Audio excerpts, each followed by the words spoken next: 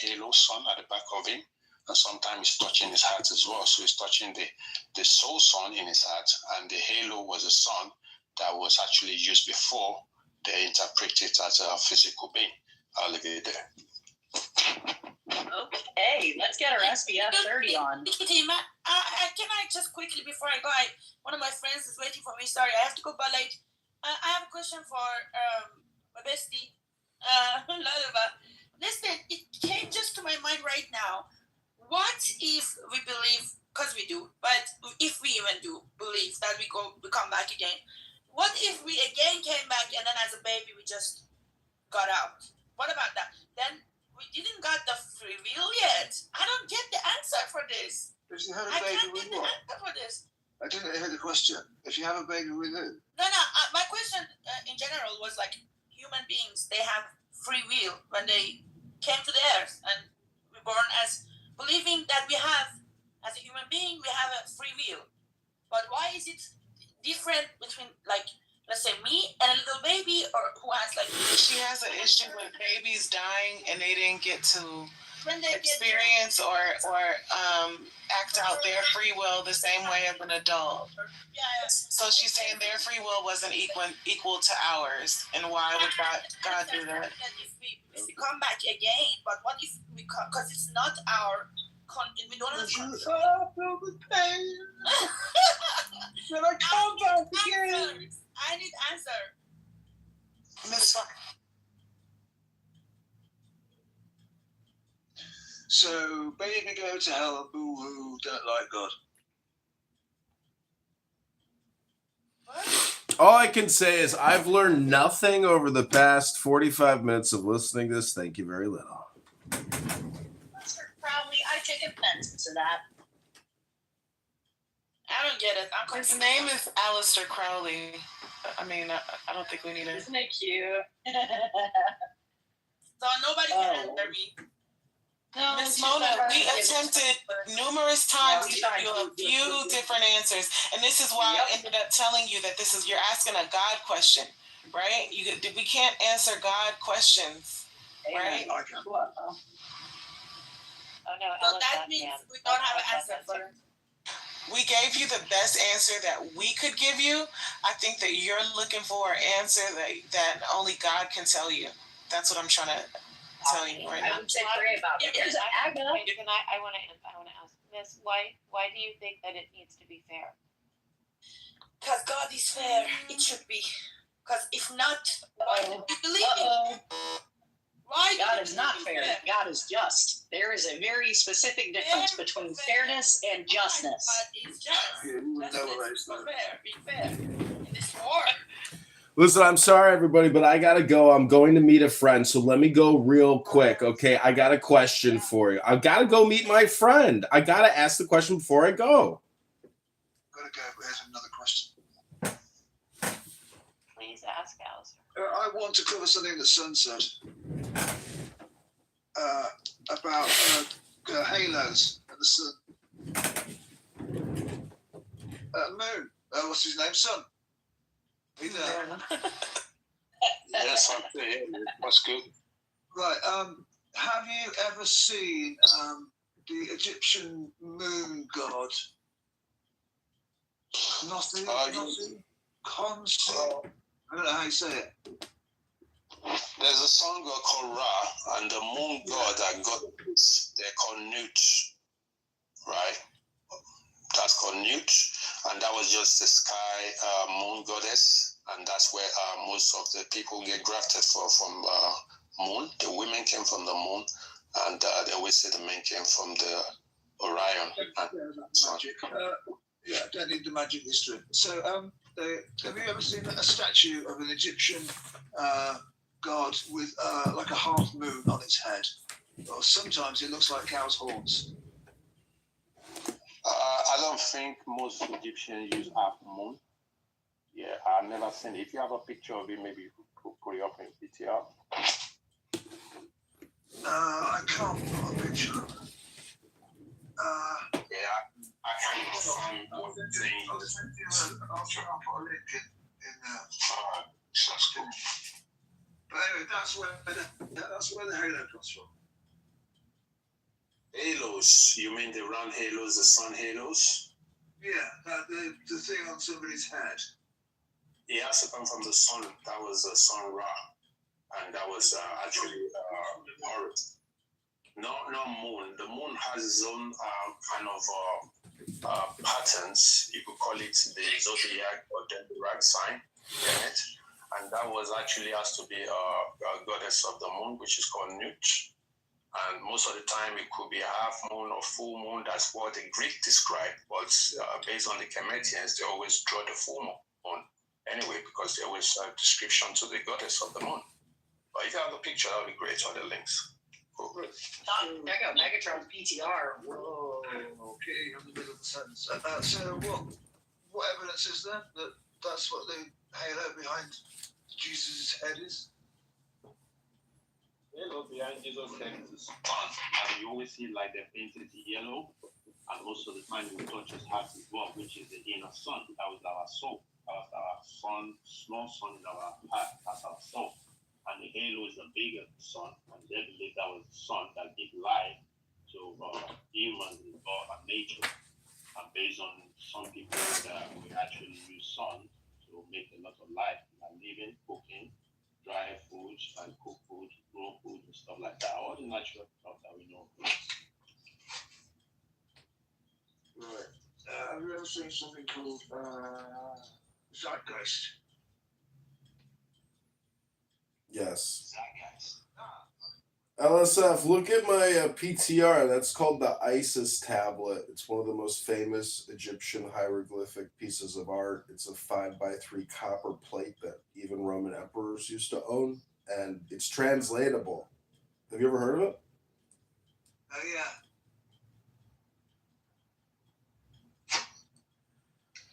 But it's mystical. The Jews took the magic of the Egyptians and brought it with them to Babylon. Then they took Cyrus's magic and brought it back to the promised land. Are you Bottom right-hand corner.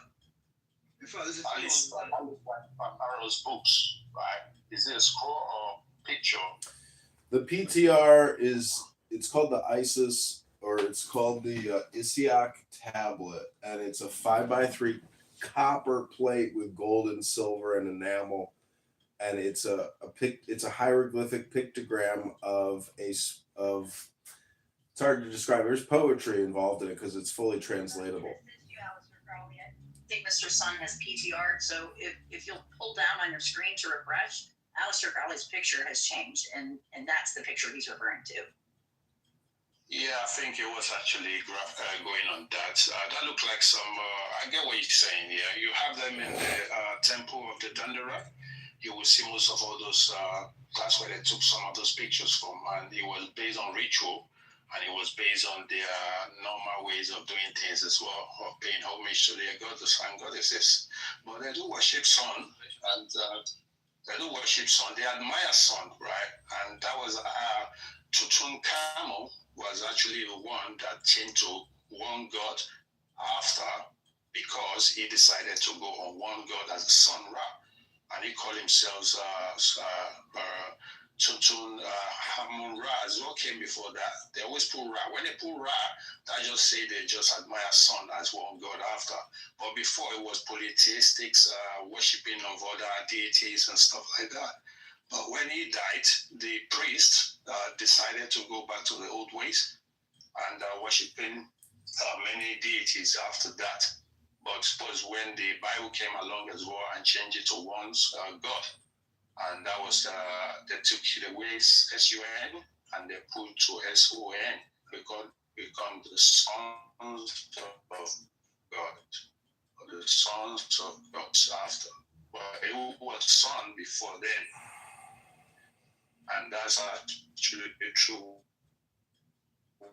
Most of these people. It's the same thing with lawsuits. When they say I'm going to sue you, that's like saying I'm going to take the sun and put the light of the sun on you. I'm going to sue you. Really cute, Aleister Crowley. If I can segue from what Sun is thing and an interpretation from Gemini of Megatron's PTR, it says, the diagram provided is a visual breakdown of the historical theological shift in ancient history in Judah, specifically tracing how different regional influences and political alliances shaped the transition from polytheism to Yahweh alone, monotheism.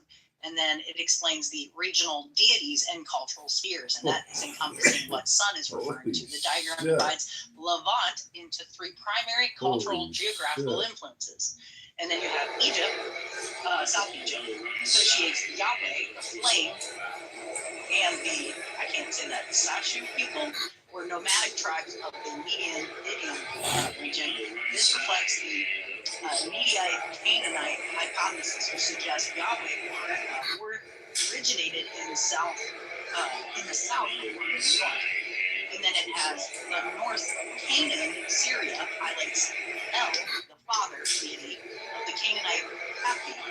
In North Israel, El is the primary high god.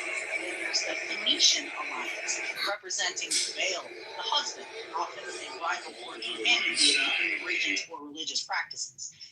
The theological convergence, the arrows moving towards the center, illustrate the process of religious syncretism and exclusivism, which El versus Yahweh. In early Israelite history, it attributes El, the creator or father, and Yahweh, the warrior storm god, began to merge. You can see this as an anti-Egyptian alliance triangle where Yahweh is nestled in El. The conflict with Baal, or the Phoenician alliance triangle, showed Baal versus Yahweh, representing a biblical narrative like those in Elijah, where Yahweh's followers fought to displace Baal's worship. And then the Josiah reform, at the top of the diagram, Josiah, the king of Judah, late 7th century BCE, this represents a pivotal turning point in biblical history, Yahweh alone. Josiah's reform, following the discovery of the Book of the Law, mandates the worship of Yahweh exclusively, centralized all worship in Jerusalem. And then the absorption of El. Note the small L triangle being submerged by the large Yahweh triangle. By this stage, El's titles and functions were fully attributed to Yahweh. And then the final point is the geopolitical pressures. So the large arrow on the periphery represents the empires that squeeze these smaller kingdoms, forcing the alliance mentioned in the center, the Egyptian and the Phoenician, influencing both south and west, Assyrian and Babylon. The lost 10 tribe triangles indicates the Assyrian conquest of northern kingdom Israel in 722 BCE, which effectively ended northern El dominance that pushed refugees and their traditions to south into Judah. Okay, hopefully that gives some clarification to his PTR and how that is encompassed in a time where there was a lot of pagan, I call it pagan, but like sun gods and a whole bunch of other gods. Yeah, and what we understand to be God. Stop talking. Yahweh was one of those. Just another one of those pagan gods. Elsa. Enli become Yahweh, and Enki become Ba, and Anu becomes one of their top gods. I don't know what they call him anyway, but they believe it's the force. But that was when he took over and killed Alelu and sent Alelu out of their planet to go and die somewhere else. So Alelu was actually the first, and he was actually the god of the Pumapunku. He built Pumapunku, but Enli destroyed it, because Enli has been known as a destroyer, as the Yahweh. He's the one that bring the flood as well in the Bible. Yes. And he's the one that did all that to destroy. Therefore, showing that Yahweh, being the ultimate creator, had commanded Moses to, through a burning bush, a series of what I would call and is historically known as the 10 Commandments, showing that there shall be no placement of worshiping gods or goddesses above him, and that he is ultimately not only the creator of life, the only God that should be worshipped, and that even pagan idols of things that are like deities are considered breaking a commandment of the top 10 things of Like don't kill, honor your mom and dad, don't worship a bunch of gods. But that's just my belief. Sorry, Megatron. Yeah, really important stuff. Don't murder, don't kill. Sorry, LSF. That's what I believe. Love you, brother. You're stupid. Very interesting, Kitty. I think you're very knowledgeable about stories. You read it well as well. Based on the Mesopotamians, all right, and that was Alevi, that was Homosaurus. And he's actually kind of a half-breed, kind of a reptile kind of thing. So when he landed, they used him as a snake. And most of the time when they say there's a snake in the garden, they actually referring to Enki or Allah. But when they go into the Bible scripture, we know about snakes as a whisperers and adversary. So it's just some characteristics of somebody that actually whispered. And that was the ancient law in Mesopotamia. But when you go to the Kemetic Egyptians, they call the snakes Dijiwuti, which is thought. So it's very interesting how they flip everything around to all those people that are disagreeable one. I'll leave it there. Interesting. I can't. But the Bible's polemical, so it's an attack on pagan gods. It's an attack on the So, like the plagues of Egypt, those are all showing that Yahweh dominates their so-called pagan gods and that their gods are false. Up into including Pharaoh, who's looked at as a god. Yahweh had power over his. You can't post up.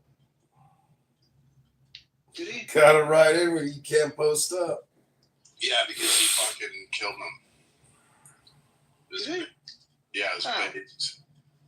He sent the. Which one did he kill? He sent the angel of death. Which one did he kill? His firstborn. Which one? What's his name? I don't know his name. Well, find it. Can you I repeat the can't- question again, I LSF? can't even pronounce those sand people names.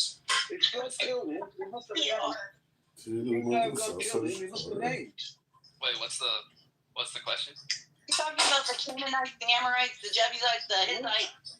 God Yep. did which Moved to the which south side of Egyptian Chicago. king did God kill? Egyptian One in the king Bible. was killed. The one in the I don't Bible. What's his name? I don't know, LSF. If you Everybody already knows know it, it's why just don't the you one give that it was to written in the Bible. Thanks, Kat. Oh, have a look, shall I? Seeing as none of the Christians could be fucking bothered. It's not important to them, Yes, stuff. It's just the the Bible. name of the no name. Pharaoh. Yeah, There is no Pharaoh, that one. There is no name of the pharaohs. He didn't even God kill. He didn't killed. even kill the pharaoh that he killed his firstborn son. But we don't have the names of those pharaohs. They never named them out. Yeah, that's how We important. just have a God that just whacked them. Got it? And that, we have a bunch of kings that we talk about that he put in part of these 12 tribes of Judah. He never And killed we them have, all. yeah, he didn't kill them, no. But they made mistakes too. Let's not negate that fact. And I think that was also, Like saying, he never killed the pharaoh. He never killed the pharaoh king. I mean, he killed his. I mean, technically, since the angel of death and the plague, and that killed the firstborn sons of Egypt. yeah. There's a mention. And the pharaoh's names are. What's up? It's this. You're not going to find a name, is what I'm saying. You're not going to find a name for anything. Yeah, there is no Why are they name. deliberately not in there? Well, I'll tell you why. Because Yeah, they please. found it unimportant. Okay, it's like this, right? It's like they don't need, because the person that's writing this is assuming that the audience that it's writing to understands and knows this story. They have some sort of precondition of it. If you just read kind of how they're even writing it, or what they're saying, is that obviously the book is not written to you. It's written to people in that time who understood these events, who probably passed it down orally before it even got written. So you have to understand, they kind of probably already knew what Pharaoh they were talking about. He also mentions these places particularly that you can kind of get an idea of when, he gives some particular historical ideas, like mud and brick. There's a few things mentioned in there, but, Egyptologists would constantly debate this about, is the Exodus story even true? yada yada. I could argue that probably you can actually make a very structured historical argument actually that if you actually structure it through a line of different pharaohs and you keep the idea right in your head that this is not the same pharaoh when Moses comes back, and it even mentions that. So there's several pharaohs in this narrative. It's not just one pharaoh that you're dealing with. Right?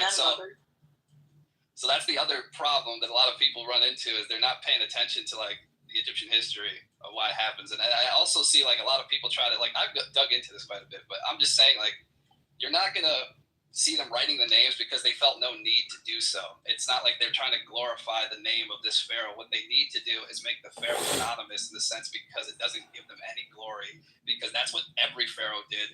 Like look down the history, type it in right now.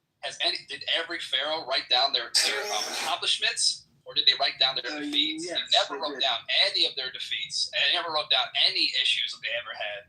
They always held themselves in high esteem. They always had to have their name on everything. Like that's how pharaohs operated in the ancient world. So if they were defeated in an army, you think they're honestly going to write about it? No, absolutely not. Pharaohs were seen as deities. Like they were seen as literal gods. Exactly, but that's logical. Yeah, but what I'm saying is Most write down the pharaohs that most people are not going to think logically about the pharaohs because they don't understand What's your artist the name? historical sort of culture Freestyle? that the Egyptians The did. last person Most to people are like freestyle MJ and they just you have to beat it. I mean, I would rather Yeah, it's like- it mean something the problem is than you have to mean just like something. look at it from the perspective of history, right? Like an Egyptian, like a regular Egyptian citizen, Pharaoh seems like a god, right? Like he had authority over the gods. He was a god in a certain sense. Like I mean, one of the most interesting pharaohs, I think one piece of history that people need to look into is a piece of pharaoh, in particular female pharaoh who reigned at a short time, but her name was crossed out almost every after a certain time. Even her apprentice's name was crossed out. She had like an adopted son, so people say it's an adopted son. It was said, I think said Hatshepsut or something. Hatshepsut, yeah, exactly. Hatshepsut. Are you an artist? She What's your was artist by name? far one of the most interesting pieces of Freestyle? Egyptian Yeah, I history can ever. freestyle. The last person to freestyle got At some 100 point, million views. somebody called me. I mean, I would They wrote her name rather. on everything. But she was seen as a living god because she even set up an altar to a particular goddess that she emphasized and made herself look like. Her name was, I think it was it? Let me find Excuse me? Yeah, Can you rap? I can rap Hatshepsut actually. Are you an artist? Yeah, I am. It wasn't Moot. I don't know if it was Moot. Maybe it was Moot. Achievements were recorded on the two walls. Right. But, yeah, None of their defeats. They were not made up their defeats. So let's say, right, that the plague of Egypt, let's say historically did happen. Right? Let's say for a moment, let's say it did. You honestly think the pharaoh of that time is going to write about such an event? You honestly think he's going to tell people that the enslaved people I had, their God defeated me? No, he's not going to say that shit. He's not going to tell you that shit. Why would he tell you that? He's supposed to have a glorious legacy, greater than all the other pharaohs. Every pharaoh wanted to outdo the other one. Like, you got to just look at that and then think about it from that perspective. But then there's you can make the arguments like just from historical analysis that, well, yeah, we don't have any complete evidence but like all the evidence of Egypt, all the evidence of the ancient world is constantly nothing but educated opinions. You have people who think, well, maybe this is how it went. Maybe this is how it went.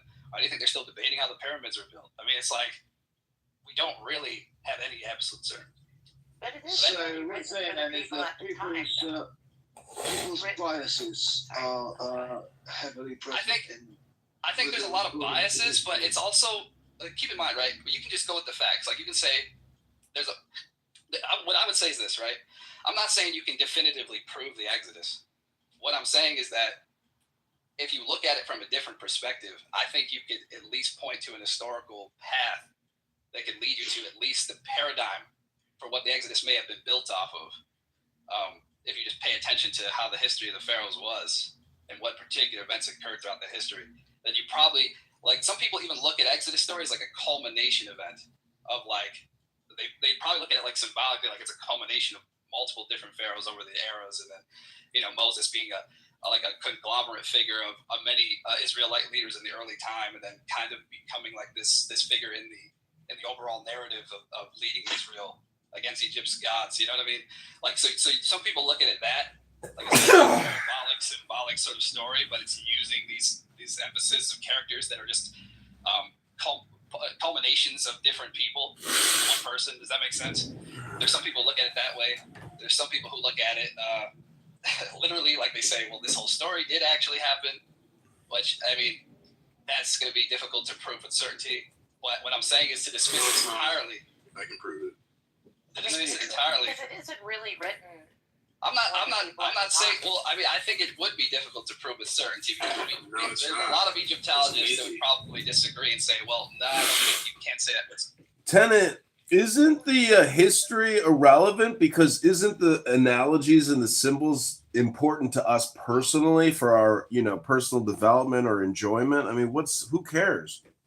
Historical claims aren't going to be certain, but because they're provisional. But when it comes to the Bible, we can be certain it's true because it's God's word. Oh yeah, of course you The can. point Yeah. isn't to be for the people at that time. I mean, these are things that are meant to be passed down. I mean, they were. I don't think they weren't not meant to be passed down. Is what I'm saying though is that there is some sort of understanding. Like there's certain texts even throughout the Torah, right? Like that people are not going to really get like straight up because it doesn't explain some of these things, right? I can point out a few of them. The text doesn't really tell you what it is because it's going to assume that some of the readers may already have an idea of what that is. Well, I think You know what I'm saying? Like there's even moments in the It's gospel. based on archaeological sites as well. If you check my PTR, there's a girl called Joanna James. This girl, she go to Egypt and she actually show you videos of what they're doing there. They find there's so many stuff in there. They find it was Moot. Yeah, it was Moot. I was correct. But that's just so that's how we communicate. How you still try to make yourself look like Moot? Oh, yeah, it's like anytime we communicate, there's like hidden assumptions. We never communicate without hidden assumptions. So Yeah, and I think that it assumes a certain level of interpretation. Normality then. Yeah. What's your point? Well, I mean, I'm not saying because I believe in the Exodus narrative. I believe it did actually occur. But the way I'd probably go about explaining that, I wouldn't say I could 100% clearly show it without a doubt that it's there. You can. You have a few. Well, I mean, how do you take the years then? Like, do you take if you were to construct a timeline? Have you ever tried to construct the timeline to the Exodus? Yeah, no, but prove it. Prove it. Like, how do you because you're gonna have a few issues that you might run into, unless, of course, right? You have to change the dates, right? You have to assume that the dating is flawed for at least 4 or 5 pharaohs. You have to push it back a little bit. You also have to understand, right? If you were to actually make this work historically, archaeology and historians catch up to the Bible. Right. But what I'm saying is that if well, this is historically, ask yourself this question, right? When the baby, right, when Moses was found, right, when Moses was brought to this river, and Pharaoh's daughter saw him, what claims does it actually make about the Pharaoh's daughter in that text? Like, do you think, have you ever looked at it and just examined that text for a minute? Yeah, pretty much. What do they say? Well, the thing is, the Pharaoh's daughter. Fucking read it. The Pharaoh's daughter doesn't seem. The timeline of the Moses and the Pharaoh that actually fought him wasn't aligning properly because it wasn't mentioned as a real name of the Pharaoh either. They just call him what they call him again. I forgot his name. You probably know anyway. But based on the histories of the Egyptians, right, they have 3 Moses: Athmoses, Thutmose, and Akhmos. And those are the grandchildren and the fathers as well. So the Moses that came after that, it was in the Bible, was actually known as a Hyksos, right? He was actually known as a Hyksos, which he came as somebody that took their knowledge and he became Egyptian as well, because they describe him as one of them. Then when it comes to the disagreeable time, the Shasu, that's where the Christian came from. So he became the Shasu. And the Shatsus are those ones that not it. They just use some of the east side of the Egypt as one of their own. So, and the Pharaoh at that time decided that they need to leave. And they decided to actually leave by actually taking some stuff with them as well from Egypt. So that's when the Moses of the Bible came from. That's just where all my research is all about. So there's other Moses that has other definitions as well, that was kicked out for another 42 days exile. And I think some of those stories was conflated with the new Moses that we have today. That's just my research. I'm not confirming it's fact or not, but that's just me. No, you can definitely see an Egyptian remnant in his name for sure. Moses means born of. I think they might have called him. It comes from another Egyptian name. Do you know about he took the Ark of Covenant? Do you know about he took the Ark of Covenant out of Egypt? No, don't know about it either. Right. So you've got everything from Ramesses the second. Right. Is it the second or the first? Yeah, The second, which would be anywhere from 1279 to hang on, which one's the latest one? Amenhotep, which is 4,500. So you've got like a 200-year wide timeline. So which one is it, PMARS? PMARS has got the answers. Well, you got to look at. Hang on, PMARS. Hang on, let's PMARS answer this question because he's the one who said he knows. PMARS. Did someone check? What did he say? Who was the Pharaoh when the Exodus happened? I don't know. Well, find out. You said you know. Oh, yeah, it definitely happened. I know it happened. I can prove it happened. Well, in that case, do that. I said it happened with certainty. Yeah, how do you know that? Because it's in the Bible. The Bible's true, right. So your answer to everything is because the Bible's true. Yeah. Right, that's okay. So there's no point in trying to have a discussion with you because your answer to everything is because the Bible. Because the Bible. Your answer to everything is a needle in your arm. Whatever you think, PMARS. Oh wow. Okay. So I've constructed a timeline actually. I'm gonna try to bring my PTR so you can see. This is something I've actually done some research on, but okay. So I propose there's a possibility. Okay, but this is gonna go with a big theory here. Okay, but this isn't. Keep in mind, I'm not saying this 100% certain, but this is the theory. Okay, so Moses would have been born around like the 15 something BC, or maybe around like 1526 BC, maybe around there, or maybe a bit earlier. I'm still debating on what that is exactly, because I mean we have to look at the years of his life. It says that Moses lived about 120 years, so he was sent out for like around 40 years, and then around 80 he comes back, apparently, if you're going to take the years literally, like if you're going to take that literally. So the pharaohs that would have been in alignment with when Moses was born, like when he was a baby, the pharaoh that most likely would have been in his time frame when he was born was Amos the first. I don't know, that kind of is going backwards. Yeah, so you know how, type in Amos. Ahmose. Amenhotep. No, Amos is before him. Before him, there's Amenhotep first, and then there's Amos. Yeah, that was father of Thutmose. So these are the granddad right there. So those are the first. This is their great grandfather. So what I'm saying is, if you follow the line, right, you're gonna have.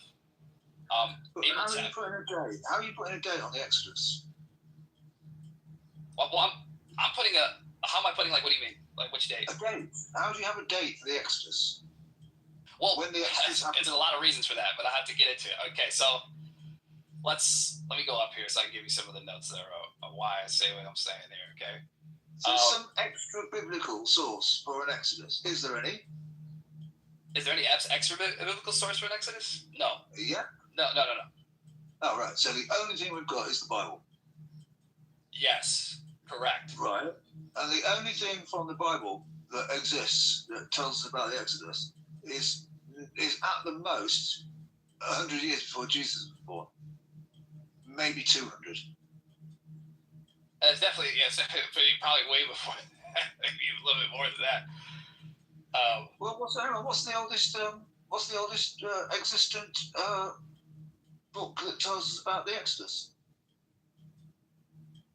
Well, There's no book for that. He actually some scroll or papyrus, not even Torah either. It is written on a toilet wall in shit. I still want to know where it is and how old it is. There's nobody have original. It's some clay cuneiform. Cuneiform has been broken. Even Moses broke the 10 Commandments, so there's no original 10 Commandments either. The oldest copies we have, was the copy about 100 BC. 100 BC. That's what I just said. Right, and so that's the oldest and copy. The Exodus happened somewhere around 1500 BC. So we've got approximately 1300 years of time to account for between the recording of this event and it happening. Mm-hmm. And we've got nothing outside of that document that says it happened. Nothing. Never find it. Now they're still digging. So we don't have a lot of documents from that time. Nobody have nothing. And if you have it, it won't be complete either. You just have a little piece of stuff somewhere they're trying to mesh together. But of course, Moses lived around 13 to 1500 years before Jesus. So yeah, possibly. Yeah, possibly. If you believe that he existed, right? That's implying that we actually are saying that he existed. Well, what I'm saying is that if we're going to take this into consideration that he did exist and the story is true, how would we align that to history, right? Let's just say it was, for the sake of this discussion. You don't have to believe it. I'm not asking you to, but I'm saying just for the sake of this discussion, just entertain the idea. Well, how would we form a timeline of his life and what would have occurred? I would propose he was not called Moses at all. His name was never Moses in Egypt. He never went by that name. There's so many names that describe similar activities of the same guy. But all I do know is definitely there are stories of his cause that fights of the king of that time, and that was when Moses came along. So he was like a savior to them. And he wasn't named Moses. It's just descriptions of taking somebody else's characters and taking it along. That's the way I kind of see it anyway, because there's other Muslims. Yeah, that's what I'm saying. There's some people who hold that view as well, who would say that the story is a culmination of different figures. So this is getting worse by the minute. But if you were to take it literally, right, we're going to take it like 100%. There was one man called Moses. Well, we have to propose that you have to believe that he lived to be 120 years old. That's what it says in the text. Right, so he lived to be 120. Okay, that's the first thing we got to accept. It wouldn't surprise me if he sprouts wings and flies in a minute.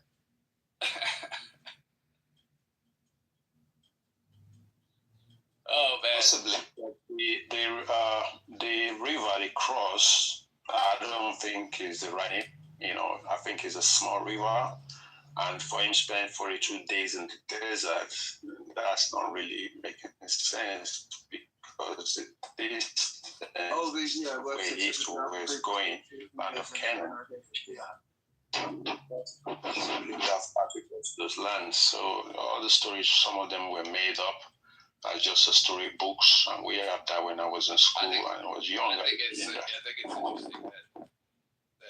there's a plausibility. I think that it's possible. I'm not saying it is the truth, but it's possible. I think that if we were to point to a figure, I think in history that could be the historical Moses. Dude, can you get a bit closer to your mic? I can barely hear you.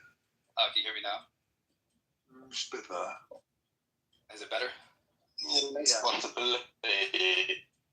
I said if we were to propose, I think. And you have to check the oldest names of it.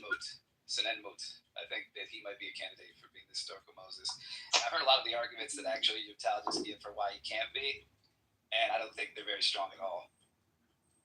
I have not been compelled to think so. I went through it with them a few times, and I've seen a few videos on it, why people say it's not the case. There's one particular Egyptologist who said it, and I thought all his arguments were pretty weak on why it can't be the case.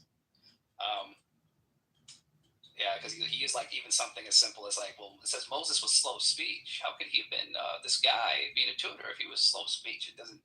I don't think that really defines any of it. Like I don't think that. I think he's just stretching that to mean like, oh, Moses is not very well educated. Moses is not this or that, even though you have later texts that confirm that he was educated in all the ways of the Egyptians and the wisdom, et cetera, of the Egyptians. So it's like, I don't know. I just think that was a bad argument from an actual Egyptologist to use. But there's more to it than that. Sedmos was sent to the desert actually for 42 days from Egypt. So that could be the same story that took us 42 years of Moses we know of. But even pre-dynasties of the Egyptians, they have migrations too. They have moved places too. And some of them are Maphites. Those are the first dynasty. And that's when the Khufu came around and the Khafre. They came in the 5th dynasty. And the Khufu's son came in the 6th dynasty. He's the one that discovered Sphinx as well. And they say Khufu himself is the one that built pyramids. I don't really 100% confirm that yet. Just because they found his name there doesn't mean he built it. Pyramids is known to be nearly about 450,000 years old. Even Sphinx is known to be 450,000 years old. So, but pyramids could be around the timeline, but they're using the water of the Nile or the floods that who say that it was around before the flood as well. So, but there's a lot of things going on based on their stories anyway. You never find 100%, but I'm glad of people, archaeology, that go in there and give us information, like the picture, I have a picture right now.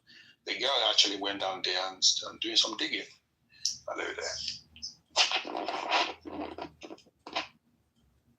Like there's so much. Do you believe that Moses had access to what can only be God tech, like technology of the gods, like when these celestial beings actually? No, I'm not laughing with you at that. I mean this with all seriousness. Like I see them as celestial beings. He was a sorcerer. He was involved with sorcery. Yeah. Okay. Yeah. And he was heavily involved. You're alive, man. What gets you? Yes. What keeps you? What keeps you? He was not allowed in the promised land because he was doing magic. Unless you can prove that there's God magic, which I thought it was divine. But they're saying, no, God magic. And hi, Kat, I heard Nate called me on my personal phone to tell me you were back. But I was busy. I was busy with my family at the time. But I'm so happy to hear your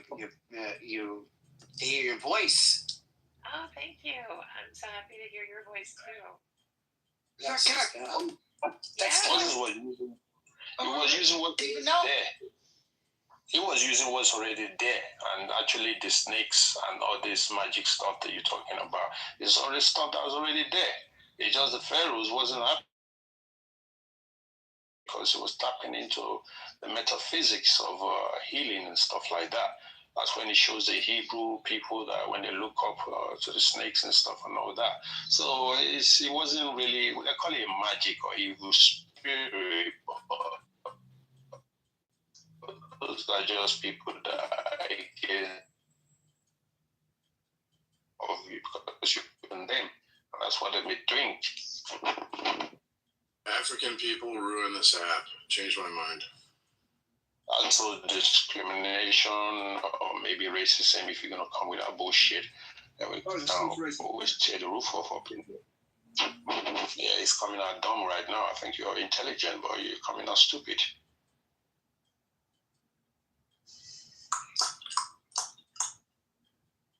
I mean, it's super annoying. It is God. If you go to 11, can you give this to the fitters? I forgot to hang it back. The fitters that's right on the right there. The guys in open there. Do you guys know any history about Hatshepsut or Senenmu and their relationship and the types of things his name meant and all that? Do you understand any of that? I know what they did for this moment. Have you guys heard anything about it or know about the story of Hatshepsut? Yes, she would actually become one of the top pharaohs after they died. They say you couldn't become a pharaoh as a woman. That's actually in African culture too, that you can't become a king. But we've seen the movie for the woman king. We saw a lot of stories of these Asian people decided to take the role of the man when he died. We've seen Nefertiti take the role when Kitover died, but after then it was just the same thing with her ships. After the death of her husband, yeah. She take a role. Right? So this is the same thing. When a woman take a role, some people will discredit them just because they think they can empower them. Mostly the priests or the priesthood always do divinations to decide who should be the next king or who should be on the next throne.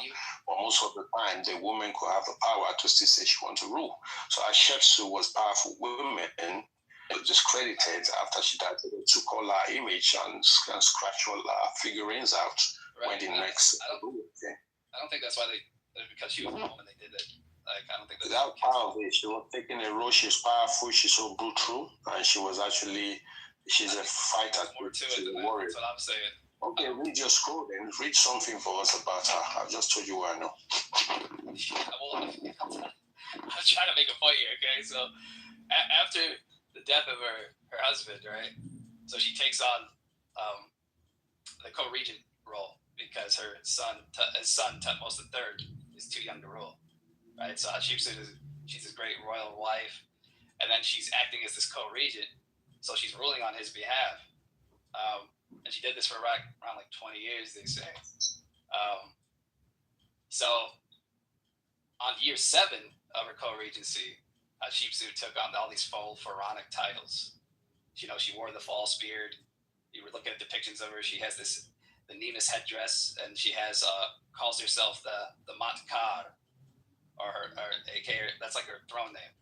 And she often bestows herself in a fashion that's similar to the goddess Mut. And if you know anything about Mut and its connection to the Nile, and there's something very interesting about Mut's story is that Mut is known to be almost adoptive in her mythology. She adopted sons. She's like an adopted mother. And the interesting part is that Senenmut, her tutor, his name means like son of Mut or like child of Mut. And so the interesting part is she has all these depictions of Mut. She has this man that's not royalty, but close to her, teaching her children, teaching her closest daughter. And then this guy is like, she's setting up this temple back to Mut as well. She builds this temple to Mut. And she's like, she's worshiping this goddess. And she's also, I think, claiming to be the incarnation of this goddess. She's taking on the form of this goddess. Like when you look at her hieroglyphics, look at her, the way she was depicted in the hieroglyphs, she's taking on the very depiction of Mut. And so I believe she had a very close sort of religious association with Mut, because she probably thought of herself as the living incarnation of Mut. And I think that Senenmut is somebody that she adopted. And that's why I think Senenmut was a name given to him by her. Okay, so when Tutankhamun do the same thing and become after Tutankhamun, Amon attack him, or did they say that he wasn't qualified? So they're discriminating against her because she's taking over the right role of taking all that information. So that's what you do when you become a king or queen. You still exploit. You could take anything. You have the right to. So that's why they took her shit of the war, because they believe they don't want to rule what she's dictating for them anymore, because she wants to be the powerful goddess. There's always competition in Kemet. Not all of them is perfect anyway. And they always take the roles of the past king or queen out because they are the new ruler and they have to make a new legislation. And that's where all this politics shit come from right now that we're doing right now too. All right then.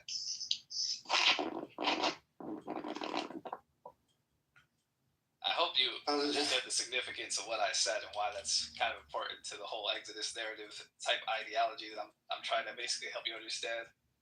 That's right, man. You actually say something that I was going to as well, just to saying that she's a woman, powerful woman, and she's actually going more and more. And changing the way people should believe some. It's like coming now to say, I want to change the dictionary. I will get sued for that shit. She That believes same shit. birth. She knows she had a claim to a divine birth. Every goddess and every kings of the pharaohs or whatever, they always have divine connection to something. Yeah, but it's like, So that doesn't make her not become a queen either. What I respect it because you read my foot.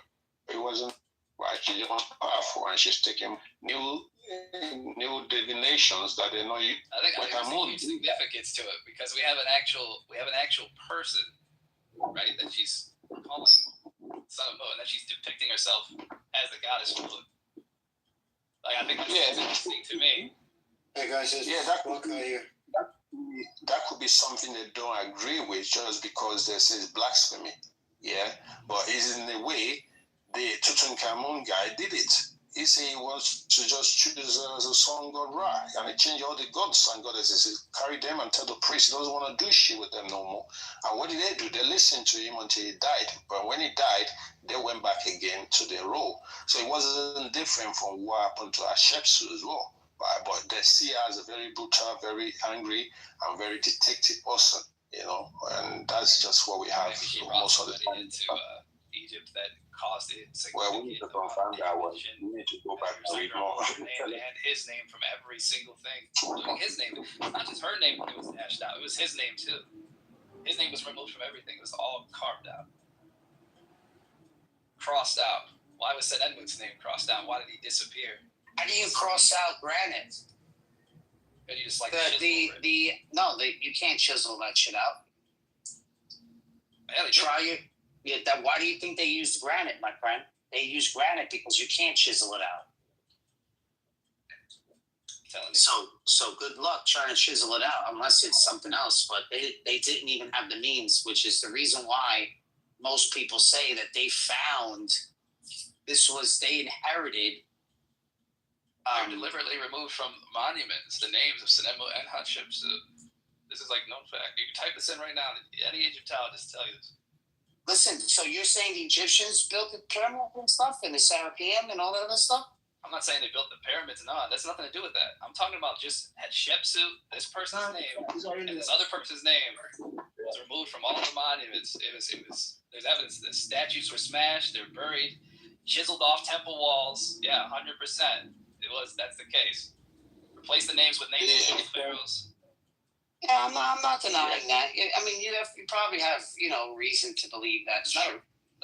This is not just me saying this. It's like you can see this. Like there's evidence of this. Like this is on the walls. Like common though. It's very common. Where did you want to go with this? They do that shit. I'm saying, like we have like this is what I mean. It's like. I'm trying to give you a layout here. You got to understand the significance. You've already explained. There's nothing else to do anymore. You try already. You explain what happened to why they took a shear off the wall, and that's it. But based on pyramids, the ancient Egyptian built pyramids. You think the ancient Egyptians built the pyramids? Yes, it's called Subterranean City that was actually in beneath the pyramids, right? And that city is called Tara Shepta Rura. That's what it's called, which is called the city of the solar code.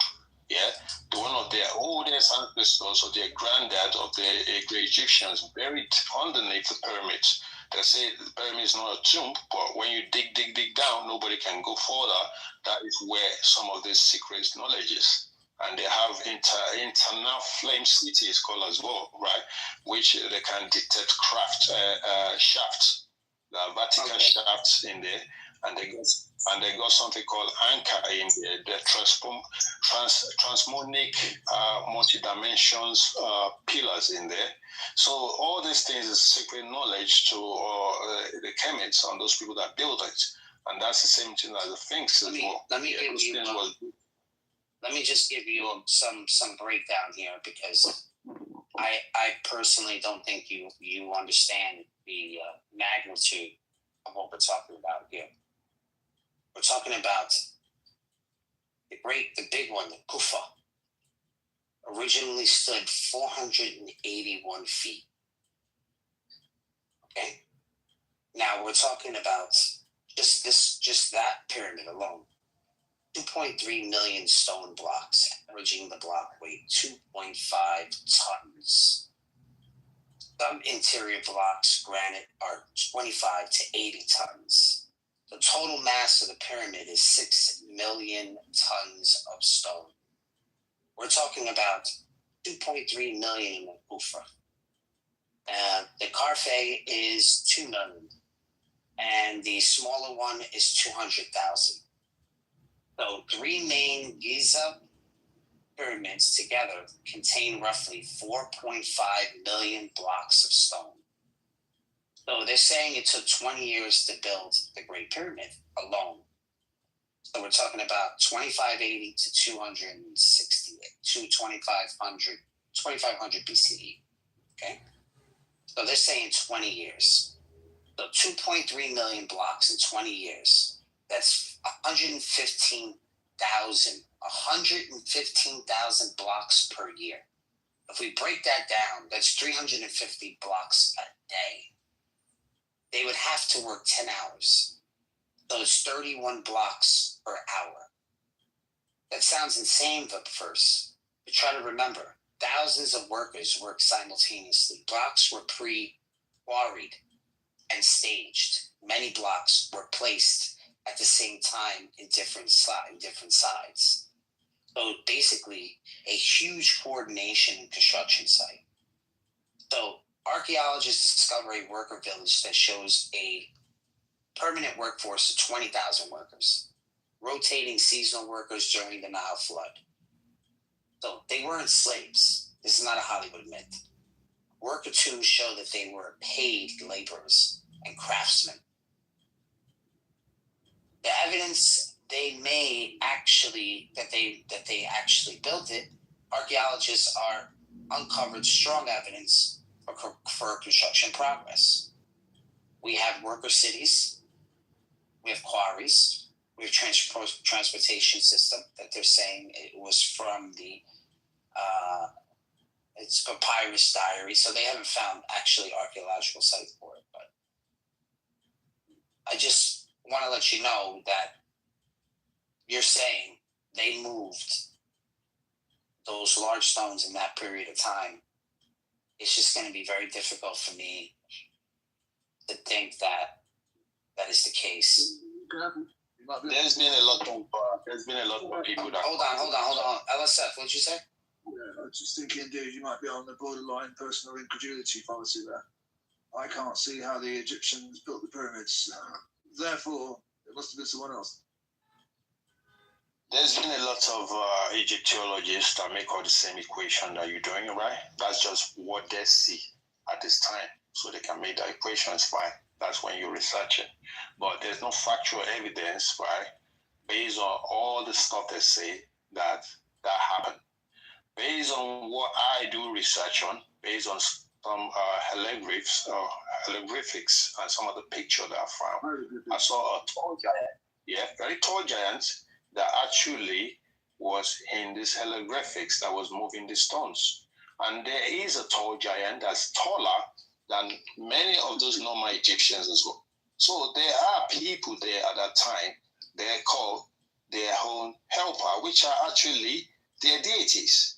There has been some pictures of different deities that come and go.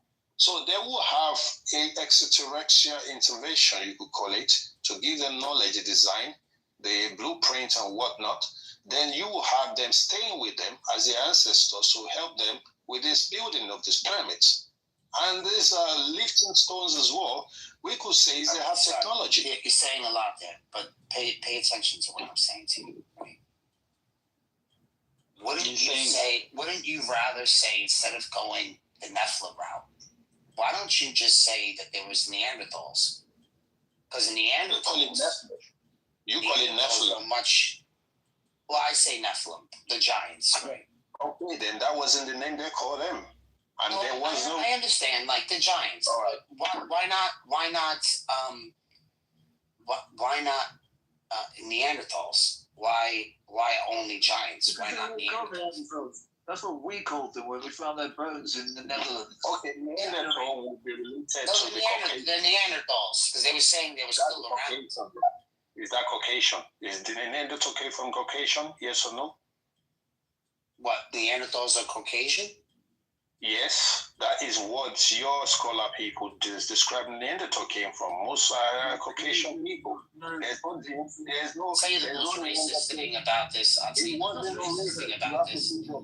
I'll bring my proof. You bring your proof. It's not really. Give me 1 second. Give me 1 second. So, all right, then. I will give you the proof right now. All right, then. I will go back. So the temple, the pyramids. Fuck me, man. I haven't talked for a long time, waiting for you guys to let me speak. So, you know that there's pyramids in Mexico. They never deny that the people of Mexico built them. But for some strange reason, when it's Africa, they never say Africans built it. They always say Egyptians. So don't talk about racists when you're the only one. You've never once said Africans built the temples. You've said Egyptians. But don't say it's racist. You're the one feeding into this, into the racist bullshit. It was Africans who built it. It's in Africa. Let's dialogue from East, right? The Egyptians, ancient Kemetans, are actually Nubian, and you could call them the Twa tribes. Some of the deity they worship is worshipped the same in Africa, which is called Bes. So they are the same people. They are Africans. You could call them African today. So, I've never heard you say African yet. I've been waiting. Yes, because when I think Egyptians, you think I'm talking about the Arab Egyptians that they're colonial that are there now? I'm not talking about those fake Egyptians. They even decided they're not the Egyptians. There is a name was given to them by the Greek. It wasn't the real name. The real names are Kopatai. So those are the real people that were there. So I'm not talking about those ones now. I'm talking the Asian. That's why I keep saying the Asians. When I say Asian, the ancestors, I'm talking about the original people that were there. So get up.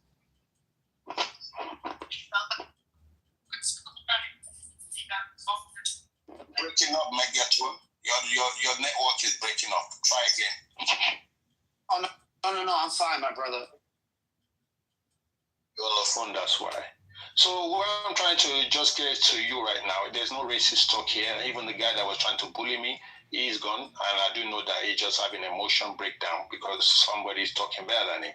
But I didn't come here to say Neanderthal are not part of the history.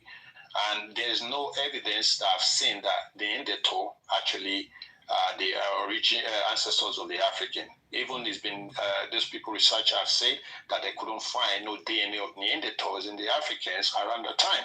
I don't know now, but what I'm saying to you based on the Egyptians, or this is called the Maphite, yeah, they are the oldest people, and some of you see that in the, if you check Google now, they call them Nemer or Mesis, but they are called the Maphite. They are the people that of the dynasties in Kemet. They've told their information that the ants and it came to actually help them with it. When you go to the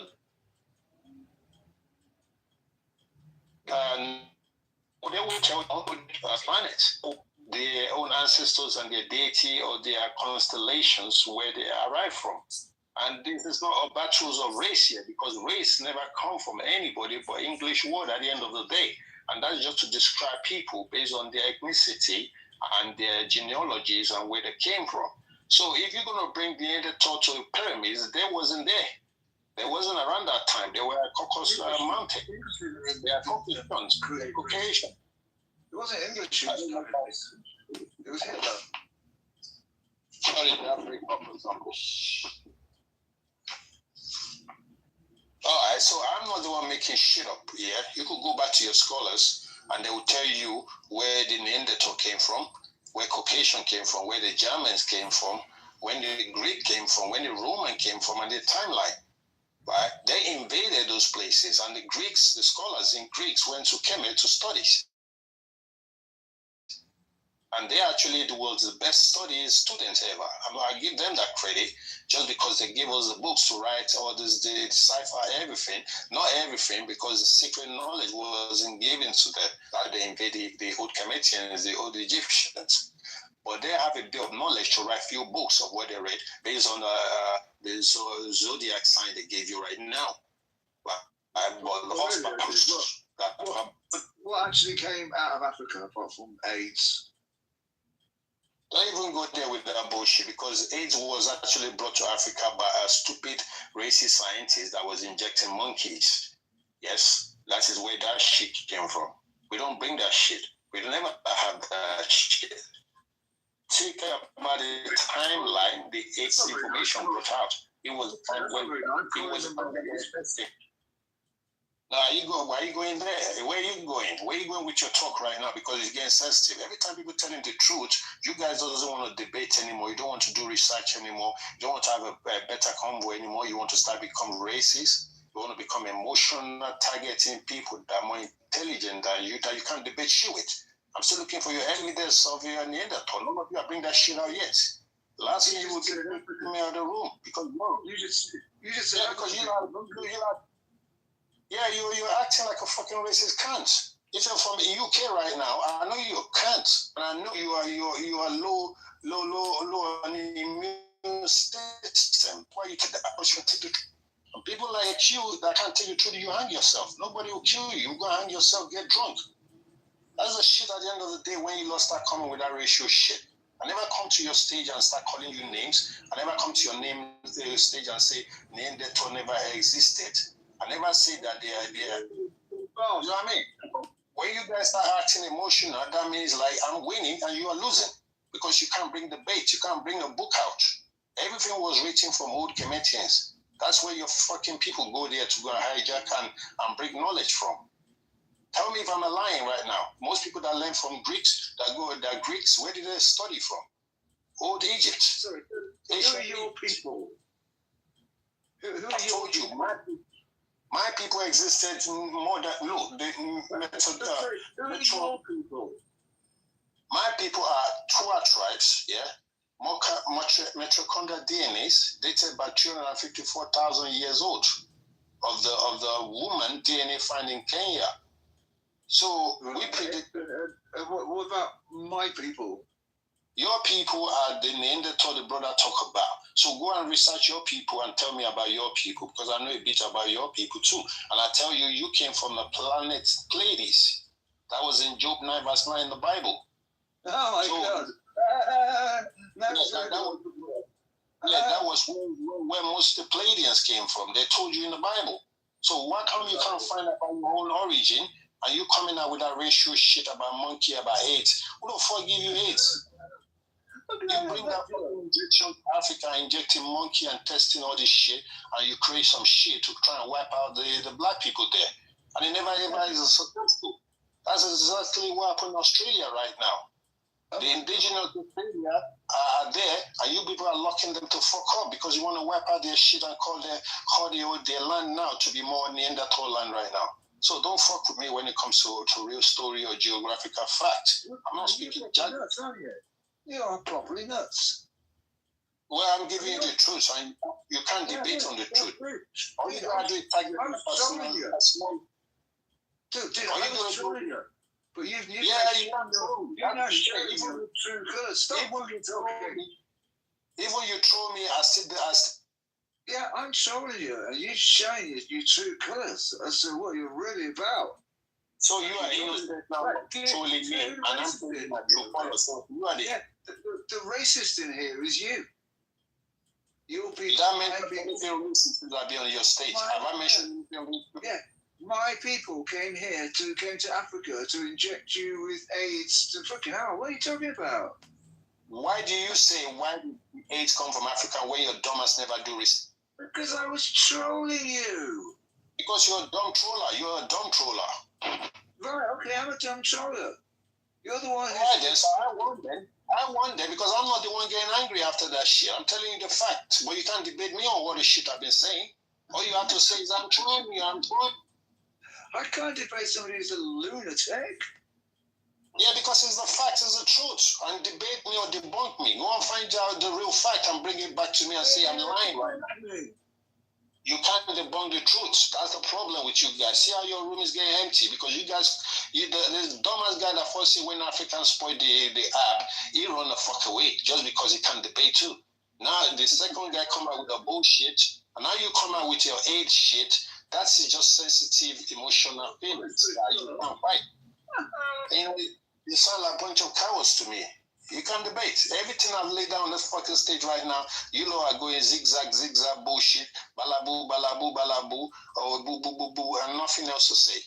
Rather than just racial words, insulting me, and slur words. Weak ass fuckers, man.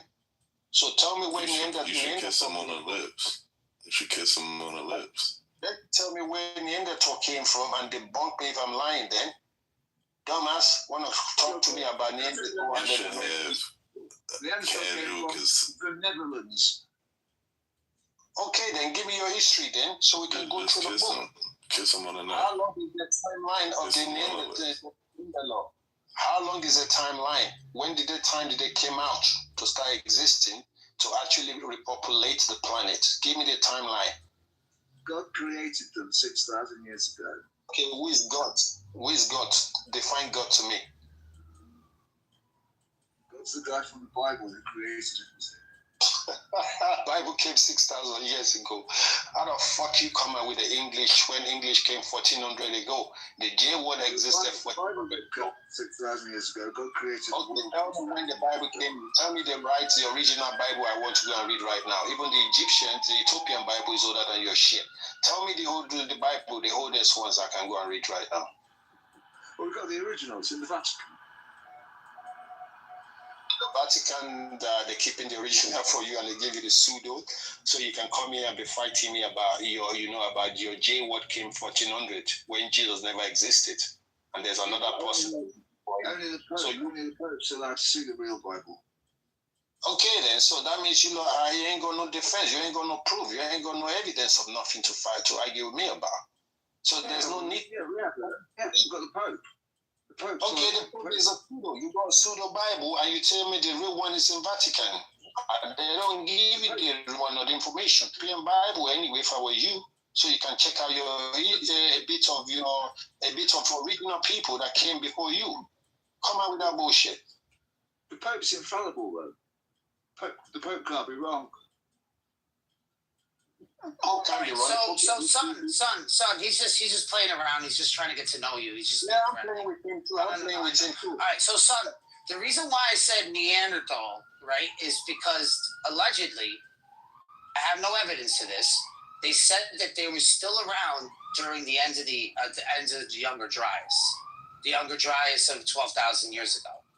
I'm not sure if you believe in that sort of story, but there is new evidence that says that the pyramids themselves were completely flooded all the way up to the top. So it says so when the ice caps melted, in the beginning they were like, oh, it's got to be a meteor, but they didn't realize that there's this precession that gives the sun, that gives the northern part of the world more sun, so it's easy to melt. And we could see that from the Grand Canyon because it looks like there's just water that ripped right through the middle of America. So we see evidence of this and these huge rip tides that are still actually still in, like for example, when you're on the beach and you see like the ripples from the waves coming in, we have ripples like that are in like North America, on the East Coast and the West Coast, where there's just tons of evidence for it, is what I'm saying. So now, if all of that water was entering in, there's going to be a series of events that's going to be catastrophic, on top of all the new, the water that it just keeps gushing. We're talking gigatons. On top of that, we have the diaphragm of the northern part of the world that is going to cause some sort of deflection or some sort of bounce. So there's going to be earthquakes, Earthquakes cause tsunamis. Earthquakes also cause volcanic eruptions that possibly weren't supposed to happen, but did.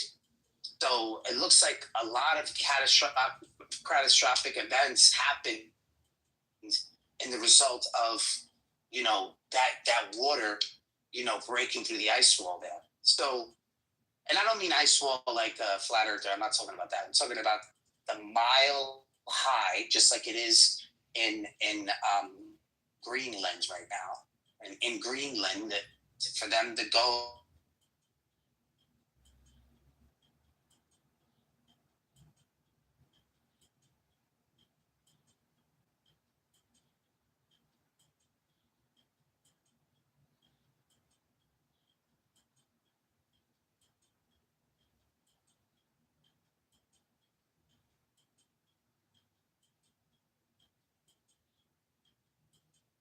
The only reason why I mention Neanderthals is because of their strength.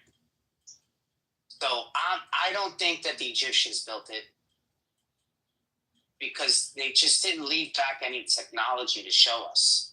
Even the Serapeum with the 24 the boxes that weigh 100 tons, like the 24 different boxes that they say they put these cows in or whatever, right? When it was the time of Taurus, which would make sense, right? And then the beginning of Judaism is when we went into Aries, right? And then from Aries, that era was over, and now we're in Pisces. You can see that, Jesus with the fish. They were sacrificing the lamb, the goat, and then that era is over. So the only thing that makes sense is that the people of that time just inherited this real estate, because there really is no evidence to say that they built it. I know what you're saying. It's not the Egyptians of today, this and the other. It could have been the Africans of the past, but in order for such a thing to happen, they would need like wood. They would need like, huge lakes possibly to, transport these huge pieces of granite through canals or whatever. Right now, it's hard to think that they did it in the desert. Well, what do you think about that, son? I mean, I said a lot there, but. Well, you try, you do your research. I rather talk to someone like you that are more intelligent and peaceful, not the insult I've been getting since for about 3 people right now, but I will leave that and let it pass. And I didn't bring no racial shit in it until I get called monkey, AIDS and Africa and other bullshit. But at the end of the day, I will leave it to the knowledge that you require. Unless he's black, just to let you know. So he's messing with you. Well, even though he's black, he has a even though he's a black guy, definitely he does have a bit of racial in him. He could hate even his own black skin himself. That's why he talked that shit anyway to a black person. So I'm not surprised you have people dumb like that. But go back to what you're saying. I respect your knowledge based on your research. I've listened to all this Egyptology as well, talk about the flood. We know about the flood is not just one flood, and it doesn't really flood the whole planet. It has to be some geographical places. We heard about the Mesopotamian flood, and we heard about the Egyptian flood, and we heard about the flood in the Bible. So which one are we going to say for that timeline? Nobody knows. But based on the Egyptians' pyramid, the Khufu pyramids itself, they do find the name called Khufu in there, but they say that it could have been found after by him, and he has to put his name in there. And that's the stuff we were talking earlier before about the dominations when they came to be a king. They want to put their names everywhere. So, but the premise itself could be actually called Mai in Kemet, which is ascending point. It's called Mai, M-I-R. That's the name of it. And they have their real original names actually, right? It wasn't called pyramids because the Greeks gave it pyramids, which they call it a big cake. They call it a big cake after. That's what pyramid means. So, but the name of it was Ma, and it was ascending point. So if they give you ascension point or ascending point, you have to think like, who built the ascending point, or what is the knowledge that behind it? But if some these people told you they have deities, they have extraterrestrial intervention, which most of the Africans do say it. And that will question more to say, yes, definitely, it must be very old. And it's not only Egypt, you have pyramids. You have the biggest pyramid in Bosnia. You got pyramids in Africa, in America, in Europe. So the third story, according to his hieroglyphics of reading the third books, he says that he uses pyramids to navigate places. And his spacecraft is always packed inside the pyramids. So they would never leave the spacecraft for us to see. Now they find an inner earth inside the pyramids, which is called, I named it for you, it's called Tarasheta, which is called City of the Solar Code, right? That was what they describe it like. But the ancient papyrus that you say there's no evidence of building of pyramids, there were evidence of building of pyramids. They are workers, and there are giants that are taller than them that shows that was helping them with the building of the pyramids. That's the only evidence I find so far. And another evidence of the pyramids is to say they use it as a navigations to planets. That was Osiris, because Osiris was buried after a few meters away from the pyramids, and his shaft was actually aligned to under the pyramids, which is possible will be used as transition to another planet, because he was called the gods of Orion. That's what Osiris was called. So most of the pyramids that you will see has to deal with a lot of transmonics or multi-dimensions or pillar flame, because the triangle that was based on top of it, which it was gold that was missing, was actually a conductor of heat as well. So that could be named what it was named before, which is called the map. Right, so that says the 3 dimensions that are above it, and the cylinders and all these mountain dimensions or shafts that were inside it was called Crystal City, because it is the civilizations that always live in down there, or they use it as a burial ground for their ancestors. It's called the city of Amentukura. Yeah, Flame Tube is called Flame Tube.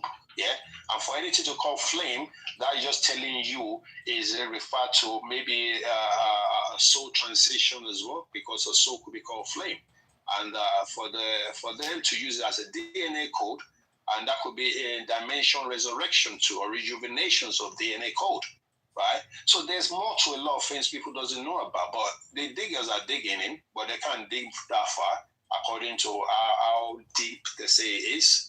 But the information that we know so far is there's a Stargate, there's Ark of Covenant that was used actually that time to align inside the pyramids, that all these pharaohs, all the deities used to transcend inside the pyramids, or used to disappear outside the pyramid to another destination. Nowadays we use them plane. They could use pyramids that time. That was a very, very strong spiritual intelligence that we did. I respect your opinions, and it sound like you've done some homework also, but for me, I can't cope with the fact that you're talking about extraterrestrial beings or gateways or things like that. So I'm not an atheist, but the belief in aliens to me is just a very foreign. What do you define as extraterrestrial being or alien? If I may ask, what will be your definitions of that? Just the name extraterrestrial just means not from this planet. Doesn't mean not from this planet, right? Extraterrestrial, it could mean somebody that have another knowledge, higher knowledge, yeah, that is extra, and it's terrain. Terrain means another land that came from another land, not planet. Planet means planet ET. That's what it means, yeah. But extraterrestrial, yeah, not the movie, not the Will Smith shit, not all those crap things that we're saying, all these fake aliens thing they're giving us the movies. That's not it, yeah. These are people that are advanced scientist knowledge that have already advanced and moved through other places, other solar system, yeah, far away from us, and they never left the firmament, because nobody left the firmament. So that is what they call extraterrestrial. So when they visited, the Dogon mentioned them, that they came to visit them, but when they visited, they told the Dogon that we are the one that actually gave birth to you. I think you're on the phone right now. I'll let you go. You're echoing. Oh, no. I hear you. I'm sorry. I didn't mean. let me just carry on with this, right? There's a history. There's no. There's been a lot of information that was called oral languages. That was before written language. That was before dictionary. That was before computer writing and all that shit. Oral means things that was given to people by recisive. Oral means people that draws as well, like Betaglo drawings on the wall, caves and stuff. Those are be found by your scientists or your archaeologists. They actually deciphering it better than most of us in Africa. I would be honest with that, because I listen to them. So when they found the evidence of all those remnants, that is when they're trying to decipher it. That's when it goes wrong, because they're going to use Greek interpretation of it. I'm not saying it's not credited, but it's not the original words. But when you go to Metuneta, you start finding the original words. You won't even argue with me that far, because you will get more understanding than what I'm talking about. So pyramids itself is not called pyramids, yeah? So the people that built it, yeah, are ancient ancestors of the Kemetians, and they are tall being. Some of them are up to 8 to 9 feet tall. And they use scientific knowledge to build it. And we know in your history that some of your scholars actually use electromagnetic field to navigate stones, or sound energy to levitate stones. Yeah, one of your scholars died from that, and he never gave no information to nobody, right? So this knowledge is well kept. That's why you get a high priest, and you got those people that are called the pantheons that don't give those knowledge out for anybody to write. So you will never find no technology remnants until you dig more than even 80 feet down. Then you start seeing stories. But nobody have go that deep before. Even in the Phoenix, things, they say there's some carving there, but they kept that secret too. So we're just going to leave it there that we don't know a lot yet until we find more information. Yeah? But aliens are not just alien from other planets. They are extraterrestrial, because they are older scientists that have long passed us with technology, and they built star system to navigate. And that's when the Kemetian is talking about Thoth, Ra, all these deities and stuff. That's what they're describing. But you put them in your movie as superheroes. Superman, Iron Man, Incredible Man, do your thing. Those are not the shit. Stargate. I'll leave it. Wasn't like a documentary. You want me to? Yeah, that Stargate movie as well was similar to that shit. Exactly. Thank you for that one. Stargate is actually similar. Stargate movie. And Stargate is connected to the temple. Yeah, there's Stargate 4 to 7 in Egypt itself.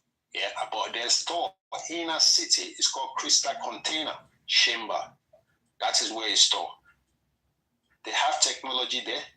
There are 12 avatars that was buried there, avatar passages that was actually buried there.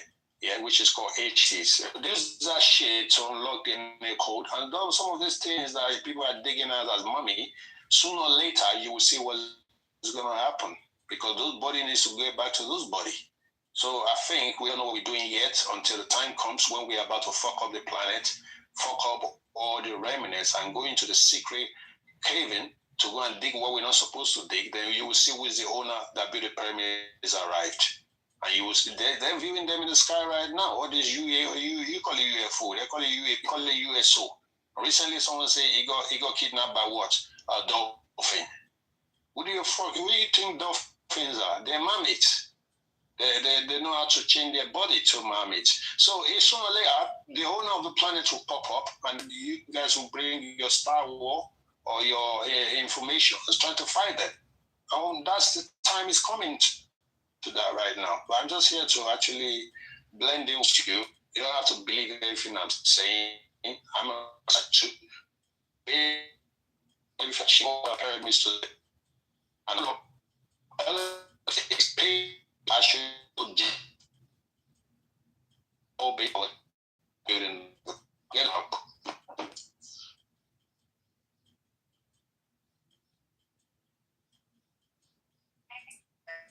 No, it's no. Okay, so now I understand the language you're using. Now I understand. So yeah, I think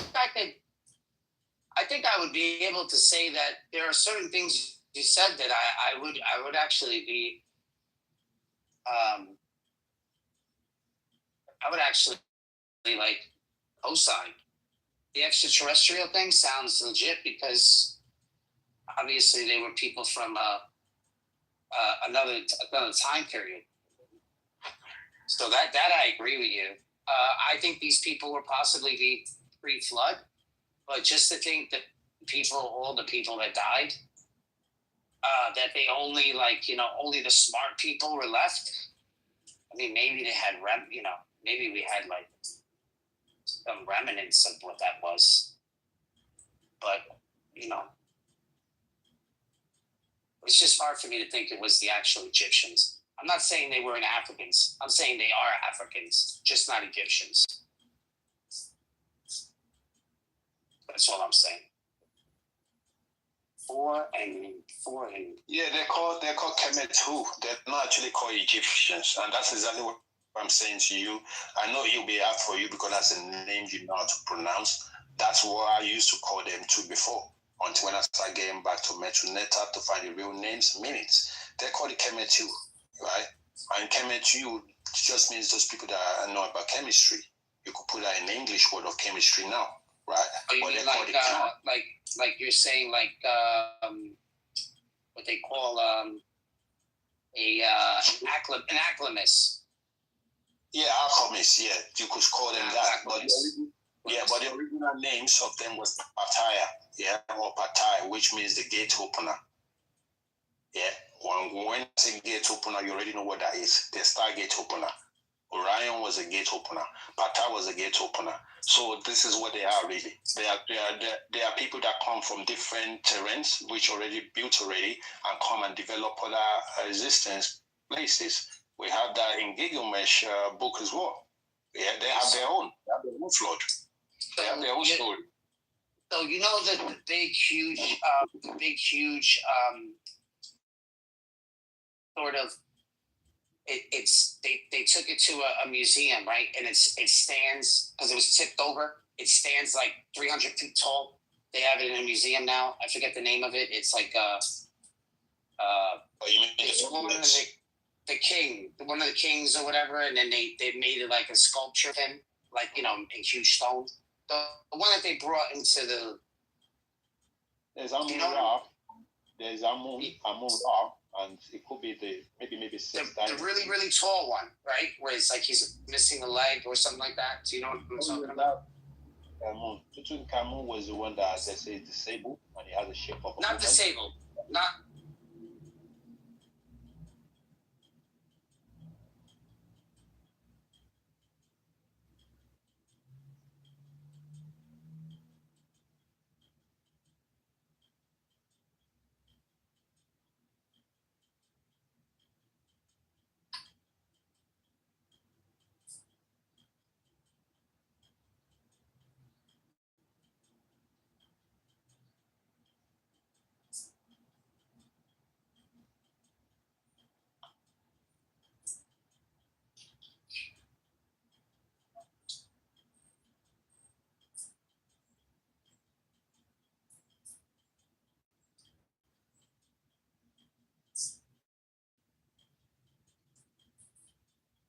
Here it goes.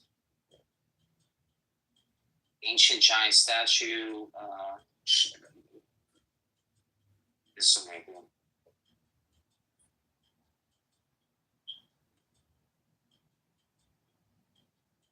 This is it. This is it right here. Hopefully you'll be able to see it. And you'll know what I'm talking about. Yeah, I posted the link. I posted the link in the chat. No, I posted the link in the chat. That statue. You know what I'm talking about?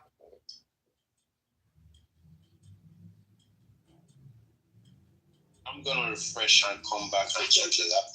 It's in the yeah. My app is stopped. I'm going to go back. No, it's fine. It opens to your profile. That's not a statue. That's like a hi. Good morning. That's like triangles. What's No, that? mi amor. Mi amor. Mi amor, yo estoy hablando de otra cosa. I'm talking about this thing. Which one?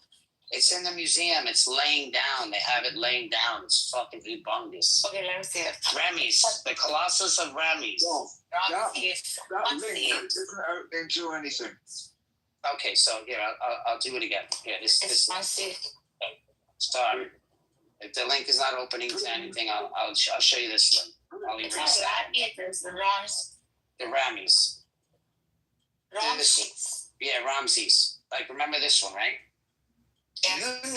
Do you know what it took for us to even put that in the museum? The feat that it took? How long it took them to do it? How long? Hey, I'm gonna give you. Hold on, let me give you the. Yeah. Let me. Yeah. I'll show you. Did you check this retard on I stage? know. I just Do you hold, what is that, LSF? LSF what? No, I'm just asking Bart if you took that retard off stage or not, because I've just invited him. No. I didn't. He must have checked himself. I invited him back in. Sorry, no, it's good. Go on. Oh, I just want to say, you could say most of all this thing was granite.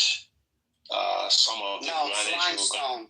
It's limestone. The length of it is 36 feet. It's 90 tons. It's limestone. Original stood up in Memphis. How long did it take? No exact record of time is specific to the statue, but the estimated base known in Egypt, methods and experts. So they can only do using sledges and wet sand. They can only go 1 kilometer a day. Good Lord. No, this is what Egyptology. So it took several weeks. If in the with short distances of 2 to 7 days, and more complex terrain, it took from 1 to 3 weeks.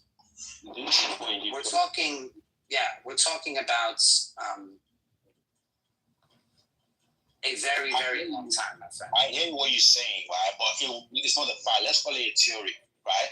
It's just a theory to say this is how it could have happened if human build it or some kind of a size of some thousands of people move it, but we don't know. You know why we don't know? Just because they said it doesn't mean it's fact. But the only thing we can go with, is to say, these people talk about metaphysics or metaphorics when they actually describe it based on the hieroglyphics. One of their kings that was a giant was seen flying a boat in the star, and there's another one seen flying in a boat in the water.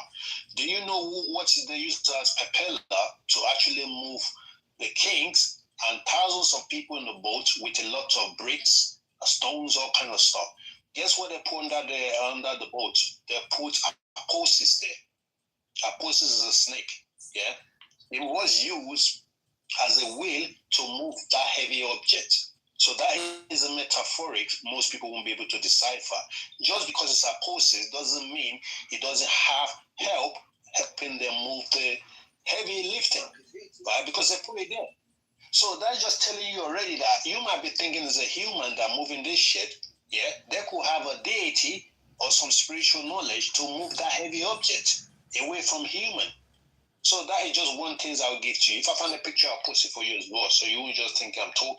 So there's a lot of metaphoric or metaphysics of talking or languages in Kemet that we won't be able to decipher. We're just going to be guessing on theory. It's okay to do that too, because Greek does that and they give us a lot of readings, which is intelligent, but it's not facts, most of it. So they have their ways of moving stuff we don't know. And I told you some of your scholar he described how he actually levitates stone, but he doesn't give them the secret knowledge to. And he died there. He went to grave with it. So I find his name, I'll put it up for you.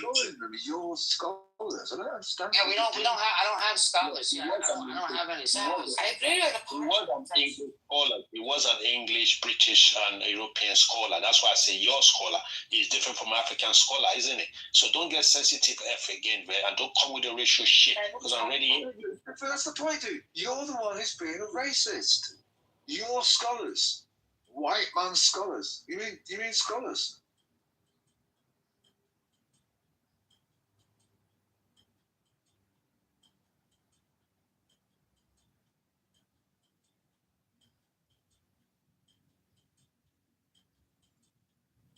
Do you get what I mean? He keeps going, "You're scholars," when he means white men. Son, were you ever a Christian? Son? Being a racist. Son, were you ever a Christian?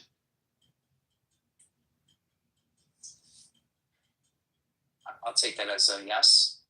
So some of the, he's right about one thing, guys. Like some of the depictions in the hieroglyphs, right, could have been like metaphorical, such as like the snake underneath, like wiggling, carrying it. Exactly. I'll talk to the people now. So you can anybody. One second. Not because it was a real snake. Perhaps they had a mechanism in which they could slide the freaking thing, right? A statue. And it's depicted, it's a very intelligent way to depict sliding something. It's a poetic way to do it. I think that's possible as a theory that he's positing. Yeah, no, and you know what it is? No one's ever really wrong, right? Because we're all like trying to use our intuition and the knowledge that we've gained throughout the work, throughout our lives to say, oh, well, how could this be the case? So I don't think that none of us are being irrational by saying, oh, well, this could have happened this way or the other. We're all just kind of using guesswork because that's all we have. Yeah, we have to only speculate. Yeah, we can only speculate. Yeah. So I think all the information should be taken,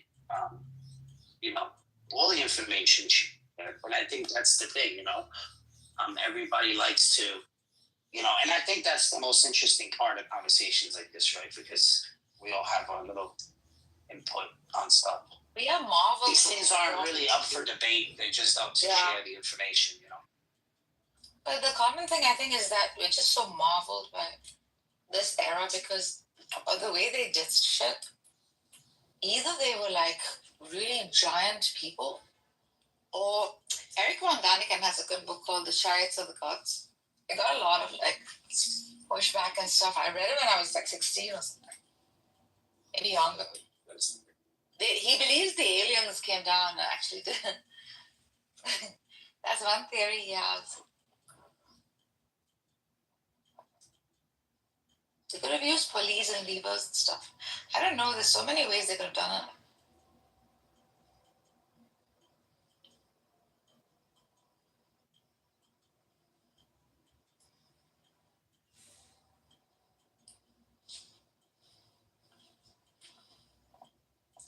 Hey, Did you like how they changed the entire location of Moses? What's crazy about aliens building the pyramids?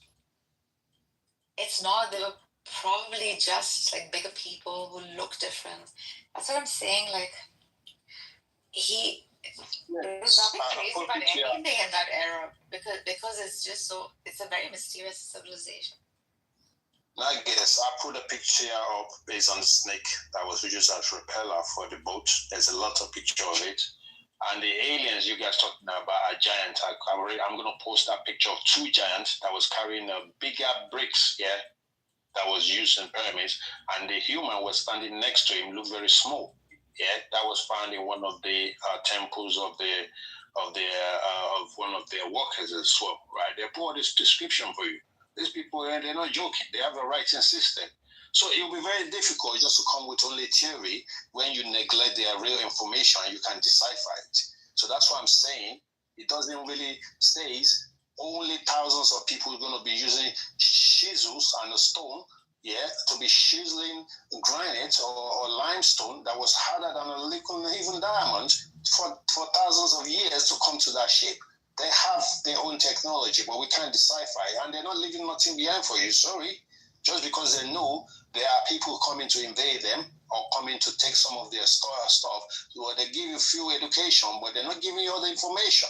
So that's why we ain't finding nothing. But we're nearly there now to find something by looking under the pyramids of Giza. They scan it, they find chambers, they find lots of cabinets. So what they're going to try and do now, we don't know. But by the time they get there, they're going to face a lot of surprises. Definitely, but they won't be able to touch a lot of things because the owner who's going to turn up and they're watching everyone. So that is just my own theory, you could call it. But based on lifting stones, you people actually have deciphered that how stone can be levitated through sound energy, right? And through metaphysics. So that's possible. Ancients are doing it before us. We're not the only brilliant guy here. We have people that have done the best. You could talk about Neanderthal too. They actually came out with how to cut, how to hunt. They have their own cabin, where they carve their stones as well. They have their intelligence. So you can't knock all these ancestors out before you start talking about, because we're reading about books today or somebody tell you something today is the fact. You have to go back and put everything together from the past and the future. Then you might come with a logical answers. I'll leave it there. I found some tools where they found them like sliding these things on like angled surfaces, right? Like what do you call those slides that kids play in freaking I call them slides. in playgrounds, huh? We call them slides. Slides, yeah. So they A slipping slide? yeah. And these things were they were very clever. I mean, the architects too. We had to study Egyptian civilization in architecture for like my third year in university. The King's Chamber had like. If you look at online, if you look at Wally from Texas, he'll show you how to move a megalith on his own. That's not granite. Using he wasn't moving granite. Yeah, he wasn't moving granite. He was moving concrete, moving enormous. The guy moves buildings on his own. I see. Yeah, but this guy was in. I don't know about this guy. I hear a lot about this guy. People talk about him. Wally from Texas. Yeah. He's famous. Yeah. And let's like they have a mechanism by which they could like, you know how you used to play with those, like you could pull the stone back like a bow and arrow kind of a thing. They would pull the freaking stone back, and this thing would fly. That's another theory they have, but that's a dangerous way to do it.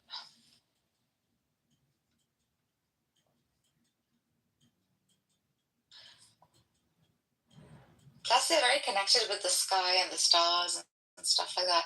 So you'll see, like in the King's Chamber, you have like a small little window that points at the constellations exactly at 45 degrees. So how is it that they could calculate this angle so precisely? Yeah, guys, not precise. You want to hear the craziest? You want to hear the 5,000 craziest years thing? ago, pretty well done. Using that telescope. They were using star map tracking. Huh?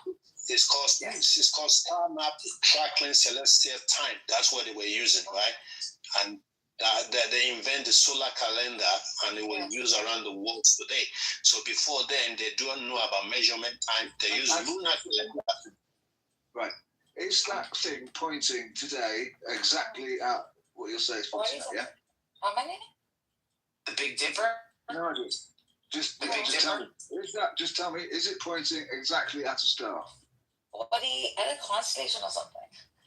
Eh? It's not at a star. Like some kind of. And they could see these clearly, obviously, because it's a night sky. They don't have freaking pollution or anything. They sit at night and they just stare at the marvel of the sky. Where is it pointing? Most of the stars that in the King's Chamber, there's a small window in the King's Chamber that points.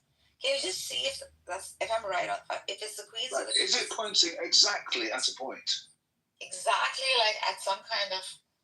Right. Exactly. Okay. I mean, right? And how long has it been there? I don't know, Alyssa. Give me a clue. 1,000 years, 5,000 years. Recently, right? Says the Orion constellations was older, and that was what they used in the pyramids too. Just tell me, please, That how would be long, more recent times. approximately, how long has it been there? Which one? Huh? Which one? The pyramid with a shaft in it. Oh, the shaft. 3 to 5,000 years. It's older than that. Okay. Right. Older. The things- Right. Hang on. Right.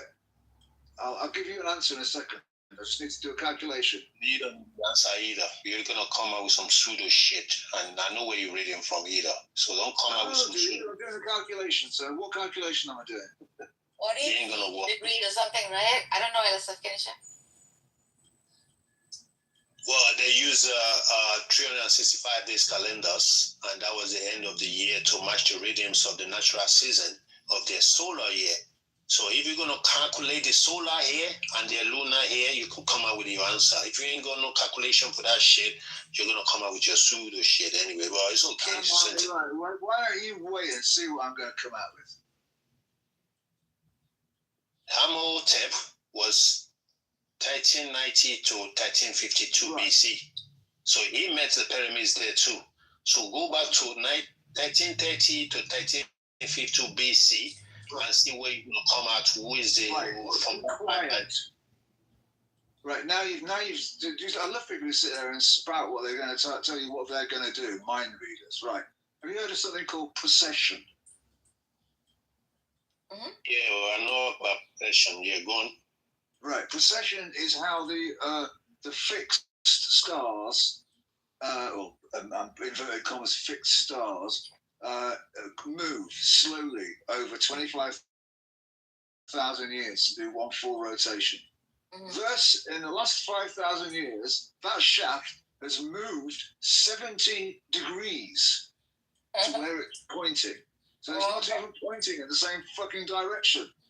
Good Lord. Because the tall small pyramids it's not aligning anymore just because it's the small one, the Kitover, see aligned to an atom star constellation. The smaller one, they say it move a little shift. I'm sure that's what you're explaining. Yeah, that's just telling you the solar axis of those time rotations is changing from that. You're roboting.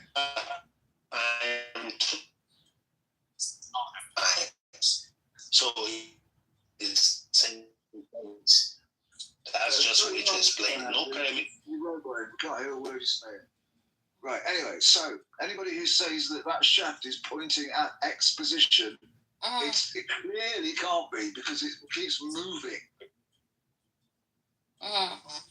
So your profound lack of understanding of astronomy isn't my problem. Okay. No shafts that move because constellations rotate through the Earth axis. No shaft move. If it's talking about shaft move, no. Like you build a shafts don't move. The sky, the stuff in the sky is moving. No sky move. Constellations just changes, but only one that change doesn't move either, and that could be that the gas burst, it bursts, right? Whenever they use a telescope to view the star burst, they find out that he has burst long time years ago. So maybe the burst have shifted from the constellation because we know about constellation star that always burst as well. That means, like, the gas line is just. What word do you keep using, dude? I keep hearing the word boss or something. Boss. Yeah, burst, I think, is English. Yeah, they call it burst. BURST, right? It's anything that bursts, like chemicals just bangs and stuff like that. And you get dust after that. So that's why. I don't understand what you're talking about. Yeah, you don't. You ask me and I give you the answer, and you want to be ignorant. I just gave you, and she. I cannot understand your fucking accent, dude. She just told you, and I just told you a dumbass, and you want to argue again. You see how ignorant you are? He just told you, and I told you, and what you are you talking about, Nigel? Shut up, you fucking piece of shit! Like about bursting, like a balloon that bursts. Burst. Yeah, she just told you, dumbass. Okay. Why you guys are fighting? Racist can't. He's been. No, he's just not getting pronunciation. Saying loss of flow. Stop. He just, your pronunciation is different. He hasn't seen racist word. He's not racist, he doesn't understand. Dumbass. Me, I go biting neighbor next door to me. And we go dinners together. We go picnic. I ain't got problem with no skin. Dumbass. Sorry.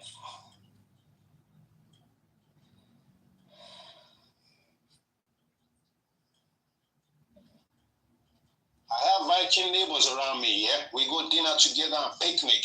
We don't. Shut up about you fucking picnic, you idiots. A Viking neighbor will slap you because they don't like racist guy like you. Oh, shut up. He's not racist, he doesn't get the pronunciation. Yeah, my Viking neighbors are very, very, very, very intelligent people. They don't like dumb as racist people. Oh, go away, you fucking idiots.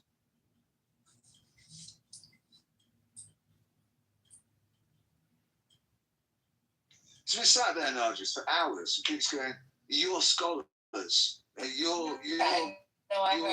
your books, you're this. I'm going, why are you talking about it? Why do you keep saying that? And what it basically means is white people. Assuming LSF is white. I'm like, well, it's a fucking racist thing.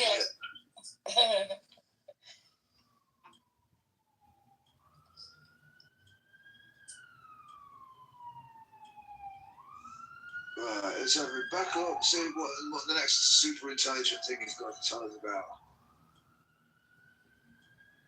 You have to invite me back up because there's nobody else who talks negress.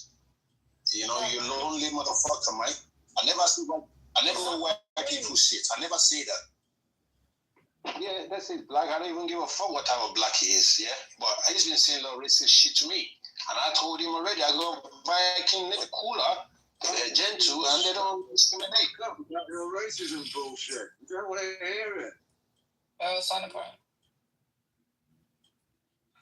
What other question you want to ask again? Go back to your scholarship. Keep reading your pseudo papyrus and tell me what question you need to ask so I can give you the right answer. No, all scholarly work is pseudo. Don't understand. Well, I respect the Greek scholars. Yeah, they have a lot of informations, but I don't use their zodiac sign because that one I know my zodiac signs that came after before then. We predicted their shit.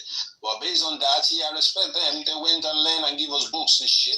But I'm not gonna factor everything because they rename everything away from the original names. So if I have to have discussion with someone like this, they're going to be talking to me about what Greeks say, and I'll be telling you about what the real ancestor says about what they give the real name, right? Pyramids means cake, a big cake. Ain't got nothing to do with transmissions, or conductors or stuff like that. They don't mention all that, but the Asian people mention that. So you have to know through the meanings of the names, you could find what the active or what the action is all about. That's just what I'm saying to him. So we're gonna have. Sorry. So two ancient people look at a pyramid. One in one language goes, oh, that's a wiggly woo, and the other one goes, oh no, that's a boo boo. And now he's seeing that the person who called it a fucking wiggly woo is wrong. It's really called a boo boo. I mean, for fuck's sake, does he not understand how different languages work? Your mic, no, we can't hear what you're saying. You're mumbling. Yeah, the ancestor is capturing your voice right now. You can't hear shit. Oh.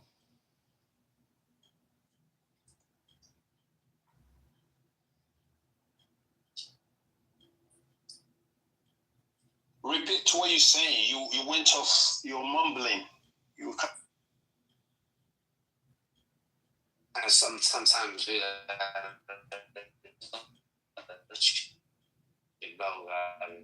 let's say it's better that we just let him go.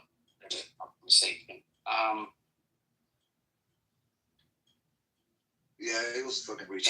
Yeah, Courtney yesterday in the room. You know, this white girl wants to be Jewish so bad.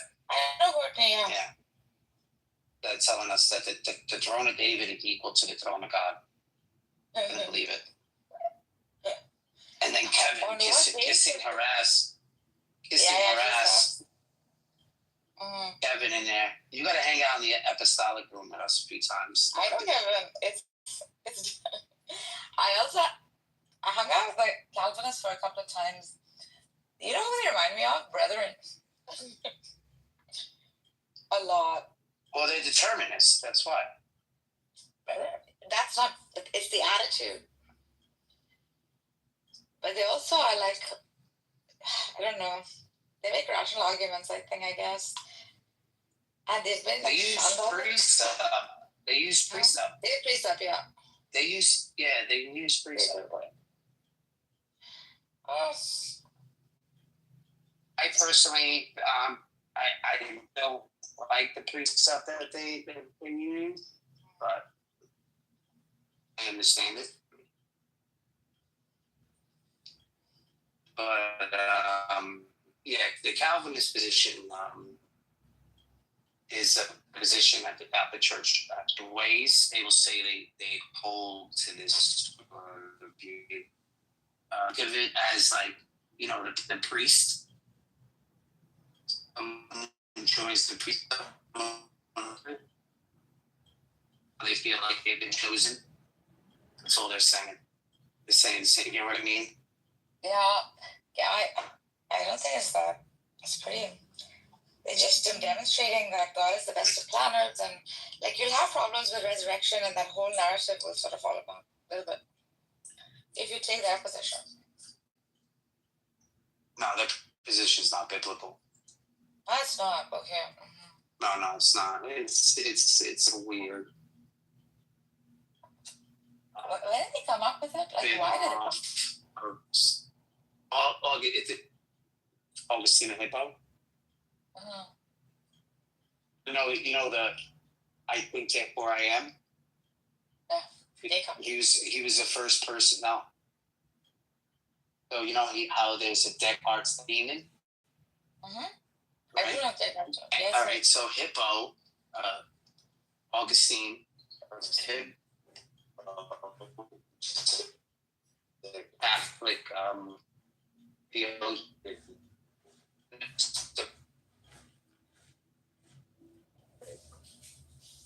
And Descartes renamed it 500 years later. So if you put it all, however you say it, and you'll see that he came up with it first.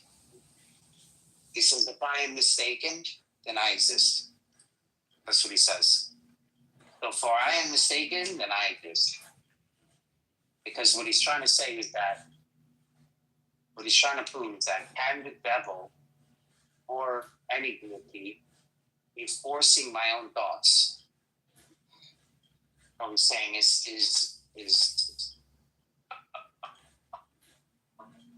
so predetermined. Is someone telling us how to react? And the moment I'd be wrong about that means you're the only one knowing your thoughts. So, because of that, you exist. That's pretty funny. He came up with it first, which is really interesting. Think about it. Think about it. Christian theologians came up with this, you know. It's pretty interesting no matter how you put it.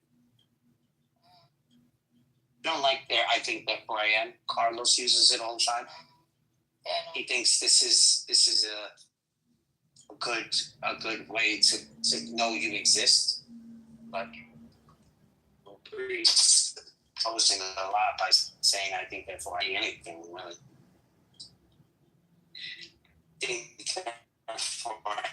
And means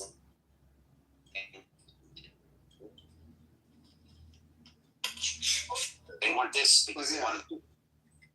The point is, if you're having an experience, then you have to exist. It doesn't say anything about the nature of your existence, just that you must. Or you exist in order to have experience, which is what the other view was saying.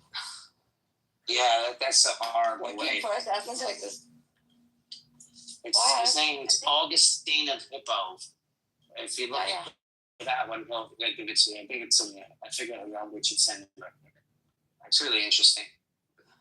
He's the first one to have it.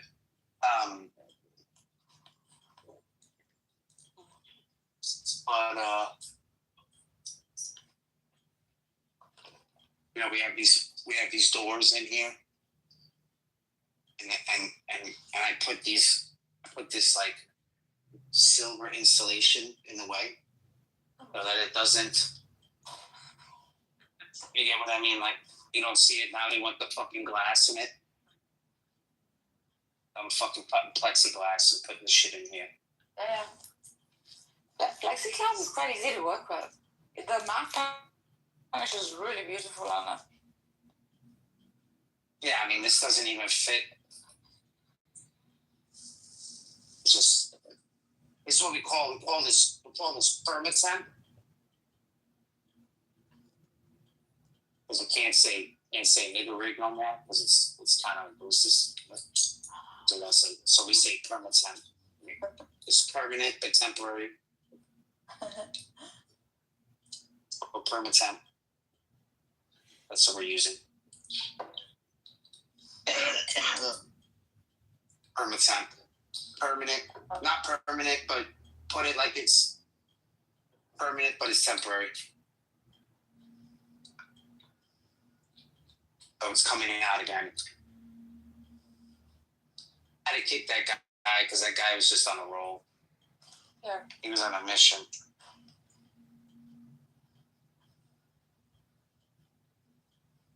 And everybody's going to lunch. It was nice to work in the office, huh? Fucking nice to work in the office. Going to lunch. Yeah. Going to lunch. Pumping hard.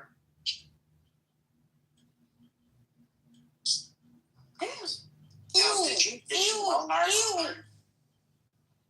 Huh? What happened? God. I think. So we're doing a projection of the next 20 years in New York. We have 20 years of work for the night. They just showed us the lineup. We have 20 years of consistent work from here on out doing construction work in New York. How long do you think it's going to take to do? 40.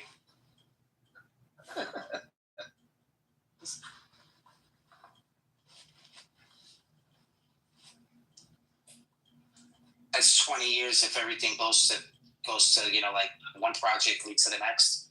There's certain projects that need to be done before other projects are.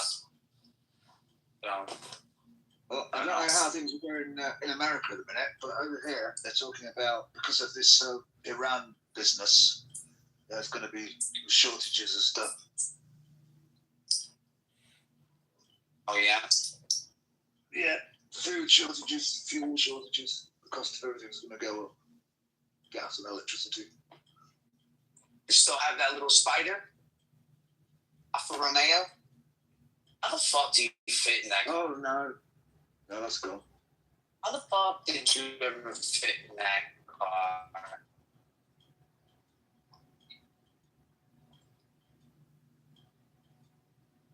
She like 6'4". Oh, you robot, dude.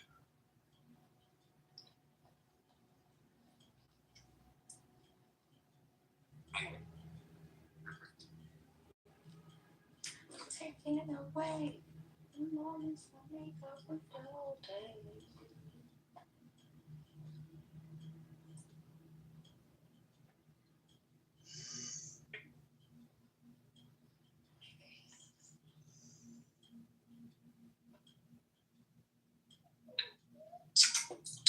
Who, me?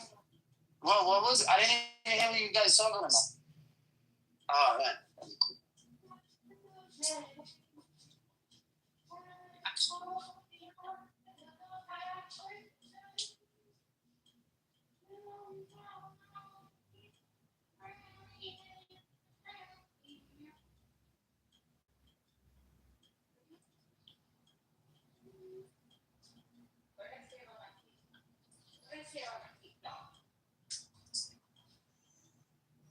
LSF, read us a poem. Read your poem. Yeah.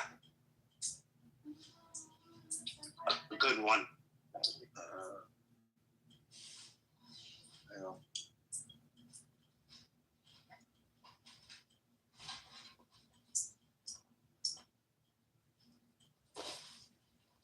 Thanks.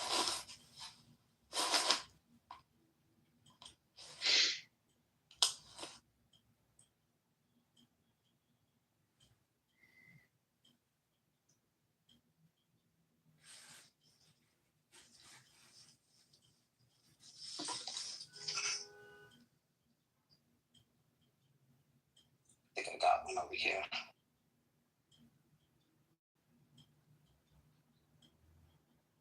See if I can find.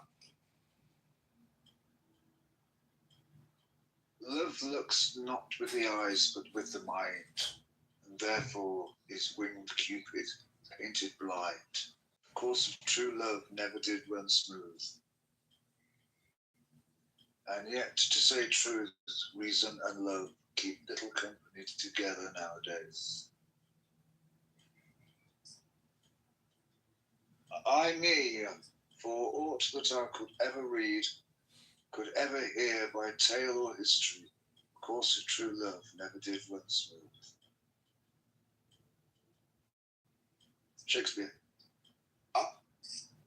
Yes. I allocated that piece once in school. We do another one.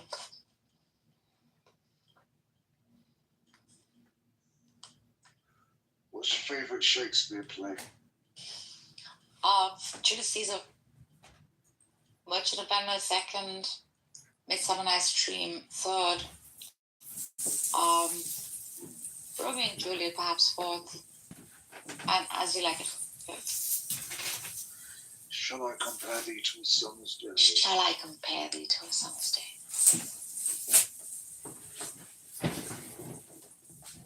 Lovers and madmen. After absorbing the power of Madeline's eternal love, I decided to sink into madness. Ready to kill Ryan in his own hands, and using the most primal violence to make him understand that power is the only law of this world. It's okay. My sweet boy. And by far, I think Mark Anthony's speech. I know it's cliche, but Since his last escape from that's prison, probably Ryan's the most abilities had powerful improved work dramatically. ever written by Every Shakespeare. special forces unit sent to pursue him. Considering the scene, the action, the urgency of the situation. I'm sorry. It can be so Which I then tracked Ryan down and persuaded him to lure me out. because of how Mark The virus, because Ryan was the only person in the world who could get close enough to me to deliver it. When Ryan asked what would happen if he released the virus, which told him the truth. Shall I compare thee to a summer's day? He'll die. I'm a close partner, good Kevin. He wouldn't be the first lad to throw his life away. But you would be the first to say the world. Do it. Ryan slipped a tracker into Ryan's pocket. By this point, Butcher had already steeled himself to kill every superhuman himself included. In his mind, it was the only way to stop superhumans from taking over the world. Without us, we're so the world is a better, safer place. I'll do it. When they arrived at base, they found that the main supply of the virus had been completely destroyed, and scientists assumed it had vanished without a trace. The plan would have to be postponed once again, and Ryan insisted on pressing forward to prove himself to the Butcher. If we had a virus, You said I was the only one who could stop him. You said it's my destiny. without that germ, he'd just be another human kid on fake suicide run. Same old lying, pathetic ass. Ryan. Following the plan, Ryan lured me out. Dad. Ryan, I assumed he had come to his senses and he was ready to return to my side. Instead, he turned around and questioned me, asking whether I had forced my mother. Of course not. I told Ryan that his mother and I had simply had an affair, a willing arrangement between two consenting adults, and that I always come Change back. my piece. Heart's racing. These lovers speak of Hey, frankly, my heart's breaking a little bit. I never made believe these nor these stereotypes. Ryan had no intention of stopping. He kept No, pushing have me such relentlessly. seething brains, such faith in promises that I have the lover, the poet, our imagination so one sees more devils than fast help hope. That is, the man, the lover, are all frantic, sees Helen's beauty in the brows of each. The poet's eye in fine frenzy rolling. Bloody ruin, yet I still did not stop. Heaven, Final earth, part earth, heaven. saying, when Butcher arrived, As all the time was imagination lying, was motionless on the ground. the forms of Fortunately, there things was still a unknown. breath of life left. Poet's From pen that moment on, tells the them bond between shapes father and son was shattered gives beyond them repair. to What airy remained nothing. between us was nothing A but a local fight for the dead. habitation. After absorbing the power of Madeline's eternal love, Such this was lips, Mary like but strong imagination.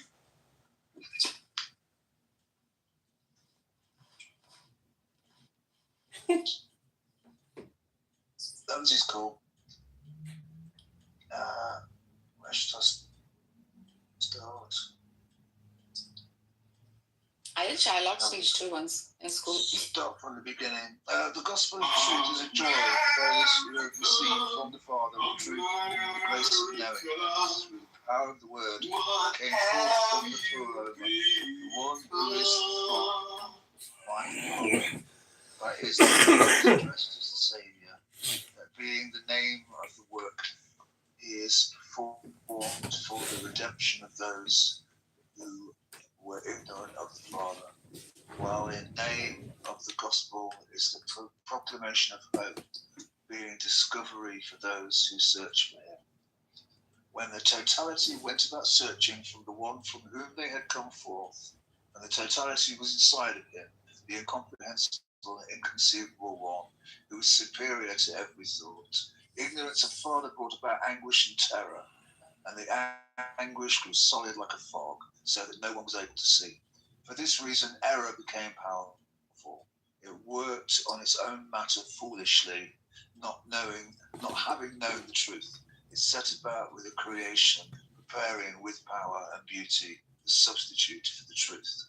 This was not then a humiliation for him, the incomprehensible, inconceivable one, for they were nothing. The anguish and the oblivion and the creature of deceit, while the established truth is immutable, I can't say that word, perfect in beauty. For this reason despised error. Thus it had no roots, but fell into a fog regarding the Father, while it was involved in preparing works and oblivions and terrors, in order that by means of these it might entice those of the middle and capture them. The oblivion of error was not revealed. It is not from the Father. Oblivion did not come into existence from the Father, although it did indeed come into existence because of him. But what comes into existence in him is knowledge, which appeared in order that oblivion might vanish and the Father might be known. Since oblivion came into existence because of the Father, it was not known. Since oblivion came into existence because of the Father, it was not known. Then if the Father comes to be known, oblivion will not exist from that movement on. Through this, the gospel of the one who was searched for, which was revealed to those who are perfect through the mercies of the Father, the hidden mystery, Jesus the Christ, enlightened those who were in darkness through oblivion. He enlightened them, he showed them a way, and the way is the truth which he taught them. I could go on. Yeah, it's beautiful. Is it Gnosis? Gospel of truth. Huh? That's the gospel of truth. It's really beautiful. That's supposed to be Valentine.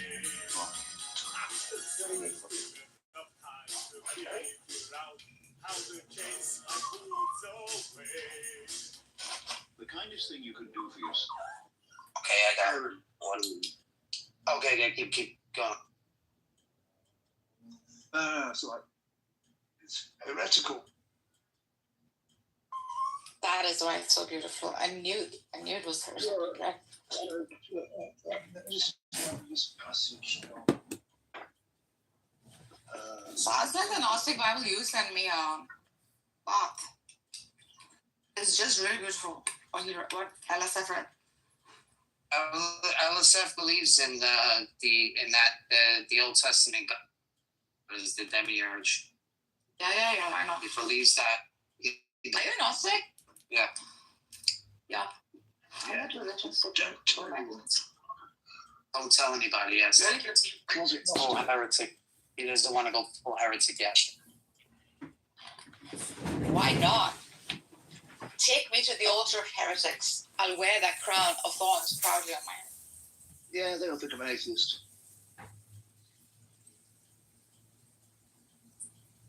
Well, he doesn't believe that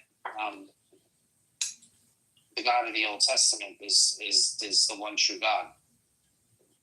It's the God that cannot know the one true God. So that's the reason why, and I had a fucking joint, and I don't know where the fuck I put the joint now. I lost it. Cocksucker. Your fault, Elsa. I'm packing my shit up. What the fuck am I still doing here? I'm going to fuck home. I'm going to fuck home. You know what I'm gonna do? You know what I'm gonna do, Elsa? I'm gonna go home. I'm gonna go home and I'm gonna fucking masturbate. That's what I'm gonna do. Sorry, Nargis, I didn't mean to say that in front of you. My bad. Coptic. Where is it? Coptic Apocalypse of Peter. That's the one. Yeah. Oh, you would love. I read her the one. She fell in love with it, LSF. You had to see how in love she was. She read it, and she read it. The first time she read it like she's read it many times. It was insane. Because she just loved it so much.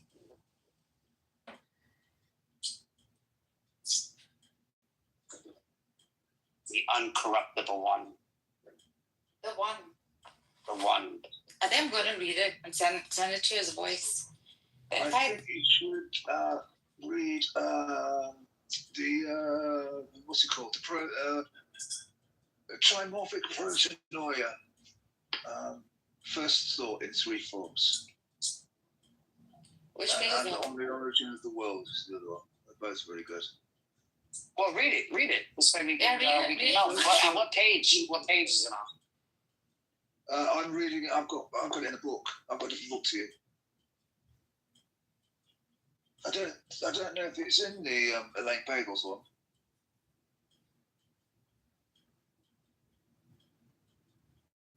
Yeah, this is it. I am protanoia. So protanoia is Greek. It means first thought. So noia basically means thought. So you've got like epinoia, which is afterthought. Metanoia, which basically means to change thought. So there's a bit of a thing actually in the New Testament. They use the word metanoia to mean repent. It actually literally means to change thought. So yeah, I am protanoia, thought that dwells in the light. I am the movement that dwells in the all. She in whom the all takes its stand. The firstborn among those who came to be, she who exists before the all. She, the protanoia, is called by three names, although she dwells alone, since she is perfect and invisible within the thoughts of the invisible one. I am revealed in the immeasurable, ineffable things. I am incomprehensible, dwelling in the incomprehensible. I move in every creature. I am the life of my epinoia, second thought, that dwells within every power and every eternal movement and invisible light, and within the archons and the angels and the demons and every sound dwelling in, and every material soul. I dwell in those who came to be, I move in everyone, and I delve into them all. I walk uprightly, and those who sleep, I awaken. I am the sight of those who dwell in sleep. I am the invisible one within the all. It is I who counsel those who are hidden, since I know the all that exists in it. I am numberless beyond everyone. I am immeasurable, ineffable. Yet whenever I wish, I shall reveal myself of my own accord. I am the head of the all. I exist before the all, and I am the all, since I exist in everyone. I am a voice speaking softly. I exist from the first. I dwell within the silence that surrounds every one of them. And it is the hidden voice that dwells within me, within the incomprehensible, immeasurable thought, within the immeasurable silence. I descended to the midst of the underworld, and I shone down upon the darkness. It is I who pointed forth the water, It is I who am hidden within radiant waters. I am the one who gradually put forth the all by my thought. It is I whom am laden with the voice. It is through me that gnosis comes forth. I dwell in the ineffable and unknowable ones. I am perception and knowledge, uttering a voice by means of thought. I am the real voice. I cry out in everyone, and they recognize me, the voice. Since a seed indwells them, I am the thought of the Father, and through me proceeded the voice. That is the knowledge of the everlasting things. I exist as thought for the all, being joined to the unknowable and incomprehensible thought. I revealed myself, yes, I am among those who recognize me, for it is I who am joined with everyone by virtue of the hidden thought and an exalted voice, even a voice from the invisible thought. And it is immeasurable, since it dwells in the immeasurable one. It is a mystery. It is unrestrainable, and it is immeasurable by the incomprehensible one. It is invisible to those who are visible in the all. It is a light dwelling in light. It goes on.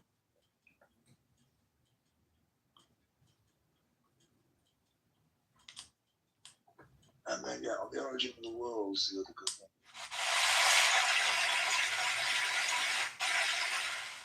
Why, thank you.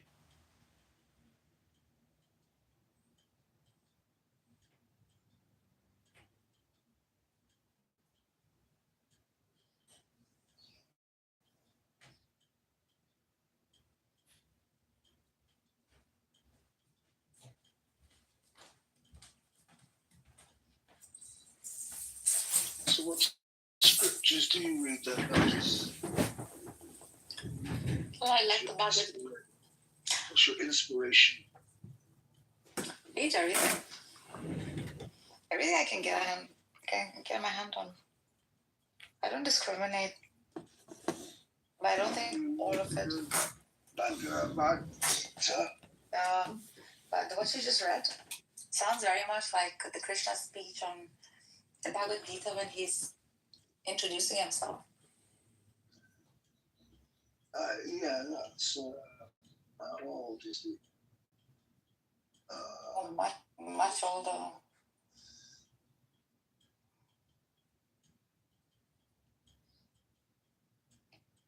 They've always known these things. It's not that one plagiarized from another. These were just known truths, I think, that mystics held onto whilst they experienced like deep states of perhaps like awareness, you know.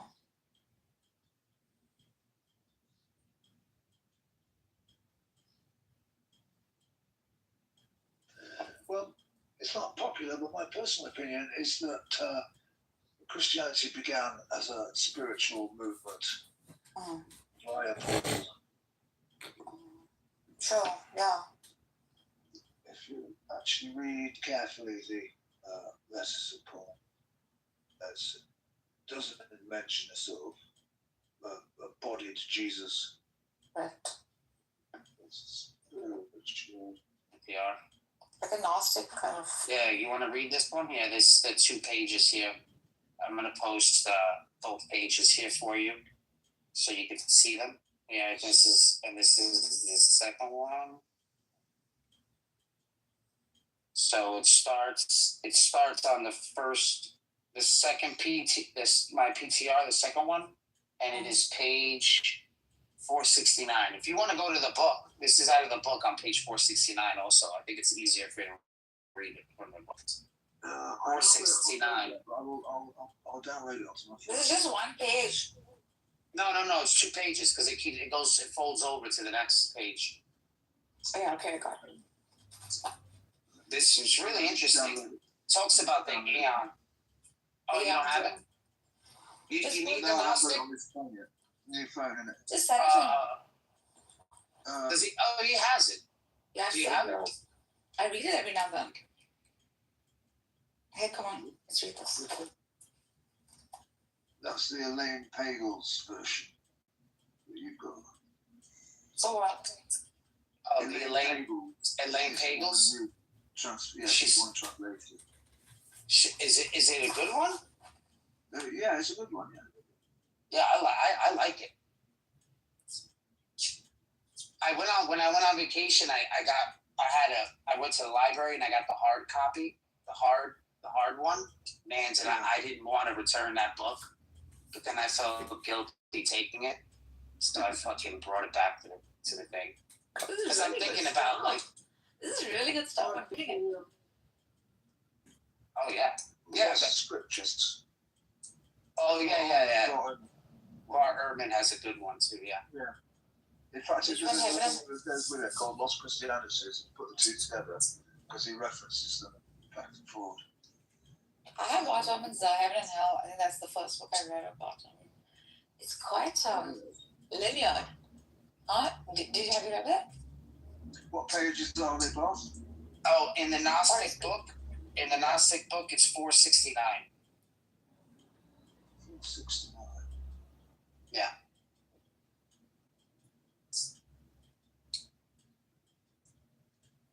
Not in the scroll. The actual. Oh right, that's the actual page number, is that? Yeah, the actual page number. Yeah, not the scroll. Oh right, hang on then. What is an aeon actually like? How's it understood? Aeon is who Jesus is in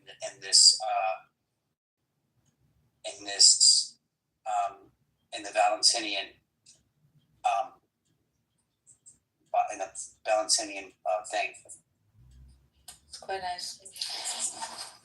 Wait, I'll read it for you if you want. Oh, okay.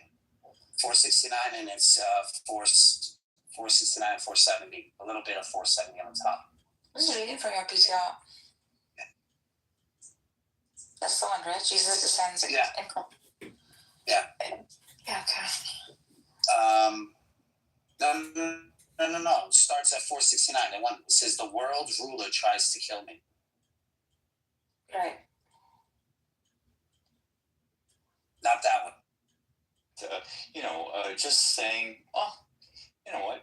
I don't need that. I don't need anything. I don't need anyone. And I'm just going to move away from it. Does that sound reasonable? Does that make me a lunatic or what?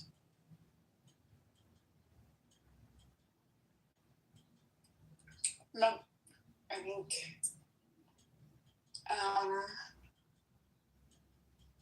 that might be part of the problem about why you're having a hard time. We have introduced a streamer to the room. We have to be careful. Iviani, you're welcome up. Alistair, we see you. Yes, we do. So you're giving up on. I think if you're not doing the one, it's really hard for the other to be successful. Are we talking about love this afternoon? Yes, it's funny. What's up? How have you been? Wow, love is in the air. Love is in the air for sure. I am a proud Chicagoan, born and raised. Okay. The reason I asked that is, and I said I wasn't going to talk anymore about it, but I just want to say one last thing about it, which is that I believe, and I believe throughout this whole thing, that any American has a vested interest in this situation. You don't have to be Jewish, because our tax dollars are very much funding this. So I just want to add that. All right, Andrew, It's good impacting morning. everyone's lives. Good morning, Andrew. How are you? Good morning. I'm okay. Just in relation to this conversation, I find it's curious, I suppose, I'll use that word, that people that have suffered a trauma in their history, such as the Israelis/Jews coming out of World War II, and I'll compare that with the Irish that moved to Newfoundland. And when the Irish arrived in Newfoundland, it was already inhabited, of course, by the Beothuk peoples, and they wiped them out. And these are people that are coming from 900 years of subjugation by the British, and yet turn around and do the same thing to the peoples that they, and it's just very curious that don't have that empathy for the people that they encounter. There's some kind of disconnect there, so it's strange. Anyway, that's what was coming to my mind when you were talking about this. I'm sure there's actually an answer for that, but it's way too long for me to explain here. But just if you're wondering, I'm happy to share my thoughts on that and the difference. Sure, anytime. Yeah, because it's a strange phenomenon that people have a selective memory, I suppose, or But I just came across an article a couple articles. One this morning was about an economic conference that's slated for mid-September in Toronto. Mark Carney's government has been on the world stage trying to attract investment into the country. So this is being sponsored by two of the larger pension plan here in Canada, as well as maybe some of the financial institutions. And they're hoping to, because of the situation within the world, the uncertainty, the changing dynamics of the geopolitics, here in Canada, to offer Canada as a safe haven for investment. And it's one thing to present it like that, and the Carney government has been working, and as he mentioned in that clip that I heard part of, earlier, that the going has been slower than he'd like, or they'd have liked.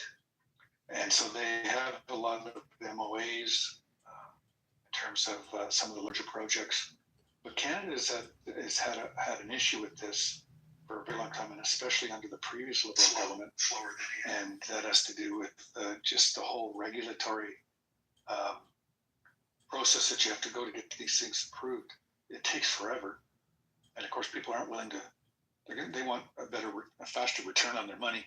And that's really what it all comes down to. So we'll see just how interested people will be to invest in Canada. Because they want to build pipelines, they want to do all this stuff. And then on that note, on pipelines, out of just northwest of Edmonton, Cold Lake, Alberta, they had a large 600,000 liters oil spill of a pipeline. And this is the concern people have with pipelines, of course. And this is the bitumen coming out of the tar sands. And so it's a mixed solution with salt water. And of course, the salt water, unlike other things, perhaps it stays. That salt, once it's there, it's there. So quite concerning for the indigenous peoples in that area. And of course, there's little transparency. I won't say there's no transparency. There's little transparency on what was affected, what mitigations they've done to clean it up, the involvement of the indigenous communities, and then being informed, et cetera, et cetera.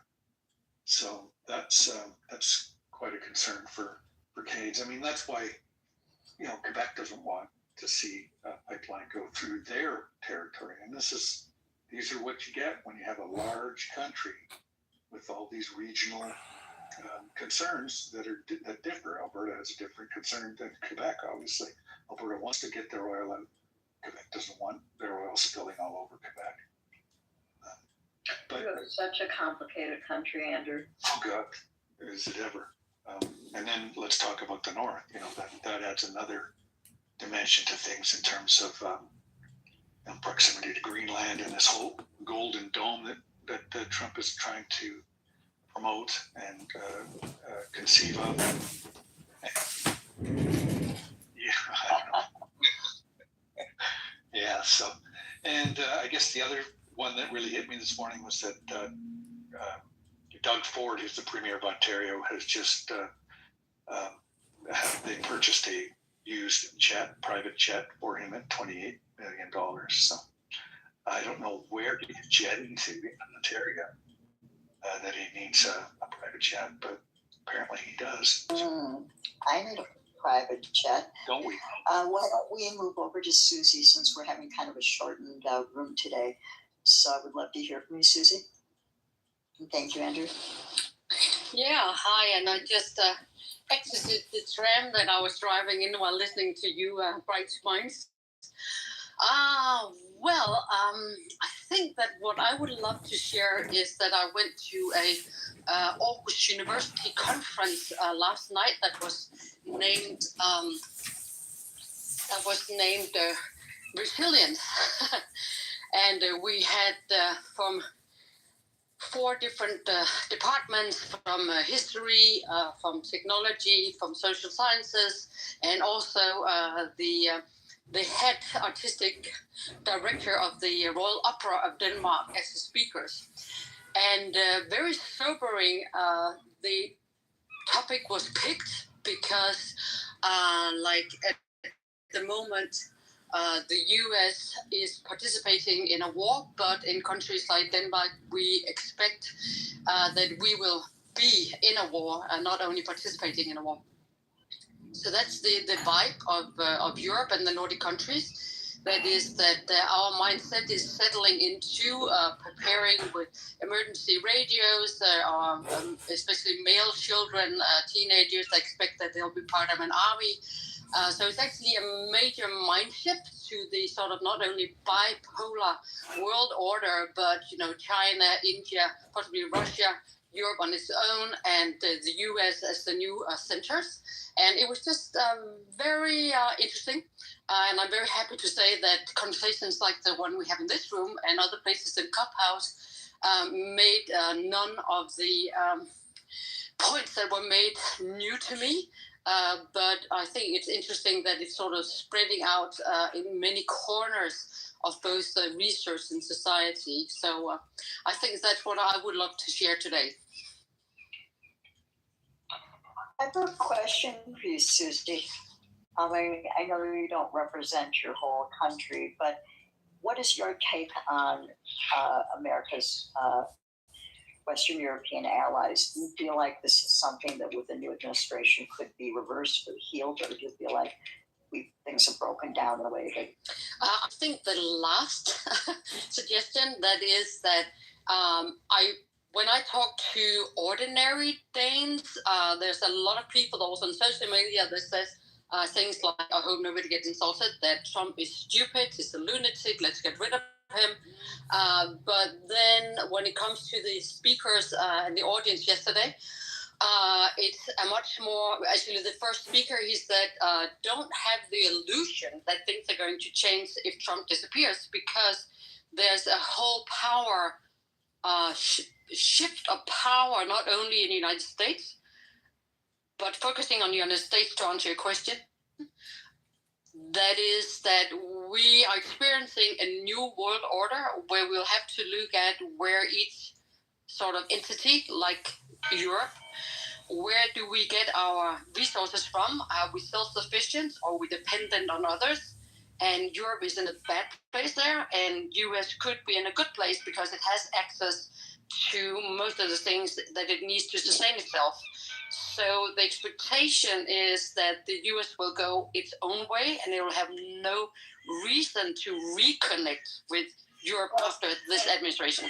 Oh man, that is not good news, Susie. So we need you to put a good word in for those of us back here who really want to rebuild relationships. But I have no illusion. Look, I personally feel the world order needed a bit of shaking up anyway, and also not to mention the AI impact that's coming. I think China just announced that it plans to be AI dominant by 2030, and there's so much happening. Sam Altman is talking about a public fund so that humans can benefit or get money contributions when robots displace them and more. But Susie, I want to say that we can't I know that the international humanitarian financing through the World Bank and the World Bank spring meetings are happening right now, that there is a whole movement, not just around, new trade blocks between Canada, Europe, and some of the BRICS, India notably, and others, but also really looking at how to reorganize international assistance as well. And my friends that live around the world, I lived in years for India, really are talking about, a new world order, and they just sort of are like, the U.S. is sort of going to be on its own. And I just think that has to be one of the priorities for the next administration, despite a big need to prioritize affordability and reinvestment in America, but rebuilding those strong relationships. And then it's going to take a long... I think, if I may add to this, Andrea, I think that one of the wonderful points coming from the creative director of the Royal Danish Opera was that what makes Europe special. And he said that throughout history, European art has been critical of the establishment and curious. And that is what is the special take on the European culture that we should maintain despite cutting ties, for example, with US, or rather the US cutting ties with us. I think that's still how we see it. But also that we don't want to follow the lead of the leader of the free world, who now sees itself in a different position. But the question is if the culture in the United States will in the future be a mirror of what he says is characteristics of the European culture, because of course the US being created by Europeans traveling out, we have shared that, but the question is, will we experience a split in the values and culture behind movements, companies, and culture, where the US also export values and culture? And I think that is actually maybe the biggest underlying question, because if we share the same values and visions, we can always find a path. But if we don't, and momentarily we don't seem to, so how do you think that's going to play out with the US as a society looking away from them?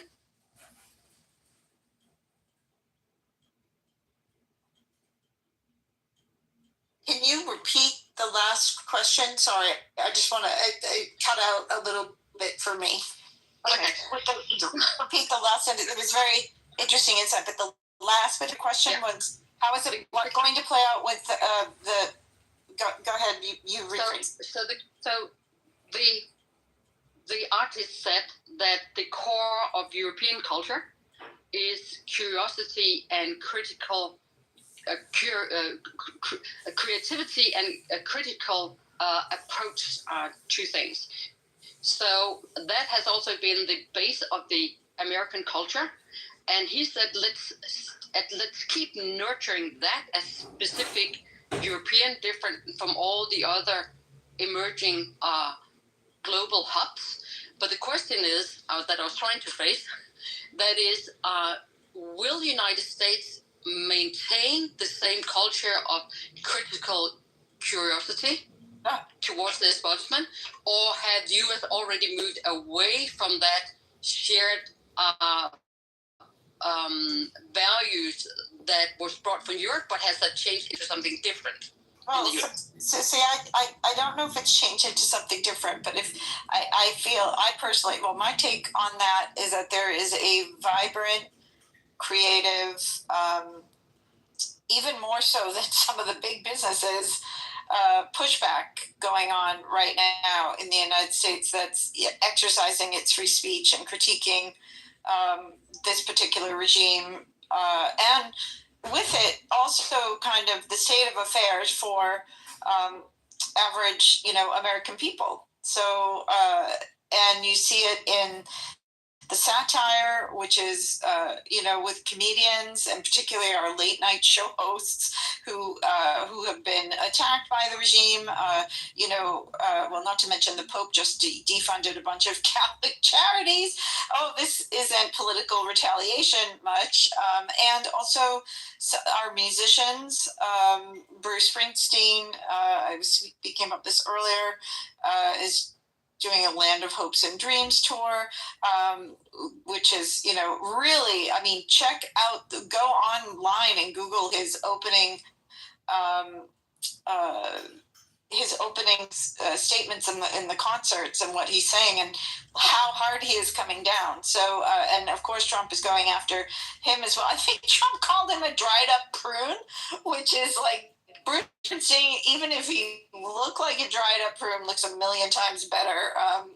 I'm just saying. But anyway, he has also come out and publicly stated that he does not give a damn about, I'm sorry, if I upset my fans or if I lose fans over this. This moment is bigger than any party. This isn't about a party. This is about, the attack on our rights and our democracy. And this is not who America is. He does... notably, he does call out that no one that I hear speaking out about this in the creative sense is actually saying that America is perfect and that it wasn't a failed, that there aren't some things that there are many things that aren't working, but we were for a while we at least had some rule of law and a general respect for the rule of law and protection of citizens' rights, which we see really vastly under attack, and increased data surveillance. So, and also increasing the highest inequality gaps in a long time. So, something's not working in the system. It's something that ushered in the likes of Donald Trump. That's all being acknowledged. I'd say I shouted out Eminem earlier, who is, one of the most sold rappers around the world, but highly respected within the rap community, I guess, and the entertainment industry. And he is a tricky character, and he is very outspoken, and also, way more outspoken than even Springsteen on against Trump. So, and then there are many others. There's a fantastic country music artists that we played at the beginning of this room that's reaching out to folks to stand up against this moment, saying, where are you now? All the promises are broken, and it's very entertaining. And there's more. Are you seeing pop-up flash like mob type performances? You're seeing young dancers enact the Epstein files in front of the Lincoln Memorial down in Washington, D.C. We're seeing bronze statues. Honestly, if you follow the artistic movement behind this, you'll get a really good laugh. And also, there's some very good health effects that come from laughing and taking a breath and a moment of comic relief about the insanity of it all. And not to mention all the artists and, with the people of Minnesota and the signs and the protests and the art, the actors that walk down the street of the No Kings protests. And I could go, and now there's some really great billboards coming up, which are showing Robert Reich, my former professor and former Secretary of Labor under Clinton, teaches now at Berkeley, is doing, he does fantastic, I think it's called Inequality Media that he works with. And he is, I think, they're in a race for something like 10 million. They're going to do a huge billboard spread around the country focusing on the issues. So, and I'm sure I'm forgetting some of them. Then there was a Bad Bunny moment, which was not an overt, supported by the NFL, which was not an overt, FU, but it was, we're standing, the NFL knows clearly its customer base and its business model moving forward. And they basically, wanted to support, Bad Bunny and its fans and make a bigger statement. And I actually got, an inside take on this from someone weirdly in my neighborhood from the NFL who said, you know, like, and they were actually a little worried, like they weren't sure what Bad Bunny was going to do when he actually got out on the stage. This was one of the most interesting conversations I've had in a while, which was that they were all imagine like you're at the Super Bowl and you're waiting for halftime and you have this huge production coming and you're sitting there going, not knowing if he was going to like stick to what they agreed to, because they were trying not to be completely overtly political at the same time. They were very much wanting to send you know, not be told what to do with their halftime show and not succumb to that pressure. And also, you know, sports unite. So they really wanted to support the positive and loving community type environment that Bunny show brought together. So sorry, I just went, I don't know how long was that, 10 minutes? You did. Interesting note on that Bad Bunny performance was that he did a little video afterwards where he talked about the experience, and he said that the football, you recall, he was like clutching a football to his chest the whole time, and that was it had armor around it. It was what do you call it when people wear, you know, it was a bulletproof football that was up against his heart that he carried the whole time through the whole performance. Oh, that's and the other thing was that he talked about how Lady Gaga had like a brooch on her shirt or dress or whatever she was wearing, and that was the signal, was that if there was any danger or anything that was about to become explosive, she was to take this brooch off, and that was a signal for the whole stage to evacuate. So how would she know? Well, they've got people. Oh, in the ear, yeah, in the ear. Okay, got it. Yeah. No, my only point being was they were anticipating the possibility of some violence. But going to like a meta place on this, what I heard you say, Susie, or ask, was whether the values of Americans were going to continue to be in sync with the values of Western Europeans. I think that was a question you were asking. And the answer to that question, which always leaves me with kind of a stomachache, is that I just feel like there's such a disconnect between people and government. It's kind of like, yeah, I mean, I think people love each other. I think people are fully capable of having empathy and love and support for other people, including people who are different from themselves. But somehow the governments are running this crazy circus of destruction.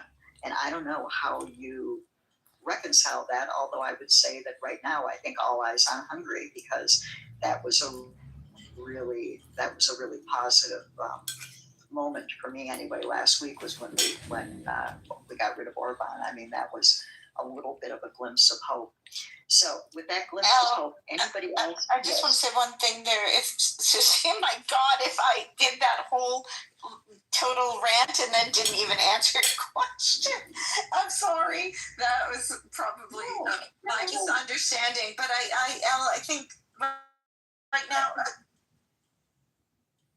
Ellen, you answered the question, but Andrea, you answered the question in a different way.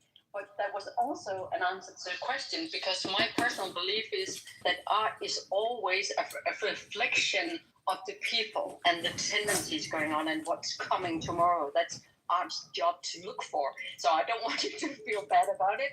I think both of you are perfectly online, and I'm running out of battery, and I just want to share something amazing with you. On Monday, we will host a Monday room number 200 in the MedTech lobby. And I really want all of you to come and party with us if you can. It will be at 3:00 in the afternoon, New York time. And I shared a link in the comment here. And as always, it's wonderful to be in this room. And thank you for inviting me on the stage. Thank you, Sisti. I think I just want to share from friends from Europe and I have an alumni group chat with from my grad school, and folks were talking about that as well. They were talking about this alignment between Europe and US. And one of my friends in Europe was just saying that it feels very much like, you know, the US is too much into might makes right. And I think it's shocking for people around the world to see us pivot to, whilst it hasn't been perfect and there's been all sorts of interventions in the past, to see our military used this way so quickly, for us to start acting, like the bully hegemon, very overtly with use of force and all that, has been quite shocking to everybody. So I think it's been majority of folks don't support it, the war and this type of action. So I have hope, though there's some internal heart-to-heart conversations addressing the values of the nation that I think needs to take place. You'll be happy to know that I went out to our little coffee bar in our lobby yesterday, and all of the pamphlets were out there for voting, along with a sign-up sheet of people needed rides to get to vote in the primaries. In the midterms. So I thought that was really cool that in our building they were being proactive about that. Hugely exciting. One of the best things you can do. But don't forget to check your voter registration and then find out how you can help. I've got a question. Elle, you had put up a link, and thanks for gifting the article, so it could be passed on to others. Just the headline itself said 51%. It didn't. I would not have written the headline. It said 51% of Americans think the war in Iran has not been worthwhile. But it's only 25% support it. But they watched the language of the headline to bury the sentiment, right? Because 51% don't think it's worthwhile.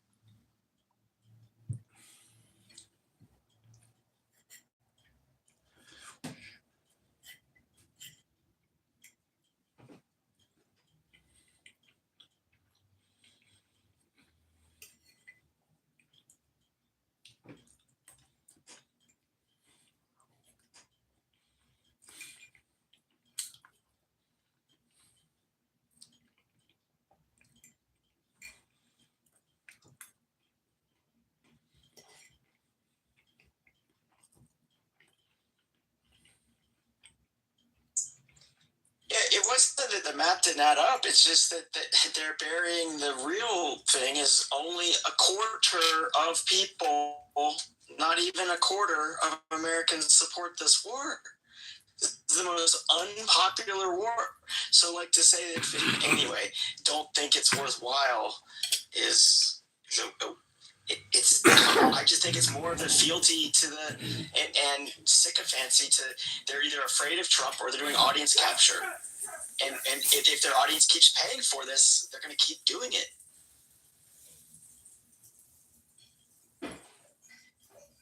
From here?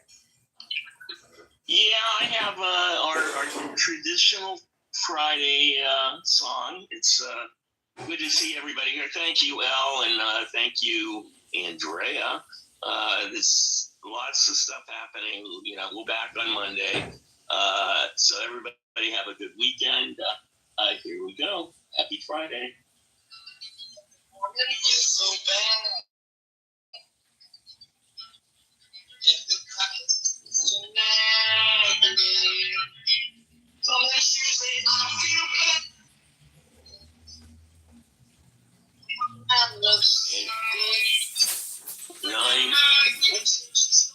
What about now?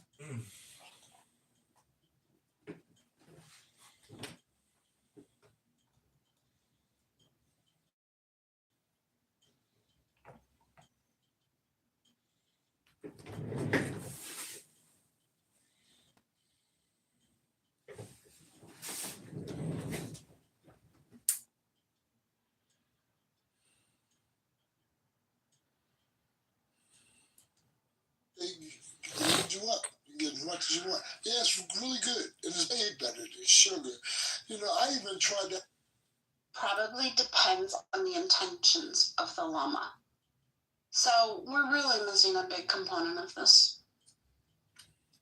I actually think that llama was trained. I think it was staged because that kind of logic and reasoning skills in a four-legged animal. You want her to answer if it was you want her to answer? Let that woman talk. He asked, why didn't Reza say anything about the school? They're reading a script. 372? Is that what it says in the on the table of contents? Oh no, the paraphrase of Shem or what? No, it says Apocalypse of Peter.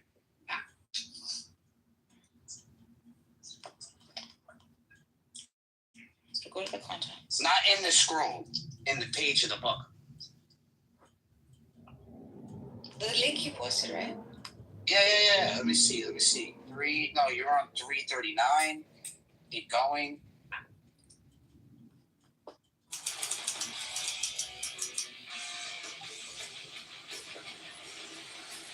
Second tree is a great sap. Yeah, we're getting close. The Apocalypse of Peter. The letter Peter to which one? Where is that? All right, here we go. That's what it is. It's the Apocalypse of Peter. It's page. Yeah, I found it. 373. Yeah, you're right. 373. Wait, hold on. 372 actually.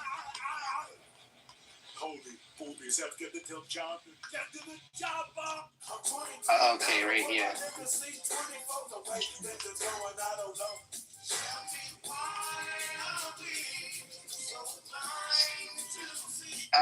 Yeah, it starts on page 373. Yeah, 373. But I'm trying to look for the part where it talks about the crucifixion, which is. Oh, there it goes. It's on page 377.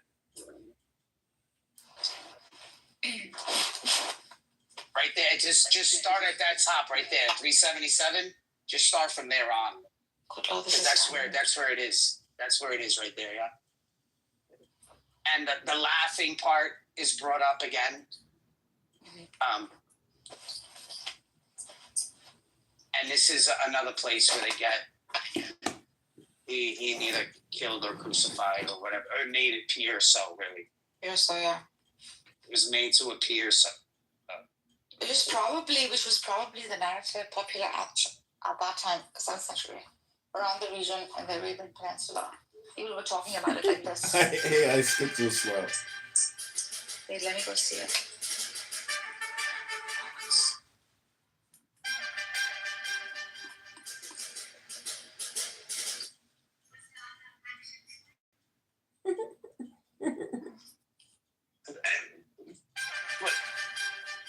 You do have to realize this doesn't demote him. No, it doesn't. This exalts. It does exalt him. Yeah. It doesn't demote his, if he had any special powers or anything like that. It doesn't demote him at all. In fact, this doesn't. Okay, let me read it. Yeah. 377. Yeah. That gravity bomb is sick as fuck, bro. Just saying. Oh, but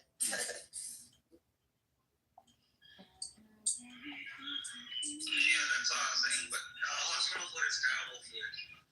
But my leg is better than I put weight on it. Still so old school.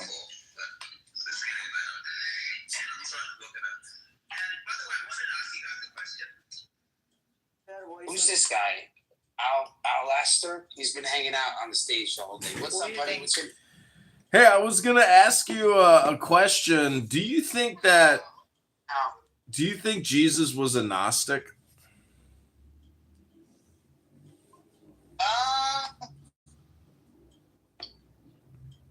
Who knows?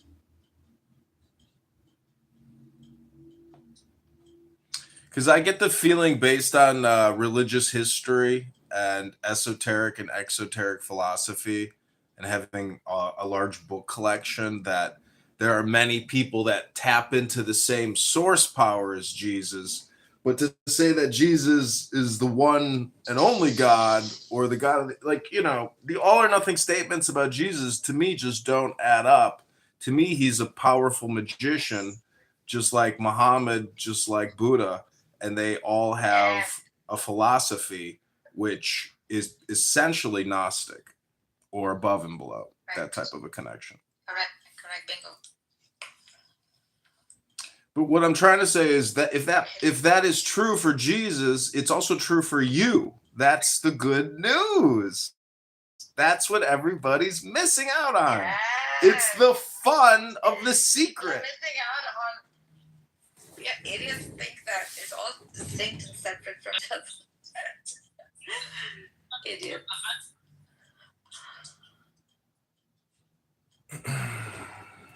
Well, they're not idiots. It's a very hard thing to understand, because you have to go outside of the religion and clone and copy a bunch of other materials to understand that there's a lot of layover, or Absolutely, yeah. But at the end of the day, I dabble in these things, but when I'm doing apologetics, I don't dabble in that area.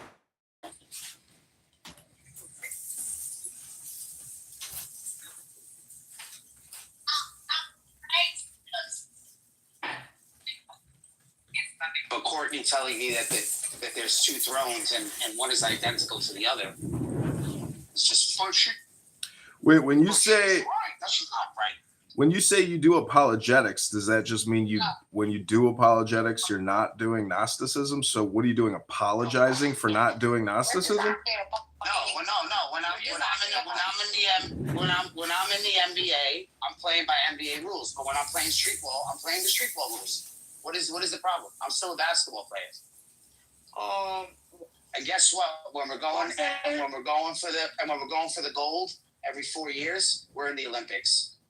So I got to put my Olympics hat on. So if you don't understand that analogy, you're not going to understand it all. The standard is going to be the NBA.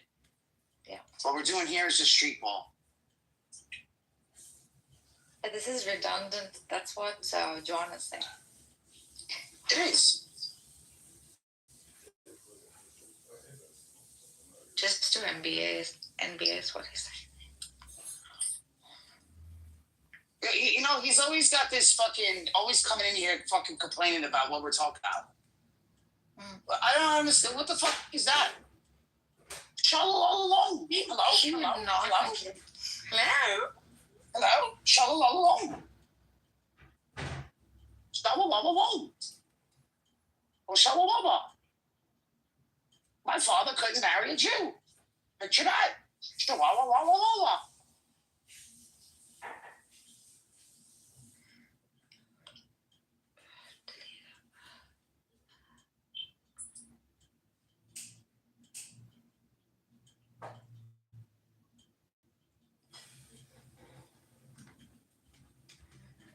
Are you guys talking about anything important? Never talking. You should just stop you should stop playing basketball. You should just become a swimmer. I should become a what? A stripper? You can say that, but I said swimmer. Oh, swimmer. I can't be Michael Phelps. Right now? Yeah, please ask questions. Ask away. It's going to be Sure. Christian and Islam related. Is that okay? Okay. Yeah. I'm nervous. I'd be curious to know your thoughts too. So I grew up with the concept that the Day of Judgment is every day, and it's like and many of the traditions that you would have in Islam that are typically like Ramadan or something, we always have this like 365-day kind of approach to it. So the Day of Judgment, if it's every day, does that and then there's this idea of like the Jesus second coming on the Day of Judgment. But in the Shia tradition, or in the tradition that I'm in, it's very like, his spirit is still alive. Yeah, that is Shia. So does the idea that his spirit is always alive correlate well with the idea that Judgment Day is every day? Like we don't have to wait till death. Imam Ali said that. This is all here. Imam Ali saying, I read in the Naqshband Balagha, every day is Judgment Day, every day is Eid, every day is like that kind of concept. It's an esoteric way of like. That's the same thing as saying now is all there is. The now is all important. Now is all there is, yeah. Every day is Groundhog Day. Every day is Stripper Day. Every day is Burning Man for me. Every day is Valentine's Day. No, every day is Little Boy Cried Wolf Day here on Clubhouse. And the thing about the little boy that cried wolf, every time the little boy that cried wolf, every time he does it, it's a reframe and it works every time. That's the secret. Is this also Universe? The actor guy? Yeah. Oh, John. God, every fucking room. Yeah, John. We could go back to Sam. You could go to Beef's room and just debate Muslims all day. I unfollowed him and now Oh, wait, that's Megatron's room. I got him confused. My bad. But yeah, so Darkest, you read that in that big epic book? Yeah, the things about it. Yeah, so a new version, a new translation came out. Oh, really? Yeah. It's like epically long. I'm gonna try to get myself a copy sometime because I've never read it. I want to read it. Yeah, it's really long. Epically long. It's a very big book. Is it a tafsir? Like a commentary on? I think it includes both, but it's some academic scholar that did the translation. Oh, perfect. I think it's the Institute of Islamic Studies, but I'm not sure. Obviously, you guys so much contribution to rich literature and plus. Wouldn't it be fun to just like, oh my god. So a lot of people. My brother lives in Portugal. He got a holiday home by this Miley Center. Oh my god, really? Yeah, he loves it. He's going there. He's hanging out with them. I said, yeah. Wouldn't it be fun to like go to like all these different places for archives, like the Institute of Smiley Studies, and then going to like the Vatican and just like seeing all these texts in like real life? Yeah. Like I would love to do that. Just like a textual tour of the world, you know?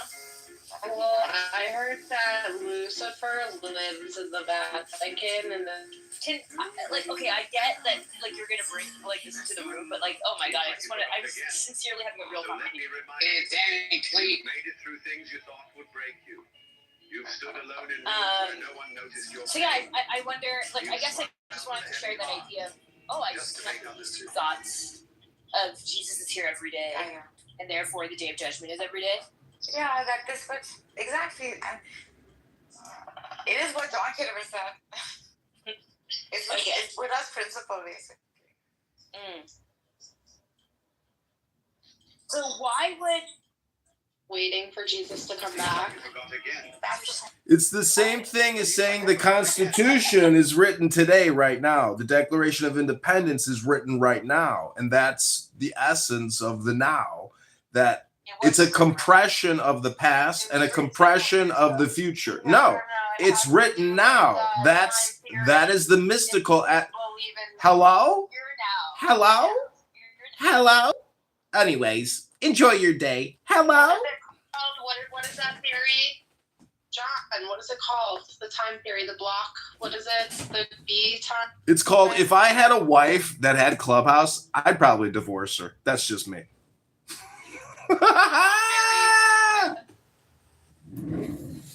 Everyone are trying to say that I'm married, and that's not cool because I'm not.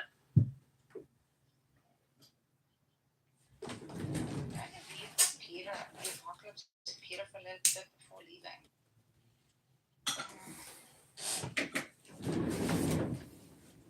Everything is now, and when you're dead, it'll still be now. You just won't be in the now. You'll disappear and go to sleep forever and ever and ever, never to return. That's why this moment of life, which is so minuscule in between infinite darknesses, shouldn't be wasted saying stupid things all day long into your fucking phone like your brain is fucking rotted out.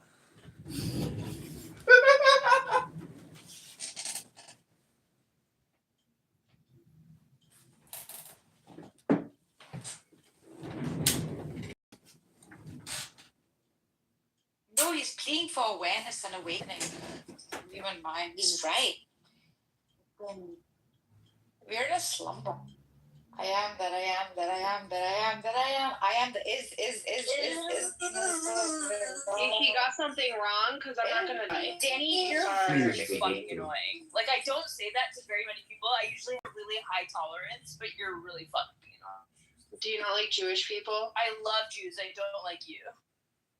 No, I think you just don't like my face because it's very Jewish. I don't care about what you looking, and I'm gonna say this is all in the name of anti-Semitism, okay? And I'm just gonna call it as I see it. She didn't know you were Jewish. Yeah. And frankly, your nose isn't big enough for me to assume that you're Jewish. So That was anti-Semitic. it was, because you put me in that position. That was wrong. I think you were trying to be nice. Maybe. That is not funny, by the way. Zabu, like, you know her? She'll grow on you. I love that. She's what? What? She'll grow on you, just damn funny. She's what? She'll grow on you. Oh, Danny will grow on me? Like a back. Yeah, Danny's damn funny. Oh, parasite. Yeah. Just sometimes I don't want to be patient. Sometimes I just want the stage. Sometimes I just want to win. Well, you'll win me in every race that we run together. Okay, Is you that could because win. you're handicapped and you can't run? Like, that's not fair. Well, I mean, yeah, I mean, I could kind of run. Yeah. Anyways, I was proud of that thought that I had today. I was like, oh, I get it. Do you share these with your students sometimes? Sometimes. Like, do they ask? Yeah, okay. Sometimes when I just have random observations, but it's not the area I'm teaching, right? Yeah. So it would just be too random if I... I mean, you can sort of like connect it with like academia, I guess. Like, I do when I'm like listing examples of like these boundaries we've created and like showing examples of like how these boundaries break depending on like which tradition you're talking about, you know? But not really. Like, I don't make truth claims like this. yeah. Because these are not true claims. These are like insights or even personal opinions to insights. Yeah. They're substantive claims. But yeah, I some of my students are capable of doing that, but others it's just too hard to. I don't want to blur the line, you know. Especially if I'm teaching, like, yeah, I'm already challenging them enough. Like, all the students have failed the SEEK quiz, you know. So, like, this is what I'm working with. They failed the SEEK quiz? Yeah, like, they don't even know what the khanda is. And I'm like, what do you mean? Like, you look at the symbol every fucking single day. Oh my goodness. It's because their egos get in the way, right? Like, they think they're taking some easy class. That's cheap. Talk to them about the basics, and they don't get it. Yeah.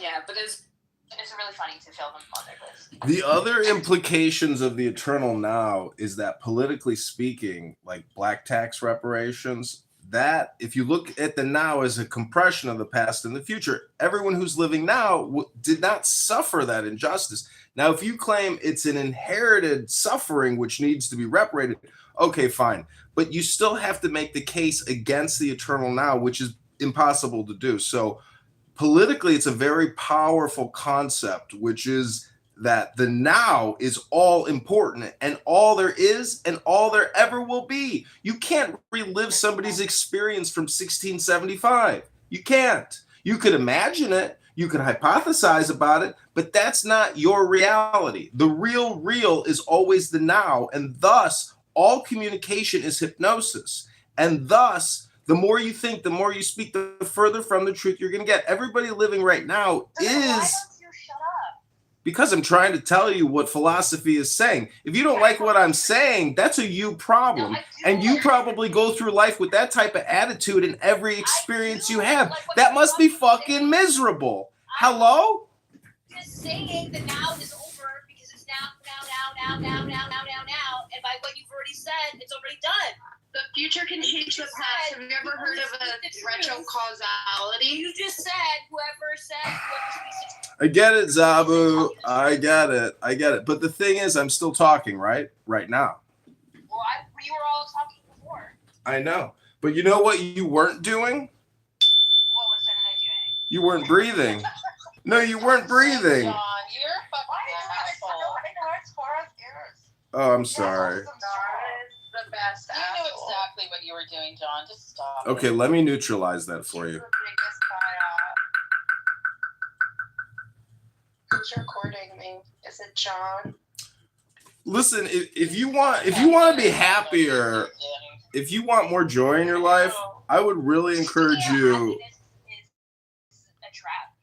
Zabu, didn't we have a great experience reading the I Ching and picking the numbers? Retrocausality only works if you're assuming linear time, and B theory of time is more vertical causality, where what we would perceive as the future causes the past, but the thing is that it's all essential, right? So it's a vertical sort of support of what we would consider a past moment, but it's just a now moment. Go Cora. Go Cora. Okay, theory. That was what I was looking for before. Okay, and then so you're saying retro. What? No, there is no retro causality in a block time. There is no time in a block time. Yeah. We don't exist. Okay. Everything is not real. No, well, that's different. It's experience that's like, yeah. Oh. I gotta get off Clubhouse. I gotta call my psychiatrist and my attorney real quick. You guys just made me realize something. Thanks, everybody. Think of it as, if you think about it dimensionally, right? We can perceive certain number of dimensions, right? We could look at two dimensions. We can perceive, a point in a line in one dimension, right? Was it like your tits? They went from 3D to 2D. No, they didn't. Anyway. When you just went from 3D to 2D. Dimension, right? And we're able to perceive vector movement, which is our experience of fourth dimension. Now, in a block time, it's the maximum number of coordinates you can have dimensionally. So we haven't figured out exactly how many dimensions there could be, but say that, one of the operating functions is 11 dimensions, right, or 12 dimensions, right? In that time, if you're in the 12th dimension, you're perceiving all of what we would see as time as once. It's almost a sheet of paper, right? It's all there. And so you don't experience time. Photons don't experience time. They exist in all dimensions at once, right? So their experience of their existence is the full path of travel we perceive in a third and fourth dimensional experience. What about tachyons?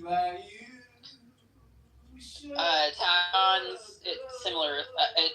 Anything that travels at the speed of light is going to not experience time. But That's theoretical, it's like not known or something. So It's theoretical, but it's also mathematically sound.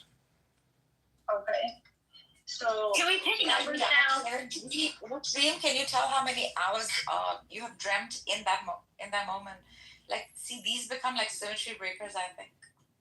Where, like, in a dream, the freaking tunnel or whatever, the experience is not just intense and so real, but also it has some kind of timeline sometimes, right? But who's to say how much time passed in the dream versus when you get up, right? So it's experienced differently in two different, Have you guys ever gotten a tattoo before? Yeah, I think I do. So getting a tattoo was a really interesting experience because it was like a 2 or 3 hour experience, and I had my eyes closed, and I was like falling asleep and in and out of the tattoo or whatever. But it was so interesting because the needle wasn't where I thought it was on my body, and it was such an interesting I think he's over here, but really the tattoo artist is like all the way over here, you know. And I think time is a very similar. That's a very similar experience. It's like, or that dream state. It's like, oh, we think we're in that for like hours, but really it's like 30 seconds, like multiple 30 seconds at a time, you know. It's almost like you go into like an alpha wave state, like that hypnosis state. Yeah. Don't say anything, John. Anyway, because to me, I find it like if it's not an extremely painful tattoo, like getting the head of my leg tattooed was like nothing, right? It was the best 4-hour nap I ever had in my life. Like it was so great. I would not give up the experience of that particular kind of stinging pain, which is so addictive. And I think that is what people keep going back to. It's just enough amount of pain. It's so good. It's like, and it's it's like it forces you to be present in the now, and also it's like such a form of attention. I love the attention I get when I get a tattoo. Like 3 hours just on me, and I get to tell you all this bullshit about what this tattoo means to me, and you just have to fucking deal with it. Sounds great. That's so funny. Have you ever did the thing? My tattoo artists love me because I don't talk. I just lay there, just like, oh, da, da, da. In fact, they ask me questions because they're wondering why I'm so effing quiet. They want to make sure I haven't passed out or something. Yeah, it's against my religion also. Just in case, in my later years, I go Jew. I want to be married in a. You are a Jew. Yeah. You can't escape it. It's a club you can't escape. Yeah. So just in case, I want to switch it up towards the end. That's why I always laugh so hard when people insist that I'm Jewish. I'm like, what the fuck are you talking about? Like 40% of my body is covered in ink. Like, oh, Jews don't allow it? No, you can't be buried in a Jewish cemetery if you have a tattoo. Yeah. See, if you want to experience the now to a very high degree, you have to do yoga. Yoga is action in perfection, and when you do the breathing and these yoga poses, it's a little bit because you're flushing your brain with a lot of blood and oxygen. So, anyways, I'm just trying to say that like an orgasm is the metaphor for the Ein Sof, which is the limitless light. And then that trickles down to all the tingling parts of your body. The little. Yeah. So, you know what's the best thing about this sweaty yoga? Having sex is like fun, I feel like, exactly. Yeah, so what's great about the sweaty yoga to me is amazing, right? Because usually there's women that are dominating the room, right? And I hate hot yoga. It's good to like. It's good for like. I'm telling you, if I wore like like white, like boxer shorts that are kind of tight, like the white ones, and I start to get sweaty, you tend to see the silhouette. Skid marks. You get what I'm saying? No. My silhouette of my I like manliness. hot yoga because it has to Yeah. be humid hot though. It can't be dry hot. Yeah. Like, So But it's so dangerous. what happens here is that the weird thing is it because turns I'm into hypermobile. I like it to turns into like this weird. I don't know why you guys are drowning me out. I'm trying to explain to you. Sorry. Yeah, so my hot yoga experiences, doing them with my wife, because she wanted, when we were dating, she wanted to do this. I had this experience. I said, no, it's fine.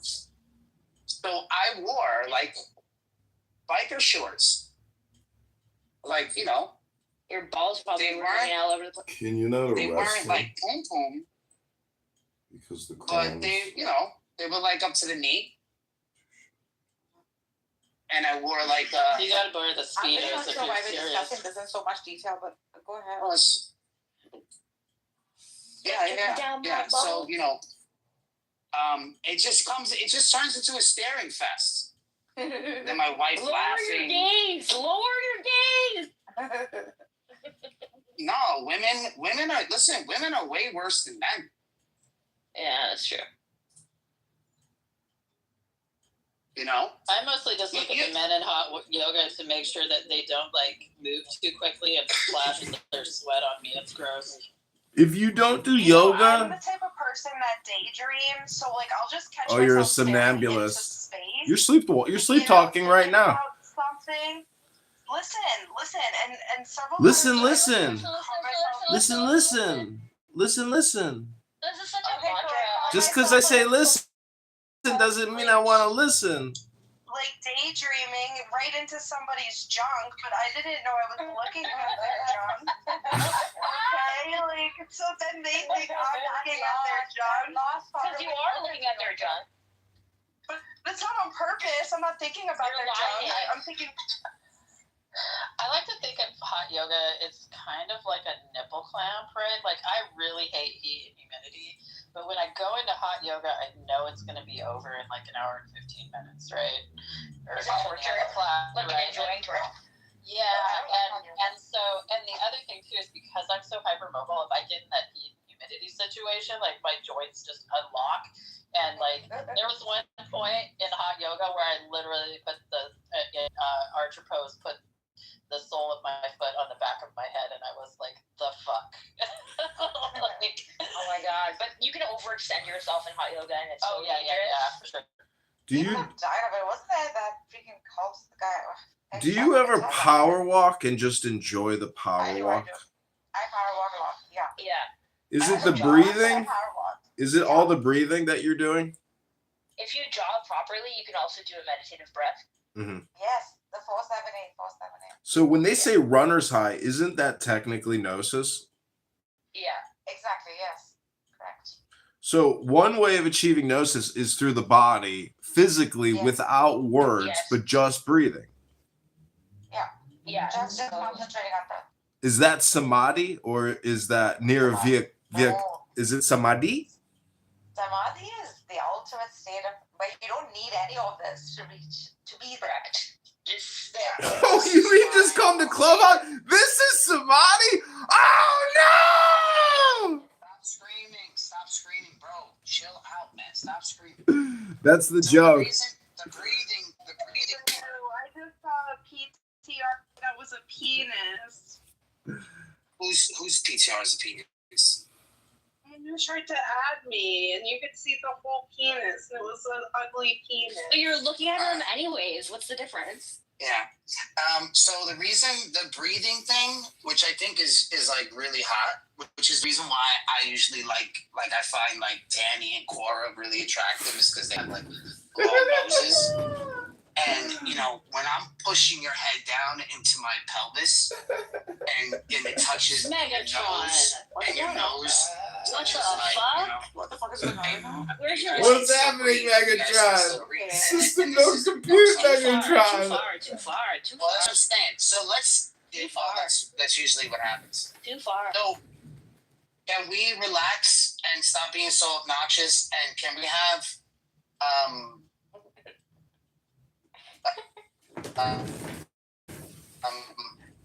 Well, the joke. Alabaster. You're in the Is Matrix. Alabaster today? You're in the Matrix. What we're trying to say is this, if this is the highest reality, you know, and this is the true enlightenment, I mean, I'm like actually not impressed. And I don't know if I'll ever be impressed.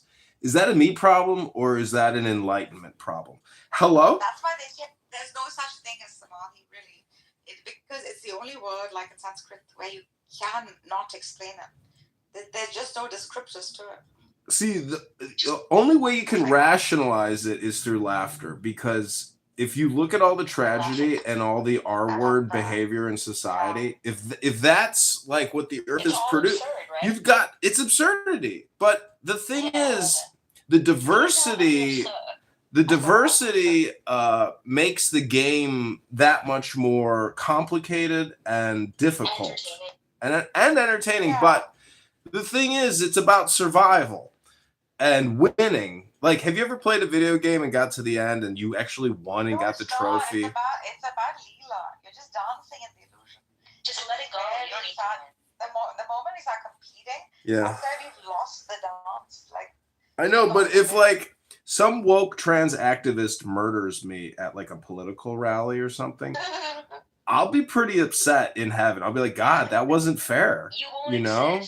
No, I'll be up in heaven with God looking down. I will, and I'll say, God, was that fair? And God will be like, you knew the rules, you knew the game, you just didn't practice proper security, and that's what happened to Charlie Kirk at the end of the day. Hello? You're just gonna be.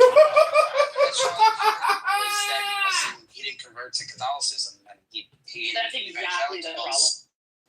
The evangelicals didn't protect him because he just mouths off without knowing the repercussions of his action. Wasn't he like anti-war in so many statements? He was. He was anti-Iran, anti-Palestine, like all these things. Anti-Israel. Anti-Israel. Black sometimes, like. Yeah, he was controversial. They caught up to him. And this is the reason why the Catholic Church doesn't put out these public, statements about the gays. Because then the innocent will be hurt, and it's unnecessary. It's unnecessary, yeah. Well, there's also a lot of freaking popularity and status and all of that coming with it. There's a price.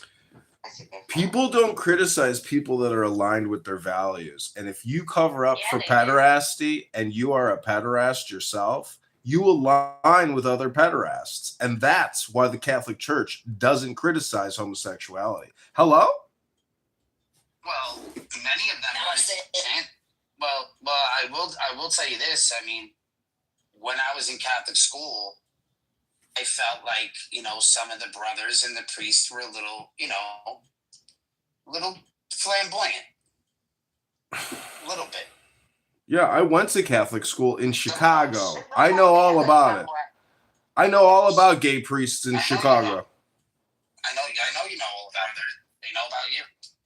No, I know that they had to sell their parking lot to build $1 billion skyscraper because they raped so many children in their church. I know who they were. I know where they live. And guess who the Pope is now? He covered up for them. That's our Chicago Pope, covering up for pedophiles. Okay. Well, you were still on the Epstein Island, so how do you cover that up? I'm just saying, when the head of the Pope is a pedophile cover-upper, not necessarily a pedophile himself, but he protected pedophiles, well, you might want to reevaluate which organization you decide to tithe to. That's just my opinion. Be careful who you tithe to now, brother. So I will tell you this, that they probably did, and I went over this yesterday, where they took people in as rehabilitation, and they probably felt like it was a success story for a small amount of them. But what happens is once you start to make this a common thread, where you say, oh, well, these people, they had a hard past, or if they were, touched themselves, whatever story they give, to get themselves closer to children, they ate it up. Then it becomes a network of these guys. So they're moving each other around. Not the Pope moves them around. We're saying the people. No, I'm saying when he was in Chicago, for the last 30 years. when he was in Chicago, he was responsible for helping cover up and move around gay priests who were abusing children. That's what I'm saying. Not now as the Pope. Now he's got too many important and regal things to do. Anyways, I've seen. Now I'm expecting something else. Listen, have you ever seen three? Have you ever seen three priests walk out of a priest clothing store holding hands and kissing each other? And then they looked at me and I was like, "What the fuck?" And they were like, "Ooh!" Just be a better story. I did not make that up. I really don't. It doesn't really bother me. It's got nothing to do with me. It's got nothing to do with me. I was just shocked to see three gay priests holding hands and kissing after they just bought a bunch of priestly robes. I was like, "That's really queer." Well, you can wear a priest's robe and not actually be a priest. No, it's an actual Catholic clothing store where they do the actual like manufacturing. They have one in Brooklyn. Yeah, they have one in Brooklyn. You can go in there and I bought stuff for. I know, but these were actually priests. These weren't just like gay guys from Halstead buying very expensive vestments. They could have gone on Amazon to buy those. These were actual Catholic priests, gay as could be, holding hands, flirting and kissing and flipping their butterfly eyebrows, being so gay and happy. Woo! Let them. So let them be in that glory. Yeah, I'm just saying, if I had a family though, and my children and my wife was Catholic, and she was like, they've got to go to Father, Peter, and I'd be like, but I think my gaydar goes off, honey. She said, doesn't matter, baby. You got to be open to it. Open to what, baby? I don't want my kids receiving an education from a gay man. That's just my opinion. First of all, you're gonna have to find a woman. You're gonna have to find a woman that would allow you to blow a load in her, let alone have a fucking child. So listen, John, calm the fuck down. When you start having children, then you can choose whether if they go to yeshiva or the Catholic school. Until then, I did ask Aaron if I could have his baby, and everyone barfed a lot. Yeah. In their mouths. They all threw up in their mouth. Even John. Danny, actually, could you imagine the annoying child that we would create? Danny, I like this concept. We could create the most annoying person who's ever lived, Danny. Oh my God, think about the possibility. Our kid would be a natural for Hollywood, politics. Oh, we could make it big, Danny. Our kid could be in the NFL or NBA of annoyance. All right, take it to the DMs. So, do you understand what I'm saying, Nargis? Yeah. It started to become a rehabilitation, and then it gets ugly. So now, they know these people. I mean, I would say most of them can't be rehabilitated, and putting them in front of a bunch of children doesn't help either. So it's just not a smart move. So since then, they've changed. They have changed the process. They changed the process. They made most of their preparatory schools. They started hiring better teachers, charging more money, making schools not that easy to, upping the odds, picking the beautiful campuses, consolidating the money, or probably selling off property, or Megatron, isn't it just a question of index? No matter what the subject or object, it's a question of an index of that subject or object. So when we talk about gay people, or we talk about education, or we talk about me busting a load in some woman's cunt and raising a family, what I'm trying to say, Megatron, is that it's always a bell-shaped curve, no matter what the object or what the subject. Hello? Yeah, a bell curve. You're right. Like, every high school class, you had that you were in the stupid class, they always needed that bell curve. So the teacher would actually, What's it called? Is it whatever you called it? Yeah, probability. Bell's probability? Yeah. Danny, so how many more children than you have. You could probably bust out another 2 kids, right? Yeah, I mean, I'm 37. Yeah, so I mean, at the end of the road, I mean, there's like, if you meet a guy next year, right? Mm-hmm. And he just wants you. He just wants to be around you and your son, and you could possibly have like 2 more kids with this guy. I could. That's what I'm saying. So, like, don't give up. Be fruitful and multiply. Create more annoying humans. The world's most annoying humans who have ever existed. Just think about this, though, because then your son's not going to be the only child anymore. He's going to have brothers and sisters, right? I mean, it made me really sad to think about my son being an only child earlier. I was really sad about it. I was thinking about it. Yeah, but you can do something about it. Like, who cares if you marry the boring Jewish guy? Who gives a fuck? Jewish guy. Yeah, like, just marry the boring Jewish guy. Yeah, I mean, it's gonna be.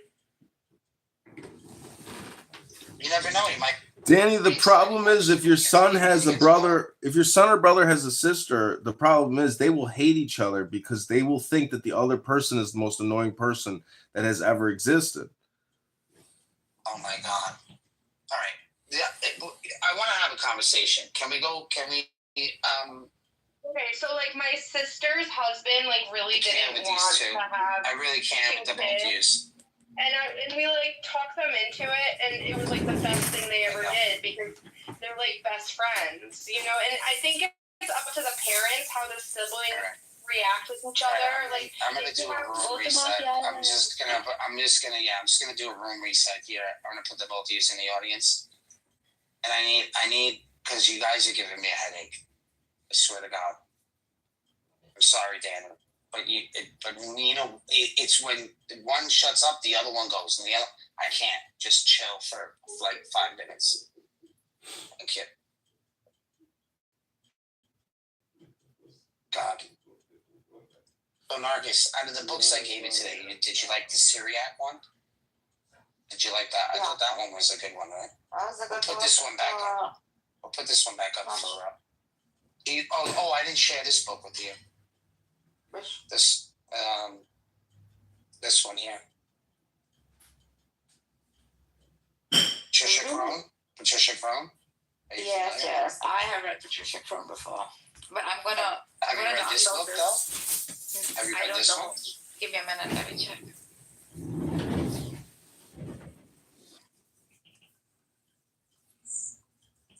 Let me see it.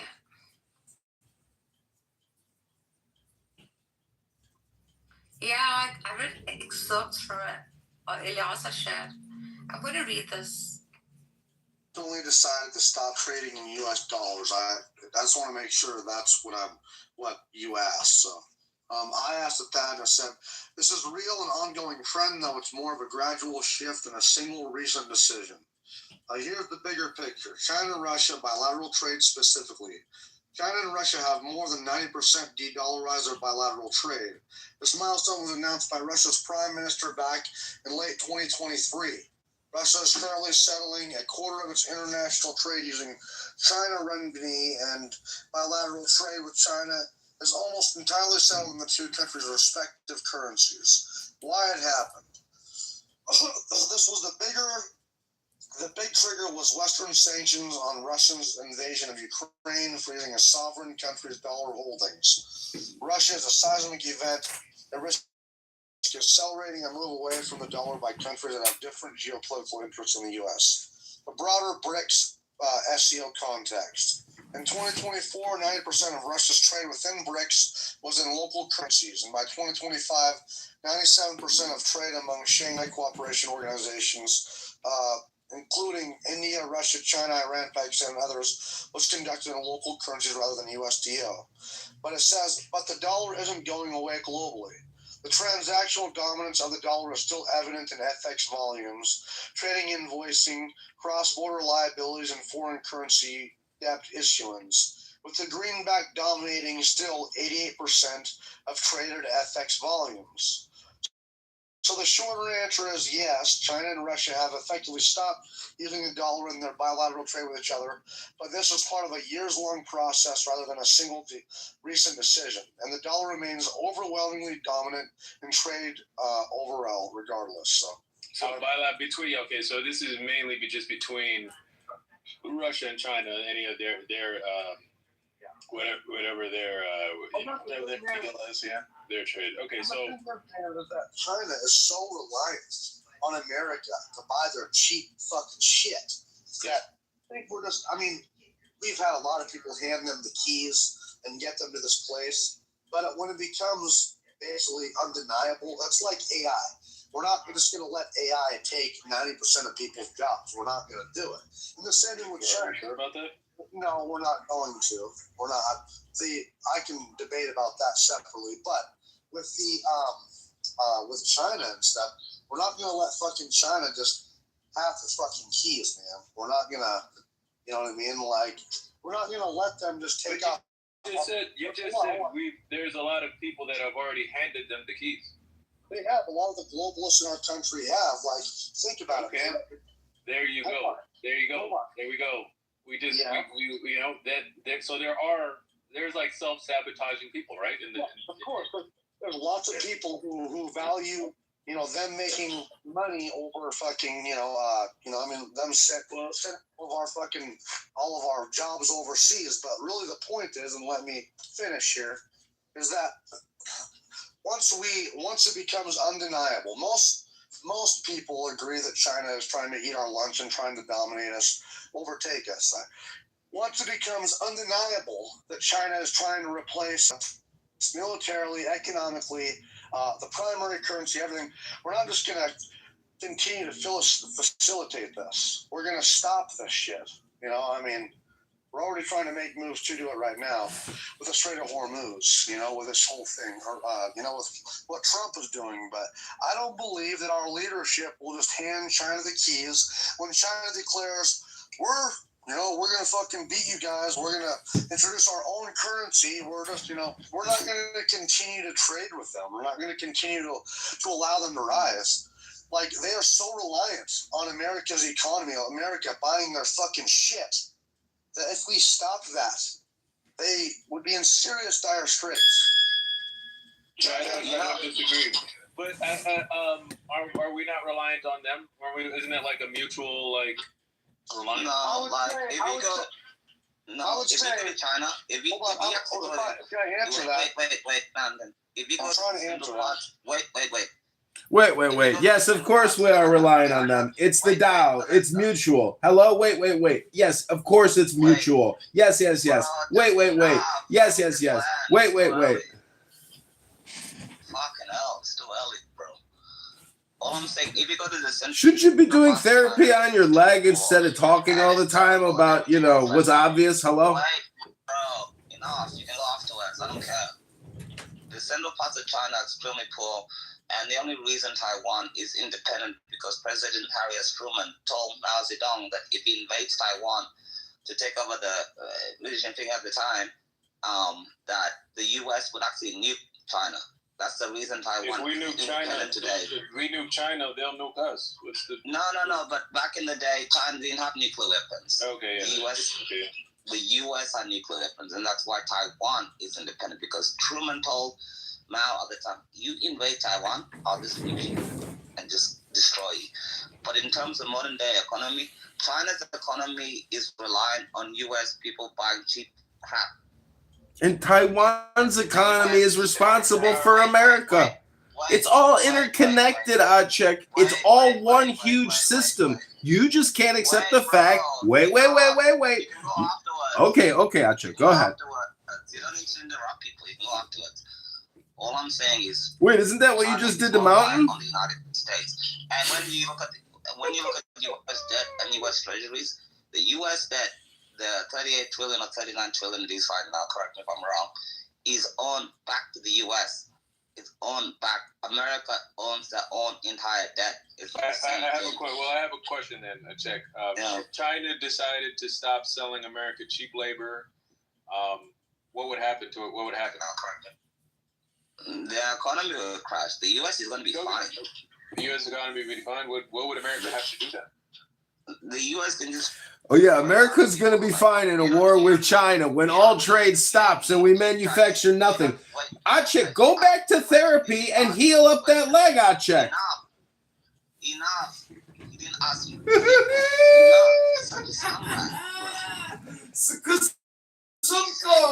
the U.S. is going to be fine. Other people.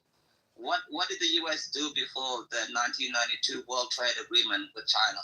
They tried it with other countries. They tried it with Japan. They tried it with Singapore. They tried it with Mexico, USMCA, other things. You don't need China per se. You can always move on and carry on. It's not like a doomsday. Clowns. That's it. You definitely don't need it.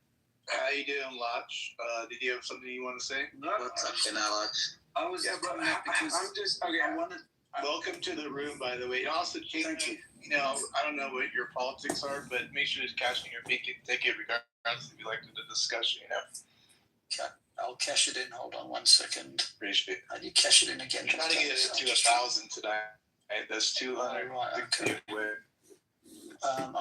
Do I join the room? Yeah, I joined. If I can say though, before I got interrupted by fucking Achiak, man. Achiak, I was just saying something. Because Patrick was talking about China. And China actually plays a very important role in global dominance today as we see it. I know you think it's all about cheap goods coming from China, but for many a year, do you know how many decades China's been providing cheap goods to the rest of the world? Since the 90s. Earlier than that. Way earlier than that. The interesting thing is they built up such an arsenal that they can actually feed that arsenal to the world that is looking at China as enemy number one. So it's quite interesting what we've seen from China up until today. And I think there's a lot more to come because they're just waiting. They're just waiting to take over Taiwan. And when they do that, they know that the world is going to be in a different place as to what it is today. So my question is, what would we rather have? Do we want this China to be this powerful? Does the average person around the world, would they want that? Would that be good for the mountain? Whoever just said that. I think China is already powerful. I think China already has the power, but it's a but different. If they invade Taiwan, if they take over Taiwan, you know, they are able to if they're able to leverage more. Well, it depends what you see as better for the world. China wants a form of dominance in that region. It's not looking to take over the rest of the world. There are ideologies that do want to take over the rest of the world and do want to take over Western dominance in a way that we don't really understand. And that's the reason why, unfortunately, Americans jump in and jump out and jump in and jump out of these wars because they don't quite understand what they're dealing with in the Middle East. I don't disagree with that, but do you feel like it's the our politicians don't understand, or do you think it's the people that don't understand? I think there's an incredible amount of well, you could almost call it political malaise because everybody's got a certain number of years in a term, and it's not dictatorships that are being run. It's democracies. And those democracies only can hold on to power for a certain period of time. Whereas you are going against a doctrine, an ideology, and effectively a dictatorship, which lasts decades.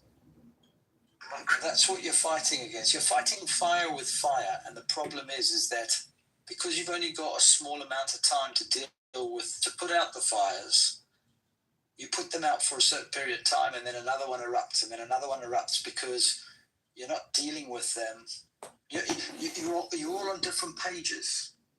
your democracies are all on different pages. I mean, look at it right now. You've got the Republicans in the US running things. They've got a huge amount of comeback from opposition. And then you've got Europe, who you've got to deal with, who's in a complete and utter mess. And you all want the same things, but the problem is you just don't know how to get the same things because you're all on different pages. Are you sure we all want the same thing? Well, somebody said it earlier, right? There's self-interested globalists in our political system right now in the U.S. I won't speak for Europe, but there's these self-interested globalists that don't have America in mind, or anybody else in the world, right? They don't really have they don't believe they have a country. So like, I see that that's the real problem, not necessarily these different ideological beliefs that are that are, I think, essentially being controlled by these, maybe for a lack of better words, like these like hegemonic powers in America, and they're controlling narratives that the American people believe, and they all work together to essentially, I think to try to destroy America. That's what within America. So I think the problem is that they're all on different pages. They're not exactly aligned. Yeah, well, there might be a line for the greater good of the people of the United States, but for international affairs, they're on completely different pages. I don't know. I mean, and I'm on another side where, I think these people are not, globalists are not necessarily, they don't believe that there should be borders. They don't, hey, Anthony, they don't believe there should be borders. They don't believe there should be, different countries. Like globalists, they are not, they're not beholden to one country. They're not patriots. So they're like, they think it's for the global, thing. But I think a lot of these people though really do care about this money. They're also like making lots of money and fuck the country and everybody else. You know what I mean? The only reason I can say why America right now is actually having hey, shut up, nigga. We don't care about what beef in the game. Hey, nigga, having some serious power in this development right now is because Donald Trump actually has what I would say are dictatorship qualities, which is effectively what the Middle East understand and what China understands. So you've got to have somebody in charge who shows qualities that people are going to respect, because unfortunately in the Middle East, the only way you get respect is through power. That's it. There's no other discussion. Everything is run through the ideology of power. You think that's a dictator quality, to be strong, to be to be male, to be masculine, to not put up with shit, to protect your country? That's being a dictator quality. I'm saying dictator-like qualities. That's confusing to me. I mean, don't you think Iran should have a dictator of sorts to run? It's the whole for the last 47 years, Iran has had a dictator. Yeah, so we just gotta make sure we get the right. But there are differences between that 47 years. The kind of dictatorship that I've explained at the beginning of the discussion. Everybody who got retired out of this system was replaced by a person who did not know the details and rights of that organization. And this was manipulated by the supreme leader and their group always. This is a big trend. You can see if you have enough information from inside Iran. Most of the educated people who were educated in the time of before 47 years gradually retired, and they were gradually replaced by these assholes.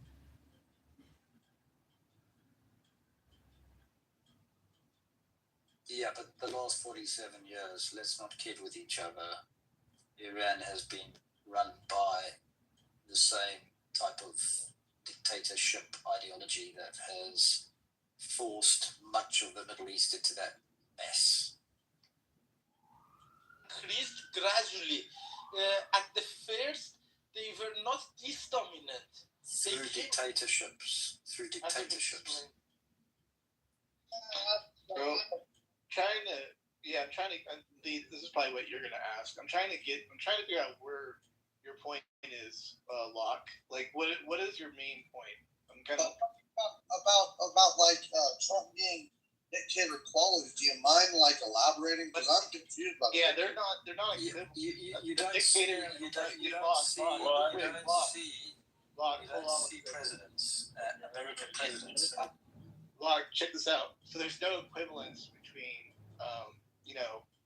Trump and the supreme leader. I'm not saying there is. Okay, let's clear that up real quick. Hold on a second, Matt. Wrap that up in a bow. There's no equivalence. So where I'm going next is you won't see any other president of the United States who will tweet out, tonight you're about to see a whole civilization be taken out. No other president has ever done that. That's because Trump is not every. That's because Trump is not every president. I don't know what part of that you don't understand. Trump is phenom. He's totally different. But yeah, that's okay. So what Trump is saying or doing is what I think he's trying to get at. It is the reaction people have. That's on them. Who cares? I don't. It is how Trump can do no. Hey, Mayor, no. We're asking you, Mayor. Who says? We're asking about the dictator. Who says that? Wait a minute. Wait, Lee. I'll let you know. I want to have this conversation. Hold on. Wait a minute. Who says that Trump can do no wrong? I didn't say this app. I'm not saying this app specifically. On this app. I don't know if he's. So where do people get this idea that Trump can't do anything wrong? Where are they getting this idea then, Amir? I'm asking again, what are the dictator qualities? What are the dictator qualities? Because because of some tweets, listen, I have been following Trump and voting for him for years in 2016. When he says that, we understand he doesn't mean he's going to destroy the whole fucking country and kill everybody. He's trying to scare simpletons like you who believe in that shit, bro. Like, the thing is that we understand Trump is strength. Trump is power.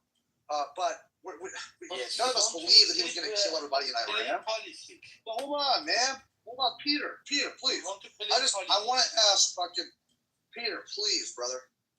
But Cadlick, man, like these dictator qualities that you're talking about, I fail to see them at all. I don't know what you're talking about. It's okay. You don't have to see them if you don't want to see them.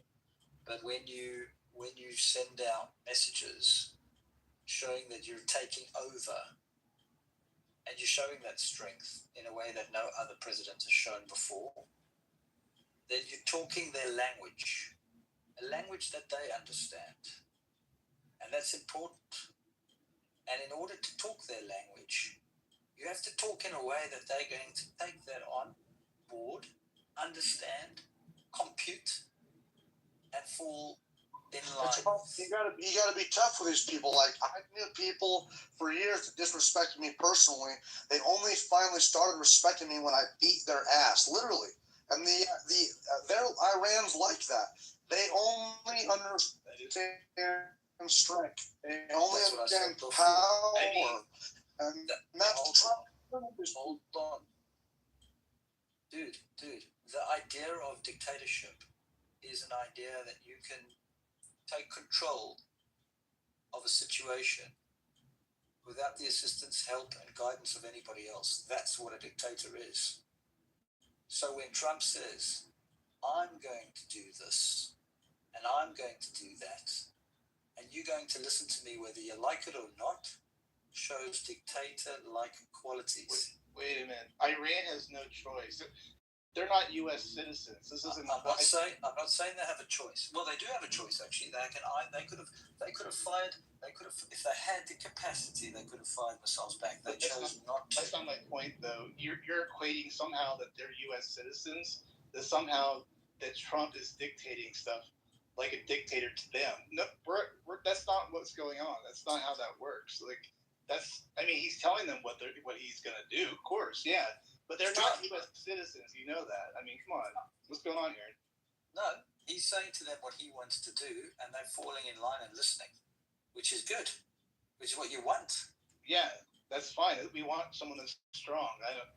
But Matt is right though. When he says those are Iranian. Like if he was saying that to the American people, maybe I would get what you're saying. But he was talking to the Iranians, not America. How was he a dictator? And we're quote unquote at war, which still is not. We're not really at war, but that's What another I'm story. okay, you're understanding what I've said. What I'm saying to you, they speak in a certain type of language.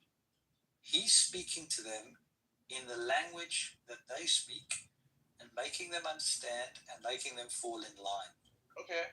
Is that good or bad?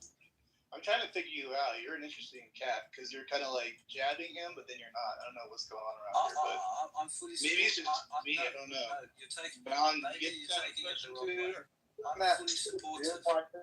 I just, I feel like this. Like if we're going badly, if things were going like if Iran still had the Strait of Hormuz blocked and fuel prices were up at $7 a gallon, like the left said, then I would get this a little bit, but I feel like you're taking kind of a softer stance. You're kind of supporting him, yet you're kind of attacking him because you guys are running out of options. Like, okay, you don't in no capacity. Hold on, let me finish.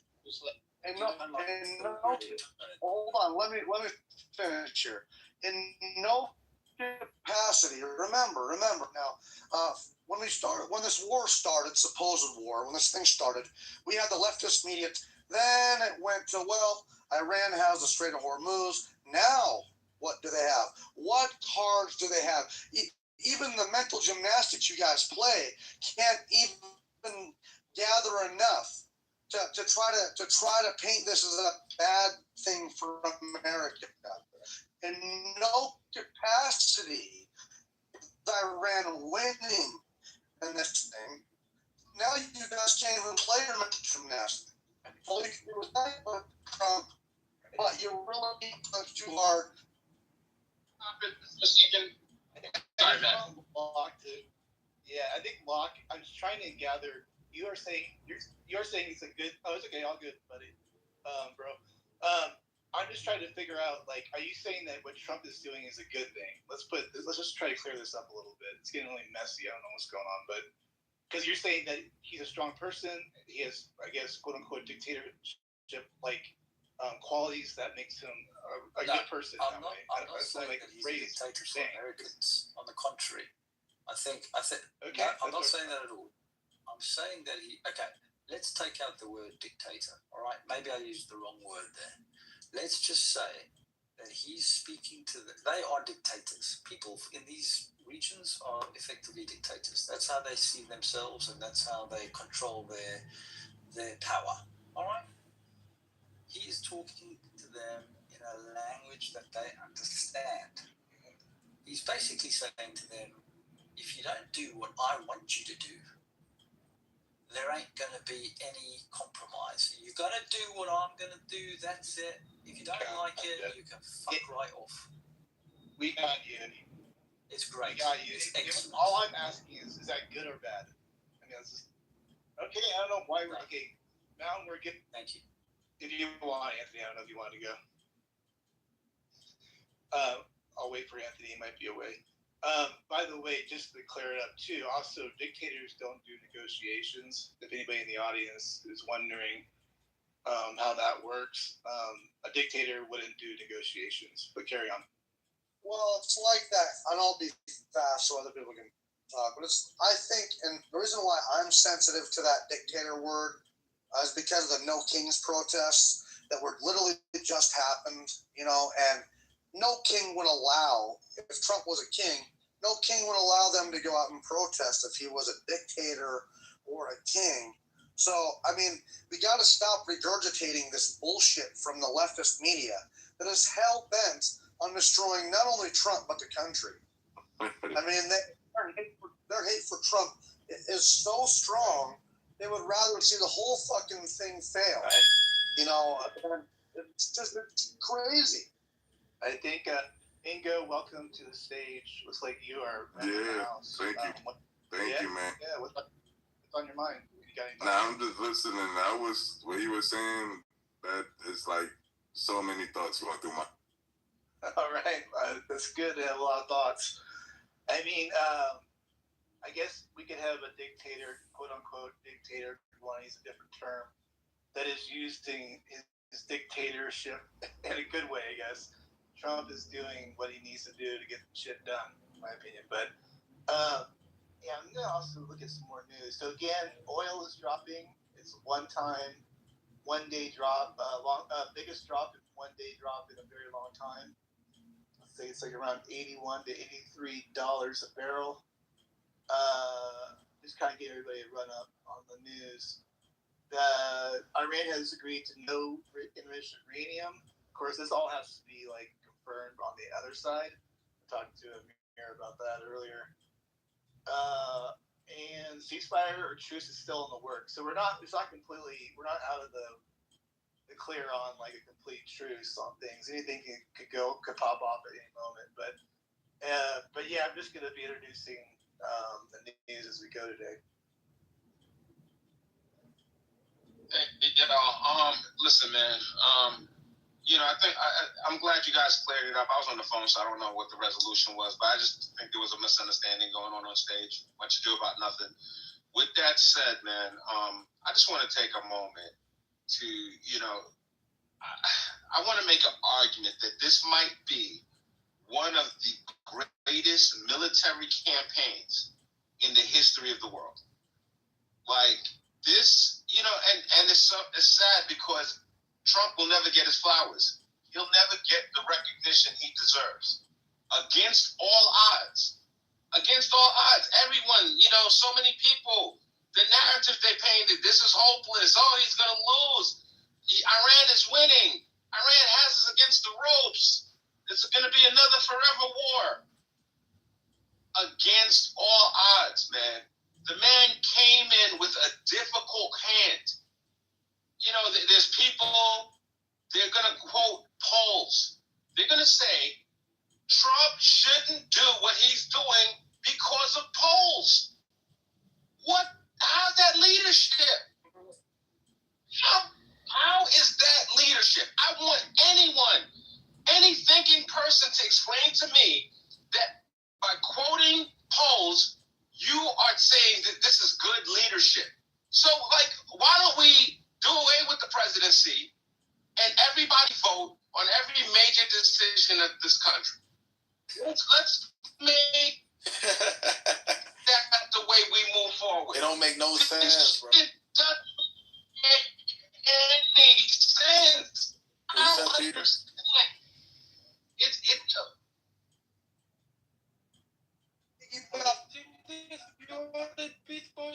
What if your family were Muslim? Yeah, whatever, bro. What was your... Yo, Anthony, can I piggyback on what you said? Peter, please shut up. Yo, the USA is always gonna win. You know why? Because we are the United States of America. That's why. That's it. We always gonna win. We always gonna.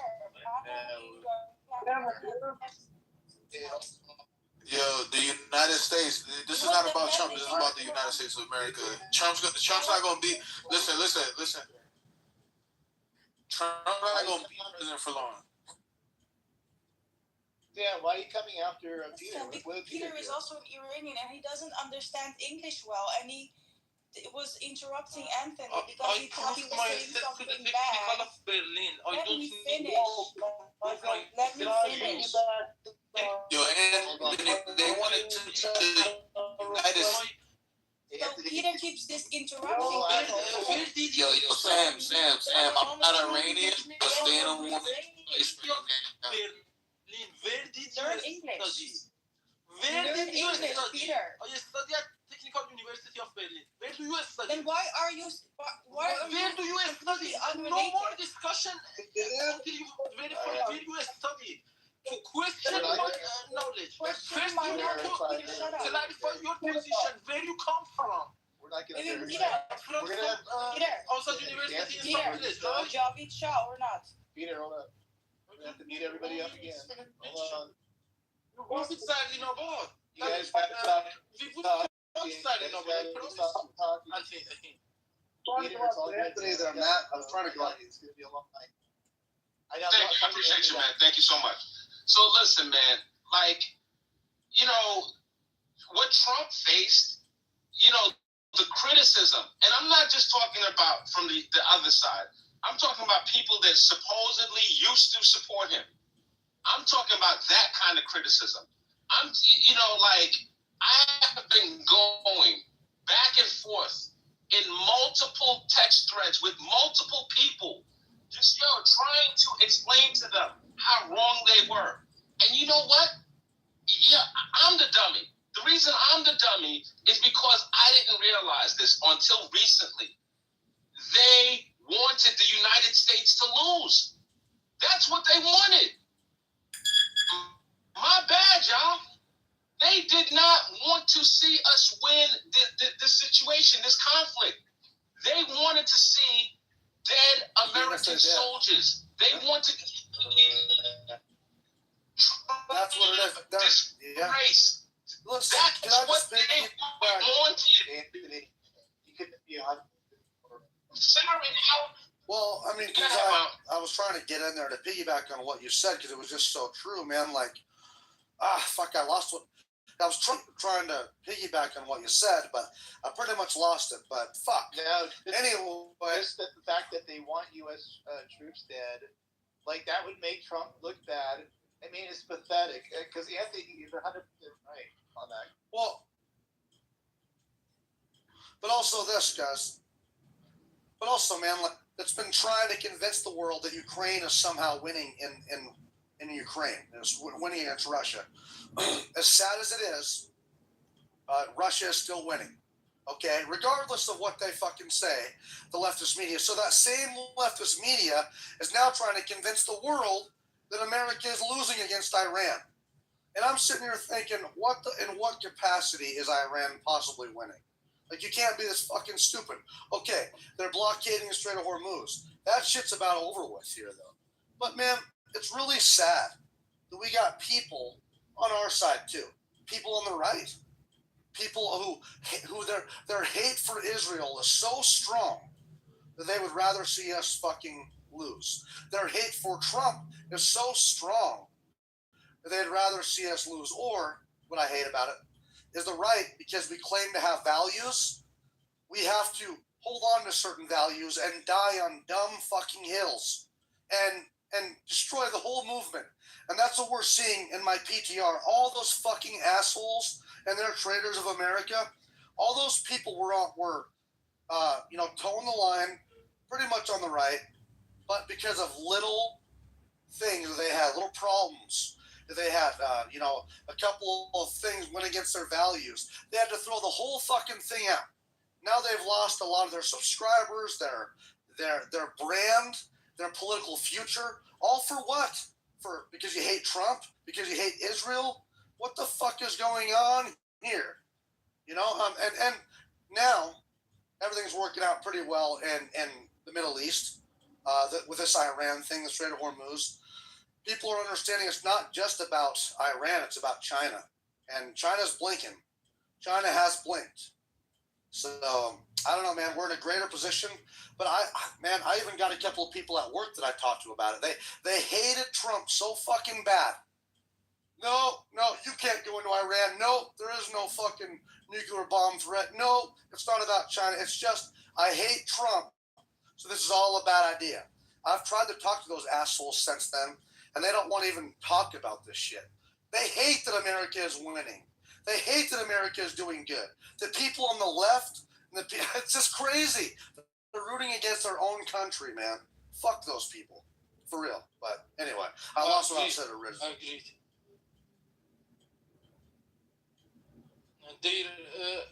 hate from Peter, one second, sir. Mountain, what you probably were thinking about was when I mentioned ruling by polls, leadership by polls. This is one of the craziest things that I see. You were a smart man, Anthony. That's it. That's it. Social media. It's mind numbing. I don't understand. Like this idea that X amount of the percentage of the population is against this. This is why we called for this man to make difficult decisions. This is why we entrusted this man with our future, with our children, with our children's future, with our armed forces. This is why. And I thank God I'm not in his position. I thank God I don't have to make those hard choices. And I understand that they don't like him. And I understand they have a right to say what they want to because of our First Amendment. I get all of that. But listen, man, at least let's be honest. Let's tell the truth. Let's not pretend. You want to see Americans dead. You want to see us losing because you hate this man more than you love America. Let's just be honest. That's it, man. Hold on. Real quickly, I was going to respond to that. Thank you, Anthony. You're such a smart dude. That's what it was about. I hear all these liberals and people on the right citing gas prices. Oh, gas prices. Gas prices went up a whole fucking dollar. Gas prices are going to be at $6.30 a gallon here by next month. That's what I was hearing people say. By next month, it was supposed to be this time. Fuel prices were supposed to be $6.36 a gallon on average. That's what they were saying. But where's the accountability, right? I know. Well, but what drives me nuts about that is that you guys are citing financial. Oh, we can't do this. It's going to cost too much financially to stop the mullahs from having a nuclear weapon. It's going to cost too much to stop China from taking us over. But when they want their green new initiatives, they're fine with gas prices going up. When Obama is in office and he's canceling drilling fucking leases, he's canceling tax credits, he's canceling leases, he's literally destroying the gas and oil industry systematically. Left didn't say nothing when it was $5 a gallon on average around the country in 2011. They didn't say nothing. They didn't say nothing when Biden was fucking up the gas and oil industry, canceling the Keystone XL pipeline, you name it. Nothing. Not a peep from these fucking assholes with their selective outrage. And it's just like the Epstein files where they're outraged now that Trump might be in it or something. Yeah, they had 8 years with Obama, 4 years with Biden, not a fucking peep of the Epstein file.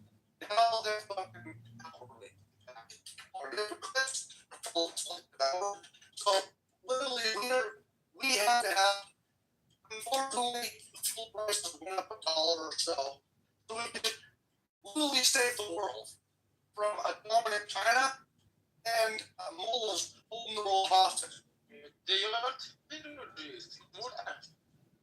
Okay, Mountain, well said. That was great. Peter, everybody go around and get some new people in, and then whenever there's some downtime, Peter, you can always just jump in. There's always something to this. So, Sam, did you want to speak on what you said? You came in. Oh my gosh, I'm so happy that I'm finally in a group that is not retarded and is actually seeing what's going on in the world right now. The threat, we were warning you for so many years and nobody was listening to us. And now finally someone's taking charge and listening to us. And then you've got a bunch of, I don't know, I think they're lefties or extreme left, just basically going against their own country, not only their own country's safety in the future, but also just completely ignoring what's going on there with people that want freedom. And if this happens to your own country and it's too late, you're gonna be looking back at now and saying, "Oh shit, we should have done something back." Sorry, man. I didn't mean to I didn't mean to mute you. You're off mute there doing a clicking sound. It was kind of annoying. Yes, but these needed to be moderated. Yeah, exactly, Peter. Emmanuel, I'm going to go to you next because you're going to be opposition, and then Co. I don't know if I said your name right, but we'll go to you. Who? Hold on. We're not going to do any litmus tests tonight. I don't care who's people think that they're not from. The funny fact that we have here is whoever wants to talk about Trump in English, they say Trump easily. Trump. But once you go to the other rooms, specifically from the Persian groups that they're supporting IRGC, they say Mr. Trump. In fact, that he's the murderer of the supreme loser. So now I'm a fan of the normal hiking dude. And they write Tehran with T دسته‌دار in that group. Okay. That's really fact, though. Interesting. So Mr. President is you're saying out of respect, right? That's kind of your point. I personally respect him a lot. Yeah. I personally respect Mr. Trump, Mr. President. I love him. All right. Awesome. But cash in your pink ticket. Cash in your pink ticket. Appreciate it. Emmanuel, you're the opposition. Go ahead, get your shit off. I don't know what you want to speak on, but go for it. I just have a few words. I think some of y'all really believe Trump cares about Iran. He doesn't care about Iran. He cares about you. He never had. He doesn't. Okay. He doesn't care about Iran. He will. I totally I'll give it time. Hold on, you guys. Hold on. I told Emmanuel I would give him space. You guys gotta let him speak. Because this guy is claiming, I don't know who was talking earlier, talking about something. Yeah, he cares about America. And that's nothing about that. If you know how the economy works, you will see that what he's doing is wrong. You know what the GCC is? I don't think you know what that is. It was 1973, I think. They made a patent for the petrodollar to sell the gas and oil in dollar price in the Middle East. So now, guess what's happening to the GCC? That's Qatar, Saudi, and all of them. They can't sell their oil. Why? Because Trump blocked the Strait of Hormuz. He's bombing those people. They can't do anything right now. What is GCC? Look it up. Go on Google, look it up. It's a coalition that Reagan made in 1973 with Qatar. It's the petrodollar system. Yeah, it's the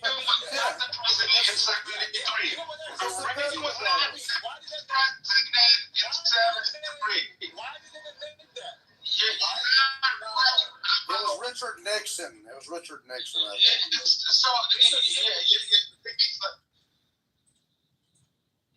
Yes. But it's not generalizing. No reason to relax. We're not doing that tonight, HX. Chill, man. Gosh. Man, everybody just. If you don't want to have a conversation, people can just leave. I'm just tired of it tonight. All right, appreciate it, man. Thank you. So, just speak to the petrodollar. Okay. GCC. What's going on? No, I just, a couple words. Why I'm saying that this is a bad idea to start this war is because right now, if you see they're trading with Iran and China, they're trying to make, they already been doing it, but now you're encouraging more because what Trump did is giving the idea of, okay, America is going to mess with us one day. We can't keep letting this happen to us because they're not trustworthy.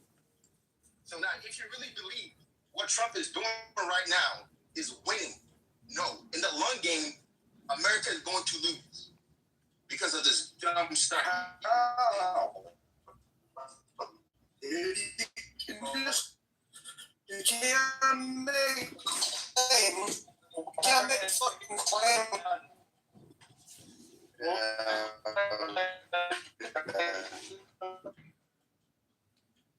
Okay, Mountain, go for it. You're up. All right, man. Well, I'm glad you at least understand the petrodollar a little bit. We're not going to fucking lose. What are you talking about? This war is really so we can continue to have the petrodollar. One of the reasons, because China wants to destroy that with their BRICS currency system, with their BRICS alliance. I mean, we were just been kicking away at it ever since. Yeah. So how the fuck is it that we first of all started the war?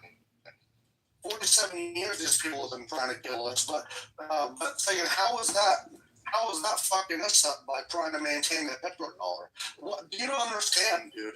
China was getting subsidized what literally sanctioned oil off the petrodollar in Venezuela. We stopped that. Iran, same thing. They were getting sanctioned oil.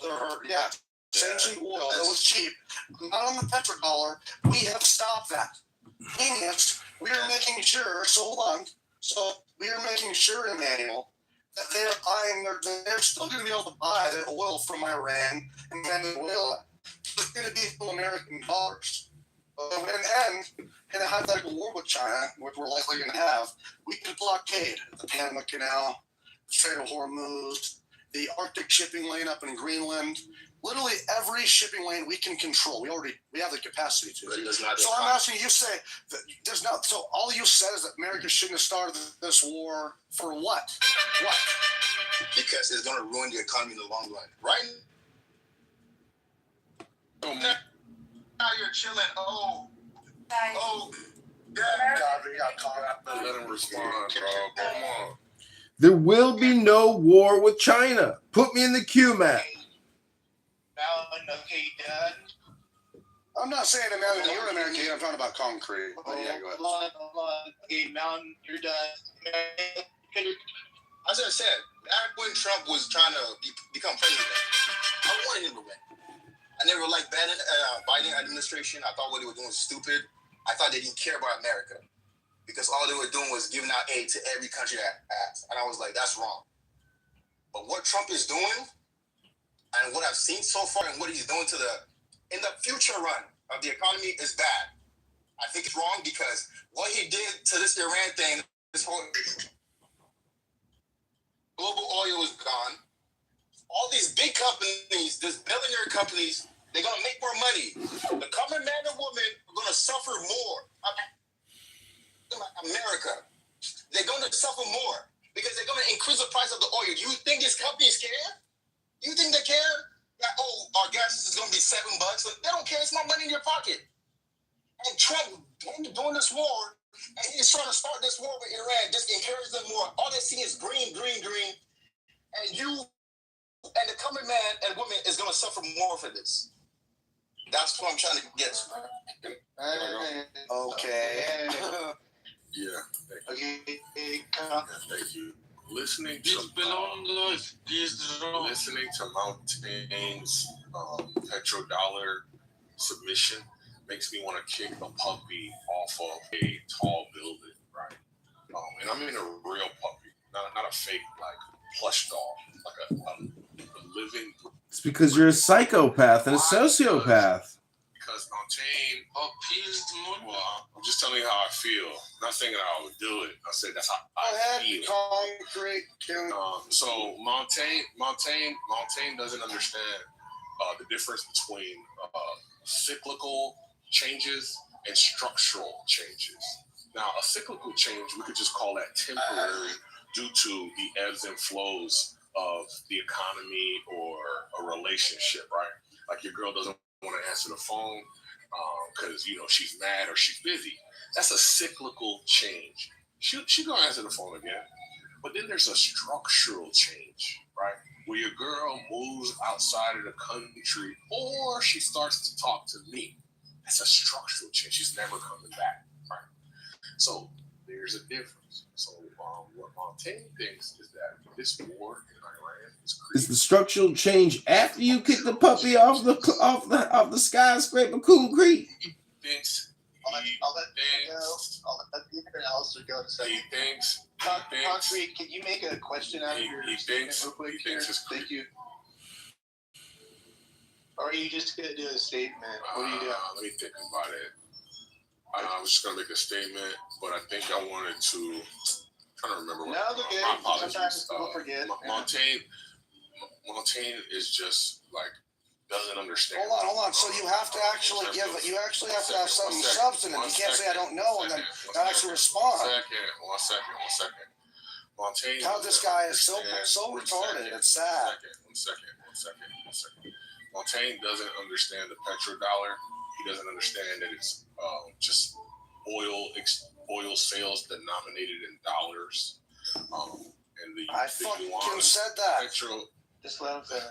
Petro yuan. You know, cursing a lot is a sign of being like unintelligent, right? Dude, this guy is so stupid. He's trying to act smart by telling me I'm stupid, but it's like he doesn't even understand what he's saying. You're stupid. See, every single word you're saying right now. Talk, dude. Every single word you're cursing.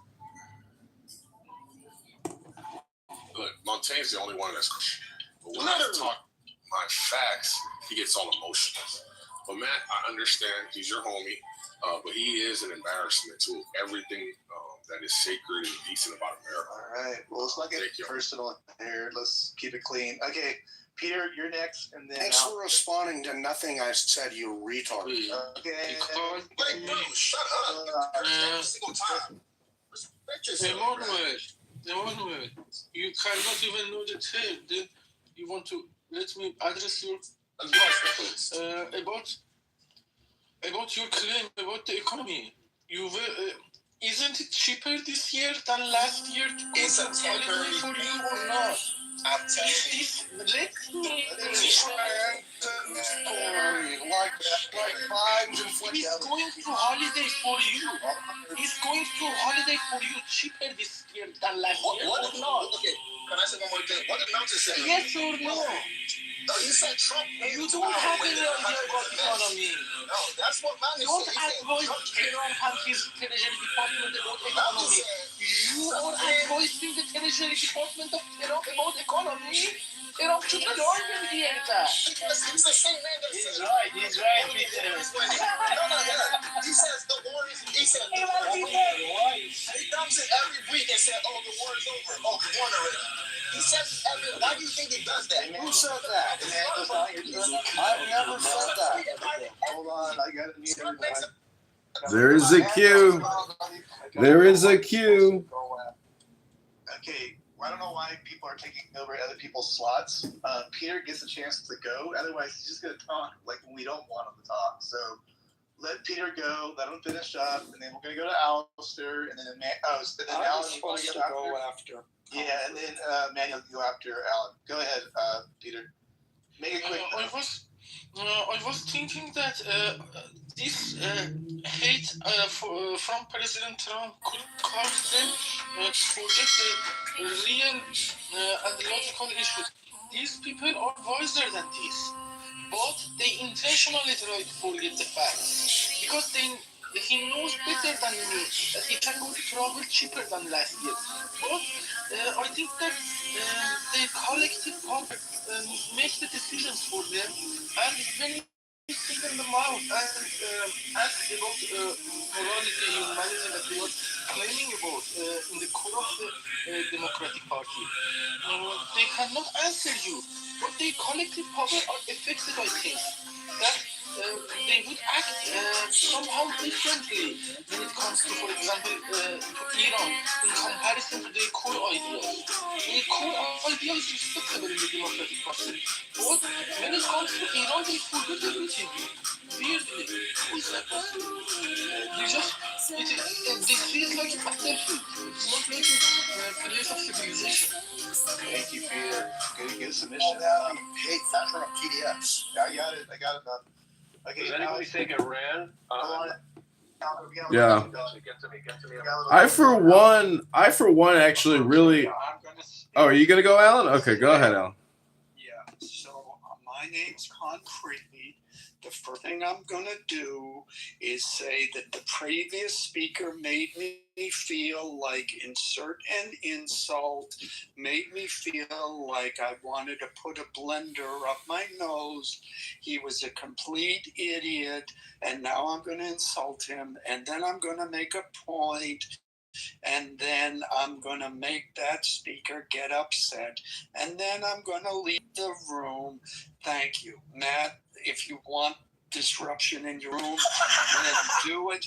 Otherwise, don't bring him up on the stage. That's what he does every time. And thank you for letting him go before me, because if he had gone after me, then he would have, whatever he said about you, Mountain, he would have said about me, whatever it was. So remember, just ignore Concrete. As far as the topic of the room, go ahead. Yeah. As far as the topic of the room, I understand everybody's we are winning. We won. Deals are being made. Compromises are being made. And now I can't predict the future. But for now, it looks good. He even told Israel to sit down and shut up, because he reminded Israel that we're Israel's big daddy, and they have to do what we say. So, in spite of Netanyahu always saying, well, I can control America, etc., etc. So, we will see where this goes. As far as what you said, Emmanuel, well, I think it looks pretty good. Again, we can't predict the future, but a IRGC that is either gone or controlled, and an IRGC that does not have the nuclear materials it has now, is very good. And I think that's important.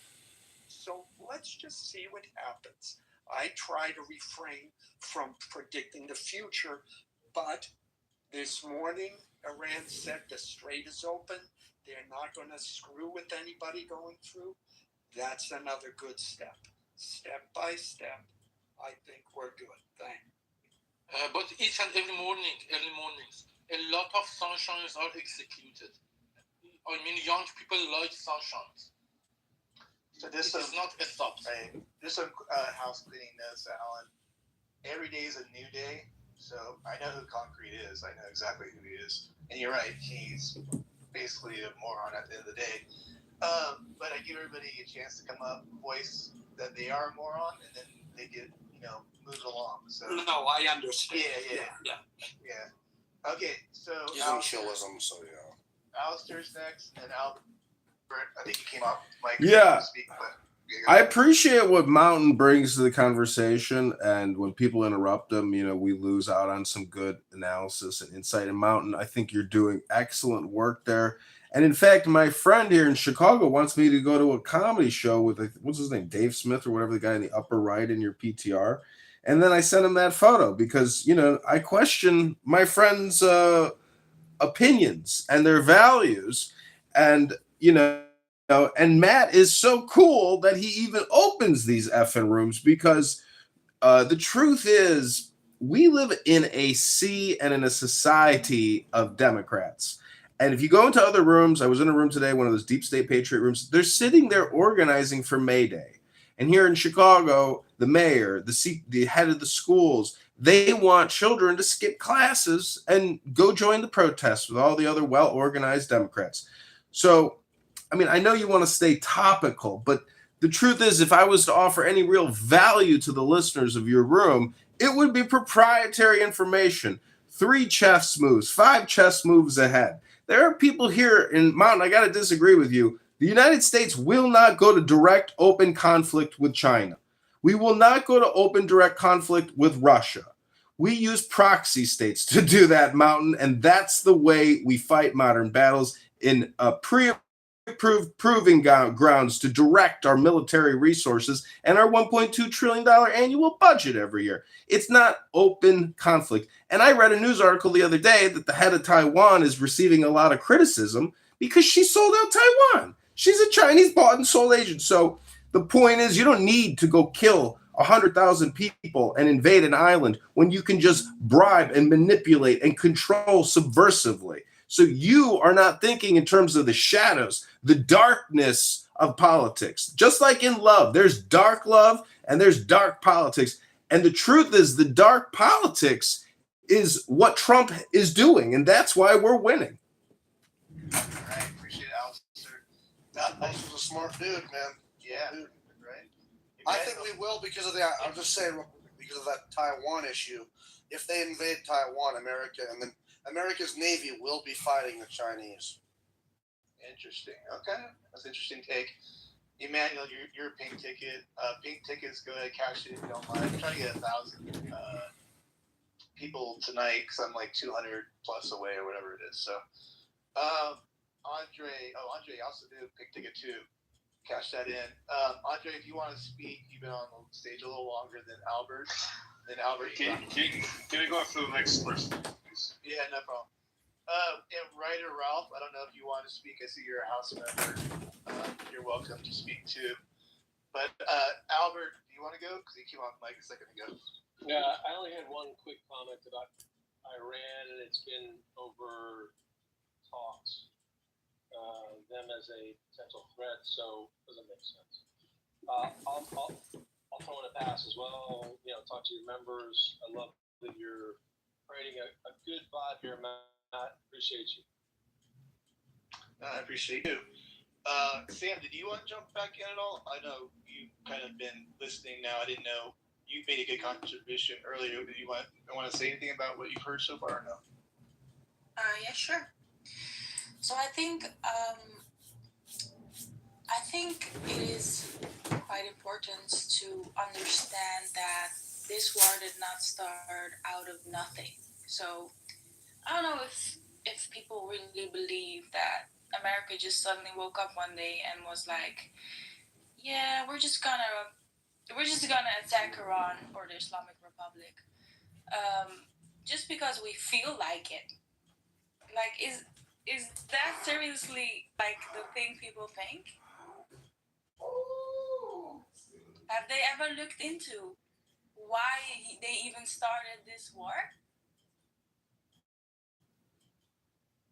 Do you know how many American troops died in the past years before the war even started? So give us your opinion. I'm sorry, I got to say the obvious. It's not an opinion. You can just look it up. They have literally been funding proxy warfare all over the world. And this is just basic information that is out there. And people act like it just came out of nowhere. I just want to say, I think that's weird. I don't know why people say that.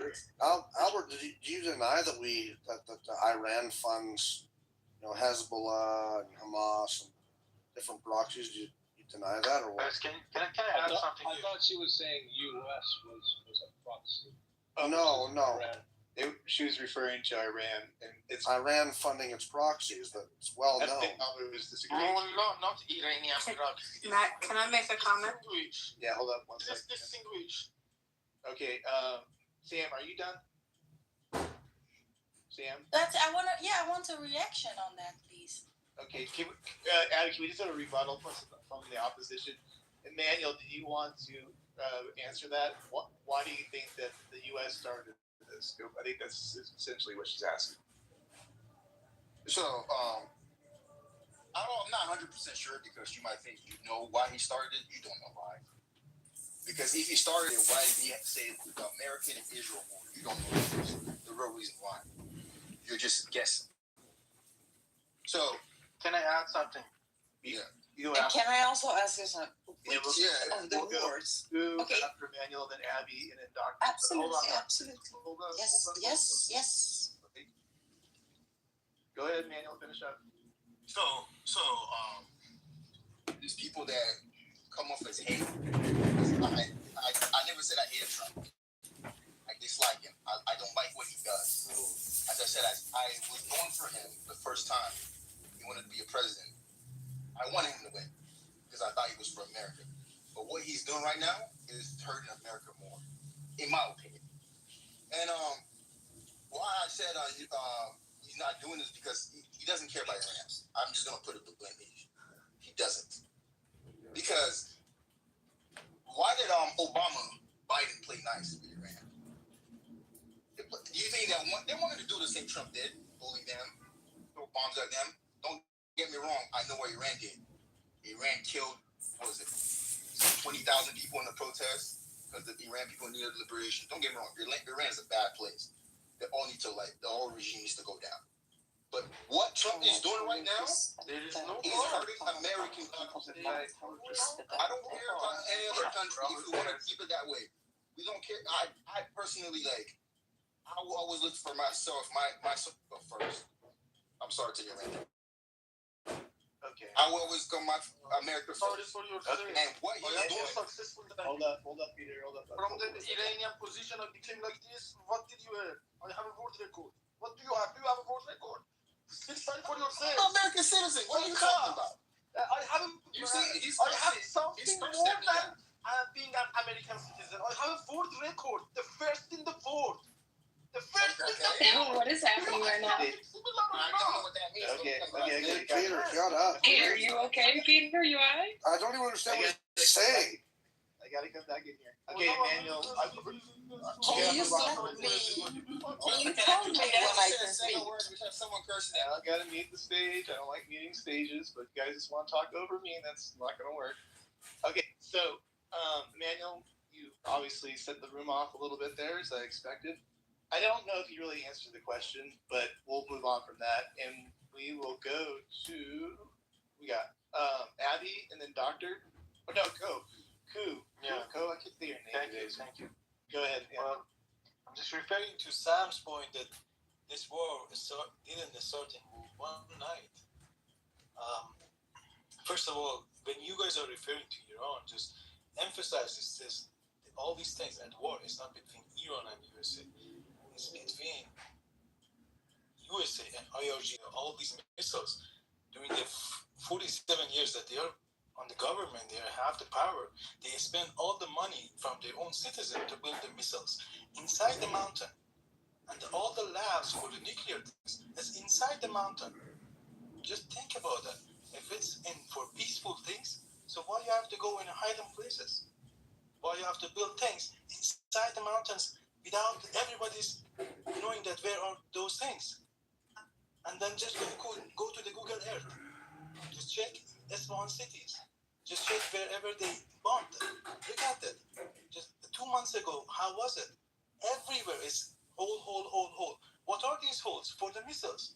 With what ranges? And then you guys are talking about the gas prices. Are you guys suffering?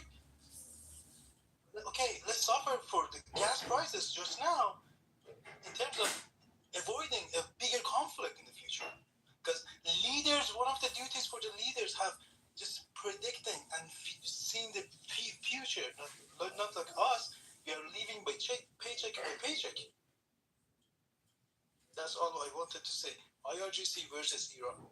Appreciate it. Abby, go ahead, and then Doctor, go for it. Abby. Sam is right, and this is not just something that just popped up. This is an ongoing threat, and it's been an ongoing imminent threat to the United States for several years. I think there are lots of factors that led up to it, including the failed assassination attempt against our president, which someone just got convicted in federal court for. But I think you have to look at the regime that's there and the fanatical regime that is a Shiite regime that, by the way, won't surrender. They're suicidal. So you're not going to see an actual surrender, but you will see us choking them. And we'll see what we can consider the elements of regime change as they start surrendering their uranium.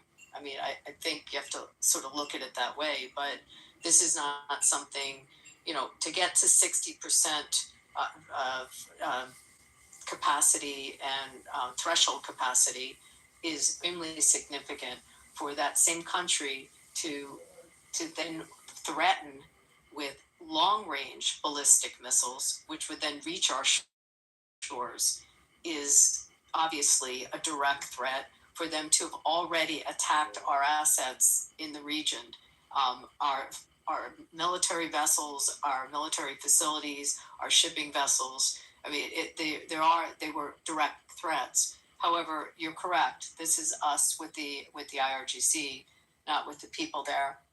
Israel's war, what they were looking at they were assisting us. They were partners with us. For them, it was getting rid of the nuclear capability that was threatening their nation, and also getting rid of the delivery systems that they were developing to deliver these nuclear warheads once they got to full capacity, as well as their short-term missiles. Sorry. Maybe my dog sensed the IRGC nearby. There are other issues that were the issues of Israel, and they're different. They're aligned with the United States, but also different motivations for going in there. All that being said, and I was trying to follow what Trump said because he's here. He was in my city yesterday. That if 20 billion was released, I just wanted to say that it's like 1/10 of the destruction. We just probably destroyed about close to 270 to 300 billion dollar loss on their infrastructure. And if money is released to them in any way, I think it's also important that we would have incredible draconian fetters and controls on any money going into that system.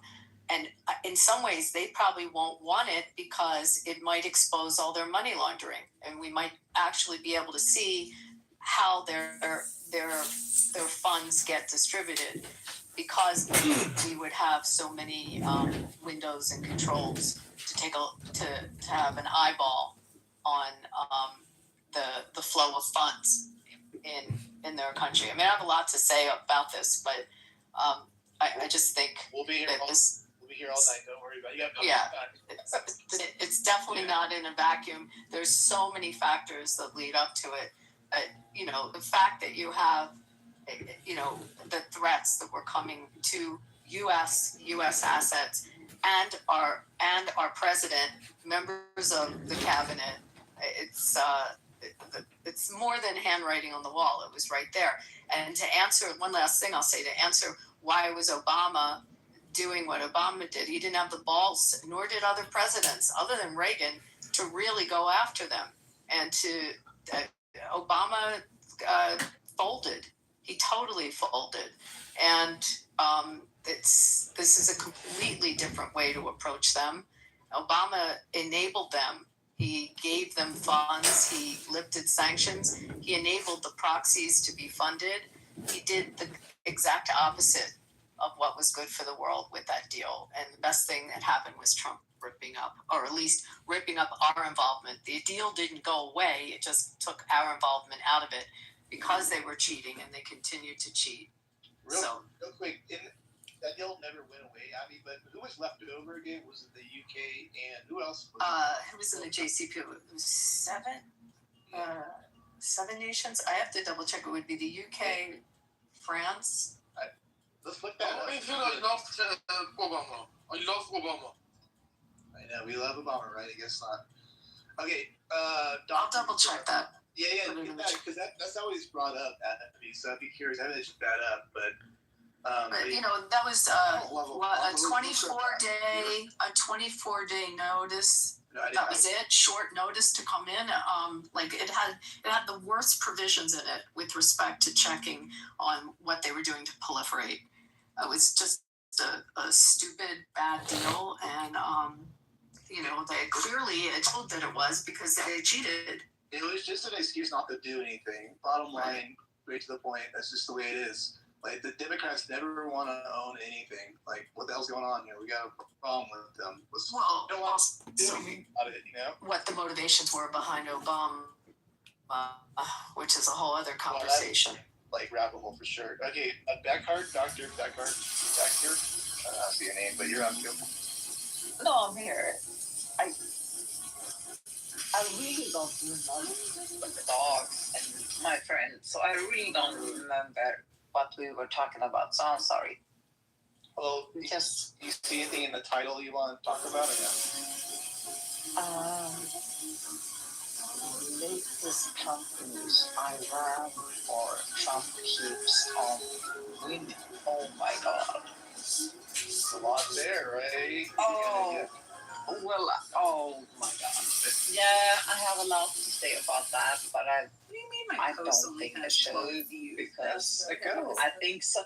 No, because sometimes it's better to be quiet.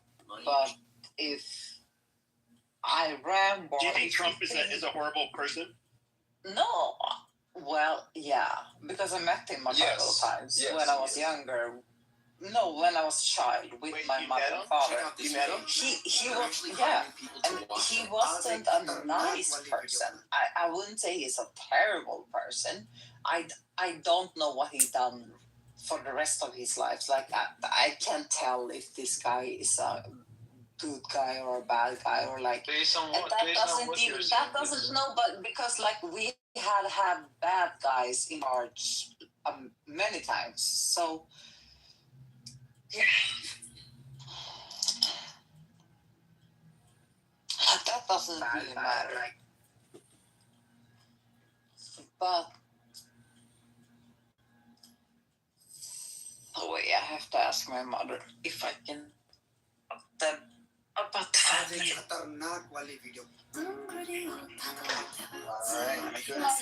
Kan jag säga det om dem? Det som var på typ så här 96 eller typ 2006. Kan jag säga det? Okay. Sorry. I just asked my mother. I'm sorry. No, I have nothing to say. Okay, she didn't give you any permission. All right, I think we're out of the. I know all the fucking information. She did me. The improvement. Yeah. Okay, Joby, did you want to speak? Yeah. We're at the end of the queue, so that. How's it going, man? Are you sad to hear that America's winning? Hey, I'm in the queue. Oh, sorry. What are American women? I know. We'll get to there in a second, Doctor. Hold on. But that would be. Joby's gonna That ask would be a funny. I know. Funny thing to. Right. No, because I'm not from Iran, so like, but it was. That would be funny. But let's talk about your girlfriend. Joby, go ahead. So, I'm guessing not many of you have been to Turkey. They are ours. They were ours. They will continue to be ours. And I don't get the worry. I am not worried one stinking bit. But I come from a military background, as most of you know, and I don't regret that. And I don't regret where we're headed right now. We're winning. We have been on vacations in Turkey. That's mad because Israel's winning. It's not just about Israel, it turns out. He's mad about that. Absolutely not, but Turkey. Damn it. Turkey, that is one of the most, after Atatürk. Does anyone know who Atatürk is? Yeah, I don't care. Learn. You don't know what you're talking about. I don't know what I'm talking about. My father. Yo is sad that Israel and America are winning. We have houses in Turkey. And I've buddy, what's up? Congratulations, we're winning. And if you had ever we're winning America. Israel winning. Thank God Israel. Yeah, absolutely. So we're talking about Turkey. Oh my God, you are like all over the fucking place. There is no lawyer. This is literally we're talking about like Israel, America, and Iran. We're not talking about Turkey. There is no people who can hold a conversation Would you shut up? Actually, I am a lawyer. Do you want to have a Persian conversation? was crazy. Hold the conversation. Hey, doctor, I am a lawyer. So would you like to have a conversation? Oh shit! Yes, I would love that. I would love that. I would actually love that. You would know what that means. You wouldn't. Yo, I would love that. I would. What language is she coming from? Hey, Andre. Okay. So can we start by talking about? She said she was visiting Antalya, which is a Turkey. Hold on, we have to let Pepe go here soon because he needs to do messages. Pepe, are your streets crazy there? It was so nuts here yesterday. I'm talking to another lawyer, but there's Pepe, it was so crazy here. I mean, they blocked off, with the dump trucks. His route. I honestly thought I could speak. And I don't know where the. Where's he staying? Is he flying right out? I have no idea. He stayed. I mean, he has a hotel here, so he stayed there. But it was, incredible security. You just stay away from that man. You stay away from him. I'll have to look it up on the. I'll have to look it up. Yeah, can we talk about the topic? But Pepe, I want to hear. What do you think? Absolutely. But I will ask. What do I think about what? We're winning, man. Are you sad about that? I know that hurts. If I can. Why would I be sad? I was angry. I was angry about the war starting because I thought it would put America in a worse position. Oh, that's why I was mad. Oh, okay. What, are you eating crow now, are you, buddy? I don't know. I don't know. We'll see how it goes. It's going pretty good. I mean, listen, it's okay to be mistaken, but just to be fair. And, no, he's an America-hating, Jew-hating fuck, and I want him to pay for this with love. Amazing. We don't do that. Nah, I'm just fucking with him. It's all right. I don't hate that. People don't do. What do you think now, buddy? Huh? We don't do Never that. bet against America. Never bet against Israel. Never bet against the house. No, we let them speak. We let them make a fool out of them. Okay, Andre, did you want to finally speak? I know you kind of held on. Yeah, I do. I just want to chime in a couple of things. So there's one thing that I heard I wanted to clarify because it's a misconception, sort of like an urban tale. The petrodollar, even though there is such a concept, what people assign to it is not usually is incorrect.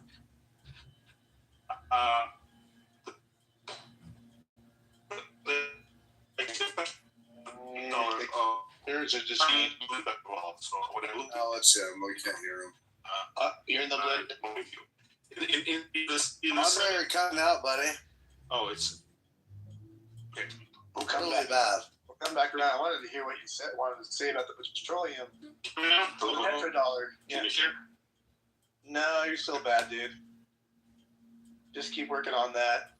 But yeah, the petrodollar came up earlier, and someone was making the claim that we're going to transition, or China and Russia are going to make that transition off it, and I guess destroy our U.S. dollar. He was saying that was just the U.S. dollar, but the petrodollar. Yeah, but the petrodollar is kind of, in a way, I guess that it's just you're just buying oil through U.S. dollars. Right, and that's what we're guaranteeing at Venezuela. If you can buy your oil through, you can buy oil still from Venezuela. Just make sure that it's through U.S. dollars, petrodollars. Same thing with Iran. Yeah, absolutely. Okay, and how does it work? Oh, you have Google, bro. Then tell me if I'm wrong. I just made a claim. You made a claim. I'm wrong. You have to tell me how I'm wrong. You can't just say. Here with Middle East, they put out provide oil for Taiwan, Japan, Europe. They made a deal with them. Know that. So let's check out my recent profile for years ago, like in the 70s, man. Like yes. And so this current blunder Trump just did. How was it a blunder? How was it a blunder? Because let me tell you why it's a blunder. Because you keep thinking, oh, you're bitching about oil prices. Oh, you're crying about you got to pay a little bit more, buddy. When you put stocks in markets, you don't think you're gonna get your money back tomorrow. You think you're gonna be a millionaire tomorrow? That's not how it works. You look at the future. Oh, in 5 years, this price will go up. I'll make more money. So now, oh my God, Now, if you're talking out your ass, so continue. I'm talking on my ass, let me finish. Let me finish. So now, if Trump does this this little thing he just did with Iran and put us behind, how do I know he's putting us behind? Because a man who knows what he's doing and who knows who he's winning doesn't come on the news every other week and say, "Oh, we're winning. We're going to take Iran over. Oh, yeah, we're winning. They have no choice." Why do you think he does that every week? Because of stock prices. To prevent the markets from tanking. That's why he does it. That's why. That's why the market. What's the market? He's not lying, though. So Trump's not. No, dude, we're doing well, and everything's going great. Hey, look, Emmanuel, you know nothing about the petrodollar, and you know nothing about the Middle East. The GCC countries rely on the petrodollar. They rely on the U.S. armed forces. After we took Venezuela, and now we fucked up Iran, we just limited China's growth militarily by 30% annually. So now everyone in the East everyone who's in this evil axis of BRICS. Everything in this evil axis of BRICS has gone to shits, because without Venezuela, you're going to do nothing with BRICS. So the U.S. petrodollar will soar, the economies will thrive, the GCC will live on, and they will have even more military strength of U.S. armed forces in the Arabian Gulf. So at the end of the day, we just secured our petrodollar for like the next 3 generations. Next 3 generations for sure. So what I said that. You just think I'm wrong, Emmanuel. It's crazy. I've been trying to tell you that. I think you talk out of your ass and what? Talk with what's that word? What's the word? Matt, can you hear me now? Every single word you curse. Yeah, I'll get you back in, Andre. You sound like you sound a little bit or no? The way you put things up, you sound like you don't know what you're saying. That's what I'm saying. What's crazy about that is that I was telling you, man, that exact thing earlier. I've told people that. They don't believe me. It's just crazy, man. But they can't rebuttal me. All they say is, I'm wrong, yet there's no rebuttal. Yeah, man. Well, I apologize, Emmanuel. I read something else. I guess we're on the same side of things. He's gone, Rabbi. Excuse me. Okay, it's Rabbi. I'm here for the truth. Long live King Trump. I hear that we're doing very, very well. And Emmanuel just left because he's like, that's too bad. I wanted to talk to him about sorry. Yeah, Andre, go ahead. Yeah, so like the idea of petrodollar and like the type of meaning that people most assign to it is an urban myth. In the 70s, there was a lot of surplus in terms of trading oil, and most of the countries were converting into dollars not because the United States made some kind of cabal or made a secret plan with other countries to use only its currency. It's because the United States provides the most stable and overwhelming financial system. And so people invest into the United States for the same reason. We have like thriving economy, we can borrow against our economic growth. And so this is why there's this illusion that somehow people only want to use American dollar. They're kind of forced into it because the United States has created this very stable, very robust financial system, and everybody wants to have a piece of it. So just kind of getting that out of the way. I think what Trump has accomplished in Iran, I'm going to join Eddie's opinion. I think one of the greatest criticism of Obama deal was that he was going to release that money without any strings attached, especially in terms of curbing the missile program that Iran was developing. There's nothing about that in the agreement. So what the criticism was that Iran is just going to sit out the time of the deal, and then as soon as it's over, they're going to start developing nuclear weapons, which is exactly what happened with the deal. They can't do that. What the deal expired, that's exactly what they started doing. So like within, I think, 4 months, they went up to 10 or 15%, and then within 8 months, they up to 60%. So they had that in mind the whole time. So breaking the deal, kind of throwing it into the trash can was a very good thing. It was a very a much needed thing. In terms of the greater strategy, I'll just finish. I have one more point. point, you can critique it afterwards. Yes, so sir. one more thing is a grander strategy against China. I think it's absolutely phenomenal what was accomplished with Venezuela. Now the largest oil reserve is under the control of the United States, which makes the oil prices much more stable because we control it. And secondly, China has been curbing its appetite for growth. I mean, they already experienced some economic issues in their real estate, and I think this is just going to expedite their downfall. They just need to be shown their place, and they have the ambition of coming out of. What's very interesting, actually, I just want to make one more point. It was recently shown to me. If you look at the geographic location of China and just sort of where it is located, there are two borders of islands that prevent China from having free access to the maritime ways. And the key point of the first border of islands is Taiwan. This is like, if they get Taiwan, they get access to, larger maritime trade, and they should be not allowed to achieve that, because then, they will be challenging the United States in a much more robust manner. So I think everything that needs to be achieved during this campaign is getting achieved, and I really hope the administration finishes what they started. That's my only kind of not the critique, but I'm hopeful that they will finish it. If they don't, there's going to be a biggest quagmire. Well, Andre, I would finish this shit.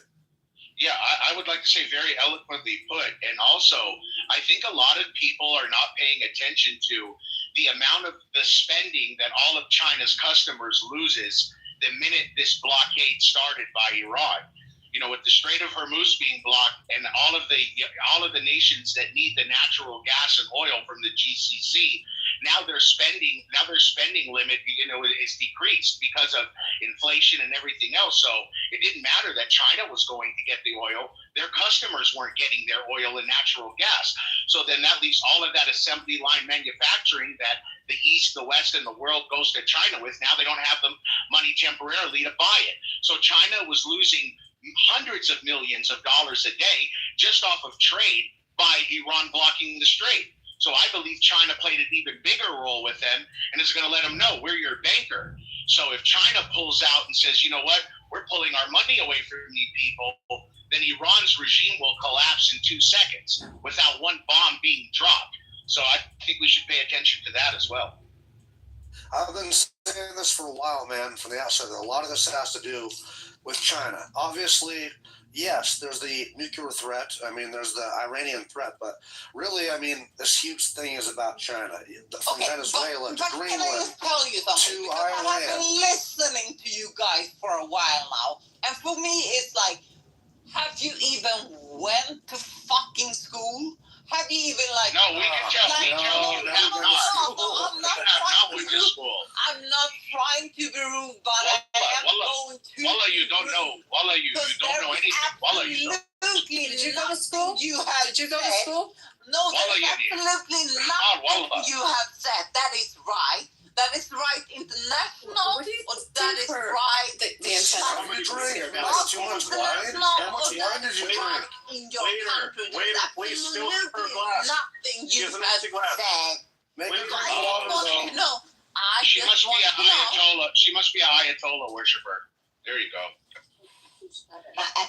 Waiter, please. Allah ignores Tehran, yani. Wallah, Allah ignores Tehran. Wallah, remember that. Don't put the name of my capital onto your mouth. Fuck your capital. Fuck your capital. Fuck Tehran. That's why we bombed the shit out of you. Bomb, Iran. Wallah, Mecca is in Saudiya, not in Iraq. Peter, Wallah, that wasn't the reaction. It was supposed to be a laugh. Long live supposed to be a laugh, Sunni Empire. Long live the GCC. Fuck Iran. Fuck Iran. Wallah, fuck Iran. Fuck your mom, asshole. Fuck Iran, wallah. Fuck Iran. You're trying to set your country like free, asshole. Don't tell us that, Peter. Sit down now. Fuck them. Even if they don't be free, let them die. They're not going to. They're not. Let them die in debt. Let them die. 47 years they've dealt with this shit, bro. They're not going to even stand up for their own country. Us Americans would never put up with this. But we have guns, and that's why it's so important to have them. Hey, brother, we got rid of search. We got rid of search season, and we have a golden age coming. Dr. What? Dr. All right. Sounds like we are in open. You need to season change now. the dosage of your Peter, adding faster. Peter, yeah. Rabbi, are you going after Peter? What happened here? I'm just going after anyone that wants to be pro Ayatollah. I hate them. I'm Arab background, so I hate the bastards. I don't like anything to do.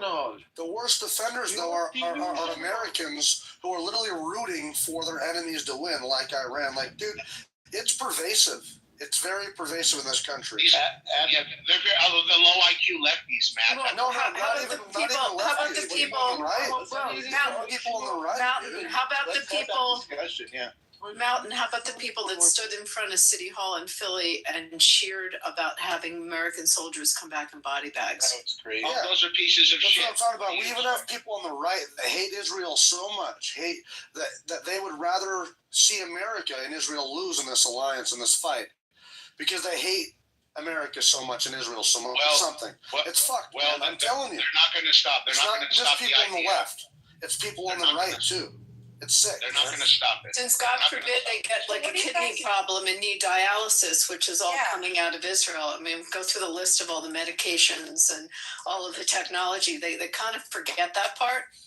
Yeah, So what do you guys think about the Iranians that are in your countries right now defending the IRGC and literally spreading their propaganda? They need to be hanged. I think they should be. I think they should be trapped. I think there's a level of free speech, but if it's something that's challenging the security of our country, and if they're not citizens and they're here on visas, then I think that's a whole different conversation. If they're citizens, but I mean, if they're threatening, you can't. I mean, you have to look at what they're saying, how they're saying it, and who it is that's saying it. But if it's threatening the security of the country and they're not citizens, then you do what Rubio is doing with a lot of people, and you're watching it and tracking it. They claim they want the death of America for the fight of the Palestinian and Lebanese cause, but all they did was destroy Lebanon. All they did was destroy Africa. They destroyed everything. They destroyed the Middle East. So now Israel and the United States are. You think you know something, but you don't know shit about Iranians. I promise you, Fatas. They're going to separate straight and control the empire. I know a lot. Ayatollah, you're not even Allah. The Ayatollah is not even the Ayatollah is fake. It's not even part of it. The Shia go before the Ayatollah. So what are they? They're just a bunch of psychotics. They're not leaders. They do nothing to destroy the world. You're just a psychopath, Rabbi. It is not clear for me what you say. Peter, do you support the IRGC and Ayatollahs?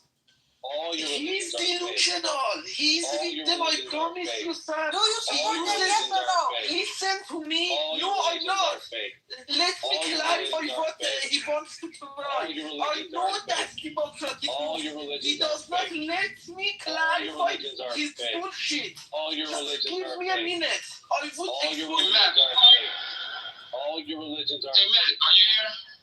Yeah, sir. He's a savage. He's all concepts. Bringing peace to the Middle East is a cult. Okay, what's going on, Anthony? No, I want to say something to Peter. Peter, Stop. I want to ask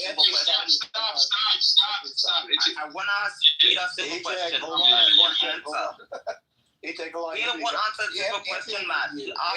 Anthony beat you. Just hold on a second. Go ahead, Anthony. Yeah, no, I was just gonna. I see we got the deal. I was gonna just say we need a little more moderation. It's a lot on you, brother. If you want to pass around some beans, we need. They're out of control right now, bro. Why just open up? Somebody gotta open the stage up. Don't pass any beans. I'm too sensitive. AJ, hold on. everybody has to like kind of get their shit off, let everybody do that. It kind of opens stage, and then I'll reel back in for Q if we need to. So if everybody's on their best behavior, we don't have to do a Q. We'll see how it goes. But I'm being great right now. I'm not even being terrible. I want to ask Peter. Yeah, you're behaving. That's because it's like what 4 a.m. there or 3 a.m. I don't even know. It's like almost 6 a.m. I got insomnia. I can't sleep. So yeah, you're kind of mellow. You're like, I like this A-check. I like this one right here. I'm tired. I can't sleep. It's no problem. I'm really going to see a doctor, get some melatonin. I don't know what the hell it is. But I can't sleep. You're going to ask Peter a question, and then let Peter answer. I want to ask Peter a question. Very, very simple. The same one that Sam asked him. Are you pro IRGC? Do you hate the mullahs? IRGC. You what? I see them as terrorist organization. Okay. Do you want the Shah to come back? I want him to play a big role. I don't want him as a Shah. You're against Javad Shah, really, as an Iranian? No, I am not against them. I am for them, but I don't want a king because Iran does not belong to a person. Iran is a country like others. Peter, listening to people like you is the reason why Iran has been occupied for 47 years, because you're a goddamn fucking pussy. When you do your first chance that you happen to get liberation, you don't even want the man that wants to free your people to be in charge of your country. What are you talking about? The Shah is the people that, when Khomeini got killed by the United States and Israel, people in Iran, I have some friends in Tehran. You know what they were singing? They were singing Javad Shah in their fucking buildings in Tehran and everything else. And you come here, wait. And you come here and you live in Berlin. You're not even in Iran. And to be like, oh, I'm against the Shah and everything else. If you don't, wait, Peter. If you don't want to step, wait, Peter, you're not even in the country. Don't come here and help people like Peter. Enough. 1 second, bro. You can reply after me. Enough. 1 second. Let me finish speaking. You're boiling my blood, and it's too early in the morning. Peter, enough. Wait a second. You come here and you tell people, oh, well, the IRGC is terrible, horrible organization, 100%. And America and Israel are trying to liberate their own goddamn people. And you son of a bitch come here and say, oh, you know what? We don't need a king and everything else like that. What if the Iranian people want that? You're one person and you're not even in Iran and you can't even vote there. So shut the hell up with your bullshit and everything else like that. Don't come here. No, wait. Let me finish. Wait, Peter. Peter, enough. You're in Berlin. Enough. Wait a second. Let me finish. It's not yours. Shut the hell up for 1 second and let me finish. I think you gotta let him finish for sure, Peter. Let me finish, bro. He'll never shut up if you don't let him finish, just to give you an FYI on that. But go ahead. True, man. You're correct. Yeah, thank you very much. You're correct about that. But Peter, it's the first time in 47 years you have a chance at freedom, liberation, and everything else like that. And your main focus is like, oh, and everything else like that. Just gonna thank you, America. Thank you, the state of Israel. We're gonna be allies and friends forever. And then just get rid of the fucking mullahs. It's been 47 years. You did sweet fuck all about it. I mean, you fled to Germany, and you didn't even do anything. They've got to mull it over. Mull it over and remove the mullahs. I just clarified for others, not for you. I am 34 years old. I was in Iran from 34 going on 75, Peter. I lived and grown up in Tehran, and that makes me credible in my point of view to comment on behalf of Iranians, since I am judged as an Iranian all day long in the streets. I would have to explain why those assholes need to make those positions. Otherwise, I was not in this stage. If my interest was not shared with them, I don't give a fuck how they live. I feel sorry to be countrymates with some of these assholes. But I would have to defend them sometimes. Peter, how would they judge your character? What would they say about you, Peter? I don't trust them to have the same slogan with these assholes. always lied. They have always falsified documentation even for immigration to their destinations. Okay, why should I be able to tell us these assholes? Of course, I prefer to deny them, but I cannot. Since I am just like them in the street, I would have to carry the burden, but I need to ask them to change this standard. You are thinking wrong about Iran. They live in some free countries. They think that this version and this prescription is for this country. When it comes to Iran, we live kingdom. They have other tricks and things. Go fuck off. Go think twice. We are just a couple of steps back. Nothing is different in the national stage. We need to pass those steps that these modern countries pass to reach these steps. The prescription for Iran is not different. Okay? Just we are a couple of steps back. They don't realize this. They think that Iran is different, we want different prescription and things. That makes them delusional. And even when they see me on these stages, since they denied me and humiliated me all the way along when I opened this account in Clubhouse, it is ready for them to accept that I take my credibility from international rooms. Okay? I take my credibility from international rooms, not from their rooms. They have always blocked me. They have always removed me. Peter, are you worried about your personal security and safety in Iran? Are you worried that Clubhouse could be putting you in danger, Peter? Enough time, so I'm thankful to you to have this time on this stage. And I think they don't need to. Peter, are you worried about your personal safety and security because of Clubhouse, Peter? They are not. They won't be able to stop my talent to be used for Iran because I got. Peter, we know you're very talented, but do you have ears attached to your head, Peter? Are you worried about your personal security and safety because you're using Clubhouse, Peter? What? I couldn't get. I know you're talking very loud and you're very emotional, but Peter, are you worried about your personal safety and security as a result of using Clubhouse in Iran? Clubhouse in Iran is. He's not in fucking Iran. He's in Berlin. I am for 12 years in Berlin. Yes, I am not. If I'm You're from not Berlin. I am from IRGC. If I am online from Iran, inside Iran right now, on this stage, I am but not you're not in Iran, though, Peter. You're not in Iran. Comment on this stage. Hey, man. Not hello, man. Even try to stop me when I liberated my. Oh, man, I'm getting crazy. This is too much noise here. We liberated the Middle East, and we are now liberating the stage. Exactly. We don't still have to Yeah, Peter, we get it. You're too emotional. We're good, Peter. We What got the it. situation I'm involved in? We got it. Man. Don't care, bro. Everybody knows that I respect Peter's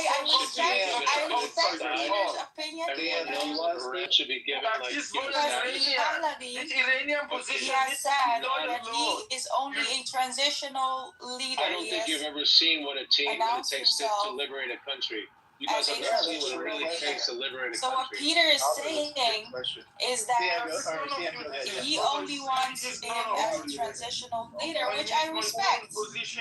Hold on, Peter. We gotta have a conversation. We gotta have a conversation. Sam, what were you saying to Peter or to everybody? I don't know. I didn't hear it. People were talking. I'm just saying. So the Pahlavi we're talking about, the Crown Prince, he has repeatedly said that he will only offer himself as a transitional leader. So there are monarchists, of course, like me, which say Javid Shah all the time because we love him and we trust him and only him. But there's also people that are not monarchists, and that's fine. They want him as a transitional leader there's going to be elections, and then they can vote for whatever they want, a republic, or I don't know what they want, or they're communists, I don't know. But anyway, they can just vote for what they like. That's fine, and we respect that. You don't just vote for what you like, sweetheart. You vote in a government which is organized and arranged in an efficient and productive way to support the people. It's not just what people feel and like. Do you know about open and fair elections? Hello? Exactly. That's what we're heading to, Alistair.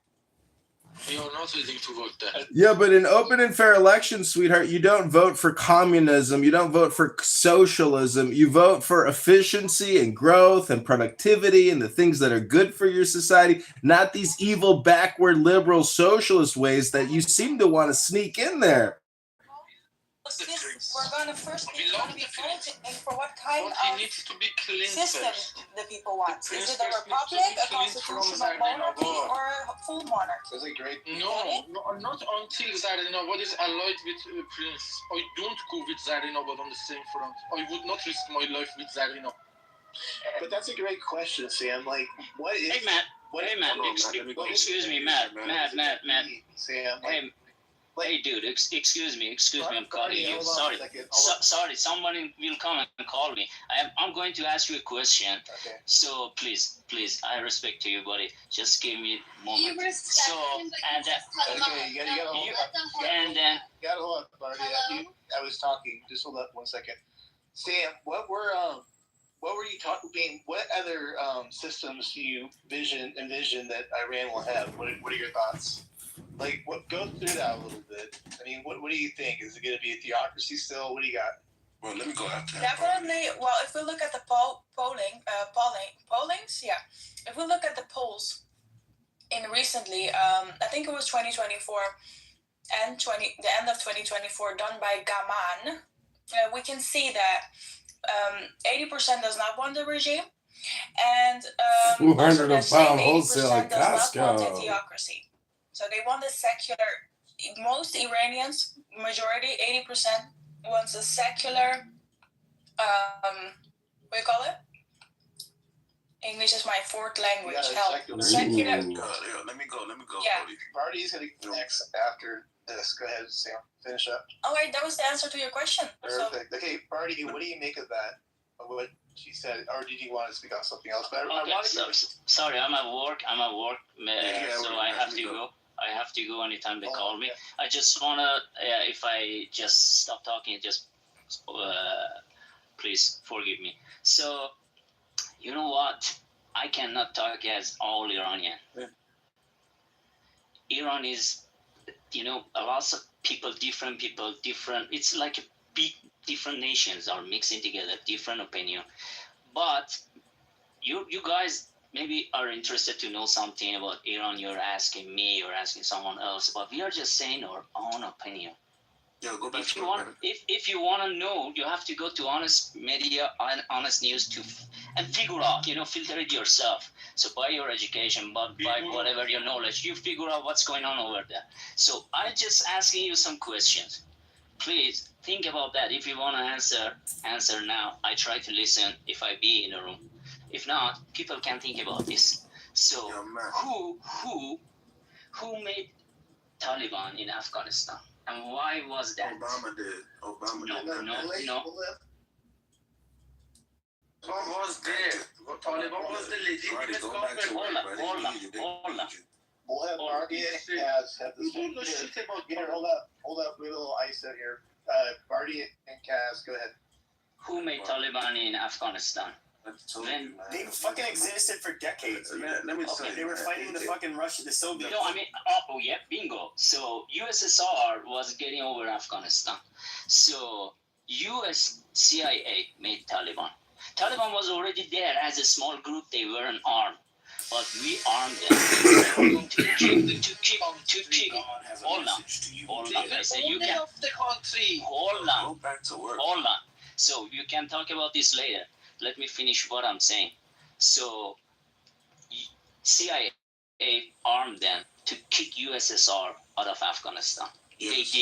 They did. So who brought Ayatollahs to Iran, and why they brought it? What was the reason? You think? I'm talking about my opinion. Maybe I'm wrong. Please don't attack to each other. Go think about this. Who brought Ayatollahs to Iran?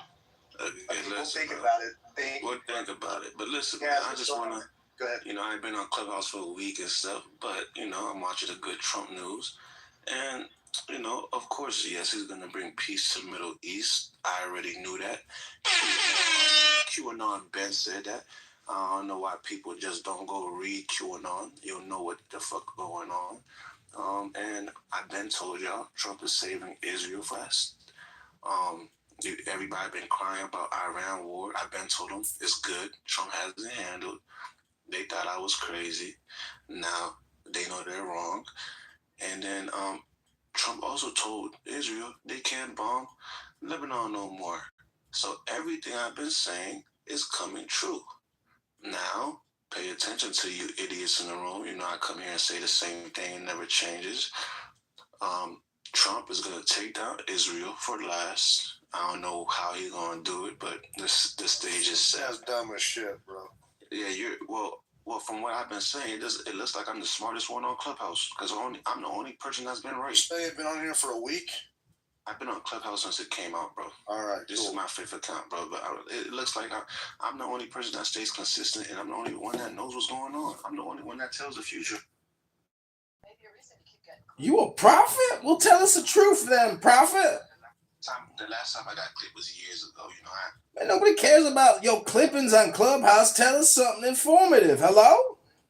Hold on. Shut the fuck up. Please. Thank you. Say, Matt?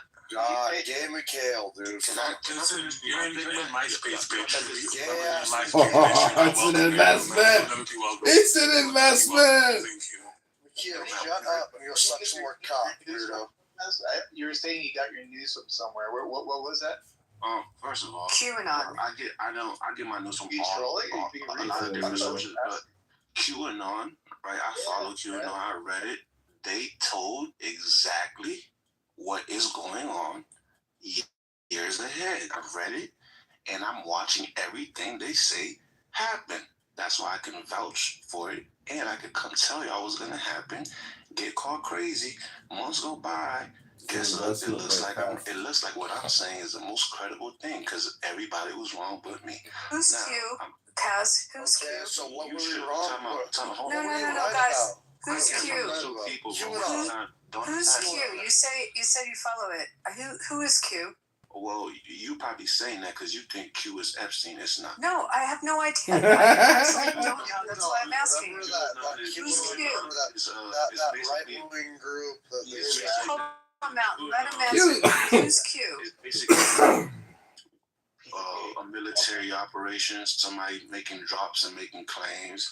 Who's the person? Like we don't know. They say it's Donald Trump. So you're saying Q is Donald Trump? Yeah. They say it's Donald Trump. Matt, do you know this? Abby, there's little signals that they give. Abby, it doesn't matter who Q is. I know it does matter because you're quoting someone. I'm asking who it is that you're quoting. I don't know who it is. Listen. So you're saying Q is Donald Trump? Correct. Who are they? Correct person. I'm a truthful person. I'm not questioning your veracity. I'm asking who the person is that you're relying on. They're anonymous. Well, but what are they? Like, how do they exist? They exist because they're humans. Well, what humans are they? Okay, Kaz, I'm guessing Q to me is Uncle Sam. I agree with what you're saying. Part of that. But who is it?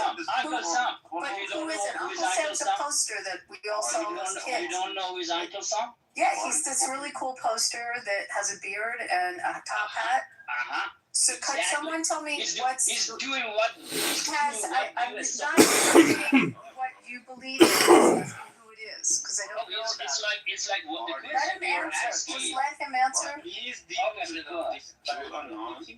is a group of people that have information. That's all I'm gonna tell you.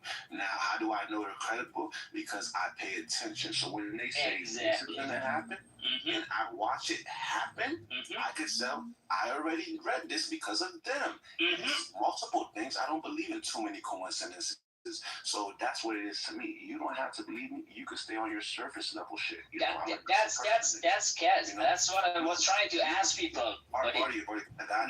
You know, I was asking you who did it as your cue. You know, it's my cue too. It don't matter. Yeah. Go ahead. Yeah, but I appreciate it, buddy. But yeah, listen, I'm learning not to talk to people that don't believe me and ask for sources. People that ask for sources are idiots and they can't think for themselves. The people that ask for sources are idiots. Why do you believe that? Why do you believe you can't? You know you can't prove anything, right? What's an idiot to you? Somebody that can't think for themselves. Somebody that questions other people because of their source and not.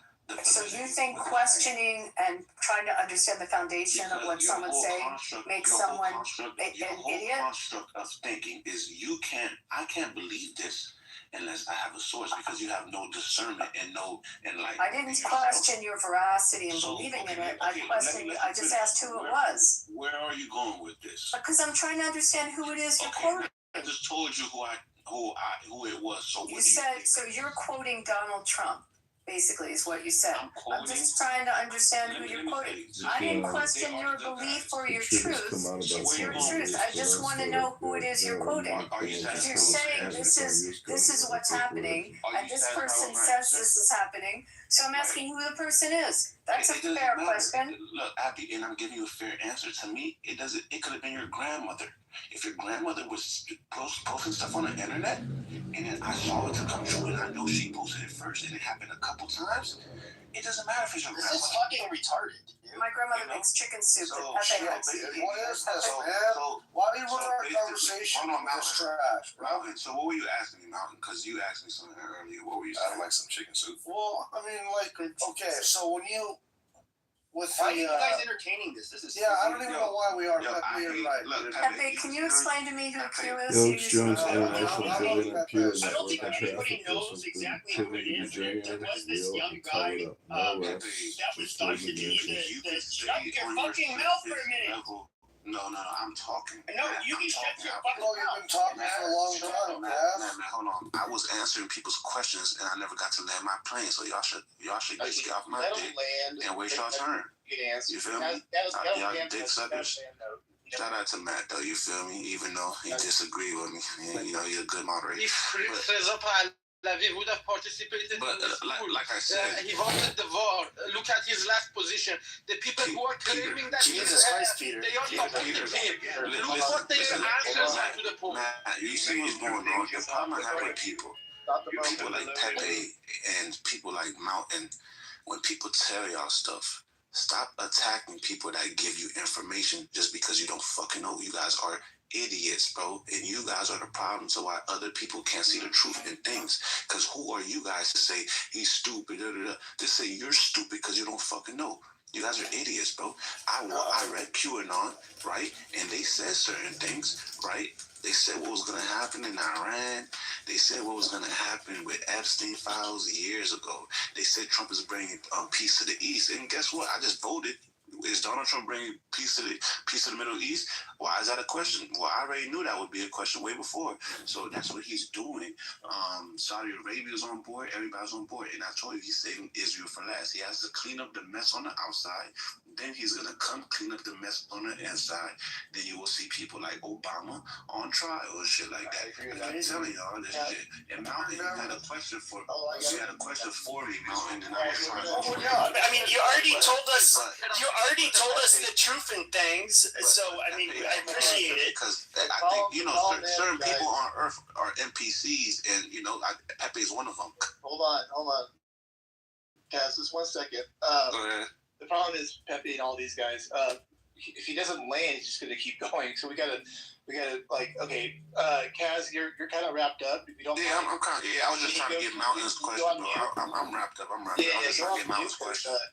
Because, like, you're pretty hot on the trigger, and Pepe's going to answer that question about QAnon, and then if Mountain wants to do something. But, Matt, can you tell Pepe why is he yelling? I'm very calm in what I'm saying. Pepe yelling like, bro, you off a coke or something, bro? Chill out. No, it's all good, Cass. Matt, can you just ask him, where do you read what, I'm now Googling, trying to understand, where do you read what Q is saying? Like, where do you find it? Go on Twitter. Abby, don't come off the mic. That's the problem. Go on Twitter. They had a website like God damn it, was it the fuck. I forget the name of it. 4chan. Well, no, there was 4chan, but then there was another one.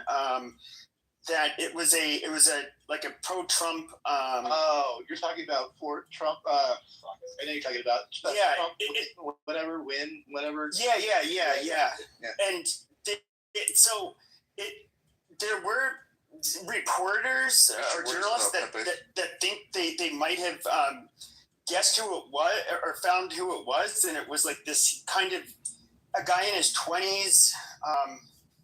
Nobody of significance. I have no idea who it was. I mean, but it was largely the problem with QAnon is that you have no idea what you're getting, and people will say, "Oh, well, they were right and trust the plan," but a lot of it didn't. Unfortunately, didn't come true. Like, for example, when the 2020 election, it was the trust the plan that comes from QAnon. They were going to bring charges against a bunch of corrupt government officials, and Trump was going to be rightfully installed as president. And so, Pepe, I don't take it seriously. Pepe, real quick, actually, so this is good timing because J.D. Vance just came out that I'm pretty sure that isn't a troll. I'll have to look into it.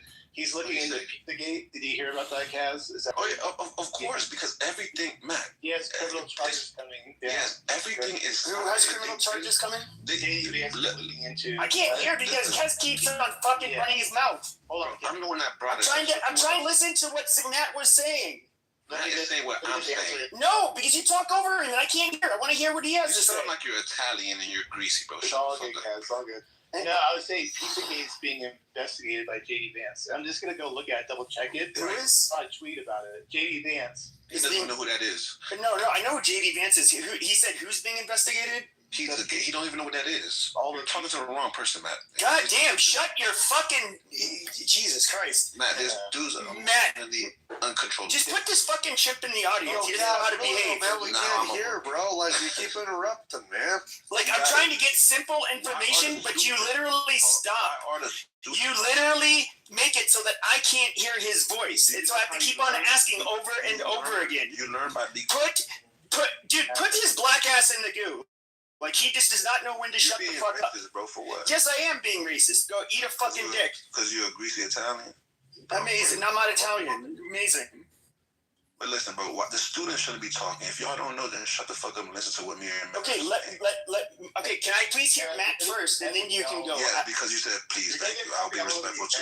Don't do this. You don't want all this. He don't want that. I'm more aggressive. I get it, Kaz, but it goes downhill from there. Just don't do it. But go ahead, man. Yeah, all good.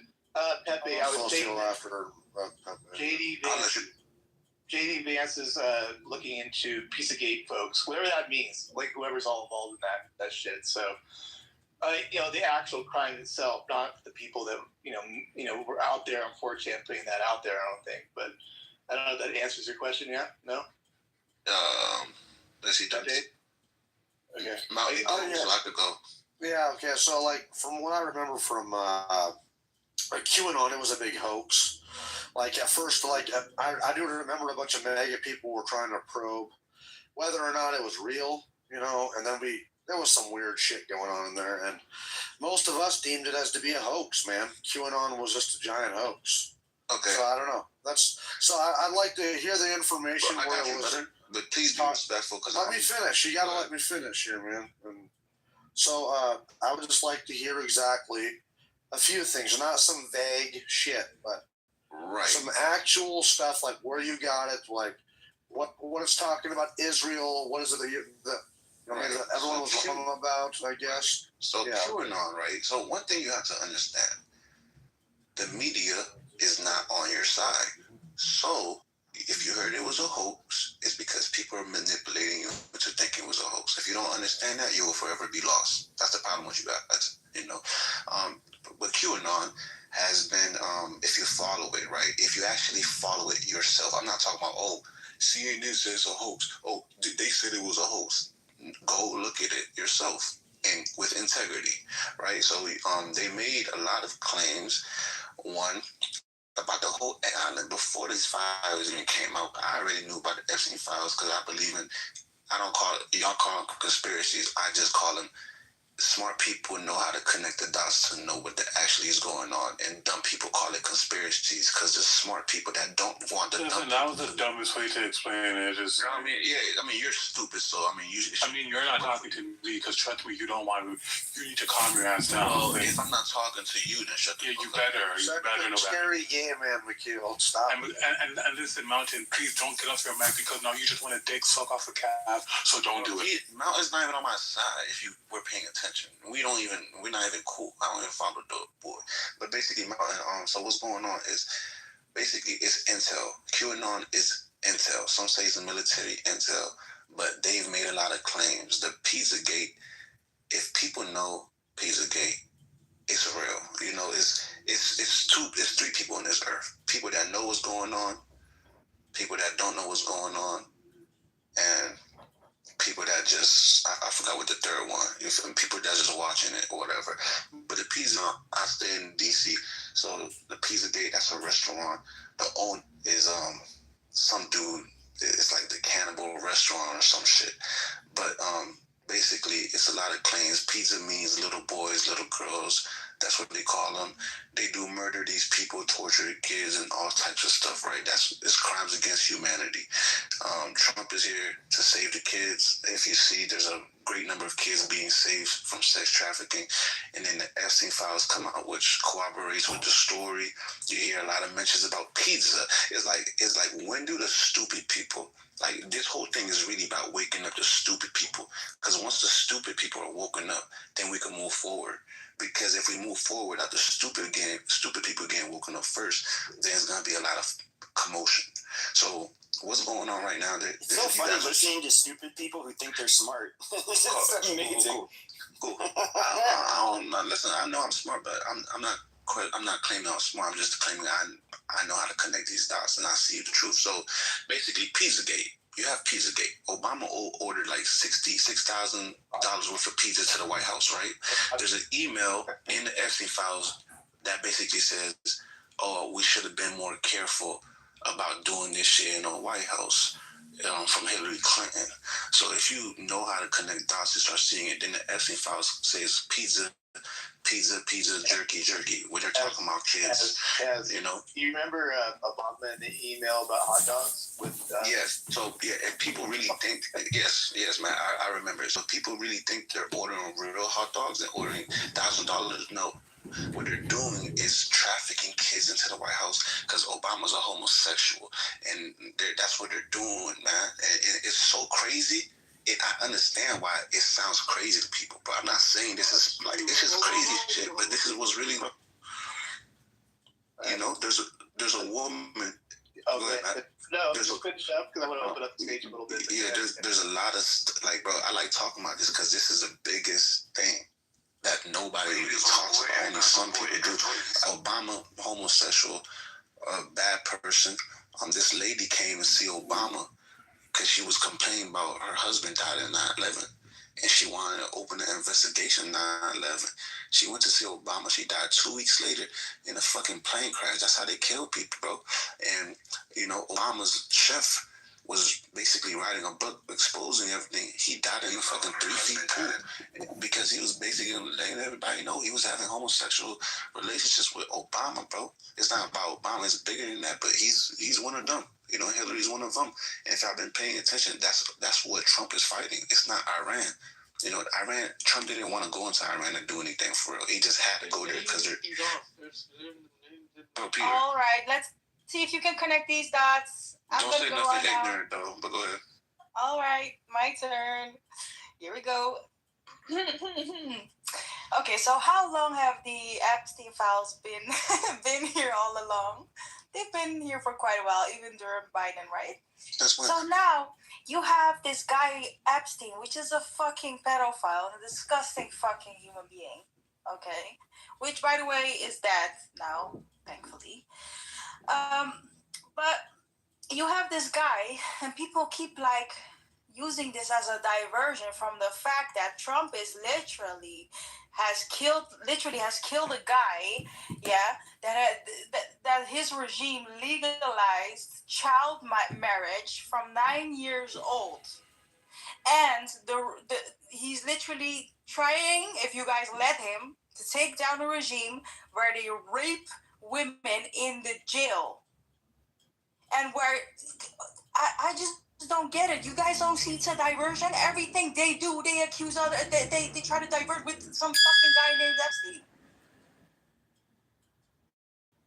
Do you connect the dots or no? So it's their propaganda. You're spooking. Right. So literally their propaganda. Listen. It's easy. I get why you think that, and I don't blame you for thinking that. But when you know how to have discernment, when you actually pay attention and you're not just being biased, because I'm not biased, bro. When you're unbiased, when you don't really have a horse in this race and you're just looking, when you're not, it's not about trying to prove I'm not Republican or Democrat. I'm a supporter of Trump because I know what he's doing. That's what it is. It's easy to think that Trump is a part of it and it's their propaganda, but no, this is not their propaganda because nobody is talking about this. When they spread propaganda, people talk about it, right? Most people don't care. They say QAnon is a hoax. If it was their propaganda, the word around town wouldn't be QAnon as a hoax. It would be like, it's real. We need to get on it. Propaganda that is spread by elite, powerful people works. This propaganda, if it was them, is terrible because nobody believes this shit. So your point fails flat because you're not thinking. They're not very good. You're not thinking deep enough. They're good at it, but there's a small they're good at it because they're good at it. There's a small percentage of people like yourself that actually parrot their propaganda, and I'm here in the West, and I'm like, holy shit. So this shit on state media, they're repeating here, and this guy's an American, and he's spewing anti-American propaganda, and I'm like, is this world going crazy? Let me tell you something. It's all over. You say state media, right? Everything's on the internet. Not everything is talked about and put on a spotlight. So basically, state media, that's not the main media branches. We know who the main media branches. That's where the propaganda is spread, right? But people like you'll find out later. But the thing is, one thing you're not realizing, for the past 45 days in Iran, there hasn't been any internet. So when you're talking about state media, she's trying to educate you on something that you don't even understand. From American point of view, yeah, correct. But in Iran, for the last 45 days, there's not been any internet. You cannot connect to people. My point is, she's trying to educate you and you're not listening. And you keep talking about cure. I check. This isn't a university, I check. No one's here to come here to get educated, I check. Please, if you got a point to make a point. And stop asking so many questions. Just tell us something informative. Thank you very little. Okay, every time I talk, you open your bitch ass. What's your point, though? 1 second. My point is, you two are having different conversations. You're not understanding each other. Like, she's trying to tell you something different, and you're trying to tell her something different. No, she's trying to tell him. She says, I'm spreading their propaganda. All right, let me be No, bro, you're not listening. Okay, you're not listening to each other, bro. It's fucked up. I apologize. Let me re-explain myself. What I'm saying is that there are countries that hate America, that I know very well, by the way. And I know the things that they have been spewing, and the things that they have been spewing into the world on your little social media platforms and stuff, is like, you guys read that and you don't realize that they're trying to feed you their propaganda to make you hate America. For their purposes. See, okay, I get what you're saying. Hold on, basically, I get what you're saying. Hold on, I get what you're saying. What the fuck I mean? I get what you're saying. Bro, Peter Parker, you're not Spider-Man, bro. Shut the fuck up. Listen, I get what you're saying. But the whole thing is, no.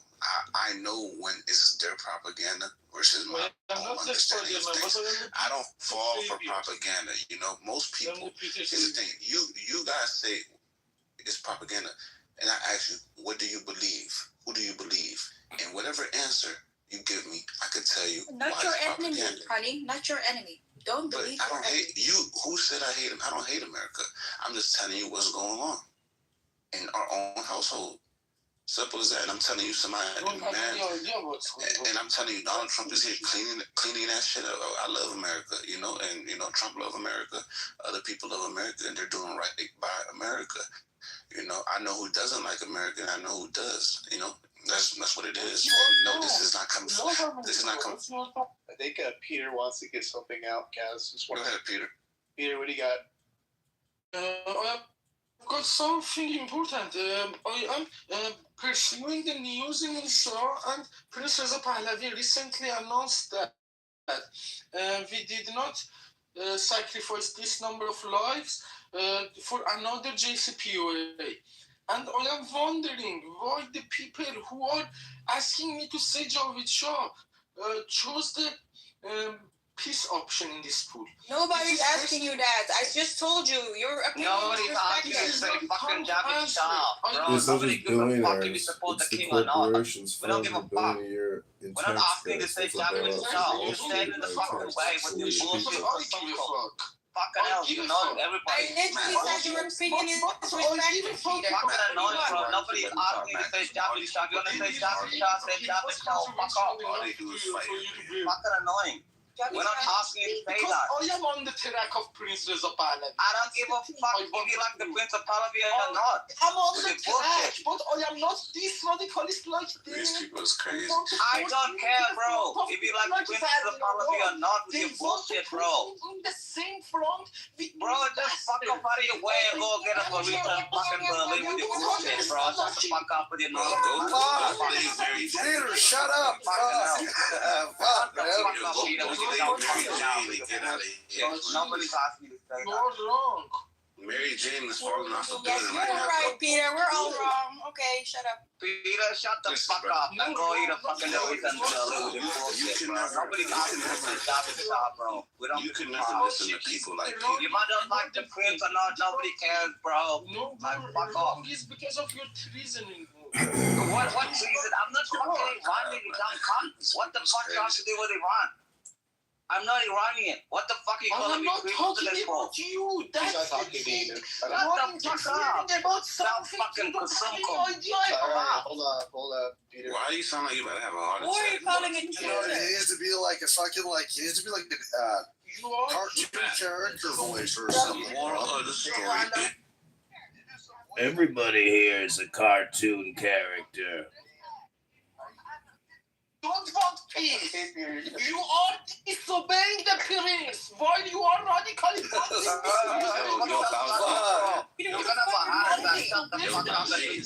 Speak Yo, English. Baljeet, man. Baljeet, chill out, Baljeet. Sam, where are you from, by the way? I don't even know. not hit the prince. This is Hold on, Peter. you are Sam, disobeying. Peter, shut the fuck up, man. Peter, shut the fuck up. The more is hardly speak. But why are people that are from where you from always like this, man? To say Javed Shah. They're all like that. We don't give a fuck if you say Why they're just like drunk? Nobody's asking you anything. Oh my god. Hey, We what's don't up give with a this fuck dude, if you say man? Javed. I'll try it one more time.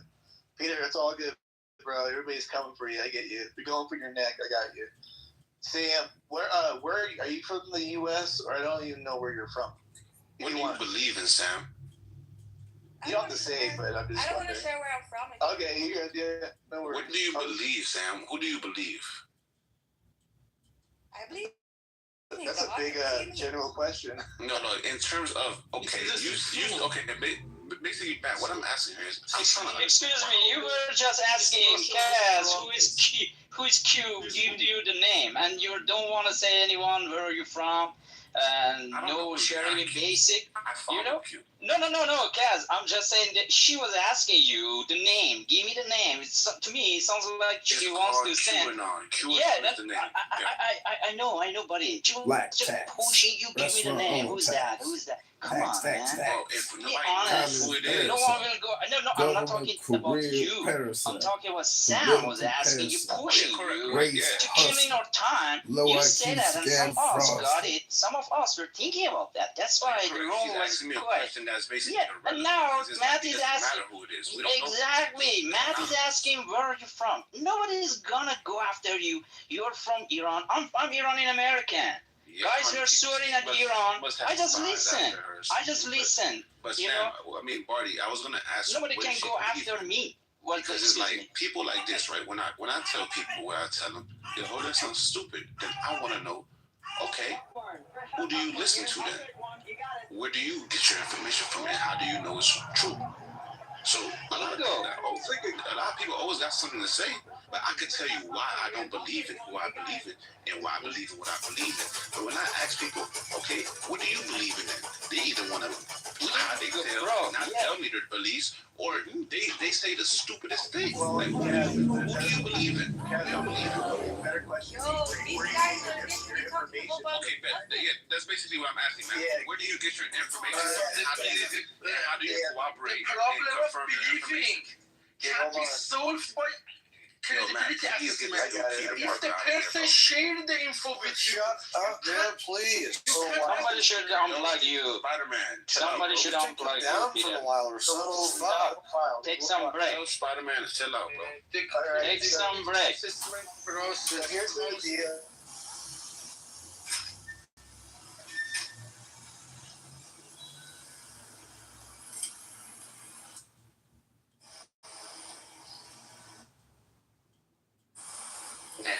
How do you know it's valid? Yeah, I like this question because we don't. This is I'm gonna ask this question everywhere I go. get my information. Do you mean like in general information? Okay, you see how I have a belief system, right? How do you know when it's okay to believe something? Where do you get your information from? What do you consider valid? What do you consider invalid? Is all information good information with your discernment? Like what do you believe is going on? If you don't believe me, what do you believe? Good question. Well, I definitely don't just believe one person. Like, I'm not gonna believe you and never. I don't believe any individual. So who do you believe? Telling you stuff. I believe in God first of all, and then secondly. So does God tell you what's going on? Information. I'm talking. Don't bring God in. If you want an answer, don't bring God in. Speak. Let her answer. Go ahead.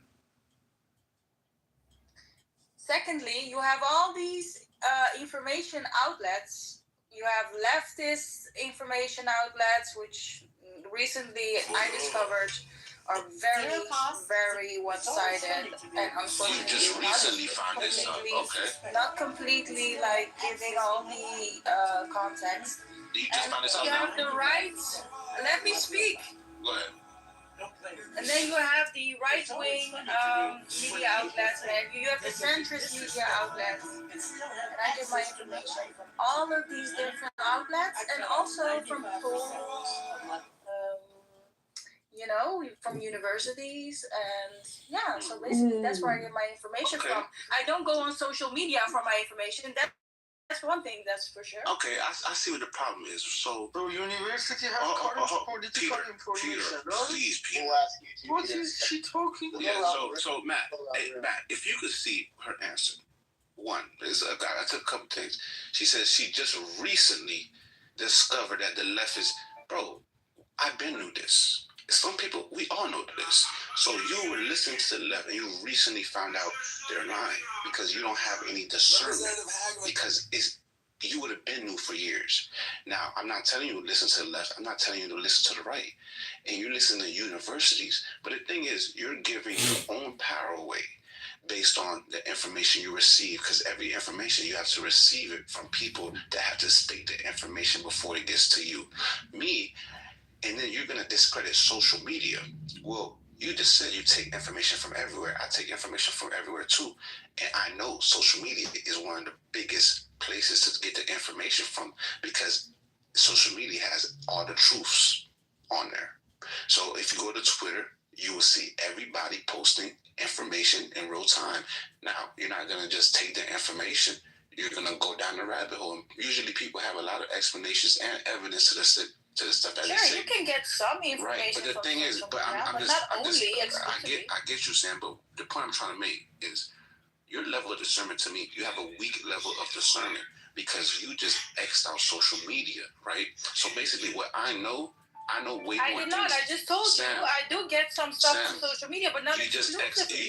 Right. I don't exclusive. I get information from everywhere, but I have discernment, because you would not say anything I was saying is stupid or far-fetched if you've actually gotten all the information. right? Because what I'm saying, other people know this because this is real information. So what you're telling me is you just don't You're know literally this. repeating what she said already, dude. Kaz, you're being disingenuous as. I heard what she said. I heard what she said. Because when I said what I said, She said she gets it from like doctoral pieces from the university, like studies, and she gets some from social media. And all you're doing is saying the same thing backwards to her. Right? I mean, because she has a different culture or ethnicity than you. Bro, all you've been doing is like hate bashing, bro. Like she has a different old thought group. Her version of culture and ethnicity is different than yours and mine. Like, give her a freaking break, bro. You're making it a conversation. It's not. Look, it doesn't matter what your culture is. There's only one truth, right? There's only one truth. I don't have discernment. I don't know the truth. You're like a conspiracy because you don't even know. You don't even know what Q. You don't even know. First of all, these are ad hominem attacks. It's not whatever anything she said. These attacking her personally. Listen to this. Sam is not with the police. Okay, Kaz, we got it. Let me just get more people in here. I do like this. I like the subject though, because it does really matter where people get their information. I do think Sam does do more than just, she does get her stuff from. He doesn't know what QAnon is, bro. Well, she doesn't know what it is. Everybody knows what it is. It doesn't mean that they don't know what's going on. It means you don't think deep enough. What do you know about MIRC and Galnet servers and serving files? Hold on. Okay. Oh, you don't know that? Oh, you're so How's that really? Yeah, because you're trying to tell her that what she doesn't know that you know makes her irrelevant to your point of view. You gotta know what's the point, what's going on, right? So this room right here, we're talking about Trump and Iran, right? Back in. Come back in. All right. Tim, welcome to the stage. No one does it, Joe, because it's the ban hashtag is sensitive information that can't be controlled. I'm surprised that nobody just put the topic of Trump being Jesus. All right. So one of the things I've always said about the MAGA movement is that it's a cult, right? The fact that Trump can say that a meme that says he's Jesus Christ and not Trump are coming to Atlanta to see you, Ted, and we're gonna save you. It didn't say he was Jesus Christ. MAGA people don't go, wait, what else is this dude? I will never support Trump. I will never be MAGA. The fact that MAGA people don't do that proves to you that MAGA is a cult. Today, a MAGA congressman said Trump is the second coming. That's what MAGA. Click him down. Hold on.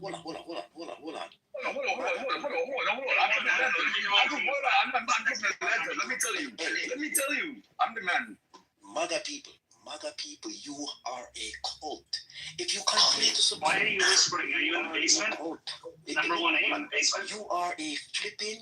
So funny, dude. Hey, Ted, are you sad that we're winning? Are you sad that Number we're one, are you in the basement? Oh. You are. One, are you in the basement? Disgusting cult. You always were. It's okay, you're not going to get in trouble. No, Ted, you're making me rethink my choices about supporting Trump. I'm a cult? It's a cult? No way. One, speak your mind. Speak your mind, one. Speak louder. If the person's there with the gun, don't worry. I'm rethinking my choices about Trump now with the cult I've just learned. Oh no. Oh, don't tell me that, Ted. That's Can you too whisper much. any lower? Can you go lower any? Has presented himself as a deity. Trump has presented himself as a deity, and you still support him. Yeah, Ted, tell us how the earth is flat all over again. Hey, there was a ton of Osama memes. A ton of Osama memes showing you as holy. Cool, I'm part of a cult now. I like this. Cool. I didn't know this, man. Tim, do you Whoa. remember when Obama was the Messiah? Tim, wait, we gotta have a conversation. What do you make of Obama being the Messiah? Everybody was talking about him. Wait, Obama did Obama send out a meme saying that he's the Messiah? No, but people did, and nobody outraged. His White House referenced it in one of the first press briefings. You see what the problem with 10 is saying? 10, let me ask you a question. Answer it with a yes or no. Did Donald Trump say, he's gone, I am Jesus Christ, or this is me as Jesus? Did he say that? No, he left. What? Time out, guys. Time out. I feel like we're being a little bit maybe disingenuous. I mean, he doesn't need to say our play food. I don't know. Well, he doesn't need to say. Matt, real quick. Yeah. He doesn't need to say that he is the Messiah or the second coming. I mean, him posting that image. Whether or not he actually. Oh, I'm so sorry. I didn't know that the middle of my sentence began during your sentence. So whether or not he's saying that he's Messiah, that was without a doubt disrespectful, and a lot of Christians comparing it to blasphemy. So I mean, I mean, here's the thing though. He posted a picture. Now tell me, what was evil about that picture? And one, yes, he does need to say, "This is me as Jesus Christ." Disrespectful. You can't just go by the picture of him touching somebody, right? Hating somebody, wearing something that not only Jesus has worn, and say he's saying he's Jesus Christ. He's blasphemy, bro.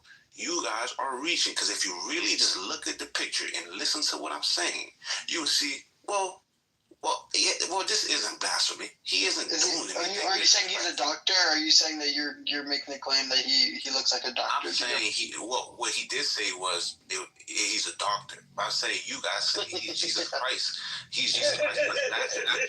Let me tell you. You're so stupid. What was disrespectful about that picture? Because didn't Jesus say to be just like Jesus? Didn't Jesus say to be like him? Are you prescribing to me what I'm supposed to do as a believer of Jesus Christ? Are you prescribing to me what I'm supposed to believe as what Jesus Christ wants me to believe? Are you prescribing to me? You're not answering the question. What? Are you prescribing to me what I'm supposed to think as a follower of Jesus Christ? No, yes or no? I'm prescribing to you. I'm prescribing to you. Did Jesus tell us to be like? All right, that's not what I asked. So your answer is no. You're not telling me, but then you continue to tell me, which is a prescription for you to continue to tell me how I'm incorrect with my own belief system.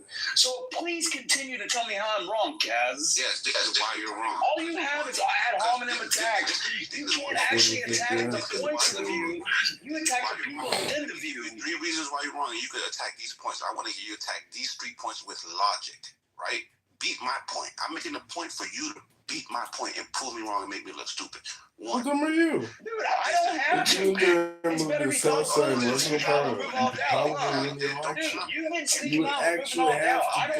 prove you. My 3 points out there, my plan. 1, let me say this again. 1, the picture does not disrespect Jesus Christ. Is that a fact? Is it Jesus Christ having sex or smoking cigarettes? No. It's healing people. Is that what Jesus did? Yes. Can you heal somebody as a person?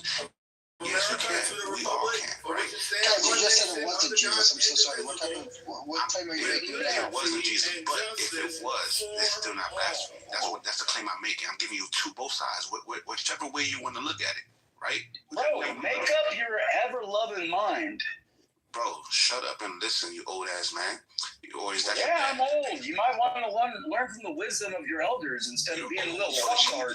So this is a new age. Clubhouse is a new thing, not an old thing, okay? So you're in the wrong place. Who do you think made it? Made it for who? Not old. Wait, you kids didn't make this shit. It was the old heads that made this thing. But y'all taking it over like we invented this. We invented peanut butter. Didn't you know black men invented peanut butter? Is the picture disrespecting Jesus in any way, having him doing something he wouldn't do? No. 2, did Jesus Christ tell us not to follow in his footsteps?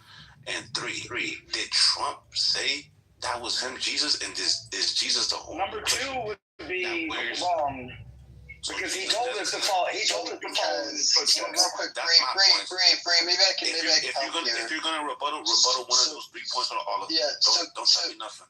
Sure. So, Kaz, the New Testament, and before I talk about the Old Testament, because I know that some people don't care about the laws of the Old Testament when talking about Christianity. And first, I don't even know if you are a Christian, but it does say in Romans 2 about claiming divinity or even a form of divinity, of divine power, or even being ordained by God as a form of blasphemy. And so depicting yourself in the image, healing the nation, which he said, I'm a doctor, I'm healing the nation there. So he's saying he in that image he feels that he's healing the nation, which I guess that's a subjective term, but could consider especially through that picture, that's divine. Putting your hand on someone and healing them, that's a divine power. So, yes, that would be considered blasphemy in the New Testament. So you're saying the people that followed in Jesus' footsteps in the Bible were blasphemous to Jesus because they're doing his work, right? Wait, didn't Jesus say, render unto Caesar what is Caesar's? Wouldn't it be like in the modern days with people that are alive now? Yeah, render unto Trump what is Trump's? Example. I literally just gave you, all you got to do is interrupt because I made a point. I don't have it pays to go. Explain it first. I said, did Jesus not say, render unto Caesar what is Caesar's? What does that mean? Yes, he did. But those people are dead. What does that mean? That's 2,000 years old. Can you shut the fuck up for fucking 5 seconds? Say what you said, bro. I would if you would shut the front door. That's what you should have done next. Shut the front door. Go on mute. Explain. Go on mute. Money well spent when you can only fund 4% health insurance corpse revenue. Why not have a pay-as-you-go system with efficiency for healthcare? Stop the Come annual on, man. You budgets want this and stuff. conversation to keep going or what, bro? Come on, bro. I'm waiting for him to talk. We'll get mute up, though, like you said. Like, come on. There's no noise coming through my phone. That's right. All right, we're gonna wrap up this discussion. I think. I don't know. We're gonna. Matt, this is Alistair. I'd like to say something about Epstein and Alex Jones and the truth that has come out. You say Epstein? Yeah, Epstein, because the truth is we're talking about QAnon here, and QAnon is a banned hashtag. It's totally censored because there is such conspiratorial information that in some people's minds it can cause schizophrenia and revolutionary fervor. So, but the point is, Podesta, Bill Epstein, Bill Clinton, Bill Gates, dozens of other people, nobody's been arrested, but dozens have resigned. And that's the only outcome of this entire thing. But now that the Iran war is all wrapped up, I'm sure Trump's going to look internally inside the country and reinvade these woke liberal cities with the National Guard, the Department of Homeland Security, Border Patrol, and we are going to remove these Venezuelans by their necks, and we are going to drag them to the airplanes and to buses, and we are going to do the biggest deportation, illegal alien invasion, deportation operation in American history. It will make Operation Wetback look like Operation, I don't know, no sacred cows. Let's just say that. Rabbono Shalom, good Shabbos. Everybody have a great miracle of a Shabbos. And don't forget, America and Israel are connected at the hips. And if you think just another $100 billion for security is too much to pay and you're worried about paying your property taxes, just remember that Uncle Sam doesn't give a fuck if the government sells your home out from underneath you because you can't pay your property taxes. The teachers' unions have to be paid. These communist, socialist, liberal, Democrat leaders are nothing but bullshit artists, fraudsters, scammers, thieves, and traitors. And you know what you do to a traitor with the Second Amendment? You take action. You do. Now, just to your point, bro, yes, the QAnon, just to let y'all know what's going to happen next. QAnon, they say after. Shut the fuck up. The QAnon, they say, the QAnon, hey, don't you got to be swinging on buildings with your web or something, bro? Like, yo, Peter, bro, chill out, man. Come on, we're trying to get some shit going on. Peter, pumpkin eater! Basically, after this war in Iran is wrapped up, right, Israel is last, and that's when we should start seeing the things that we want, which is these people getting in trouble. So if you see a lot of people have been silent, even Bill Gates, he's on trial in the Netherlands for lying about COVID. Y'all should start seeing how everything connects to each other, leads back to the United States, leads back to the Epstein files, and you'll be surprised by what happens next. Just remember I told y'all, and when it's happening, pay attention. Remember I told y'all this shit, bro. Because all this shit's coming true. Thank you. Hey, Matt, you see why Matt, you see why I don't take your room seriously sometimes. I mean, letting an idiot like this guy speak. What makes Uh-oh, somebody's projecting, Ben. Somebody's projecting, Ben. Ben, you're projecting. Michael Jackson, you're projecting, Ben. Ben, you're projecting. Matt, I love you, but... information from? But let idiots like this speak in this stage and spout this nonsense. Look, I've heard Kaz speak in several rooms, and every time I hear them, like, nobody God created can be this dumb. Got it, Ben. So what was on Wiener's laptop, Ben? What was on Anthony Wiener's laptop that a dozen New York Police Department officers died after they saw? What was on Wiener's laptop, Ben? And who is Huma Abedin married to now? Alex Soros. Yo, man, people like him. They don't know about the Anthony Weiner laptop. That's the problem, man. There was an accusation labeled on Kaz. He gets to respond to it. Right. So Ben, take things down, but so Ben, you say I'm dumb, right? And this is why people like you, don't attack me for what I believe in. Just ask yourself, why don't I know this shit? You know, because you're the dumb one. I'm just giving information, and when people, the reason information doesn't go out there is somebody always trying to discredit somebody. Stop trying to discredit what you don't know and go learn and go prove me wrong. Don't call me dumb. Don't hold up the conversation. Don't manipulate people. You don't even know about the Anthony Weiner laptop. It's just projection, Kaz. He has no point. He just comes in here to project. That's it. I'm telling him, there's a lot of real confirmed things that confirm the conspiracy things, right? So that's what I'm saying. You take real facts, you have to use real facts to even confirm the shit you don't know. And that's what I've done. The Anthony Weiner laptop is real, bro. The fragile drip, file. How did you confirm it? How did you confirm it? For example, let me tell you. Let me tell you this. Let me tell you one thing to confirm. Let me tell you one. Bro, shut up. Bro, let me answer your question, bro. Guys, chill. Let me answer one question, right? So, in the Hillary Clinton, let me ask you this. Let me tell you. I already know what you're saying. I was in the room, so I already know what you're saying, bro. Someone said very rightfully. You want me to walk you through it? Okay, just be quiet. Yo, Ben 10, be quiet. So let me tell you, did you watch the Hillary Clinton deposition? Yes or no? The one with Epstein. About Epstein recently? Yes or no? Not really. I mean, I heard snippets. Okay, so this is the problem, right? You didn't watch this interview, so I watched everything. If you watch that interview, you would hear them ask her, "Do you know anything about the Anthony Weiner laptop in the video Frazzle Drip?" You would hear them ask her that question, and you will see her respond, and her lawyer get mad, and then they go off the record. But they officially asked her about the Anthony Weiner laptop and Frazzle Drip. Now, if you don't know what the Frazzle Drip conspiracy is, it's a video of Hillary Clinton killing a little girl, ripping her face off. So, listen, bro, and this all connects to Pizzagate and Epstein files. You're lost because you have no discernment. You got nothing. I can't help you, bro. I can't help you, bro. Any answer? Matt, even you that is MAGA, I'm sure you're chocolate. Matt, you asked him about what I said. Can you ask him why did they ask him? How do you spell that?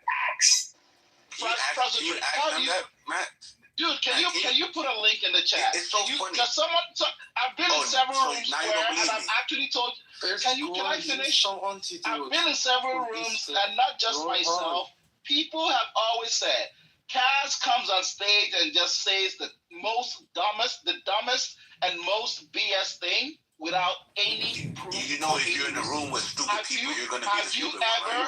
Well, I know that you are the Socratic method of like spinning everything into like spinning confusion into the conversation, because there was Sam making a very good point, and then you took it personally, and then you took the high ground of being a victim, and then you started slamming her.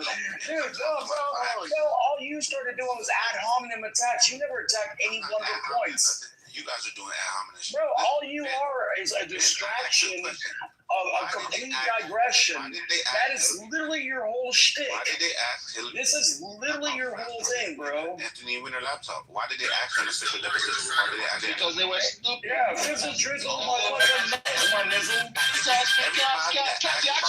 me fucking answer the question. You see because they were as stupid as you. They were as stupid as you and as dumb as you. You're smarter. Okay, Bingus, you asked the question. People exactly. You get the. You heard his answer. He said because they were stupid. Hold on, Bingus answered. Man, this is the way this works. Go ahead, Ben. Go. Yeah, because they asked that. Let me be a little bit nicer. They asked that question because they're as retarded as you, and to ask that kind of conspiracy field question on a national stage like that. Do you know who Anthony Weiner is? Same people don't look at what you're saying. Oh, do you know who Anthony Weiner is? Hillary Clinton. Dude, we all know he's a congressman that sent dick pics, dude. Nobody fucking cares, dude. Basically, he's guilty of doing pedophilia shit, right? He sent it to an adult woman. That's not pedophilia, you dumb fuck. Bro, Matt, I know what I have to do. Let's connect the dots slowly. Right? Let's see how stupid he is. Let's hear how dumb your conspiracies can be. You know why you don't want to ask this because it's going to prove how stupid you are. So basically, he does the same thing on every stage. So you guys don't be surprised. He does this shit on every stage. So let me get this straight. Anthony Weiner. Hold on. Let me get this straight. Hold on, Ben. Let me get this straight. Anthony Weiner is a fuck. Hey, Matt. Kaz is your girlfriend. Ben. Let me get this straight. Anthony Weiner, he's a real person associated with Hillary Clinton. The laptop is real. He did get in trouble for sending dick pics to an underage girl. So all of these it was an overage staffer, you dumb fuck. So all of these are real, right? It was an overage staffer. What the fuck? It's a 14-year-old girl. But so all of these is look it up. Hold on, Ben. Let me use your logic. I got you. Hey, Kaz, Ben, I'm not done. Trump is a real person, right? I got you. Trump is a real person, right? Yeah. He was in pictures with Epstein, right? Did he go to jail like Anthony Weiner? Let me finish. Epstein was accused of doing shit to little girls, right? Your point is so by induction or by whatever logic you're using, Trump did something, right? You see how dumb it sounds? Here's the difference. You really see how dumb it sounds? Here's the difference. Anthony Weiner went to jail. Went to jail for that. Matt, are you recording this so he can play it back to himself? Hey, Anthony Weiner you sound retarded. Somebody went to jail for doing something, and you're talking about the man that didn't go to jail because none of that shit was found to be true. You're talking about somebody that didn't go to jail. Epstein didn't go to jail. We're talking about Anthony Weiner. Epstein did not go to jail, dude. Anthony Weiner went to prison. Anthony Weiner, Anthony fucking Weiner, bro. Listen, Anthony fucking Weiner. He just said it. Epstein go to jail. Epstein go to jail. Brother, Anthony Weiner. He went to jail. He pled guilty to sending inappropriate pictures to a 15-year-old girl. Yeah. He did do that. But like you act like there's some other conspiracy, like drizzle, like Hillary Clinton ripped the face off of some girl and Pizzagate. Bro, how do you make that fucking connection? Because the Fauci video was found on the Anthony Weiner laptop. This is the same Anthony Weiner that went to jail for doing pedophilia. Wait, you're telling me that like the Department of Justice has Hillary Clinton ripping the face off of a young lady? And they've done nothing about it. They have that shit.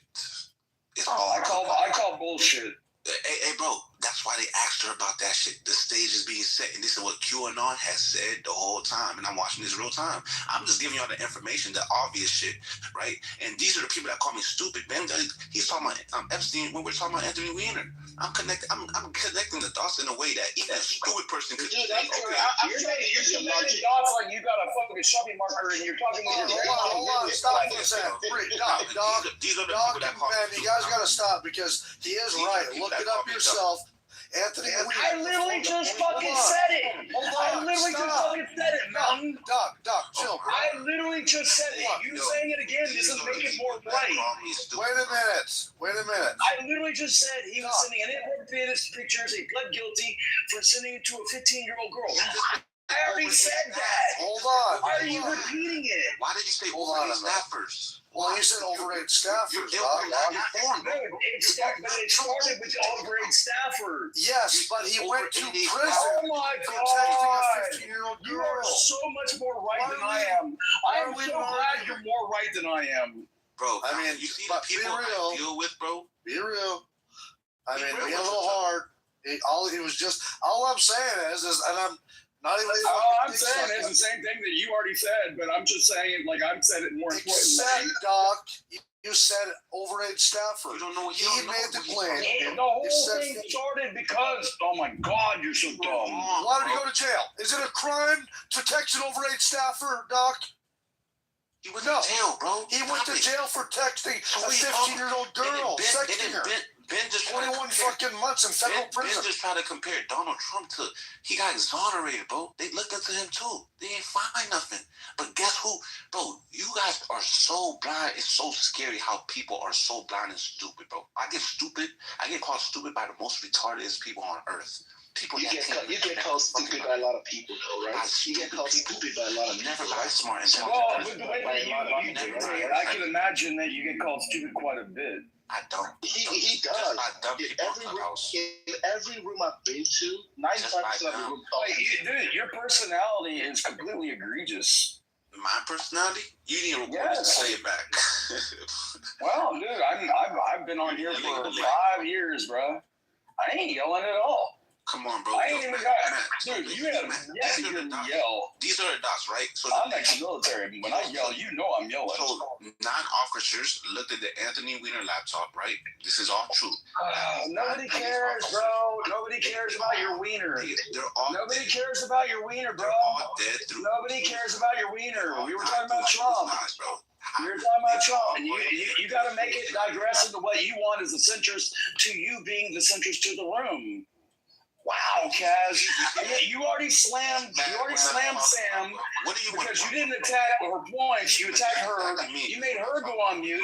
But dude, I'm coming after you because I ain't afraid of some little bitch like you. NPC, bro. You're old. Dude, you were a non-playable character that I fucking did the cheat code on, bro. I'll do up, down, left, right, B, anybody select star on that ass.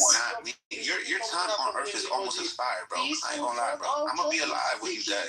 Somebody shot his. Are you sure about that? I'm gonna be alive when you die. Are you sure about that? Tomorrow is promised to no man. Oh my god. It's enough. This is an old man, bro. Like, this dude's almost expired. Like, this dude is wearing a NASA shirt, bro. That's how you know he's a dumbass, bro. He's wearing a NASA shirt, bro. He supports NASA. Are you?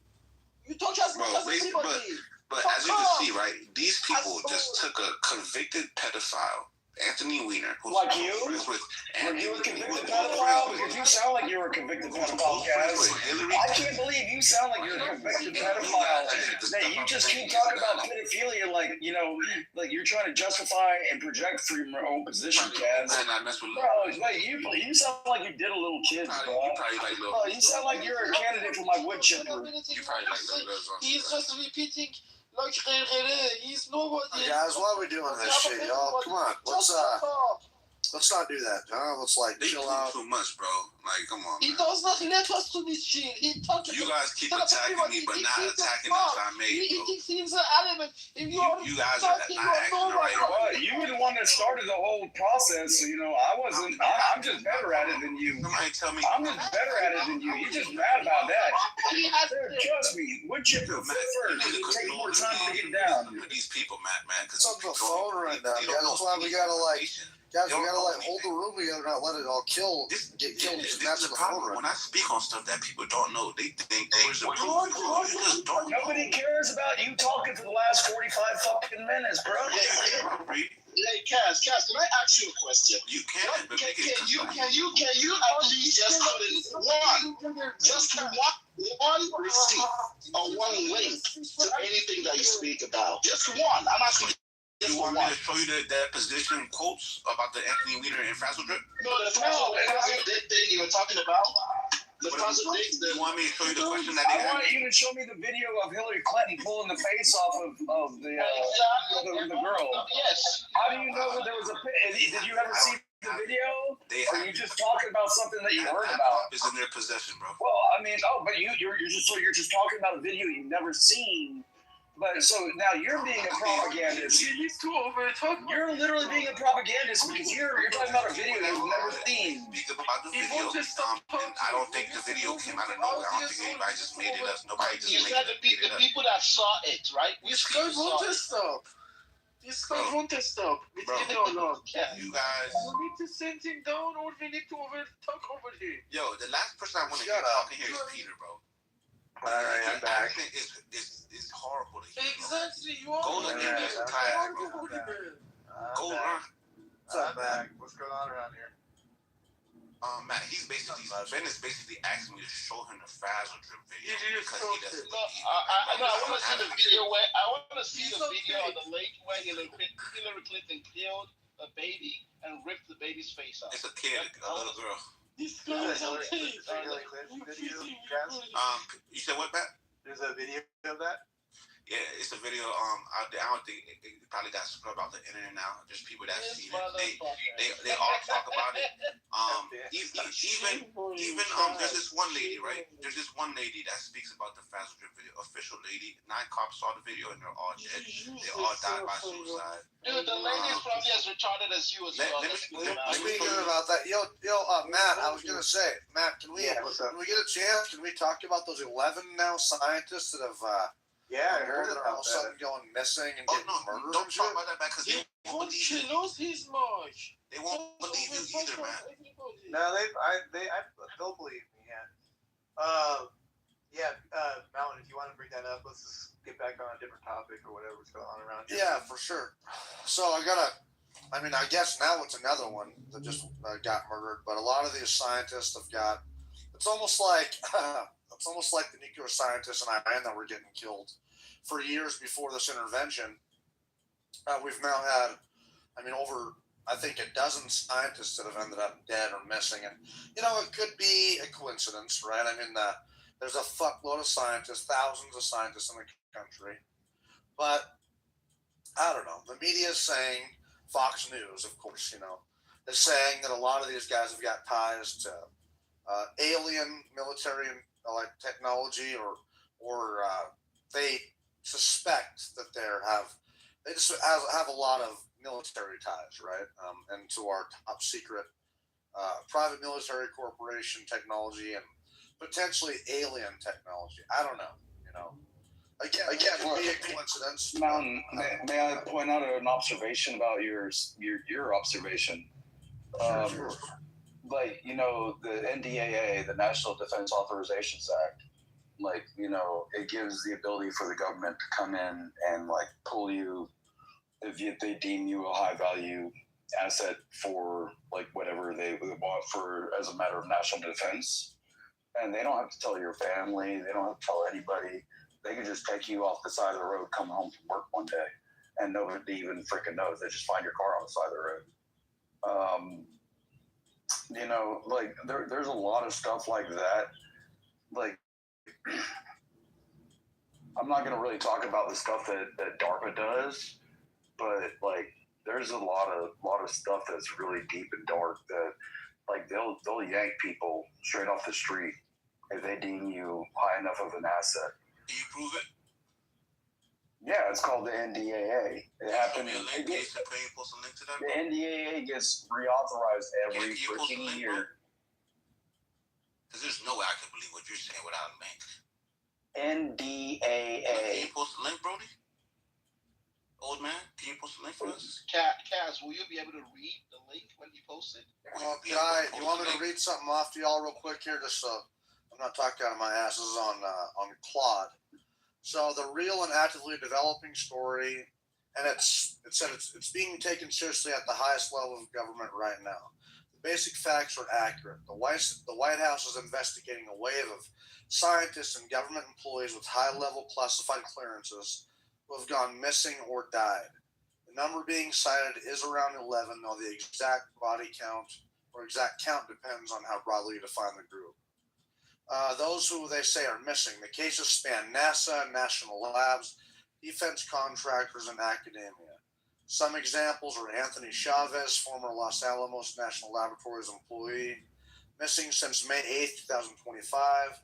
Melissa Casios, administrator worker in Los Alamos, missing since June 26, 2025. Monica Reze, director of materials processing at NASA's Jet Propulsion Laboratory, missing since June 2022, 2025. Stevia Garcia, the government contractor at a Kansas City National Security Campus, missing since August 28th, 2025. William Neal McGoslin, retired U.S. Air Force. Everyone is after Trump got it. Anyway, I don't know. There's a lot more, too. Trump is trying to investigate it. Trump just No, I know. I'm just curious. Like, it's interesting. It all started in 2025. Well, probably not. But anyway, let's see here. The caveat, the critical caveat, law enforcement and other scientists say they don't see any connection between the cases. Several of the disappearances share behavioral patterns consistent with mental health crisis rather than foul play. People walking away from homes at night, leaving phones and wallets behind. Some deaths have no confirmed cause of death disclosed publicly, which fuels speculation. That doesn't confirm wrongdoing. The bottom line, the cluster is real, and the White House is genuinely investigating it. There's currently no established evidence of coordinated patterns of foul play. Right. So it's so crazy. It may be a giant, coincidence. It's so crazy. Now, this is the mountain. You see, and this is why, wherever you're reading this, whichever AI, you can't trust the AI because they will never tell you straight. Well, the media is sensationalizing it too. Right, but there's no. Makes me suspicious. Right, there's no these coincidences, bro. No, this is foul play. Anybody that needs a news article to tell them if it's foul play, these are the idiots I talk about because they don't even trust their own judgment to make the conclusion. Here's the thing, though, Cash. Can I say something about that? I'm not lying. So where I'm from, I know you're but check this out. Listen, guys, I want you to understand. Like in my city, we kind of had the same suspicion. I mean, the last 5 years, we've had a lot of people end up dying, and a lot of them are close to the river. Like, one thing that everyone noticed is that they were close to a body of water when they died. We've had, like, 5 people. Mm-hmm. And I was starting to believe it, too. Like, man, there really is a serial killer around here. And then I started investigating it personally. I started finding out a lot of these people that ended up dead were homeless vagrants with drug problems, people with mental health issues. One lady had a giant fight with her husband and her family and fucking disappeared in the middle of the night, in the middle of a snowstorm, and ended up fucking probably trying to walk into her. I don't know. But, I mean, a lot of this shit is kind of explainable, like, right, but some of it is weird. There's potentially still a serial killer here, but there's also... So you think scientists... So you think a couple scientists going missing, right? And all of them working on, super high tech shit is the same as strangers going missing here and there. No, I don't compare them at all. Look, coincidences. Y'all gotta really study the probability of certain things happening. Once y'all ask, what's the probability? Have you studied it? The probability of something. See, so Ben, he's trying to attack me other than what I'm saying. I'm not. He's still making it personal. I feel like I'm not being personal. It's always a black man trying to attack another black man. I'm not even talking to you right now, bro. I'm talking about him, bro. I'm talking about him, bro. You can get your chance a little, but I'm talking about him. But I'm basically saying, right? Because even Ben, he hasn't studied the probability of him being an idiot. I haven't. Yeah, I'll tell you, I haven't. He hasn't studied that. I've studied the probability of you being a dumbass. Tell me what you learned. It's very high. Always back to the ad hominem attacks, man. All you do is have ad hominems, bro. If you don't want to get bitten by a dog, you don't go near anything. Mountains, everybody's got to say. But mountains, bro, you got nothing of substance. You attack the people. Your points of view are moot. At least. You guys sound like I hurt y'all feelings, bro. Relax, just let it go. I'm talking about. It's not my fault. You don't comprehend the words that are coming out of my mouth. It's not my fault. You're old and about to die. You got all them teeth and no toothbrush. That's why you're so ornery. That's what mama said. I guess, man. Did you write your will yet? Dude, I've had an irrevocable trust since I was like 35. Did you write your will yet? All right, man. I don't know what's going on in here, y'all. We're just talking, Anthony. Yeah, I was just telling Mountain man. I just got a question for y'all, man. What up?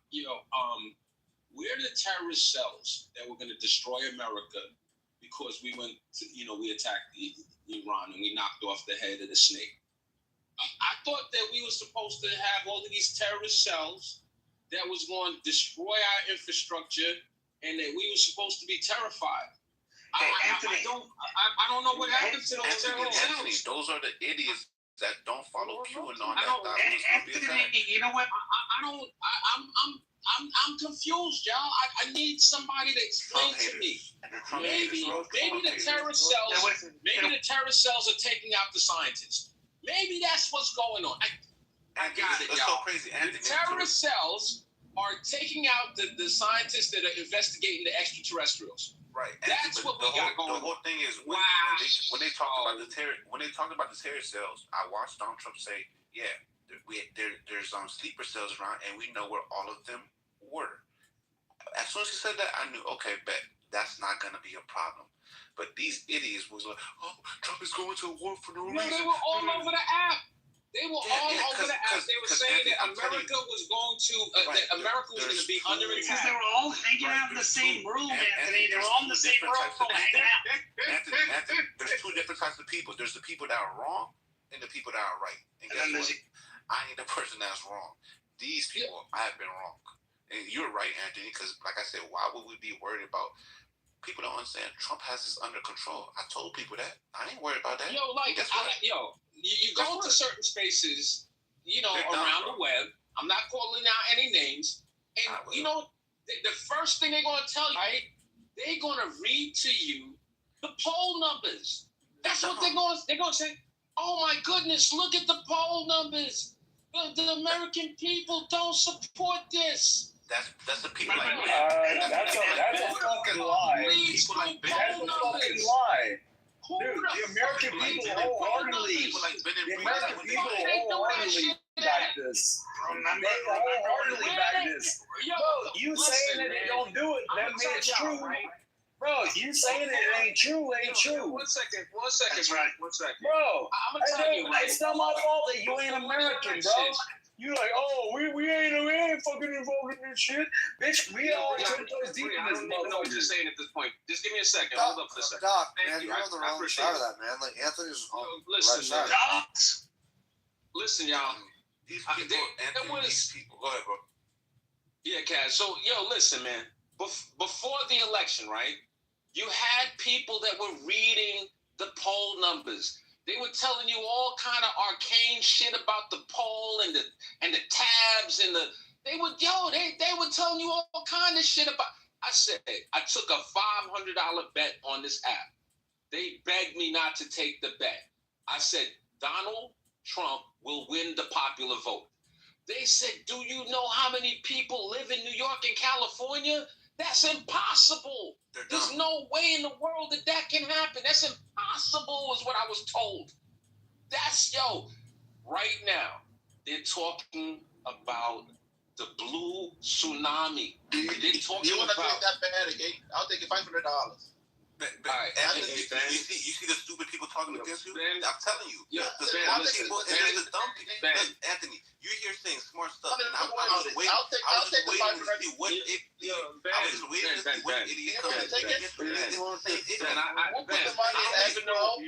I don't know what you want to bet, Ben. Okay, Ben, stop. Stop.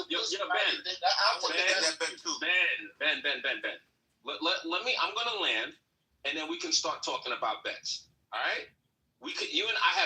Ben, I ain't scared of betting shit. Let me go after you. You got it, Cass. I'm happy. Just let me land. Let me, you know what? I've been inundated. I've been bombarded with Trump haters. I just want to have my moment in the sun.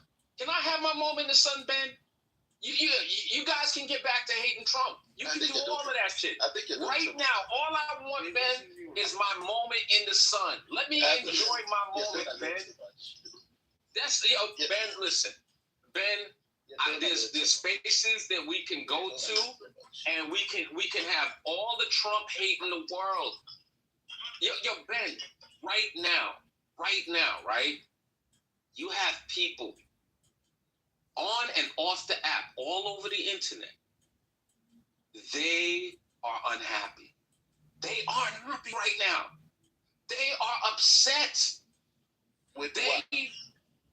They're upset with Iran saying that the Strait of Hormuz is open. They're upset with this shit.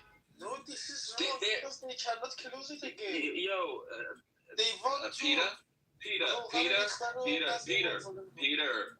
can't do it, Peter. Peter, bro, Peter, shut up, man. Damn it. Peter, I can't do it. I really can't. Yo, Peter, I just want to hang out for 1 second with some friends, some loved ones on this app, and commemorate what the fuck is going on outside. Just give me that. Leave me the fuck alone for a second. Listen, I want you guys to see the brilliance. Yo, this is one of the greatest military campaigns in the history of the world. And I'm not saying that listen, y'all, every life lost is a tragedy. I sympathize beyond fucking words. I love our troops, man. I will donate whatever to whoever for our troops. They're the most greatest fighting force in the history of the world. We have the most amazing military ever. I love our motherfucking troops. Every life lost matters beyond words. I have shed tears for our troops. I have a son that has friends that are in our armed forces. I've known those kids since they were young boys. I love them individually.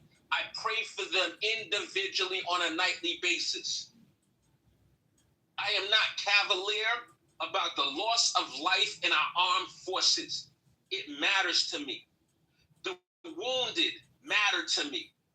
It's nothing that I'm nonchalant about. All right? I want you guys to understand that our president has led us into this conflict, and he has minimized the loss of lives. I want you guys to understand that we had administration after administration after administration who talked about we can't afford a nuclear-powered Iran. We had that BAN, Barack Hussein Obama, who gave us this fucking bullshit-ass agreement, this feckless motherfucker, and his bullshit-ass agreement was fucking toilet paper, acting like he did something. Fuck him and fuck his agreement. Can you tell me how that agreement is different from if the moderators of the room want me to shut up, I'm happy to shut up. I'm going to talk until the moderator tells me to please stop. So, this is where we at right now, Ben. You can leave quietly if you don't like it. There's plenty of spaces that will support you and your ilk. I'm happy to listen to you. I will let you speak uninterrupted when I'm done. But right now, I'm enjoying my motherfucking moment in the motherfucking sun. All right? So, back to the issue at hand. Barack Hussein Obama and his bullshit-ass motherfucking agreement. They want to talk about, Donald Trump this, Donald Trump that. Yo, I want you guys to look back and ask yourself a very simple question. Really, really simple question about Donald Trump. Since we've had the division of North and South Korea, and that thing called the DMZ, Demilitarized Zone, the DMZ, how many sitting U.S. presidents have gone to the fucking DMZ? How many? How many? One. The motherfucking president that went is Donald J. Trump. Motherfuckers, sit down and look at a Netflix special. They call it The Unstoppable. But the true name of the Netflix special is The Unstoppable Nigger Act. All right? The Unstoppable Nigger Act. That's the real name of that Netflix special with Dave Chappelle. Dave Chappelle sits down and he goes through this whole diatribe. He breaks down why they started this motherfucking act. Mind you, this is what the only two charges that Sean Puffy Combs got convicted of, another unstoppable nigga got convicted of, was the Unstoppable Nigga Act, the Mann Act. Yo, he talks about McCain, Stevie Wonder asking him to go. All of this motherfucking shit. You know what Dave Chappelle didn't mention? There was a president that posthumously pardoned Jack Johnson. There was a president that did that. Do you know who the fuck pardoned Jack Johnson?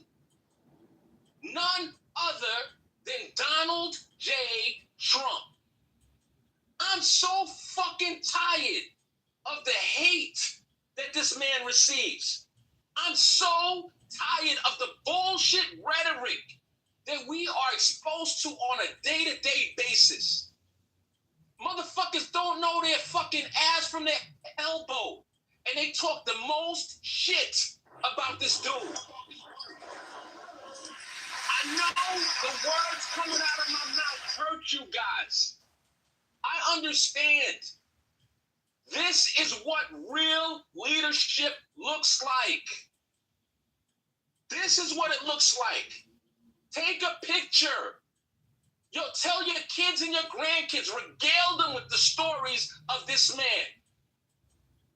We ain't had one like him before, and we ain't gonna have one after. All right? I have more to say, but I've spoken enough. Thank you for listening. You're cooking, Anthony. You're cooking, brother. Keep going, Chef. I just ordered you a Chef jacket off of Amazon. Yeah, listen, y'all. Okay, listen. I'm happy. I'm happy to keep going, y'all.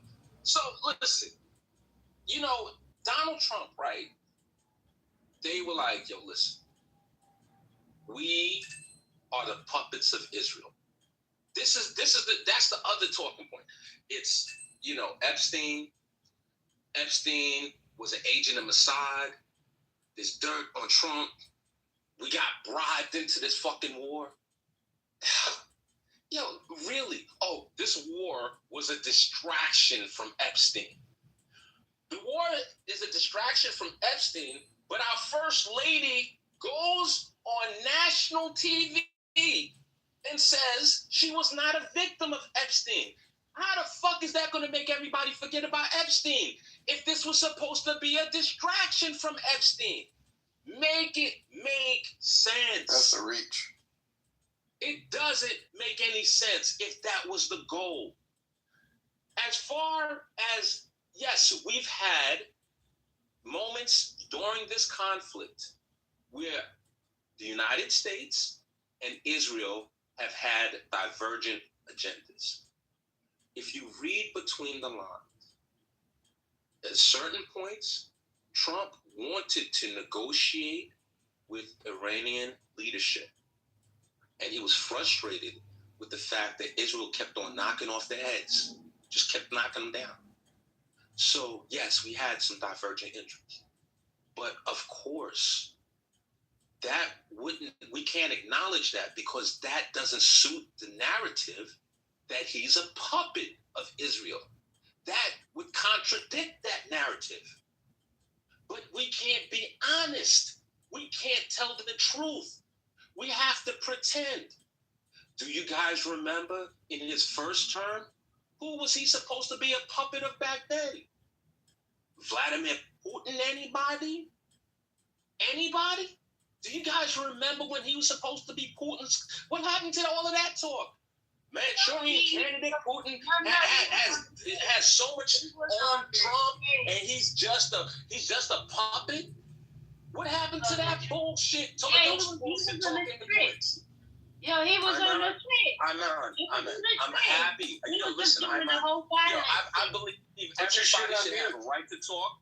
I think bodies should have a right to express themselves. I'm not a censor. I'm not that dude.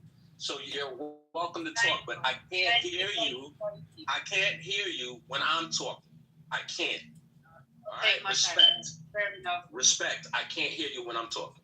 So here's what's up. We keep on having these bullshit narratives. And I want you guys to just tell the truth. Just be honest. I want you to go in front of the mirror and say it out loud. Free yourself. I hate Donald Trump more than I love America. Say it. The truth will set you free. The truth will set you free. Acknowledge it. The first step to recovery is acknowledging you have a problem.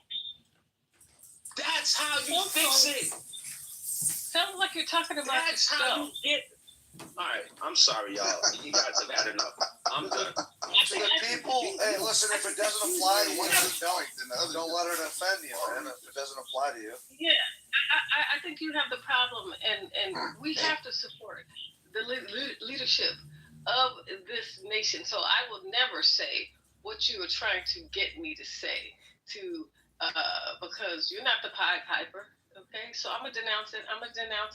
But brother, you're kind of getting them wrong. You're talking about the people who are acting like they are criticizing the way that we're conducting this war legitimately, or acting like that they don't just hate Trump. They just need to go out and say it. Because this is the thing, as they've been criticizing every step of the way that we've been conducting this and trying to tell people that we've been losing this war, we have been winning. So just the people who are really just hate Trump that bad, just fucking say it. Can I speak up a little bit more as well? Miss Lady, can I tell you something as well? Right, you're delusional. The rest of the world has been dealing with America and Israel. Where the fuck have you been, missus? Where the fuck were you? Where we needed you? Where the hell were you at? What the fuck are you talking about? Can I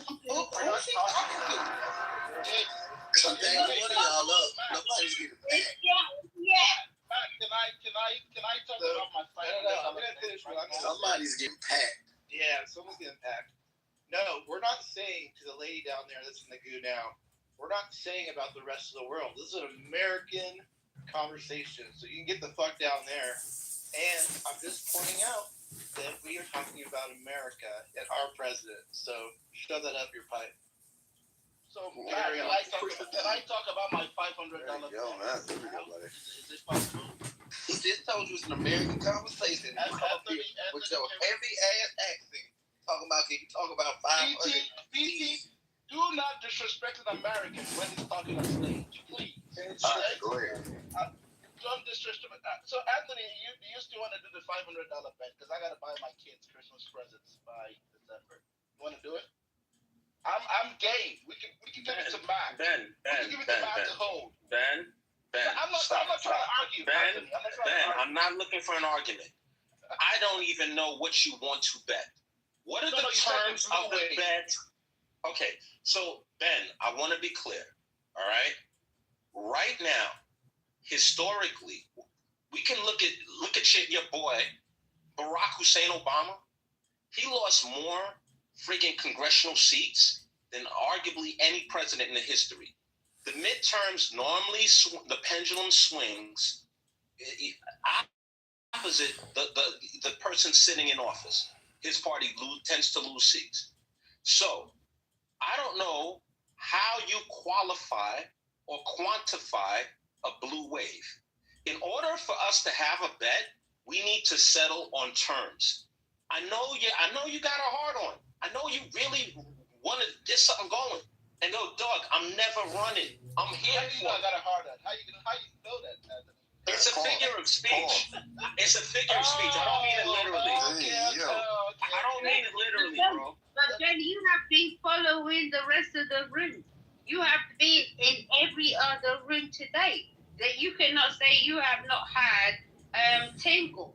No tingle? You don't feel like you Cinderella today? No Cinderella in you? No Cinderella. I think Peter is a penis eater. Oh, brilliant chair. Don't worry, Anthony. Let's just sit down and get together some terms that we can agree to. I'm happy for us to sit down and get some terms that we can agree to. And if we can agree to terms, alright? I have no problem with Mac holding the money. I got no problem. I got no problem with Mac too holding the money. I can't wait to eat that $500. I can't wait. Eat. You want to eat. You want to eat. You want to eat. You're claiming something. You want to eat like you some form of you representative, right? You are just doing that thingy thing, right? Another one of those like, drunk versions again. No, I just want to know. I just want to know what the mistake is. If this drunk version of drink too much wine. Murdered his chef after he found out about Are you it's okay. Go on, babe. Go on, babe. Yo, Amon, we're going to pass the mic around a little bit. NY, BT, Mo, I noticed you guys came up on stage. Man, it's so good to see you guys. You know what I'm saying? Nothing but love. Hope you guys are, just winning in life. I hope Most High continues to bless you guys. Do you guys have anything you'd like to add, please? Yeah, thank you, man. Thank you for what you say, Anthony. I just want to say that for me, for everyone who can see, Trump lost this war.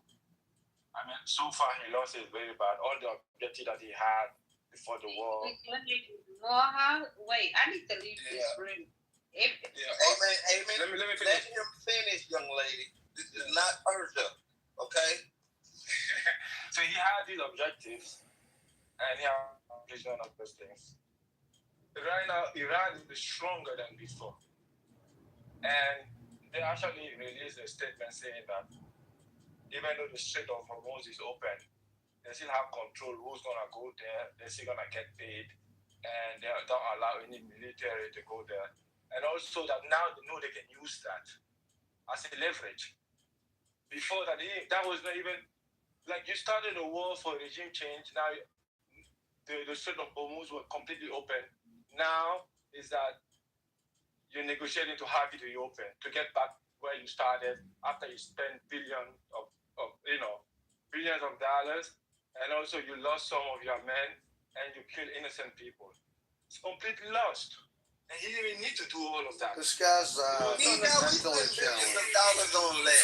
Bro, honestly, listen, Mo, you are absolutely wrong, man. Like, how was Iran stronger? They're not stronger. They are weaker. And all of our objectives are honestly doing pretty well, man. I mean, we've decapitated the Navy, the Air Force, their ballistic missile program. The city's debt has been growing faster than the teenagers' the next thing is their property taxes. Take a look at this chart. So, like, I'm just curious, like, now we can, but also that. Hold on, stop. Wait. Also, this is the biggest thing. This really is about China, bro. You don't understand that, bro. Like, what we're making sure is that hold on. Up for a second. Let me finish, man.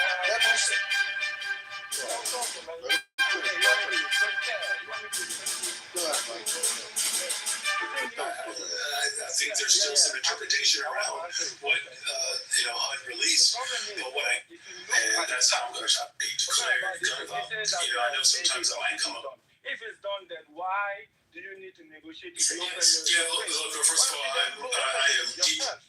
You think America actually America is not open.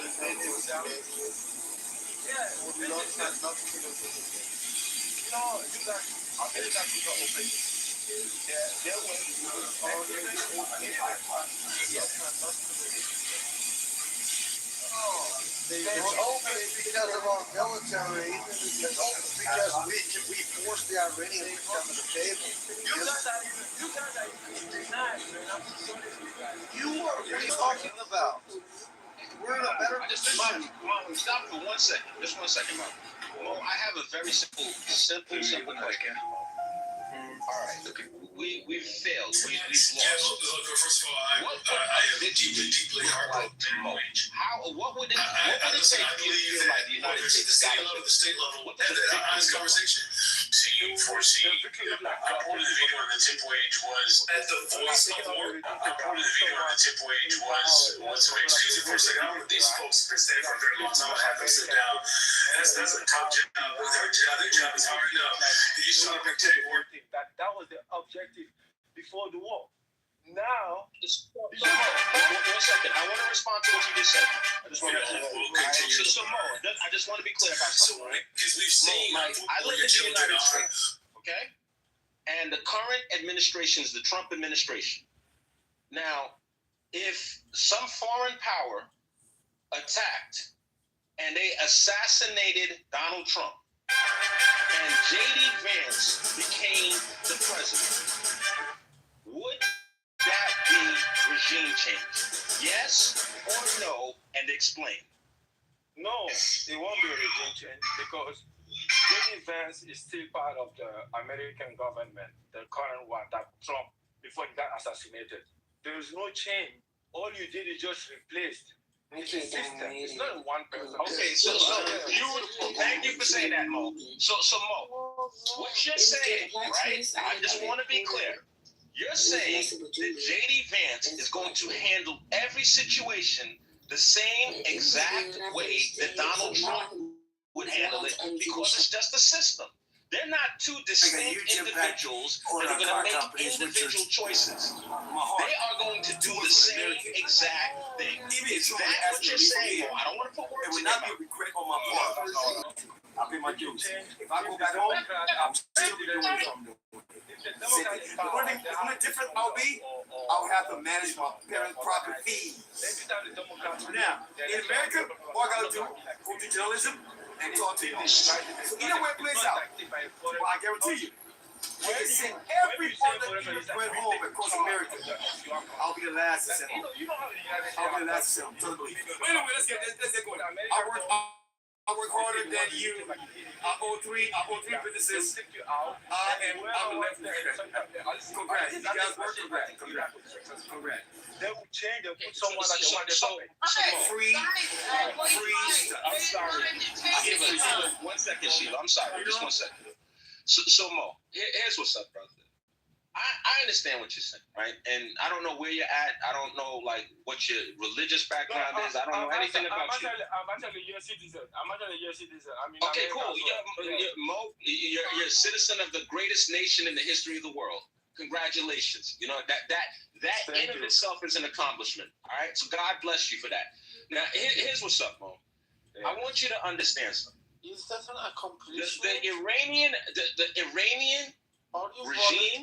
Born in the United States. Okay, Peter, we can't do this, Peter. Please. This is not an accomplishment. Peter, please. Peter, please. You don't have a choice to be. Peter, just hang out in the audience for a little bit. One mic on the Black American, please. One mic on the Black American. Anthony, please continue. Thank you. So here's what's going on, right? The IRGC, the current regime, whatever, however you want to classify it, Mo, it's over. It's finished. All right? They might last 2 months. They might last 6 months. But they have been mortally wounded. They're in ICU. They called the cleric, and the cleric is giving them last rites. This is check and mate. It's over. They are dead man walking, dead man talking. It is over for them. This regime is finished. So if that's your requirement, give it a few months, and you'll see what comes next. A few months. They're still in power. Yeah, Othello. I just want to say something really quick. I just want to say something really quick. I'm gonna mute up. So listen, I understand, right, that for some people they're literalists, and I'm gonna preface all my comments by saying this: I am one man with one opinion. I could be 100% wrong. God didn't whisper in my ear. I'm not the Pope. Yeah, God didn't whisper in my ear and tell me what's going to happen. I'm just one man with one opinion, and I could be completely wrong. You're entitled to your opinion. It doesn't make me right and you wrong. Let's see how things develop. You got it, Mo, and then Shiva next. Anthony, I really appreciate that. You give me this opportunity to give my opinion. I really like. All right, Mo. All right. I think that though. Here's the thing. Regarding what you just said, the problem is America, the Iranian, they could not have war like the way you take it, like they would come, take out America. They already knew that was not the objective. The objective was to inflict a lot of economical pain to America so they can get into a position where they can have leverage. And they say what they were going to do. If you attack us, we're going to attack your ally and we'll close the strait. And they did it and they accomplished the whole objective. So the United States, if you remember, we have to go back at the objective of the war. They say Iran could not have the nuclear weapon, which was strange because they did say that before, back in June, that they completely destroyed. And they also said they want the regime change. Check. And they went to take out the head, and they thought that the people. Baseball check there, Jack Kitover. You have to understand, this is not a nation that was created. I'm running faster than a teenager's mullet. That's why we need to talk about property taxes. Take a look at this chart. Oh, wow. This is business expenses. Anyway, evening, friends. The city's debt has been growing faster than a teenager's mullet. She's coming Tuesday.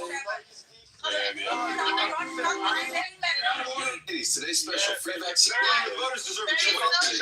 Providing abortion care vaccines at no cost. Let's take a look. This area here is the pregnancy 7 to 6 weeks old. We'll talk about your options and make sure you're taking care of it. Respectfully, one mic. I don't want to mute the stage. Just give me 1 second, guys. So, Shiva has next. Guys. Shiva has next. Fuck you too, my brother. Fuck you too. Actually, it's not the regime change in Iran yet. I agree that in one side, now there's nothing in the point.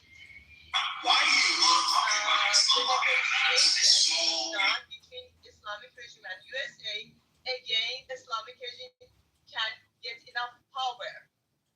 Then there is no regime change. The reason is that we have the same system. And they're more dangerous than ever now. They're more dangerous now. Exactly, because abortion care vaccine. And if we do not stop them, then they would be a very big danger later. Then still we have the same regime, and it's undercover yet. And the negotiation still in the full power. And they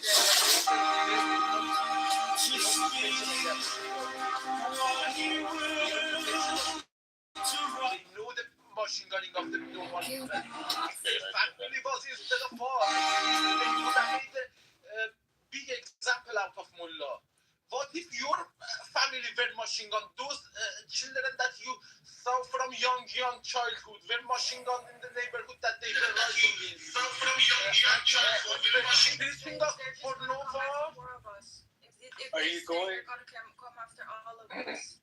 Are you going to go back? Are you going to go back to fight? If you ever get the chance to fight for your country? Because Iranian. Yes, definitely, Max. Yes, definitely. But the regime must be crippled, and you have there should be a way paved for them to rise up again. Because right now we have like a lot of Shia militia from Iraq, the Hezbollah, PMF from Iraq, and Hezbollah from Lebanon, and the Houthis from Yemen inside Iran to counter every Iranian and kill them again, just like on the 8th and 9th of January. So they're more dangerous even now than before, because now Ghalibaf is in control, and he's the head of the military in this regime right now is more dangerous than before. So I agree with that they've done a lot, but we are now in the most dangerous time ever. That's probably Allah Akbar. I'll let Dan get in here real quick. Let's just, I love her. Man, just learn to What Mike's been. You're just gonna go overtalk this room, dude. Until you Stop it, please. stop that. This is crazy. This dude just. Go ahead, Ben. Yeah. So just to be clear here, United States President Trump and his cabinet have never said that regime change was a goal. So we've been having this conversation for the past half hour, at least since I've been in the room, where we keep talking about the goal or the objective of the Trump administration is regime change.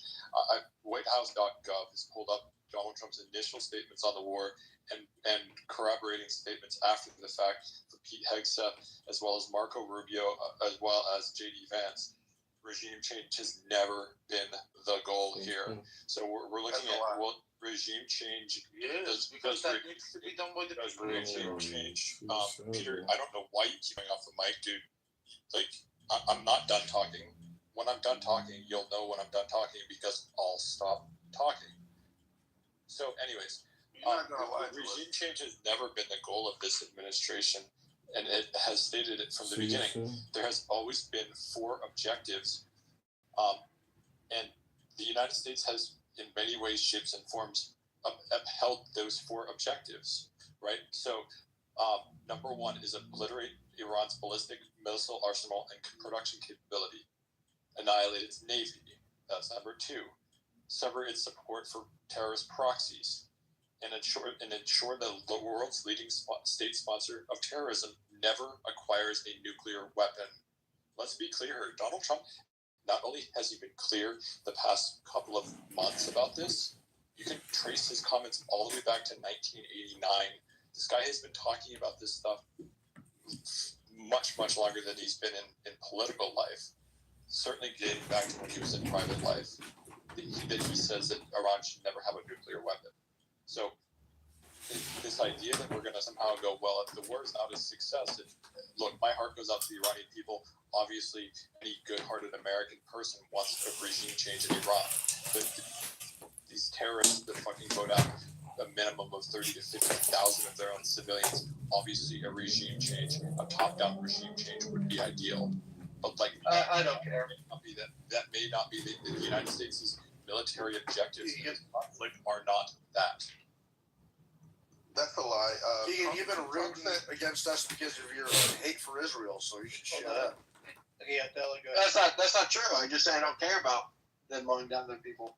All right, go ahead, Othello. The whole point was to get rid of the IRGC. Trump's whole MO for this war were a few of the things that you mentioned, but he also said the Iranian people will be free soon. Are they free?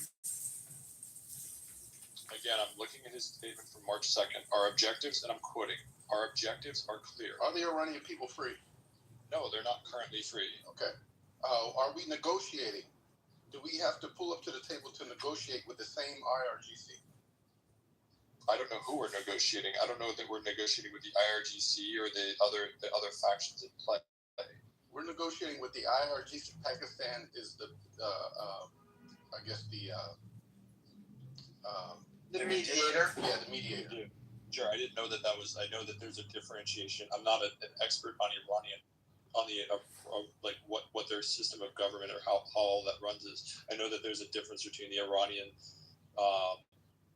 like their own military and the IRGC, and like there's a bunch of different factions at play here. I'm not. All right, Ben, I get your point of view. I just want to state something which is factual, because I do have the links. Donald Trump came out and stood on stage in front of every news channel out there, and he said, I quote, "To the brave Iranian people, come out to the streets. We will have your back, and take over your institutions," which they did. They took over police stations, but then they came in with like more militias, and they mowed them down. And they said that that wouldn't be the militia. That would be a government. They would be freed. He said that they would be freed, and that they should keep steady and stay at home now, because there will be a lot of bombs dropping at the moment, and it's not safe out there.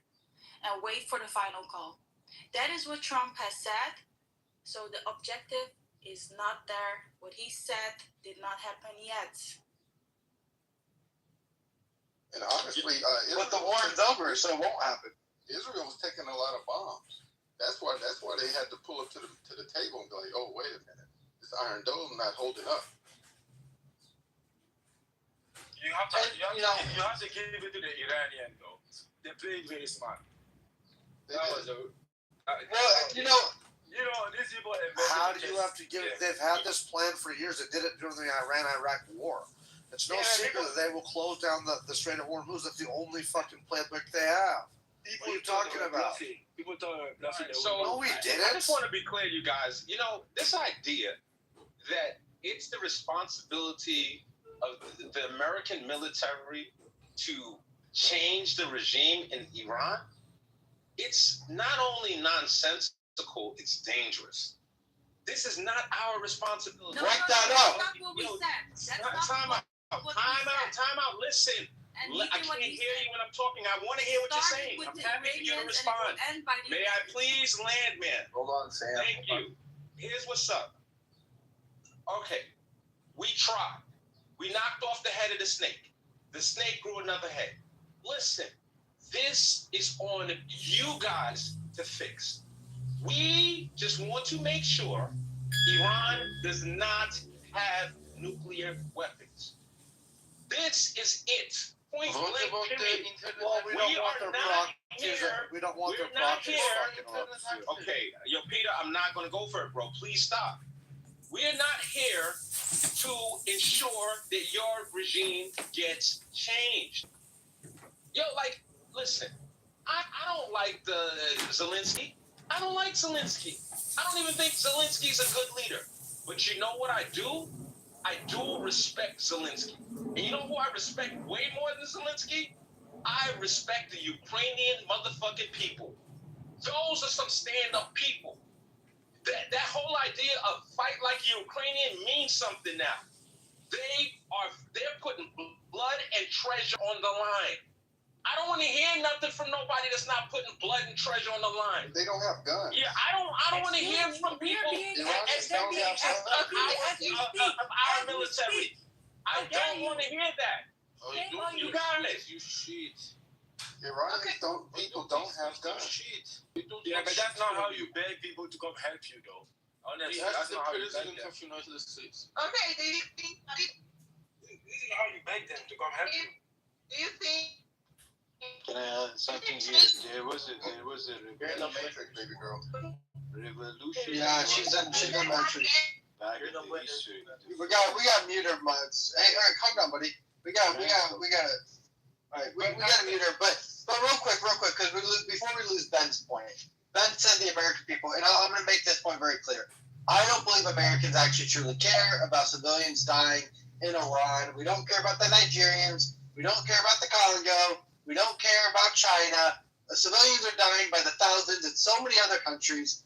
We don't care. That's not the reason. We're there exactly for what Anthony said. We're there for the uranium enrichment. We don't want them to have a nuclear program. And we don't. Israel does it, and that's the reason why we were in there. Now, we believe the objective is finished. Now, Israel, without a doubt, is making a very big plea that they do not want us to be done because they do not like the proxies of Hezbollah. They don't like the proxies of Hamas to still be funded by Iran. So they really want Iran to be completely neutralized, but America is completely, I believe, they want to be completely over. It all depends on if Israel's going to keep dragging us in. So why should America care about what Israel wants?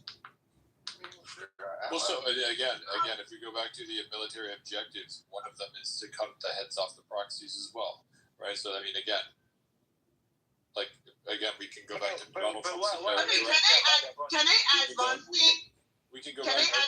All I'm doing is quoting Donald Trump exactly his military objectives, exactly as he stated them. Like this is not. I'm not like, oh my gosh, here's my hot take on this. I'm literally the president. I know, but remember this though, man. We have to remember that, and I'm a Trump supporter, man. So don't get this wrong here. But while we're playing checkers, he's playing chess. Remember, he told everybody that the intervention in Venezuela was because of the drug boats, and ended up being, Maduro and the China.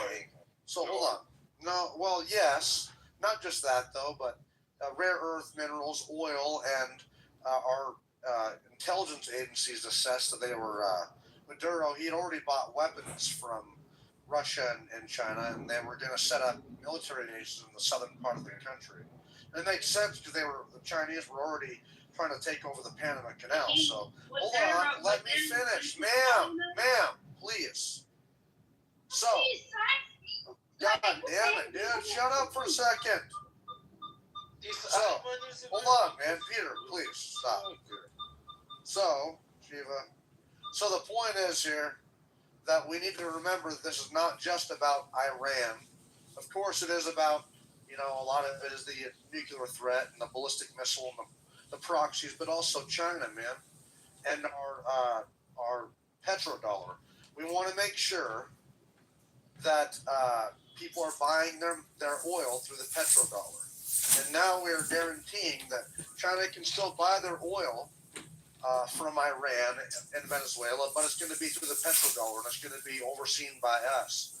And if we have to cut that off in a military situation, like if they want to take Taiwan, we can cut that off. We can blockade the Strait of Hormuz. Taiwan is nowhere near next to Iran. You need to put your geography. No, sir. You be lying to us, right? And we been allowing you to lie to us. You be lying to the rest of Europe. Tell us because what we have to. Because we have to rely on you. We have to rely on you. We have to rely on your truth. Rebuttal what I am wrong about. Rebuttal what I'm wrong about. Please tell us what we're wrong about. Don't just say that we're lying. Could you please kick Peter down, man? That's ridiculous. I've been for fucking hours. We've been listening to this dickhead. Like, come on, man. I'll moderate. Don't worry about it. Fuck. Okay, Ahmed, however you say your name. What are we lying about? No, I'm just saying, yeah. If we're gonna talk the truth, are we allowed to react as the rest of the world? Or are we gonna react based off their fucking theory? Like, I just want to know, what am I doing? Why am I? Do you mind responding to what I'm wrong about? Shut up, sir. Whatever the fuck you eat. Yeah, am I being pulled by the salesman? Because I'm no pull. I'm not a salesman. This girl's a crackhead, dude. What the fuck are you doing? What are you doing? Would you please respond to what I said? What are you doing? Because apparently, you the mind. You the mind. God damn, this room is retarded, dude. I swear to God. Fuck, you stupid. Matt, I'm gonna leave, man. Like, if we just got a bunch of retards running the room, man, it's fucking stupid. God damn it. I'm trying to have a legitimate conversation here, man. Just hang out for a second, I really, I'm starting to think you're in trouble. I need you to succinctly answer. I'm not playing. I'm not trolling. I need you to stop and succinctly answer the question. You made a provocative statement. You called Mountain a liar. Explain succinctly why he's lying, or something else is going to happen. Explain it. What do you mean? Wait, what do you mean something else is going to happen? Are you threatening me? We'll see what happens if you don't explain it. No, you guys know. Wait a minute. Are you doing a threat because you got the breathing? That is none of your business, the issue between US and Iran.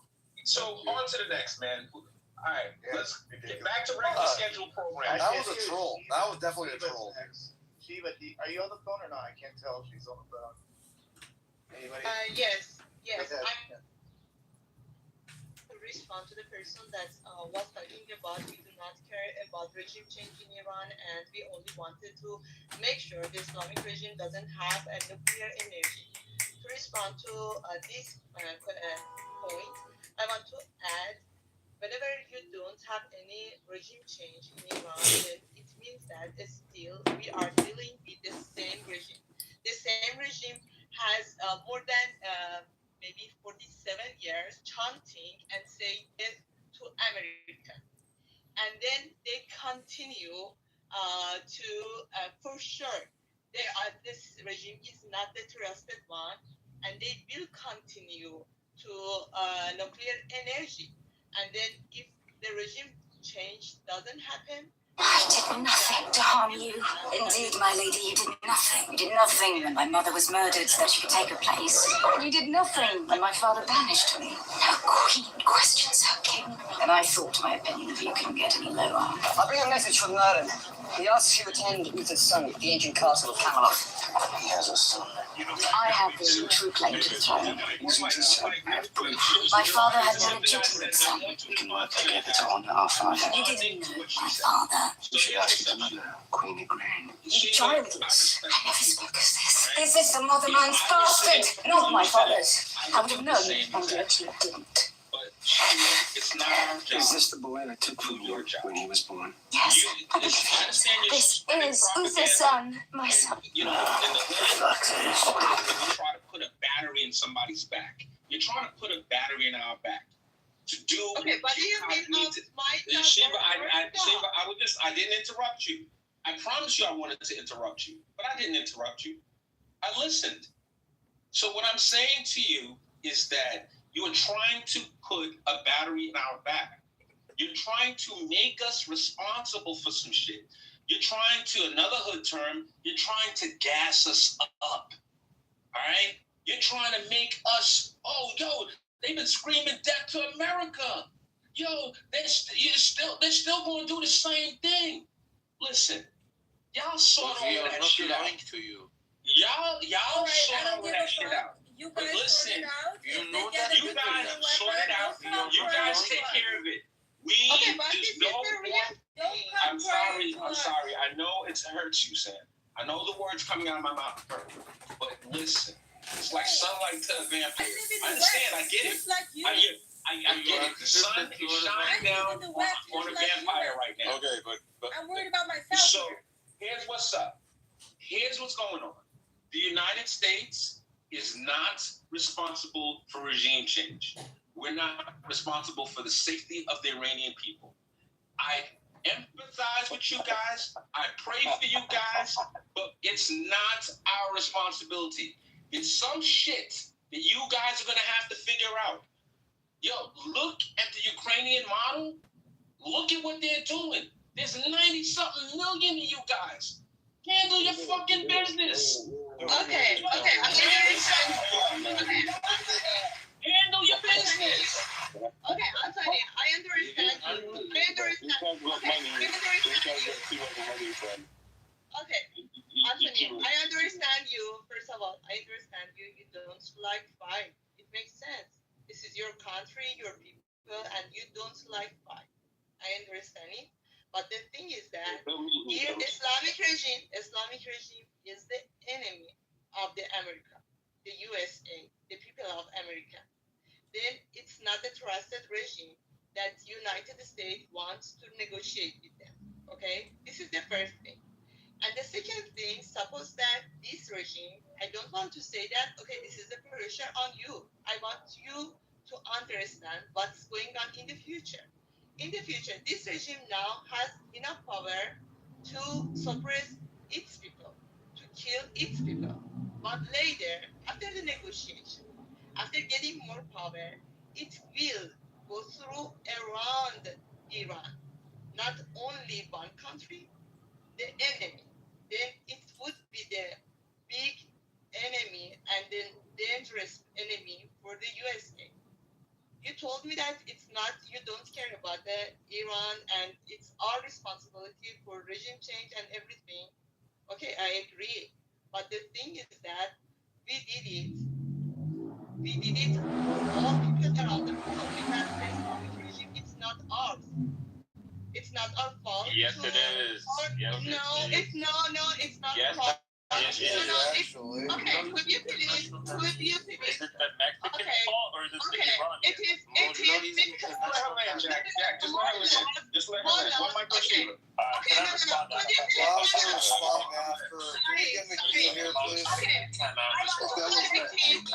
please? One mic on Sheila, please. Okay. I want to connect him. I'm going to respond to her one last time and then we got a cue. Hold on.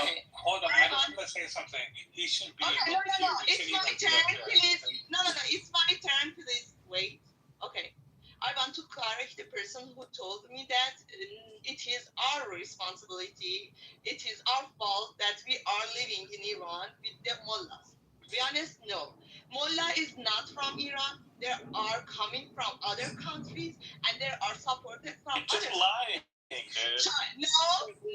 China. Okay.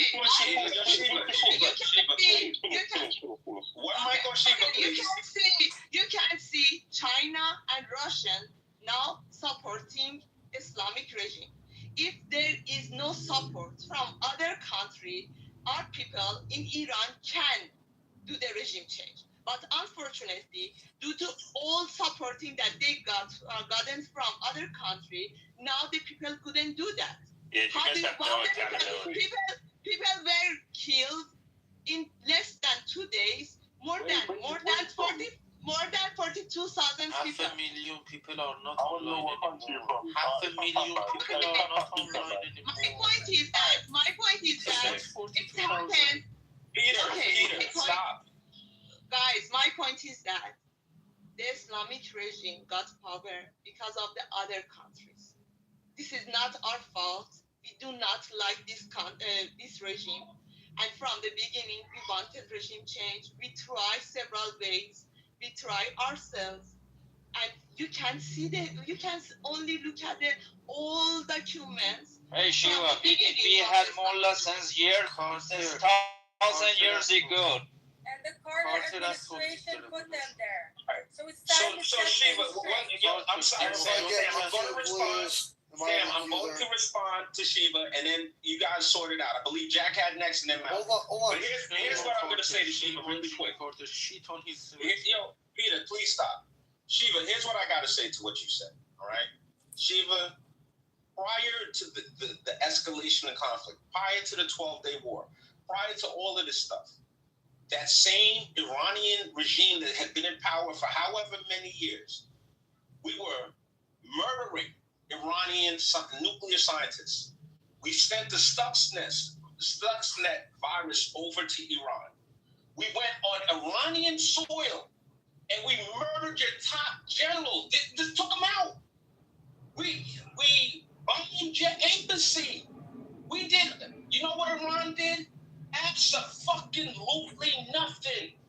The United States is not scared of Iran or this regime. Israel is not scared of Iran or this regime. We're not scared of, and it's not our responsibility to take them out. Iran had one job. One job. Their one job was to develop a nuclear weapon. That's the only thing they cared about. Everything else was noise. And we refused to allow that to happen. You guys gotta, I believe that the regime is mortally wounded. I believe the regime is mortally wounded. Otherwise, you guys might feel differently. We'll see what happens. I agree. What's the case? Hold on. Jack was next, and then I'm after Jack. Thank you, man. Hold on. I'll be quick. Wait, Jack. Let me just give the cue real quick. Go ahead. The Jack, Mount. Yeah, then Othello. Mid and then Othello. Okay, I'll try to remember all that. I'll put it in the chat. Go ahead. Thanks. All right. So you heard a lot of lies from this lady Shiva and other Iranians who come and say, we never wanted this revolution. Maybe you guys didn't because you weren't born in 1979, but your grandparents definitely did. The Iranian Revolution. I did not have one free election. Peter, what the fuck, man? God. Holy shit. Peter, so this is the thing. Their grandparents and whoever was around. man. Oh my God. So the Iranian Revolution of 1979 was one of the most popular revolutions in history. Up to 9 million people flooded the streets to overthrow the Shah.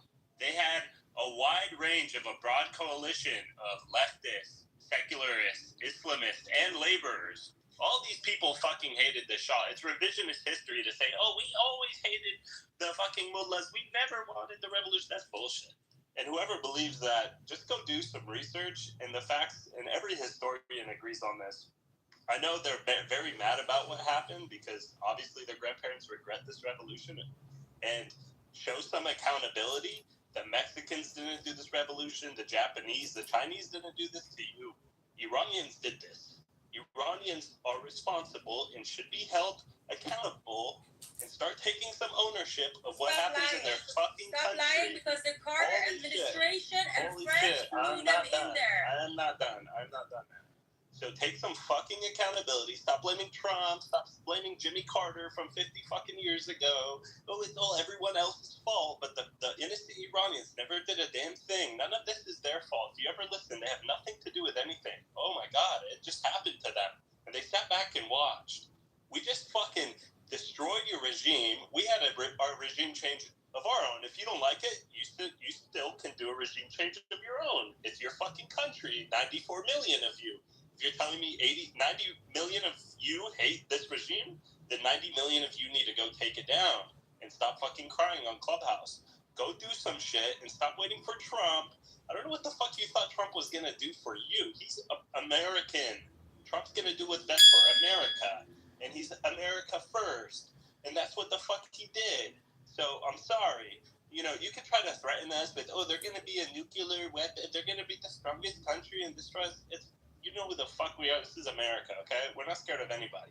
And your little threats, they don't scare anyone. So that's what it is. I just want my fellow Americans to understand this, do some research, and just call out the bullshit. These people can't take a fucking ounce of accountability. Thank you. All right, who's next? Matt. So I love what Jack just said there, man. It's just the truth, you know. I mean, these people wanted this. They absolutely did. And they were able to band together and, fend off the Iraqis during the Iran-Iraq war. And, I mean, fuck, they had a common cause there. So I don't know how you guys are letting, like, 3% of the population control the other 97%. That's fucking ridiculous. But also, guys, we got to look at the track record here, man. I think Trump understands that all the regimes that have fallen, Iraq, Libya, fucking goddamn Syria, none of those places are better off. Okay, I mean, and so that we weren't willing to get in a forever war. Trump knew that. He knew the people who voted him in were never willing to accept that, and he's not stupid enough to do that because he knows the country is 2.5 times the size of Texas, 98 million people. That's way more than the 20 million people in Iraq, and that took us fucking over that officially, if you count that we left actually all combat operations last year. But it was always going to take the people to do this, and it wasn't just alone can't do that. But we wanted to decapitate the regime, and we're doing that. But we want the nuclear weapons. Let me finish here. But that's just something we have to really consider there. But you guys definitely wanted the mullahs there originally. So I don't know, man. But it's going to take you guys to get your country back. But the track record is not good. I agree. All these countries are in worse. Sorry, I didn't know that was you, Matt. Sorry. But anyway, all these countries are in worse positions. When we overthrew them anyway, or helped, like I say. So we don't want some lawless place to be worse off necessarily, and we're not willing to commit, to a forever war. So we will blow the fuck out of these people though, and keep them at bay, and we will do that. I mean, they're always going to probably be a pain in the ass, but now we have demonstrated they are pieces of. I mean, they're not able to even contend with us, and we're going to just keep on hammering them periodically. But the whole nuclear weapon thing, I think we really gotta. That's something we have to deal with. The enriched uranium, we have to find it all. Well said, man. Appreciate it, buddy. Good job. Edward, you are up. I don't know if you're at your mic. Mr. Edward, are you there? I'm here. Can you hear me? I do. Great. So good afternoon, everyone. TV, Beaver, and also Anthony. I am an American. Just want you guys to know that. I love my country. I also love our president. And I just want everybody to know, America first, not America only. Every country is sovereign, and they should take care of their own government. They should take care of their own people. For anyone to expect America to take care of their country, or to even,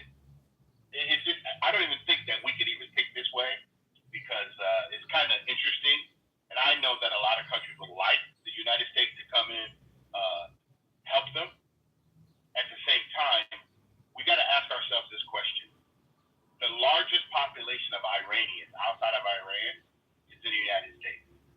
That's a pretty huge gift to Iran. Between 600,000 to 1.5 million people from Iran live in the United States. Total population outside of Iran, 4 million people. 4 million Iranians live outside of Iran. The last we all checked, over 90 million people still live there. The regime that they had and currently have has been under 47 years of reign. I just want you guys to understand. We did not, at any time, want to change. I love what Ben said earlier. You guys got to listen. We know the objectives of America.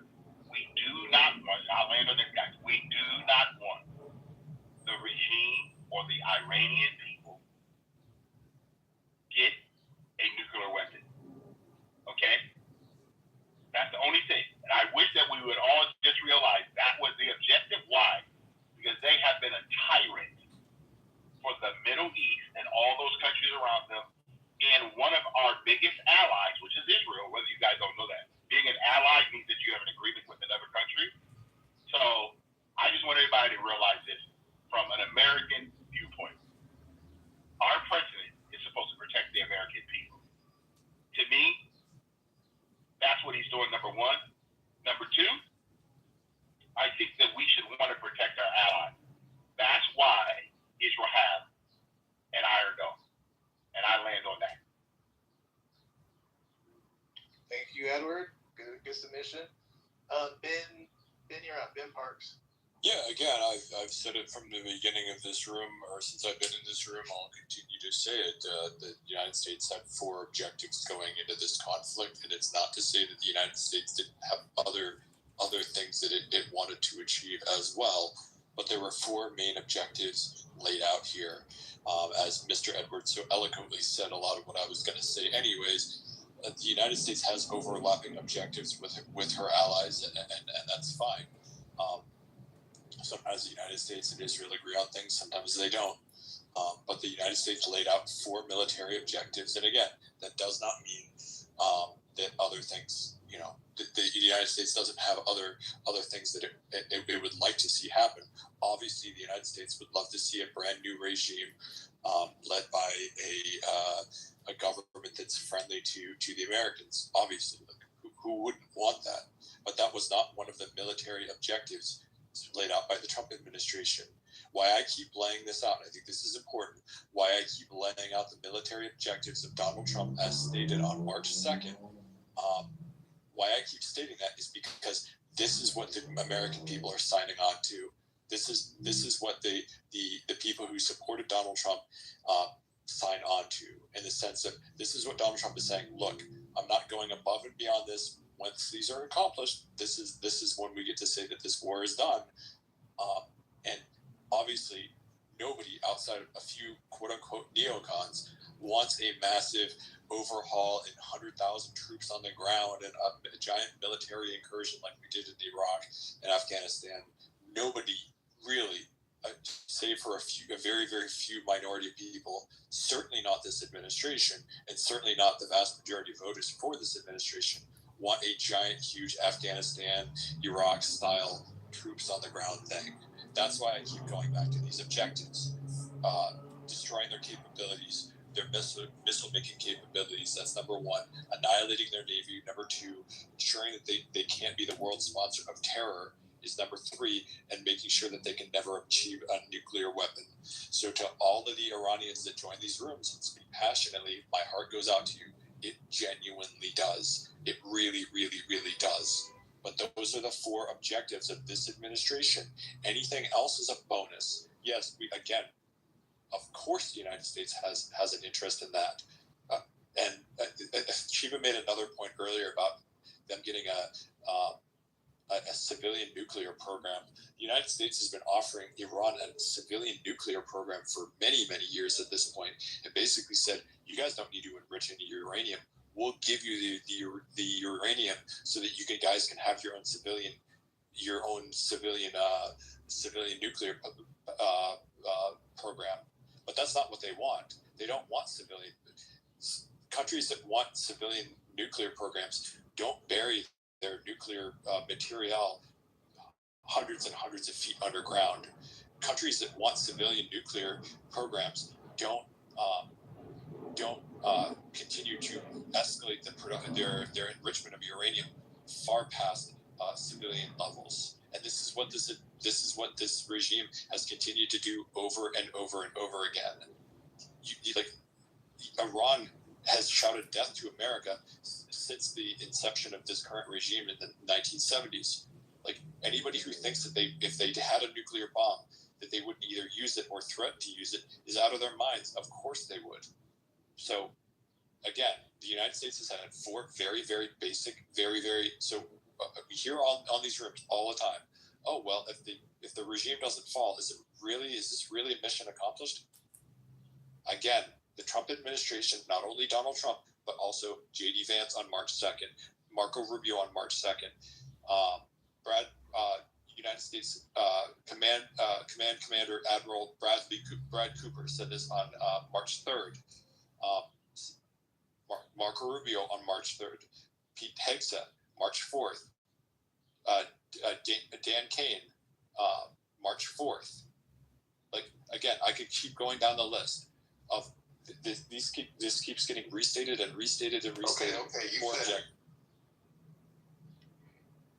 Thank you, Ben. You done, Ben? No, that's literally, I thought it was funny that Ocello said, you get it, because I thought that was me done. Yeah, okay. Fellow, you got it. You want to interrupt there a little bit. You got it, go for it. Yeah, I mean, he was restating the objectives. I got it. Okay, we get it. To the Iranian people, you've been had, once again, just like the Venezuelan people. You know, they made you guys get out there on CNN and turn your back on your country. Well, not your country, but the IRGC. You guys, just like those Cubans who were saying, vote for Trump, I love Donald Trump. And then they booted their ass out the country once he got in office. You've been had. Oh, they tugged at our heartstrings. The Iranian people, they're being murdered by the thousands. We must get over there for a regime change. We have to do this war. Now they're scaling back. Now it was never their objective. Let me tell you something. Donald Trump don't run shit. America don't run shit. Israel running this motherfucking shit. And it's all about prophecy. They're not like you lukewarm Christians. They believe that shit in the Talmud verbatim. Everything is holy. Everything is about God. They're not lukewarm like you. Going to church on Sunday, then going to Luby's and sinning all week. They really believe this shit. This is a holy war. And with the Balfour Declaration in Great Britain, they knew they had to put their Caucasian ancestors, the Ashkenazis, on the throne. That's why Balfour sent the letter to Lord Rothschild. And they've done it. Now you have the most egotistical man in the history of the United States. What does he want? He wants to be a friend of the Jews. Why? That sets you up for life. He doesn't want to just be in the U.S. history books. He wants to be a part of religious prophecy. Okay? So they tugged at your heartstrings. They say, yeah, we coming to free you. No, they not. They come to get that land. They come to get that oil. And they're going to try and do their best to make sure they're not a threat to Israel. That's the whole game here. I finish. All right. That was the end of the queue, so the floor is open. Okay. Go ahead. Yes. To the response to this person that's just now is talking, we don't need the people to cry for Iranian people. This is the first thing. And we don't know in the future what happens for the other countries. This is humanity.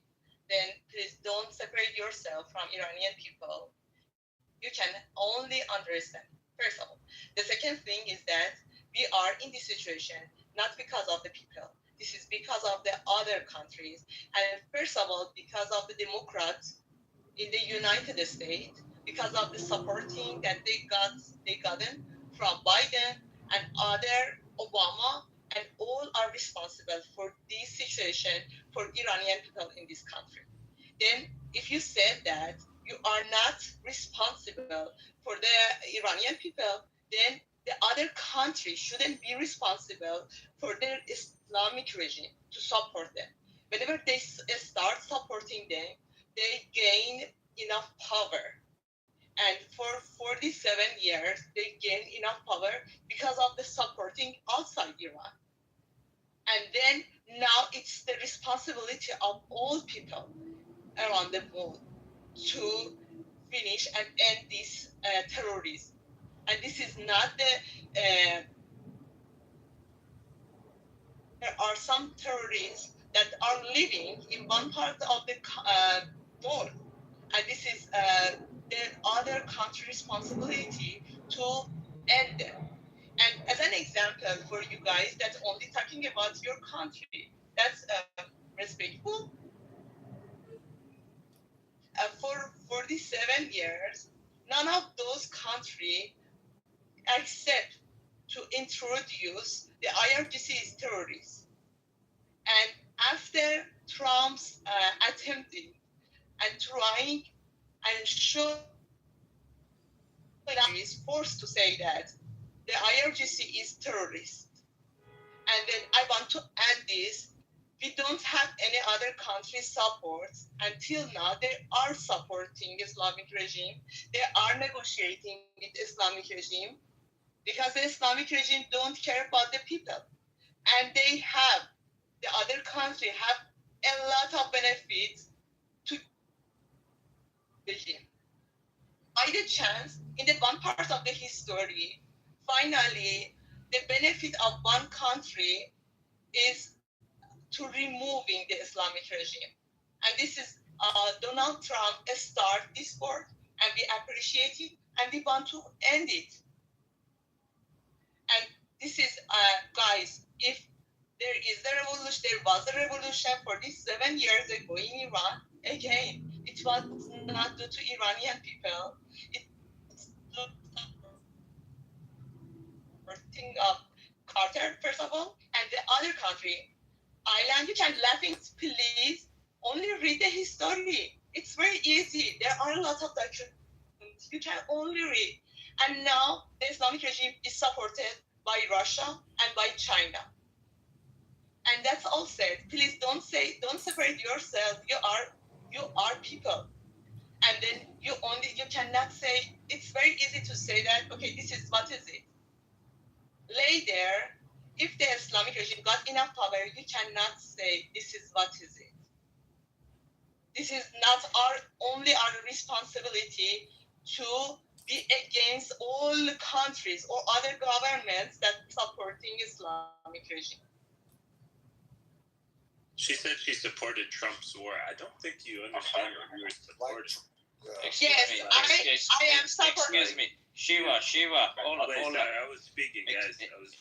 Sorry. Okay, let me talk whenever it's my turn. When I'm done, you can go. There's no cue. It's popcorn. But I just wanted to say, again, no accountability. Blame Obama. Blame Trump. Blame Jimmy Carter. Blame everyone except Iranians who led the most popular revolution we've seen in modern times in 1979.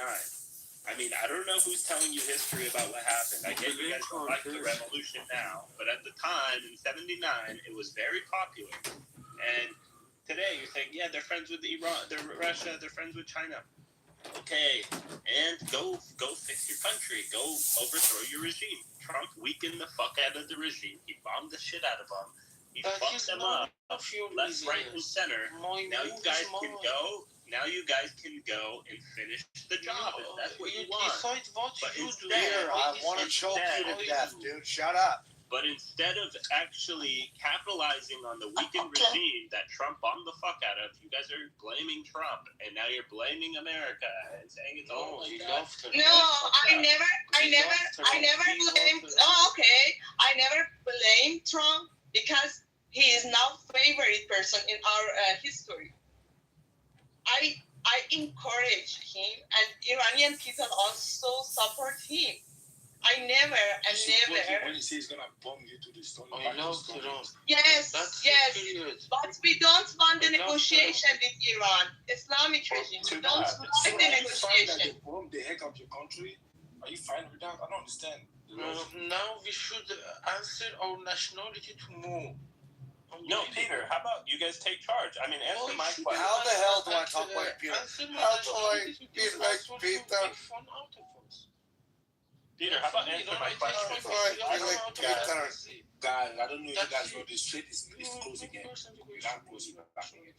He's whining all the time. It's crazy. I just don't understand. 94 million people. You guys hate this government so bad. Go do something, man. They're weak as fuck right now. Okay,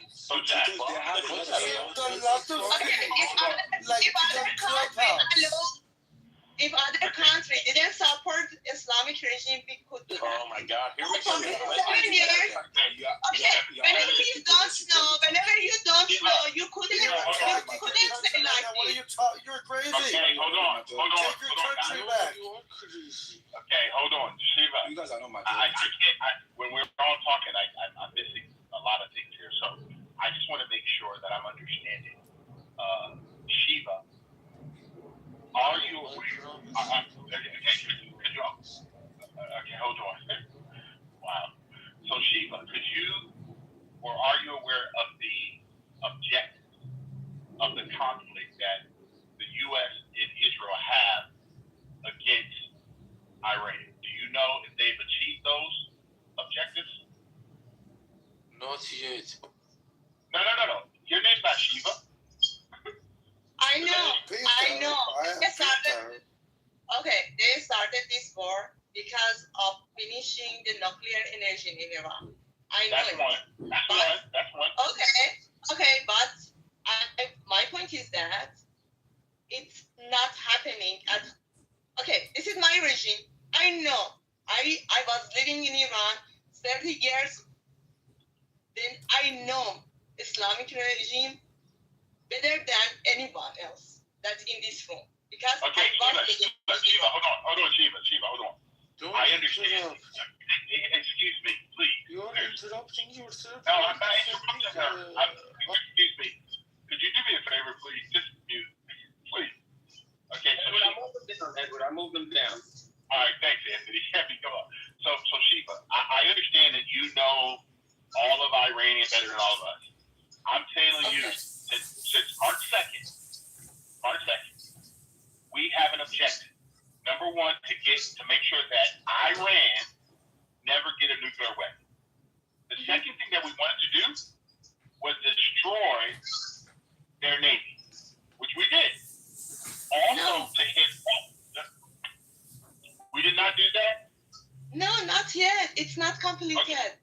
Okay, hold on. Shiva, hold on, Shiva. How many ships was in the Iranian Navy, and how many of them right now at the bottom of the ocean? It's a very direct question. Okay, I'm not ever about the amount. Okay, I agree that now in the south of Iran, now the USA, fortunately, USA could surrender Iran and could open the... No. Shiva, hold on. Sorry. Shiva, hold on. Shiva, I want to have a back and forth, but I want to make sure we're answering the same thing. Okay, I'm going to say again. Do you know, before the conflict started, on March 2nd, how many ships were in the Iranian Navy? No. Okay, so this is what I want you to do. Because you said you know the regime better than all of us. You know this.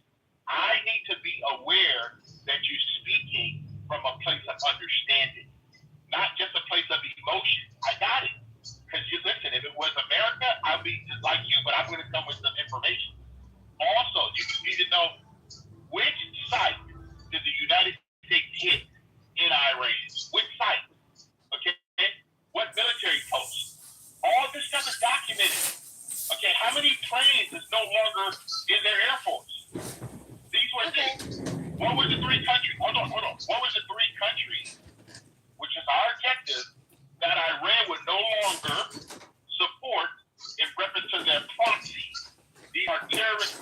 you know the three countries? Okay, I know that now. Okay, I know that now. Sorry. Can I respond? I know that the Islamic regime now is in the weakest point. Okay, I know it. Could you please now take a look at the reference that I sent to you now? But you need to know what's going on during the ceasefire now in Iran, and what's going on in Iran just now. Take a look at it and take a look at other documents. The Islamic for 47 years, the Islamic regime shows that it's not trusted one. Whenever, okay, you can say that, okay, we try to stop the nuclear energy, but it's not. It's not happening at all. And I promise that, I swear to God, never it happened. You can say in the world, but in the reality, it's not happening at all. It happened only whenever the Islamic regime is ended. That's all said. You can believe me or not, but I know the Islamic regime better than you. Okay, you are trying to say that, convince me that now you hit a lot of equipment in Iran. I agree. I don't deny it. But the thing is that the truth is that now, in the reality, the Islamic regime will get enough power to continue nuclear energy. That's all said. This is my point. They are liar and they are killer. And if you consider these 2 points, later, whenever they got enough power again, they will continue this again. And they will be the big danger for the United States as well. And also you said that it's done. The objective of the United States is done. I said that no, it's not done. It's done whenever the Islamic regime is ended. That's all said. Edward, okay. Hey dude, excuse me. No, you have the answer. I'm sure you're the only one who have an answer. No, I don't have any answer. Stop it. No, you have the answer. Believe me, you do have the answer. I want to ask you this. Why United States? This my question answer will go to Iranian new generation. They will understand why America doesn't wanna regime change in Iran in his way. So why U.S. drop nuclear bomb in Japan? Why don't you allow someone else to speak? You've been on the mic a lot. My bad. Okay, no problem. So first of all, we're not talking about Japan right now. I'm trying to stay focused on one country that we're dealing with, and we're not getting that clear. Okay, so I did not know, and I just want to make sure that the objective of the United States government going into this conflict was to make sure that there would be a regime change on the ground in Iran. Can anybody give me that document that was the objective of the United States military to go into Iran and to make sure that the Iranian people, after the regime was removed, that the United States would set up some regime? Because everything everything Shiva said is that inside of Iran, after everything's been done, the objective has not been completed. And I'm saying that was never the United States objective, not the military objective. Okay? We have that clearly written down, and our 4 objectives have been accomplished based on what they set out to do. So I don't know why. Edward, you're very erudite, but you're not succinct. You made your point, but you keep going on and on. I'm sorry. One second. Edward, and it's kind of to you, Edward. I just want to respond to something you said. Listen, guys. I really, really, really want to be clear. Right? The United States had multiple objectives, right? But if we're being honest, we had one real objective, and that was to prevent a nuclear-powered Iran. That was it. I want to be super duper clear. Everything else we can have been, it's cool. But our primary objective I think China was a huge one too, Anthony. So now, here's what's up, though. Like, I know it's sexy. I know it's like the global conspiracy, and we're really moving pieces to get to China, Venezuela, and Iran. This is all about China. This is geopolitics. This is the world is a chessboard. All of that stuff is super sexy now. And can multiple things be true at the same time? Absolutely. But you see, like, I don't think you guys fully appreciate that Barack Hussein Obama was in office, and if he had sent one Harrier over to the Middle East and sat it outside of Iran, we would have gotten a far better deal. We wouldn't be there right now. We wouldn't be risking blood and treasure. All of this other stuff wouldn't even be a thing if Barack had done that. Here we are, though. There's no time machine. We can't get in, Back to the Future and all of that bullshit. There's no time machine for us to go and fix the problem. Donald Trump is playing the cards that he was dealt to the absolute best of any human being's ability. Any human being's ability. If someone told you that we have the potential of resolving this conflict with as little blood and treasure as we've spent in Iran, and come out with a favorable outcome, we would have lined up and thanked our lucky stars for this outcome. We would all have gotten in line for this shit. I understand that there's some people that hate. Okay, cool. Anthony, are you done speaking? Because I don't want to interrupt a moderator, but I have not yet spoken. And Anthony, please. Okay, but Ed Willin, whoever your name is, you have been on the mic a lot. No. Hold on. I have been on the mic. You're correct, but not a lot. But thank you, because he did stop me because he's a mod, and I know how to yield to the mod. Okay. So, Anthony, as mod, who do you want to speak now, Anthony? Until I interrupted Edward, how about Edward goes and then you go right after? Thank you, Anthony. So, Anthony, no, I 100% agree with you, Anthony, that our main objective was to stop them from nuclear weaponry. That was the number one thing, right? You and I both agree that, to my knowledge, I'm 62. There's only one president in the history of America that has gotten this accomplished, right? So I'm grateful for that. So you and I are on the same page, okay?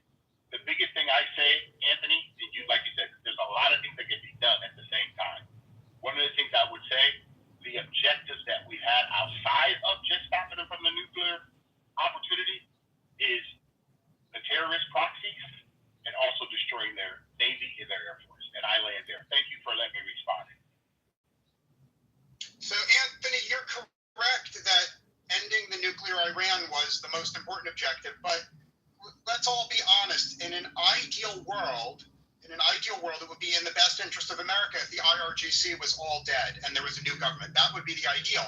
Now, the reason why we can't have that, it's not President Trump's fault we can't have that. It's the fault of Americans that are sabotaging President Trump that we can have it. You have the entire, if you want to go to any Groyper room, any Nick Fuentes room, any Tucker Carlson room, they are denouncing Trump for the war. At the same time, the leftists, the progressives, the people that hate America, they're also denouncing Trump. Trump is getting attacked by losers and pieces of shit on his left and his right. And the truth of the matter is, if this goes before Congress and the Senate, and there's whether to continue the war or settle for modest goals, he just can't get the votes. And that's not criticism of the president. That's the economic reality. The economic reality is you have to look your fellow Americans, and I say this to you, Anthony, you have to look your fellow Americans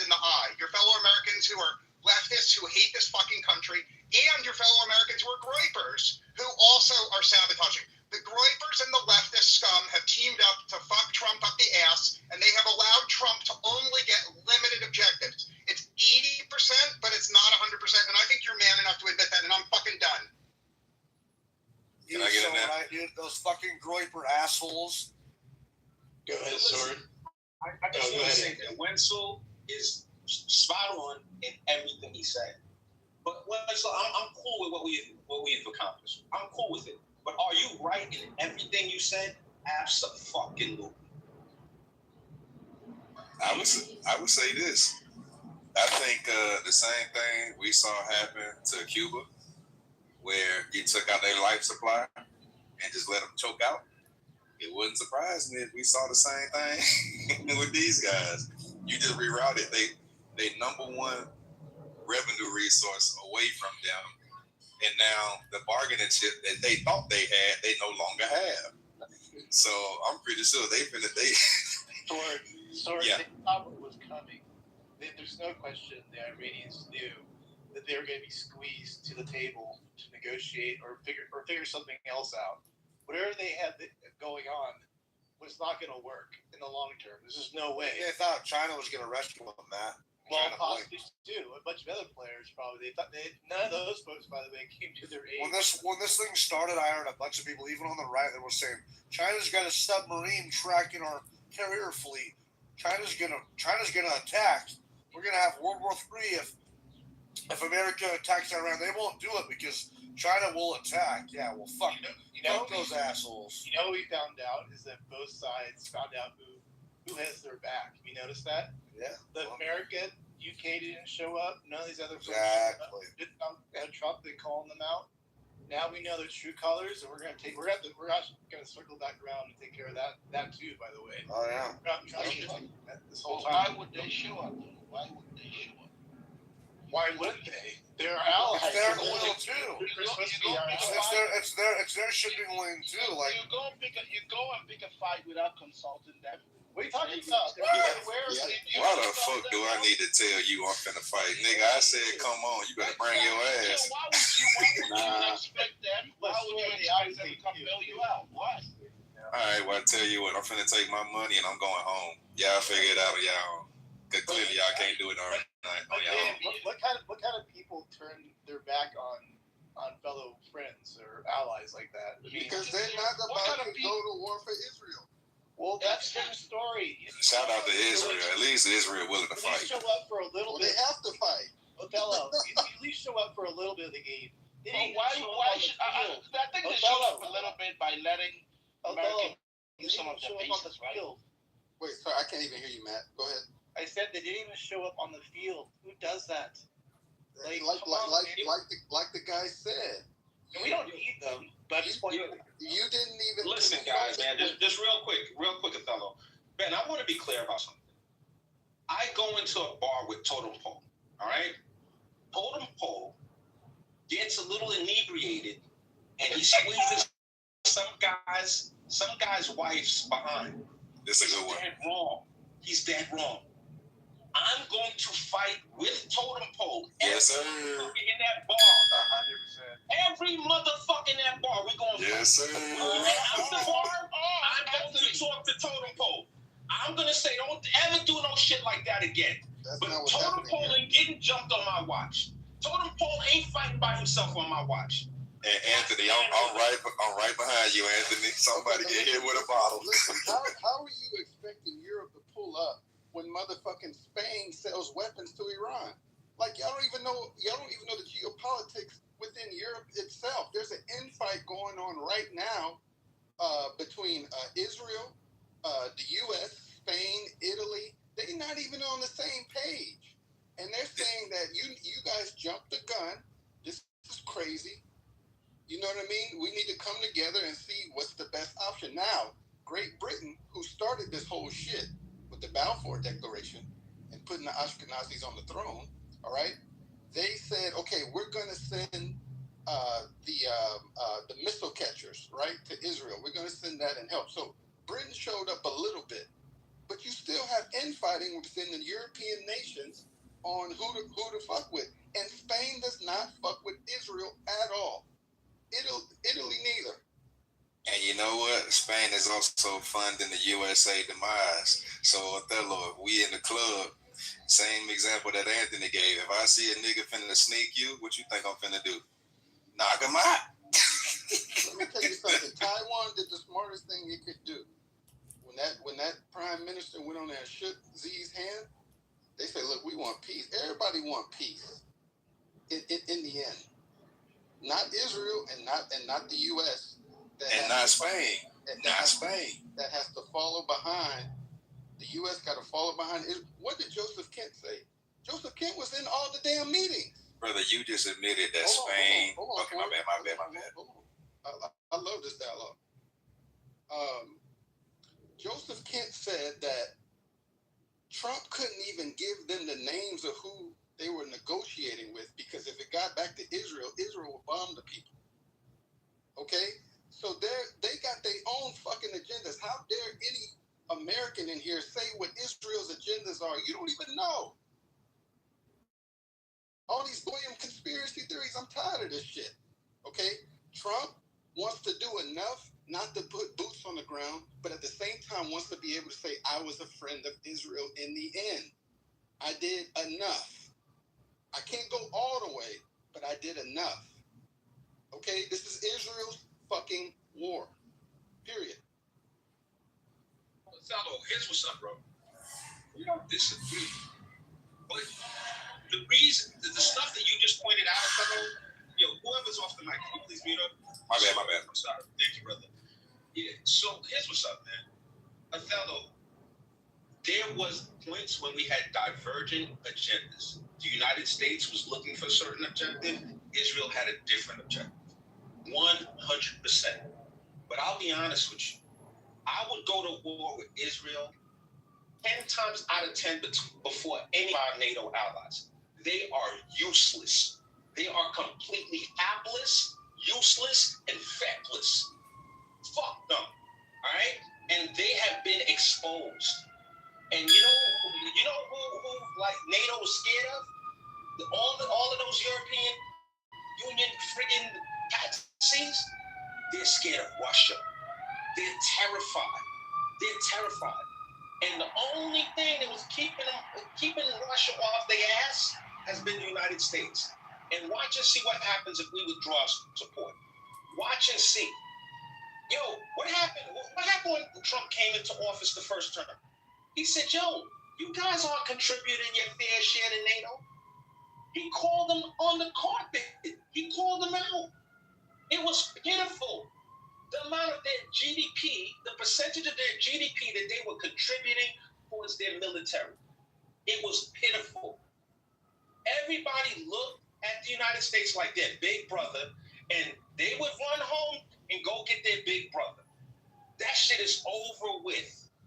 That's over with. We're not fucking with them like that anymore. They have been exposed. Thank God. Can I just say something? So I've been listening for a while, and I don't even know where to start. I think Edward Lin at some point said that regime change was never an objective. Well, that's just untrue, right? Like, there's literally several tweets by Trump that you can go and look yourself where regime change is mentioned explicitly. And I guess, Anthony, here's a more accurate analogy of what Totem Pole, if Totem Pole went into the bar and tried to rape 6 different women, would you still be fighting along with Totem Pole? And then Totem Pole said, hey, because he's a rapist and he's tried to rape 6 different women, people are kind of, attacking him or fighting him, and can you send your son and your daughter and your cousins to fight on behalf of them? Would you still fight with Totem Pole? Because that's more of an accurate analogy. So, truth, all jokes aside, right? Let's just call Totem Pole Mr. X. Let's not put that on his name. All right? Cool. We'll move forward from there. Now, I'm trying to understand who in your analogy is Mr. X is. Are you saying Israel's Mr. X, the rapist? Who are you talking about? I'm guessing you use Totem Pole as an analogy of I'm not trying to use Totem Pole as an analogy for rape. I'm not trying to do that to that, brother. We're trying to get No. Well, you asked me a question, let me answer it. Sure.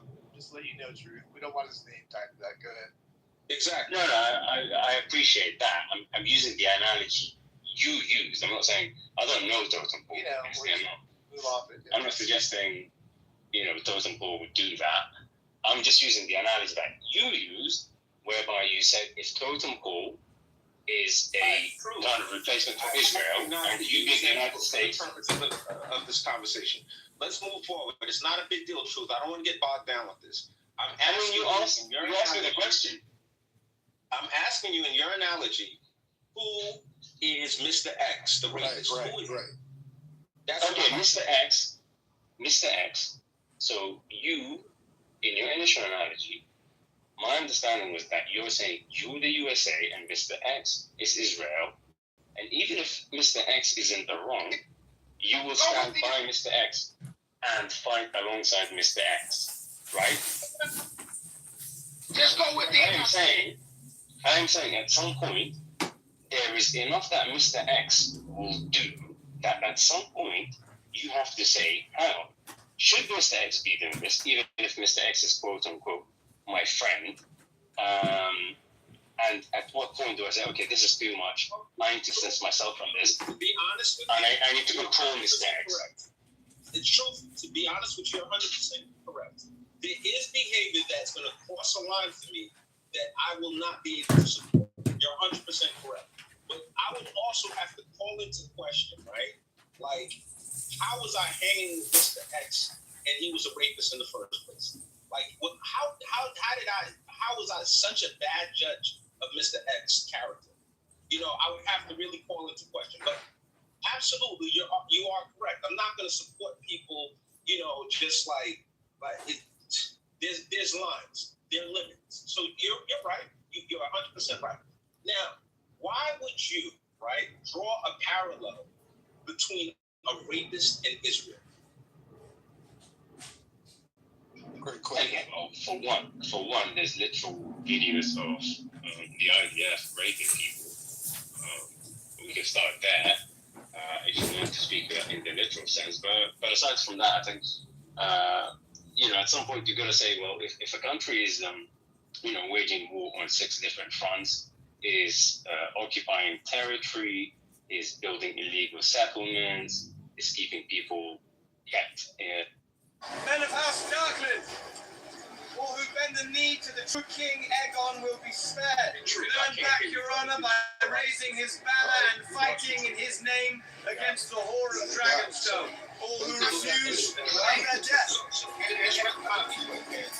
Hopefully he comes back, but in the meanwhile, Is there no honor left in this world, Cole?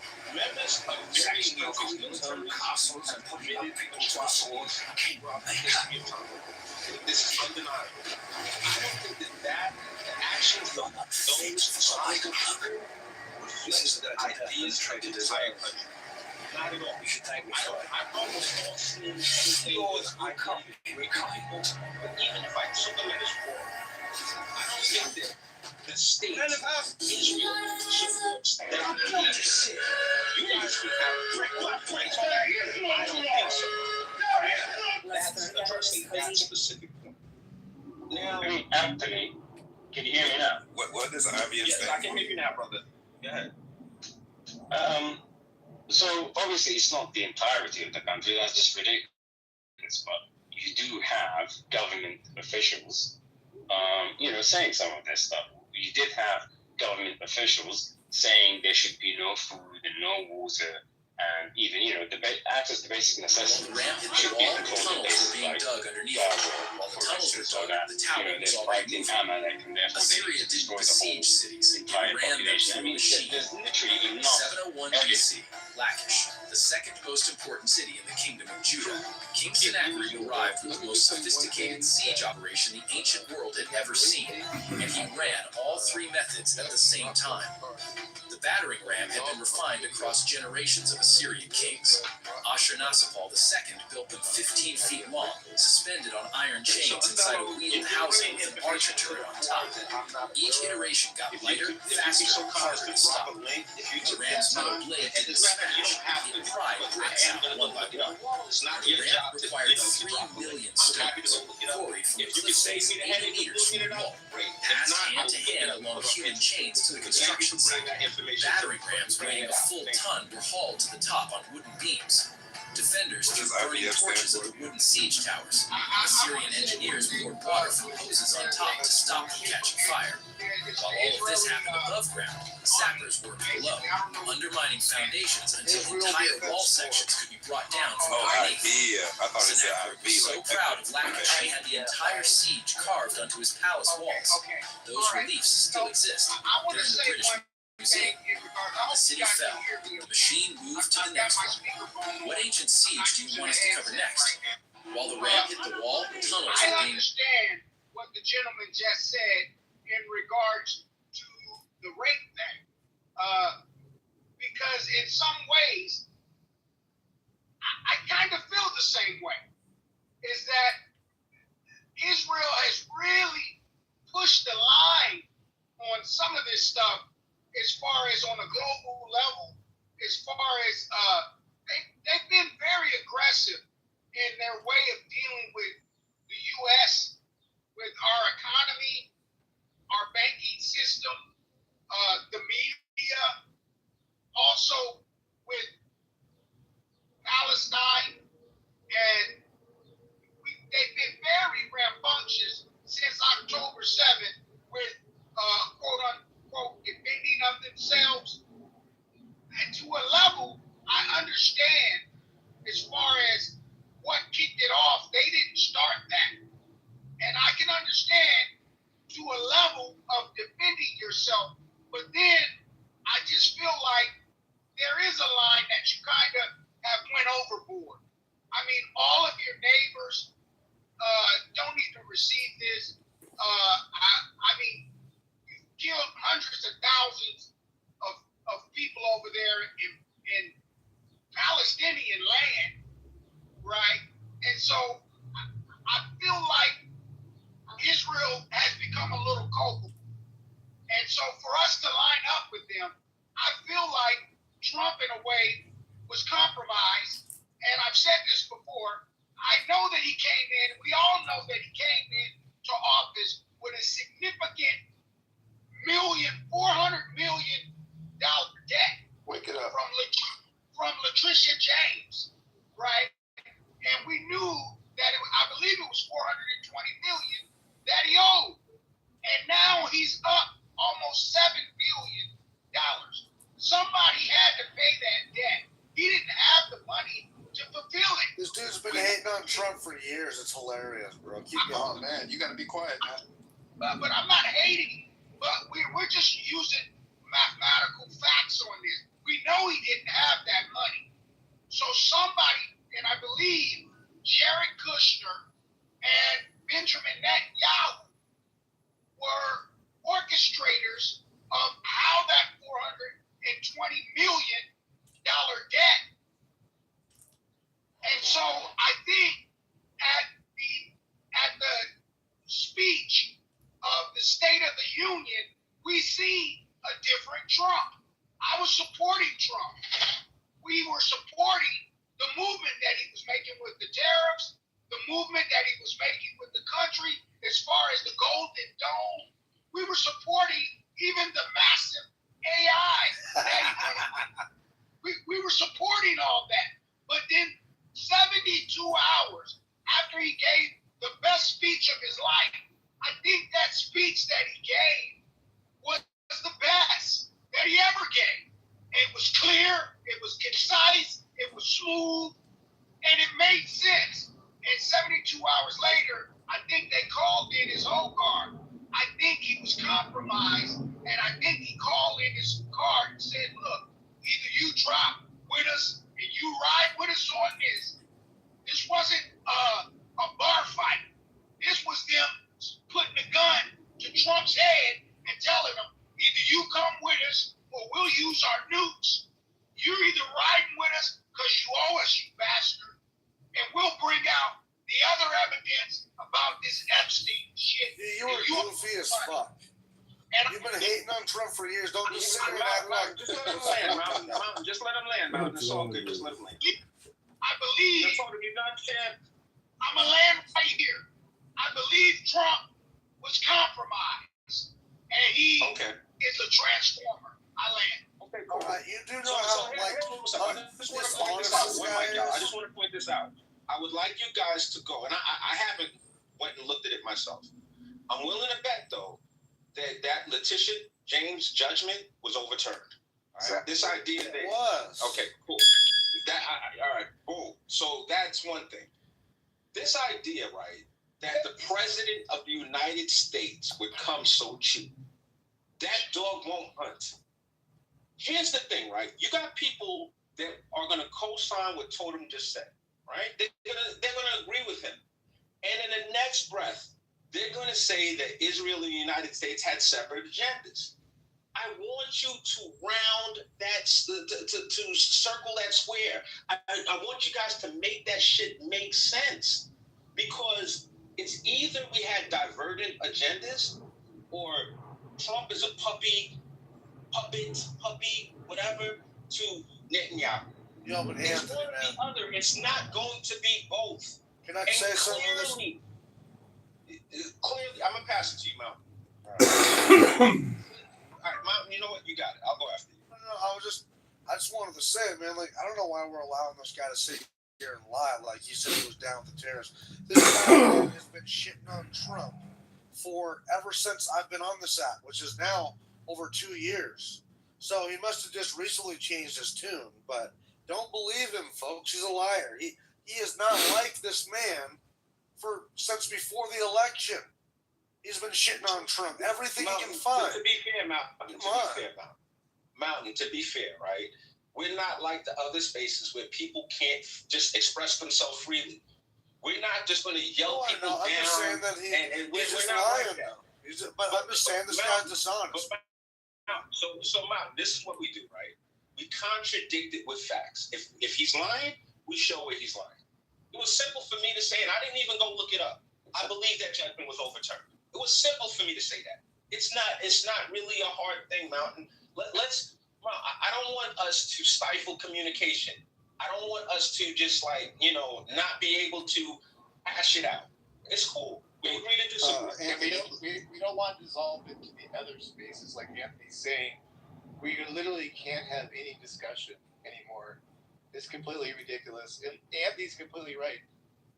The best way to counter anybody's, in your opinion, stupidity is to let them get it all out and then counter it. It's pretty straightforward. Because now, I already know what Black Totem Pole is all about. So a lot of people do. We're all just sitting here quietly waiting. So it's okay, man. We get you. We know what's going on, you know?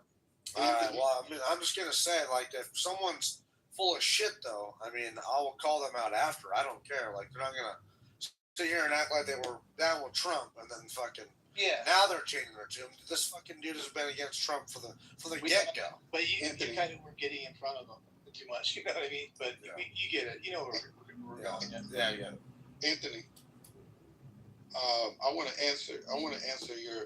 focus on your initial question when you said make the dog hunt about Israel and the U.S.'s agenda, right? So I'm pulling up an article, and they say in the recent days, cracks have started to appear between Trump and Israeli Prime Minister Benjamin Netanyahu, particularly over energy and leadership targets. On one side, Trump appears to be interested in the Venezuela model in Iran, which is predicated on aligning with the pragmatic regime inside and accessing vast oil reserves and resources. On the other side, Netanyahu seems to prefer a mowing the grass method that weakens Iran and continues the conflict. Both approaches are at odds with each other, especially as Israel increasingly attempts to dictate the terms of the war. Now watch this. As far as Israel's agenda, contrary to Trump, Netanyahu has consistently communicated that the central objective of the conflict is regime change. Now, we just spent the last hour talking about how the U.S. doesn't want regime change and doesn't want to. It's not our job to rescue the Iranian people. Wait, right? No. Hold on. He just said make the dog. He just said make that dog bark. Am I doing it?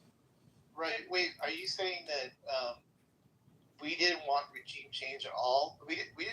There was nobody that said that was like the objective. But if it does happen, well, more power to us. I'm not following what you're talking about. Well, you need to follow because Othello, just 1 second. I don't want to. Othello, I'm going to hand it right back to you, Othello. I don't want this to be a misunderstanding. Let me respond to Matt.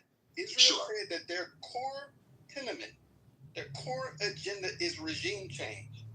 America, just like you, Matt, says that if it happens, cool. We took out the Ayatollah, right? We just want to get the oil, baby. We want to get this money. But we are at odds with Israel because they're like, no, regime change, which continues. Othello, this is really important, Othello. This This is really important. We have an opportunity right now to learn from each other. According to Totem Pole's thesis, they have compromised. They have Donald Trump is compromised. That was the basis of his thesis. The information you are presenting contradicts that, which was my point. If Donald Trump is compromised, he's not going to be able to publicly disagree with Netanyahu. He's not going to say stuff like Israel keeps on killing the leadership. We can't find anybody to negotiate with. He's not going to say stuff like that. That is my point, Othello. Now, Othello, furthermore, right? Othello, no one is saying that we are against regime change. No one has said that at all. If it happens, great. If it doesn't happen, so be it. To say that we've been arguing for the last however long against regime change, that's not. Yeah, that's what threw me off. I never heard that one before. Well, they've been saying that it wasn't one of our core tenements, like one of our core agendas, and I understand that. But what I'm saying is Israel's main goal. Okay, that's Israel's. Why can't we separate the two? Okay, you can, but if we're in direct alignment with them as far as like, we don't have to be. We don't have to be. We can both. We all can do our same thing, but still be on the same field. It's all good, right? Let me tell you something. As long as Israel is continuing this war, our battleships have to be at the Strait of Hormuz. You know what I mean? We have to pull up. Period. Listen. I'll stipulate this to you. Sorry, Sora, if you want to go after me. Yeah, go ahead. If Netanyahu came to Trump, like somehow this is on tape, all we know is probably the way they another side. If that Trump is like, okay, yo, like, I need you to do X, Y, and Z, Trump's like, I really don't want to do that. And Bibi's like, okay, well, too bad, we're going to do blah, blah, blah. Then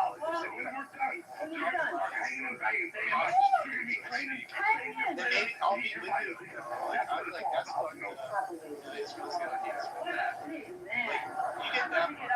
Like, we're not here to say Israel's perfect, but we also want them to be good. Like, we obviously okay.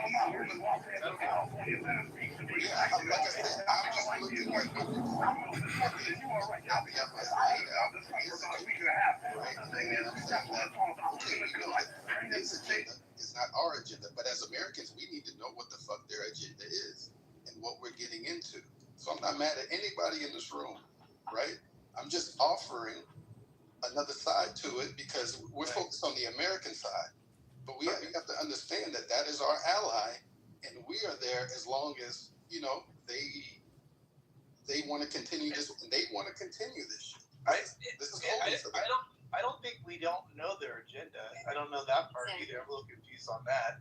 I think we do know their agenda. And doesn't mean that we have to be a part of it. I don't know. He's the most talked about man. I don't know. Matt, do you think that? To me, I think that.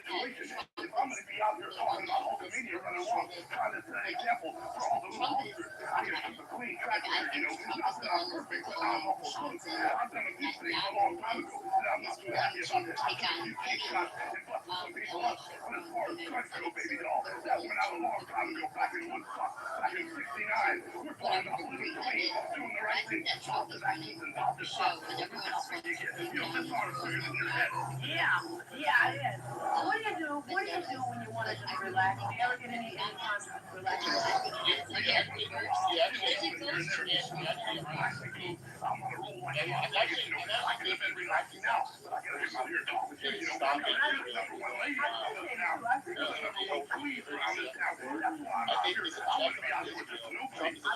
I believe it. I want to know what it was like to see Cindy Lauper. She's wild and weird, crazy. We think she is.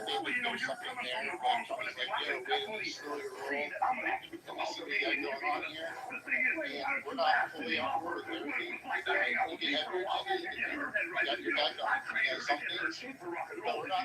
didn't know that. Well, I have to agree with you, because I mean the international community is by and large against Israel. Israel needs America, so they can't just do what they want. They cannot just do what they want. They have to have America's backing for a lot of their Well, they're going to do what God wants. Well, yes, that's true. They're not going to do what America wants. They're going to do what God wants. Well, that's obviously the ultimate thing, though. But that can't be true though, because they would have did it before Trump. So I mean, I get your point. I think you're looking for conflict, but there is none. You know, this is the thing. Go ahead. Well, this is the thing. Ann said personal vendettas. Okay, why do we have to personal vendetta? Why can't we just listen to Joseph Kent, who was in the meetings and literally told us, hold on, Matt. He literally told us that Trump couldn't even leak to his personal cabinet who they were in talks with because Israel would go and bomb them. Now that's crazy. I agree with that, but that like if you remove it from the government and you bring it down to a personal level, I'm pretty sure you got friends that if you got into a fight and you wanted to go back and do some damage, you got friends that I can't tell them because to do what they willing to do, I can't. Like everybody got them type of people around them, so that don't surprise me. And then when you look at where Israel is geographically in all of this stuff, if I was from Israel or I was a part of the nation of Israel, I would want them wiped off the map as well. Let's go ahead and get this shit over with. Yeah, it's cold red with them right now. Yeah, so I kind of get that. Like they got this belief system and we got ours. They trying to colonize us and we ain't going for that shit. We finna go ahead and take them out. So I kind of get it. So if I was Trump, yeah, I'm not finna tell them everything because they finna take off. Yeah, and it's like Matt said, we do need to circle back because it kind of makes us look not weak, but I'm just saying if Trump's begging for NATO and the European nations to pull up, obviously, he wants some other backing. And he says that this. No, he's doing that to make sure that our allies will do it, and he was just exposing them. Man. Just real quick. No, I think he would like them there. I mean, I think it's a little bit of both. Like, okay, it's one of those things like, okay, I'm going to expose these guys for being the chumps that they are, but if they do show up, sure, why not use them? It's kind of one of both, Well, he wanted us to look unified because his whole thing is like, it's PR. He wants us to look unified to the Russias and the Chinas, but it shows chinks in our armor when we're not unified with our European partners. I'm gonna put it that way, and I know you guys can agree. But when I look at China, man, they're making chess moves. You know what I mean? With the Taiwan thing, they want to present themselves to the world as a level-headed force. You know what I mean? And not belligerent. And the only thing I'm worried about with Trump, he's making us look like belligerent pigs. You know what I mean? Like that deserve to be, swung on. Like we're just out of control. And I'm saying that he needs to move with a little bit more tact. And so when I look at just from chess and just like a PR thing, which Israel bought TikTok so that people can start to love them again, it's all a PR war, right? I'm looking at China, and they looking very wise in their movements. Othello, bro, I'm really disappointed in Othello. I implore you to really do some research into what's going on in China. I implore you to go and see what happened to the top generals in China within the last couple of months, who didn't support, what some of the moves that she was making. But listen, man, I'm gonna use a movie reference to something that we've been talking about. When Michael went to that restaurant, you know what I'm saying, and they were talking about negotiating some kind of agreement, they were like, yo, listen, we can negotiate whatever we want, but Luca Brasi, that motherfucker ain't listening. Y'all try to take out the Godfather, he's coming to see you. And they like, yo, Luca Brasi sleeps with the fishes. They knew they had to take him out because there's certain dudes that no matter what, they're going to do what they want to do because they're going to address the situation. We all have friends like that. Here's what's up, man. As far as China looking like some kind of statesman and, reasonable force in the world, it's bullshit. And China, for all the saber rattling, for all of the building up of their military that they've done, Taiwan is across the street from China. The United States is half a world away from Taiwan. Why hasn't China run up in Taiwan yet?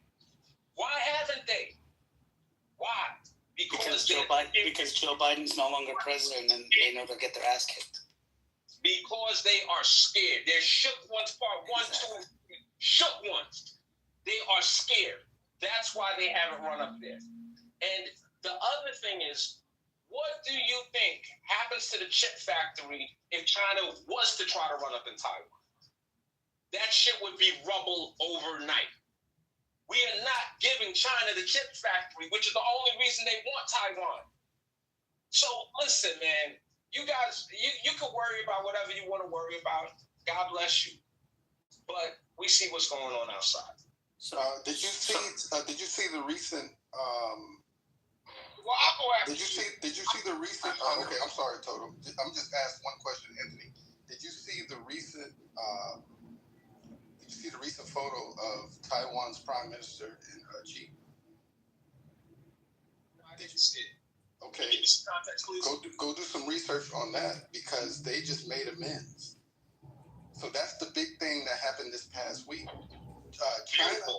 China and Taiwan just shook hands on a grand stage. So the board is changing, and I implore you to do some research on that. And that's why I'm saying But what does that mean, though? What does it mean? That's why I'm saying they looking wise. Go look at that photo. It was the photo seen around the world. China and Taiwan are about to become allies again. Yo, they can become allies till the cows come home. As long as China doesn't do a hostile takeover, I got no problem with them being allies. If that here's a Reuters link. I'm posting a Reuters link. If that avoids World War III, I have no problem with it. I'm cool with that. That doesn't undermine America's interest. Well, you have to understand something. Taiwan has already agreed to come on shore here in America and put a factory together. They've agreed to do that. I believe it was over $1 trillion. They're talking about, or billions, I'll say, that they're going to put into a factory out here. Also, employment and training for the people here. So over the next 10 years, the chips will be over here. But there's another piece to it. The Chinese and the Taiwanese are first cousins. So this is like family fighting. You understand? And that's the same as the Ukrainians and the Russians. These guys are related to each other. That's one. Two, China in my lifetime has never been in a confrontation. But you know what they've been doing? They've been building bombs ever since the beginning. They've been building weapons. They've been stockpiling. You know what we're doing here in America? It takes 1 year to make 200 Tomahawk missiles. 1 year to make 200. We dropped 400 missiles in 3 so we're not stockpiling our weapons. We don't have an ever-ending supply of this shit. It has to be made, right? And so China's been sitting back, stockpiling shit. That's the same way Iran has got all those goddamn drones. They've been sitting back, stocking up shit. While every fucking year of my life for the last 52 years, the United States has been in some type of a confrontation. It's a forever war mindset with these Anglo-Saxon arrogant whites. They love to fight for no reason. And so when you have the Israelis who are exactly the same way, these Polish Ashkenazis, the same way, absolutely same way. They're warmongering people. They love to fight for no reason, and they always keep up conflict. There's places on the map that don't do that, and China is one of those places. I'll stick my totem pole right there. Go ahead, Ford. So I think the challenge I have with this is that when we look at other countries, we highlight their potential, but we don't highlight the potential of what America can do. We only see the downside as to what America can do. Listen, man, to be an American means you talk shit. And you don't just turn it off just because the motherfucker don't like you or it's not presidential to do so. Like, in our daily lives, bro, like at work you talk shit. Like, to be an American means you talk shit. When it comes to China can build all the shit that they want, but if they ain't willing to bust their gun, that shit don't mean nothing. And we have proven that if you talk shit about us, we gonna come see about you. So yeah, it's wise for them to shut the hell up, or we gonna come see about them. Now, when it come to Taiwan, they get on stage and they shake hands. Okay, that doesn't really tell me anything. Like, I need more context as to how do you see this playing out? We already got soldiers over there. Are you telling me that China finna try to take over? Are you telling me that Taiwan is finna kick our soldiers out? Like, what does it mean to say, like what else does that mean? It's a chess move. You know what I mean? Where it can lead, we don't know, but it's a chess move. Yeah, can I just say, first of all, I think, some of what has been said, frankly, in some ways is a bit childish, this idea that, go find out about China and all the rest of it. I mean, you can point to things like even Afghanistan, right? Which is just, the Taliban was a ragtag group of just guys in sandals and AK-47s, and look how that turned out, right? The Taliban of Afghanistan now. But if this argument, China hasn't done shit in Taiwan because they're scared, it's a joke. I mean, maybe there's another reason, as Totem, and I completely agree with Totem. Maybe it's because they respect international law, has that struck your mind as well? And we can point to some other evidence. So, for instance, Russia right now has invaded Ukraine. Did the USA engage in direct?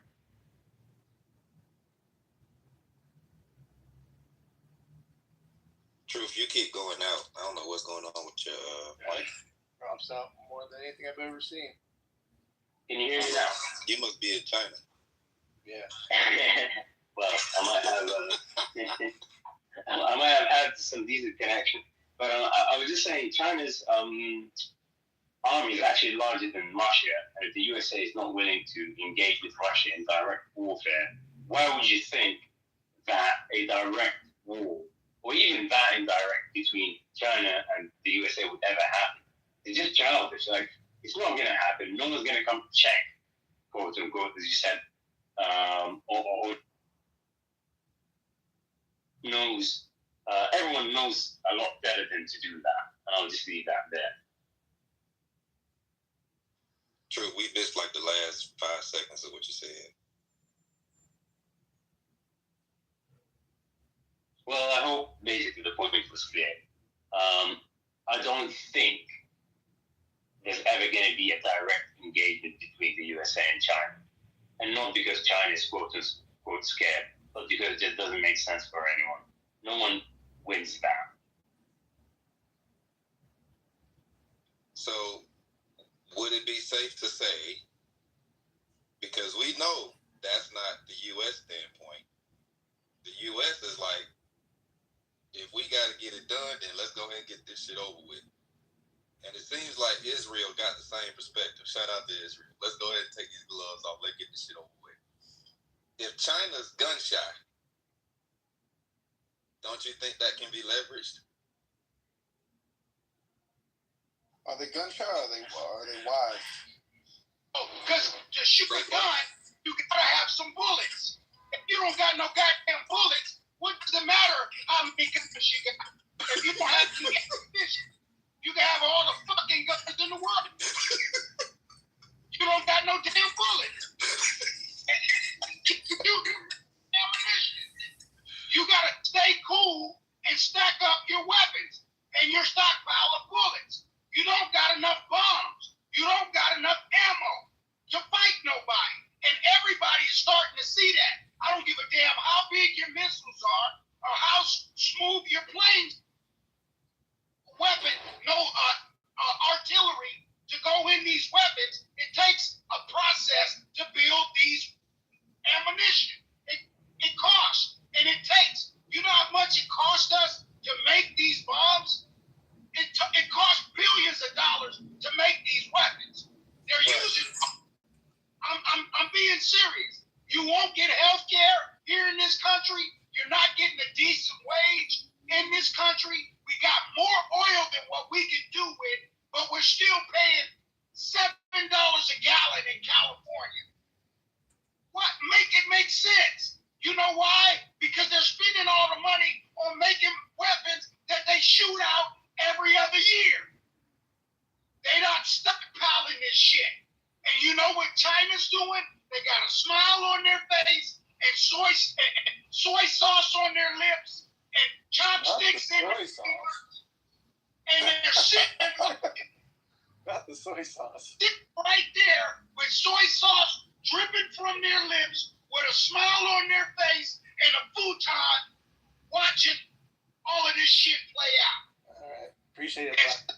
Appreciate it. Weapons. But I'm going to just tell you one thing. As long as you Anglo-Saxons have a thirst for war, you'll never advance in this society. I land. All right. It's not an Anglo-Saxon thing. It's an American protection. Don't take it. Sandra, how you doing? Just came up on stage. Well, how are you guys doing? You're not Sandra from other stages that are the opposite view of this? Yes, I am. I just came to see what I was talking about. All right. I got to commend you. You're one of the very few that ever come this way. So I'll give you any kind of grace and room to do what you need to do. In fact, I don't even have to have anybody respond to you. If you just want to make a statement and leave, that's cool. Oh no, I just came to see what you guys were talking about. I came in here and then I was brought up and I was just like, okay, they must be pretty cool. I just want to see what's happening. I don't have a problem with anybody. And there's a lot of people in here that I know. So it's cool. That's right.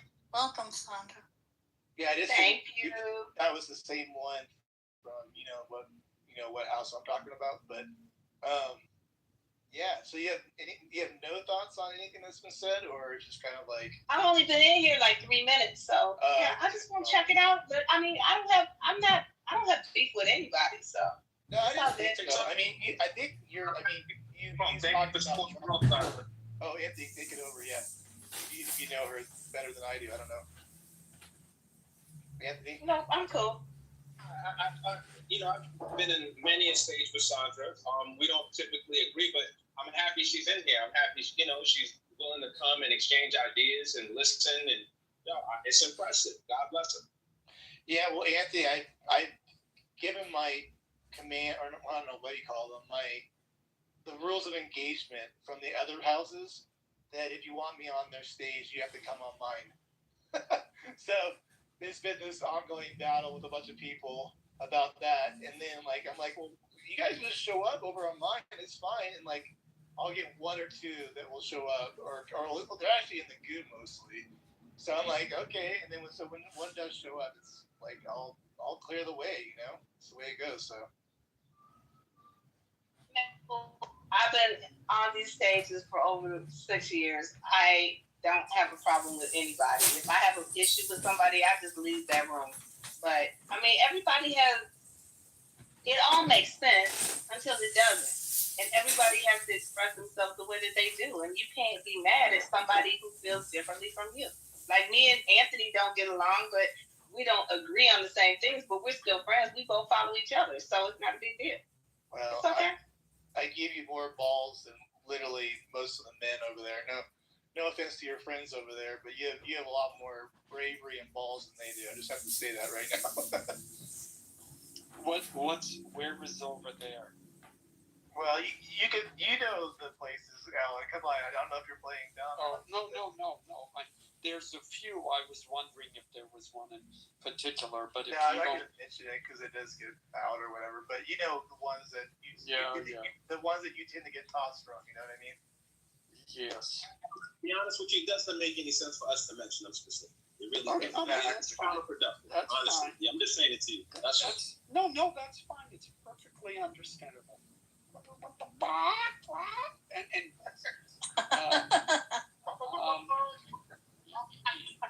Yeah. You know, we don't have to discuss it, but I appreciate Totem Pole your use of the term Anglo-Saxon thirst for war. That's a new one for me.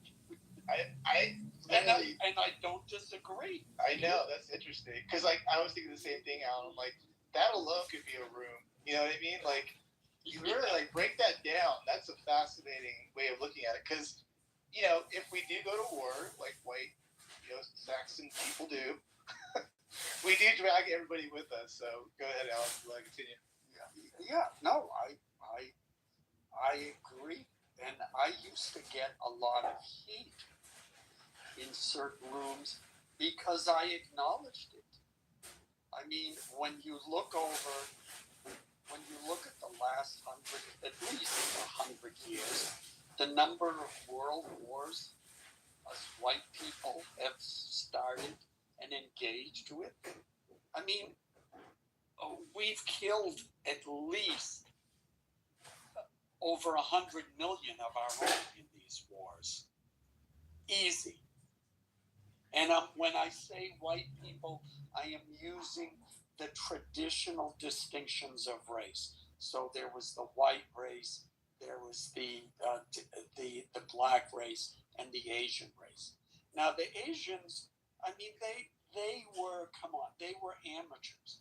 Now, under Mao Zedong, he killed 20 million in 5 years on the Great Leap Forward, and then I forget, there was another program. They killed another 20 million. So they're up to about 40. But yeah, when it comes to white people, by far, we've gone at it farther, and more deadlier than any other race on the planet. And I say that as to say, maybe those other people should take note of that and don't fuck with us.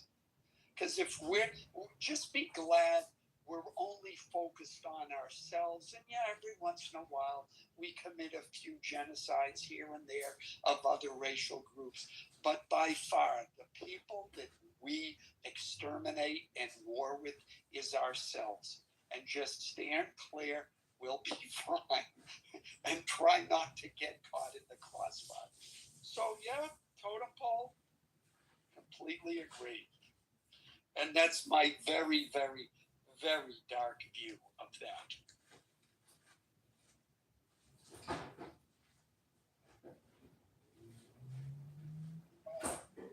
All in this room, I consider all to be Clubhouse friends, if not friends, acquaintances.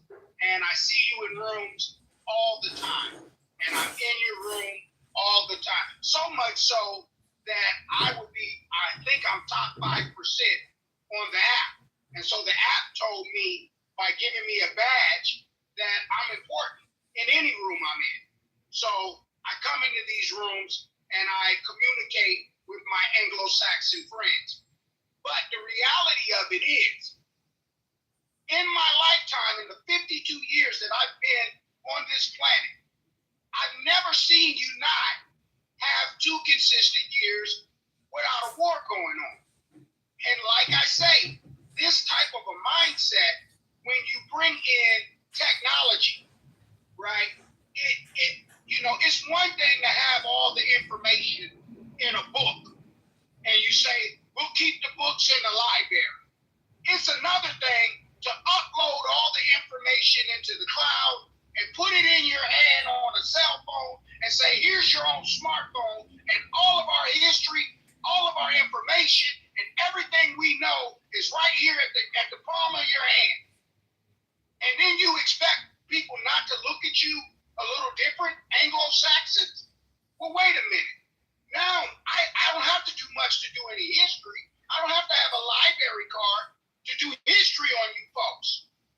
And so now people are starting to side-eye your movements a little different because we have these smartphones and this AI and this Google and all this stuff makes you even more arrogant because you'd say, I could give you fools all of the information and history on us and we still will be on top. And I don't think that's the way it's going to be with the technology. I think people are starting to look at you a little different, and people are starting to see, wait a minute, you fools just like to fight. But there's something that happens to a fool that likes to fight all the time. There's only 2 things that can happen to him. Either he's going to be put in jail or he'll be put in a box. And don't forget that. I'll put some totem pole on it, and I'll stick it right there. Well, totem. Yeah, you're right. You're right. Yeah, I mean, more people are aware of the history. More people are looking sideways at all of this and saying, "What the hell?" I think, but I think what's true now and what was true 100 and 200 and 1,000 and 2,000 years ago is all of these wars. They were always fought over resources. Now, you spoke about China earlier. Yeah, China's not sitting there smiling. China's sweating bullets because they get all of their oil from Iran. Well, they got it. If I understood or am remembering correctly, they were getting some from Venezuela, and they were getting a good portion from Iran. And initially, what I heard, they were the ones who told Iran, look, go to the peace table, agree to the ceasefire, because if you don't, we're not going to be able to get the oil we need from you, and then we're in trouble. So you better deal with the Americans. So no, they're 100%. By the way, Alan, 100%. Yeah. Thank you, Norm. Thank you. So, and that's and when you talk about white people and their predilection for war, Western European culture, we had to fight over resources. Resources were scarce. The surviving in Western Europe over the past 10,000 years in that environment required very different mindset and required very different solutions than the people that came from Africa or the people that came from Asia or the people that came from the Middle East. It is just the way it is. And you had to fight.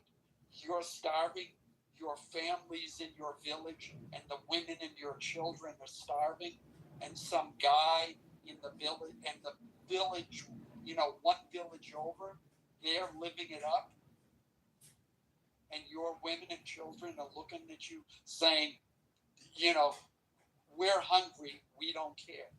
Yeah, you pick up some rocks and you go over there and you start hitting them on the head and you steal their food. I'm oversimplifying it, but that's what it boils down to, and that's where it comes from. So, I don't know what else to say except that, and I'll end with this: in today's world, we are still fighting over resources, and now it happens on a global scale. We're fighting. They blew up in the Ukraine war. They blew up the Nord Stream 2 pipeline. That was the pipeline that transported oil from Russia to Western Europe. And Russia was making $1 billion a day from that pipeline. Well, Western United States, Western Europe, some Middle Eastern countries said, no, we don't want Russia selling the oil. We want Western Europe to get oil from these other countries, Azerbaijan, Turkey, other different countries. So boom, bye-bye Nord Stream 2. And, for the time being, now Russia's shipping it to India, and India's shipping it to Europe. So they're still making money on it. But eventually that will change, and now those other countries will get it. Is it right? I don't know. No, was it a justification for war? I don't know. I don't think they should have done that. But it's done, and that's the kinds of games they play. And that's the kinds of games we need, because, gas price, guess what? They're making a deal. The Strait of Hormuz is open. Trump played them. He won. And now gas prices are going down. Okay, and don't just put it all on white people. They are some murderous people, but those Arabs too. Are we lumping Arabs in with white people? Because those are some killing, warmongering, enslaving, conquering people too. They went all the way up into the Caucasus Mountains trying to spread Islam. They went all the way into Europe. They went all the way through North Africa. So you know what I mean? We're not just going to let this slide. Otello, yes, I know, but Totem Pole was focusing on white people. That's why I limited it to that. I think it's a fake designation, white people. I can't think of people who haven't had a history of murder and war and killing. I don't know of any people that are free of that. People from the continent of North America, South America, Asia, Africa, there's killing on every single continent. I don't think anybody has a monopoly on killing. That's true, Norm, but when you rack up the actual numbers, and this was before you came in, the distinction we made, white people have by far outdone every other racial group. I mean, if you just look at more advanced weapons, not because of a lack of desire on other people's part. Well, if you just look at King Leopold, we're talking about 18 million. That's one guy. Yes, exactly. One man. Yes. 18 million. That's not white people. That's one man. But he's a part of it. Well, he's one gabillionth of white people. And look, he took out. Listen. This is not 6 million. We know about 18 million people. Well, I'm not sure how many it is, but he certainly was responsible for some. Well, you don't know and I don't know, but he is responsible for some. How do we know that about it? Definitely a bad guy. I think we can concede a little bit on things. I mean, that's Alan, right? Don't you agree? I mean, we did drag and kill quite a few people on our way to where we needed to go. So I mean, it's not like. But there's a lot of killing in Africa. Let's not. Yeah, I don't deny it. I just say don't fight it. You know what I mean? Like we can agree on all these things. Yeah, but Norm, look, I don't shy away from the, you know, the behavior of the individual implicates the entire group. I don't need to say, well, he was just one person. He doesn't represent all. We're talking in extreme generalities here. And I think it's for the purpose of this conversation. I understand you don't. That's fine. I get it. I think it's scientifically dishonest. Like, I don't even believe in this idea of white people. Like, you think an Armenian person is the same as a Greek person, is the same as a Portuguese person, is the same as a Norwegian person, is the same as an Australian? No, these are all different people. No, or a French person, or a British person. Yeah, clearly. Like, aren't the Australians British? Yeah, because clearly the Armenians are better. But that aside, absolutely. That's true. Yeah, but yeah, I know. That's semantics a little bit, right? Yeah. Yeah, we're trying to keep it. We don't have to belabor the point. I mean, when this conversation started, I pointed out, in World War I and World War II, I mean, the death toll. Russia had a death toll of, all said and done, of like 50 million by the end of World War II. They sent their own people to die. Yeah, I mean, it's. And I said, in Mao Zedong, there was the Great Leap Forward killed 20 million, and then something else was 20 million. So the Cultural Revolution. Yeah, but I mean, by comparison, Asia is not, is amateurs compared to white people. Don't forget Pol Pot. Oh yeah, I mean, Pol Pot too. How many did he kill? 3 million, I would say, of his own people. 3 million, come on. Come on, that's rookie. You saying those are numbers? Those are child numbers over there? Yeah. Yeah, I'm not impressed with anything under 10 million. I'm sorry. I agree. Yeah. I have high standards. Yeah. It's interesting because even the Khmer Rouge, they sprung up because of the bombs that were dropped during the Vietnam War. So that's not accurate at all. It was a communist movement. He was educated at the Sorbonne in Paris, like many of these fake revolutionaries like Ho Chi Minh. The Khmer Rouge existed before we bombed the supply lines to the North Vietnamese. Yeah, but you guys we bombed a lot of the farmers' land, right? Which is why... I don't know about the farmers. We bombed the supply lines to our enemy that were coming through Cambodia because they thought they were being slick. We weren't trying to bomb farmers. We were trying to beat the North Vietnamese. We just happened to. We bombed a lot of farmers. I have to see more. We bombed a lot of those people that got so mad that they joined the Khmer Rouge, right? No. Yes, no, they did. They tried to flee the Khmer Rouge. They was massacred by the Khmer Rouge. No, They were brutal murderers. Not the lay people. No, not the farmers. Yes, the lay people. Hold on. The Khmer Rouge, they killed a lot of people, but the most people that they killed were the artists, were the business people, and the intellectuals. They killed whoever wasn't down with communism. I don't know if something how you want to kill intellectuals. They focused on the artists. They focused on the artists. Forced marriages. There were not 3 million artists in Cambodia, bro. Oh, what? There weren't 3 million intellectuals in Cambodia. Well, come on now. Cambodia was a hub for art before the Vietnam War. A hub. I got some documentaries that I can send to you. Yeah. I mean, because I made a film there. I'm quite familiar with Cambodia. Okay, that's fine. I studied it deeply. Huh? Yeah. Have you seen Don't Think I've Forgotten the Lost History of Rock and Roll in Cambodia? No. Oh, yes, I did. It's a long time ago. It's a very old one. Yes. Yeah, it's an interesting film. It has nothing to do with art. I mean, that's post-war rock and roll in Cambodia. Yeah, it's actually a really interesting and good film. Yeah, even the prime minister was a director and actor. So, they were a hub for the arts, but also, Western influence. There was a lot of Western influence. But we don't have to get into that. Yeah, I mean, what does Western influence mean to you? Just like, the music, the dress, and that's why the... So is that something you're against? No. Oh. I'm not even saying it on that level. I'm telling you why the communists even, hyper-focused on that area, too. Communism is a Western ideology. Okay. That's a Western influence. Yeah. and it's been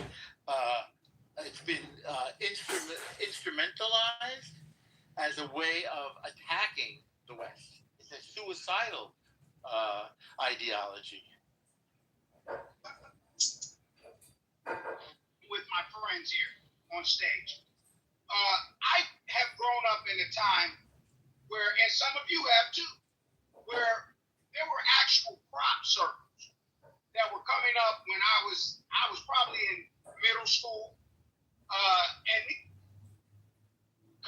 we know they were from extraterrestrials. There was no way that they were making these signs and symbols, geometric symbols, in the ground on crops. And I remember that some of the mathematical scientists started to get together and decipher some of the messages that were being sent through the aliens that were coming down and beaming these crops in one night, and then the next night you wake up and you have these geometrical signs on the ground. And when they started to decipher them, the only thing they kept coming up with when they started putting the mathematic universal numbers together was be at peace, stop war, stop fighting. This is the message that the aliens were given to the planet, right? So the Anglo-Saxon has had a number of years, and I would say power over the earth. They've been in existence. We know you guys go back at least 6,000 years. We go back to the beginning of the planet. When I say we, I'm talking about melanated, right? So with the existence of you on the planet and in power, the only thing that you've done is precipitate war. But the reality of it is the whole universe knows about it, because we've had visitors from other planets come and tell us, be at peace. Now these people are these beings we know can go. What planet are you talking about? Excuse me, hold on. Well, I'm just curious. What language do you mean? Excuse me. What planet? Excuse me. These beings can come from the sky and go right into the... Hold on, excuse me. What planet are you from? I just like the land. I know it hurts when you hear the truth. But please, take the message. Your spaceship? Okay, so the reality of it is this. And I know you don't like it because you're being irritable right now. No, I love hear this, Anglo-Saxon. Hear it, Anglo, and listen to it good. They have asked you to be at peace. Their technology is beyond any Earth technology. They won't even share the technology with you. And the only thing you've been able to do is reverse engineer down aircraft. You could have been receiving direct technology. Some of the problems we've had could have probably been fixed. But you're warmongering people. What planet I'll stick my totem pole. Why don't they speak to the guys like you then? Why don't they just talk to you? Hello? What language are the crop circles in? When you said mathematical scientists, were you trying to say mathematicians?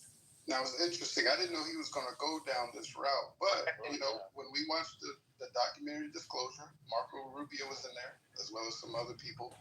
This is definitely, this is not totally far-fetched. The documentary Disclosure. It's called Disclosure? Yes, Marco Rubio, as well as... When did it come out? I think last year. Okay. And what did it disclose? What did Marco Rubio say? Man, it's a lot, but basically, what he just said, we've been reverse engineering. Marco Rubio said that the crop circles were messages from aliens? Did you see the documentary? I'm asking you what Marco Rubio said. Okay, so... Did Marco Rubio say that the crop circles were messages from aliens? No, but they did greenlight a lot of the other things that he said. I think he's mixing different things that he had learned. Okay, what did Marco Rubio say?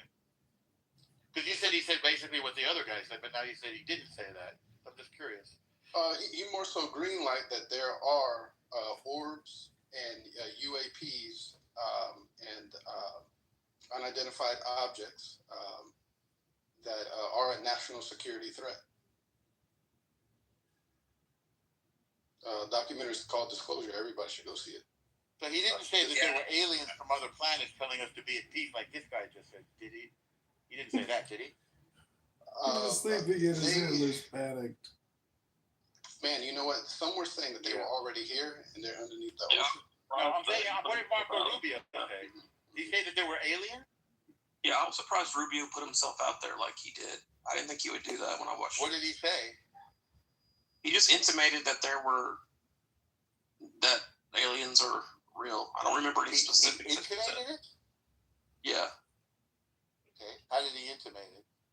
Why don't you go watch it and find out? Well, you're the one making the claim. I mean, you saw it. I mean, if you remember, if you don't remember, just say, I don't know. There's a lot that we're still in the dark about, right? Okay. But at the same time, like Beaver said, for him to put himself out there in the documentary, agreeing with the general agenda of the documentary. What's the general agenda? That that there are UAPs, orbs, on the planet. So they're unidentified. Yeah, unidentified aerial phenomenon is what they call them, Norm. Right, but he doesn't say that there are aliens. He just says they're unidentified. Yeah, him specifically. He didn't say what they're saying is the propulsion technology that these UAPs have, the way they're able to slow down, move fast, and they've been doing this since like the 660s. It's unexplained. Yeah, it's unexplained pretty much. But he doesn't say that they're aliens. Well, I mean, you know, we didn't have any capability, so it definitely could have been like some type of orb or artificial intelligence, you know, kind of tracking, vessel that just goes through the galaxy. You know what I mean? It could be something like that too. Here's a quote. We've had repeated instances of something operating in the airspace over restricted nuclear facilities, and it's not ours. I mean, to me, the implication is that it's China. The nuclear they've been able to turn it on and off. It's been documented that any time it was turned off, they didn't do it. And the orb overshooting. No, bro. You don't have to scream. Yeah, I just want to land. The orbs have been turning these nuclear facilities off because they want peace. They want to kill. When was the nuclear facility turned off? When was the nuclear facility turned off? I'll let you talk and then talk once you go on mute. When was the nuclear facility turned off? I can Google it, Norm. I can Google it. I will say this. All right. Is it on Netflix or what? I just posted it in the I forget what it was on. You know, I use torrent. Okay. But I will say this, Norm. If it is another nation, it's still a national security China. Because the speed at which these UAPs are moving, it's way faster than anything we have. So even if it is China, the way it's the way it's going into the ocean. Now, this wouldn't have been China. This is 67 he's talking about. It was in Montana. There's no way that was China. I believe that. Yeah, I believe that. Hold on, let me continue. These UAPs, the way they're moving, stopping on a dime, speed and velocity that they're moving, it's faster and stronger than anything we have. So if it is what if they have no mass? What if they're just lights? It's still a national security threat, and that's what. Well, what if they have no? These government. What if they have no mass? They're just lights. Could be. Yeah. So then if the light moves faster, what's that? We should still dive into it because they were the whole. Sure, I'm sure we are looking into it. Yeah, the whole premise was that it was a national security threat. Well, sure, but it's not the whole premise that it's aliens. Have you seen the documentary? I'm asking you. Have you seen it? I'm asking you. Okay. And they said, "Be at peace." You've seen it, right? I'm trying to. Yes. You've seen it, right? Too bad the Ayatollah didn't get the memo. Look it up. Look at. They saying Look it up.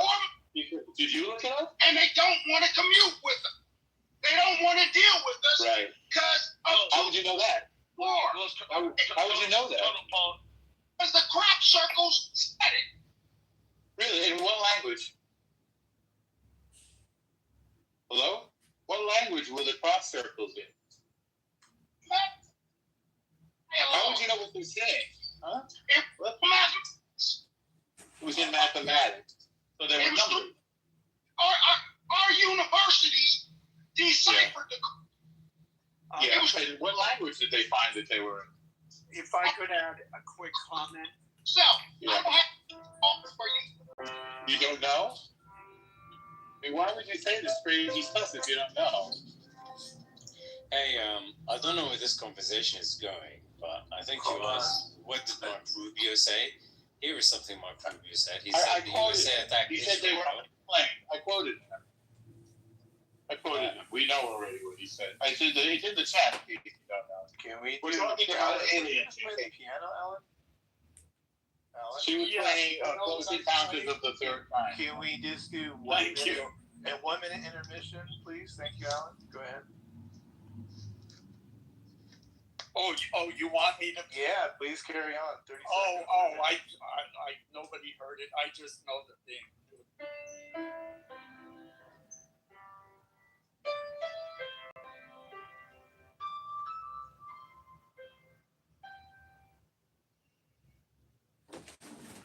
Donald Trump, president of the world.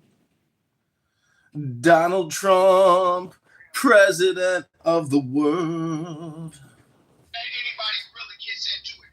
The reality of it is, mathematics we know is universal. 1, 2, 3, 4, 5. You can count just like any other being in the universe can count.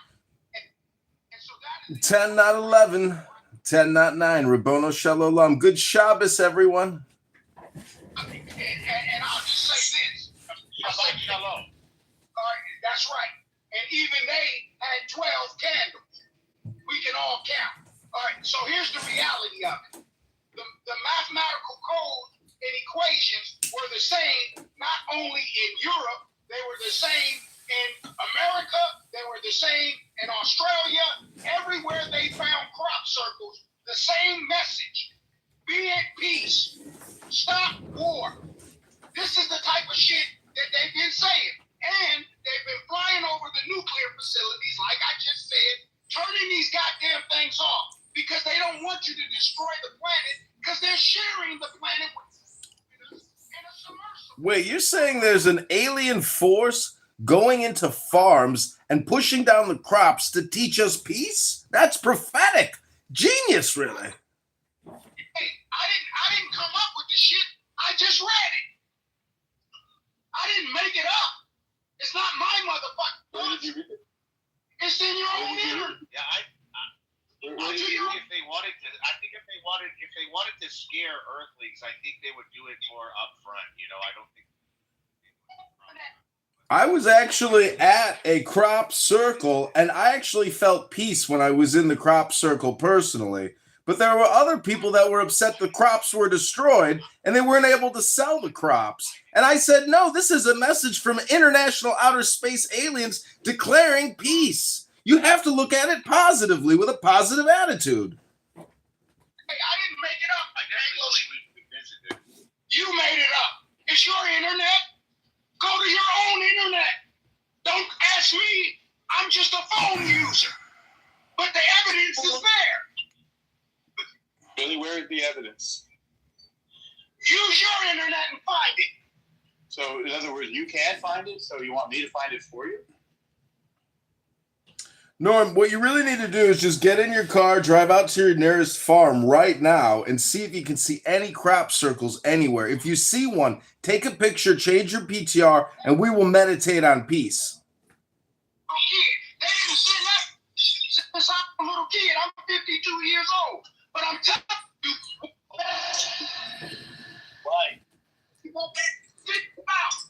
They figured out the motherfucking mathematics. Not me. I was in fucking middle school. No more. I put the Othello with the YouTube link that I put in the chat. If you see that. Hey, for those of you who are interested, there's a long-time group called MUFON. I think it's MUFON or just maybe one F. And it's been a group that's advocated, discussed UFOs, et cetera, et cetera. If you're interested, look them up.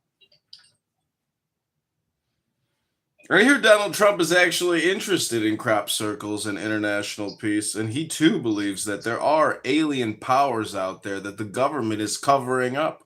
But I think it's just the military-industrial complex playing games, psyop games with the public, so we keep funding them at $1.2 trillion a year. El Norm, are you there? Yeah. Are you saying you do not believe in aliens? I was trying to figure out where you're going with what you were saying. I'm just interested in the evidence. I don't believe things. I just look at evidence. Okay. Well, if we look at the evidence of just the solar system in general, I mean, for sure, there's more intelligent life than us. You can't say for sure. Yeah, for sure. You can say it's likely. You can say it's likely. Okay. Just think out of all of the millions of solar systems, I get it. And there's planets that likely. Yes, I get it. And especially further, because we're at the edge of the galaxy, I mean, think about what's at the center of it. You know what I mean? I just would definitely believe for sure that there's higher intelligent life forms, for sure. There's planetary shit. There's shit sharing our planet right now, you fucking idiot. They're in the fucking ocean. They're oceanary. Calm down. You need to calm down before you give yourself a heart attack over aliens. Here's the reality. It's not up to me to educate you on what the fuck is going on the planet. You have a psychological problem, bro. You need to calm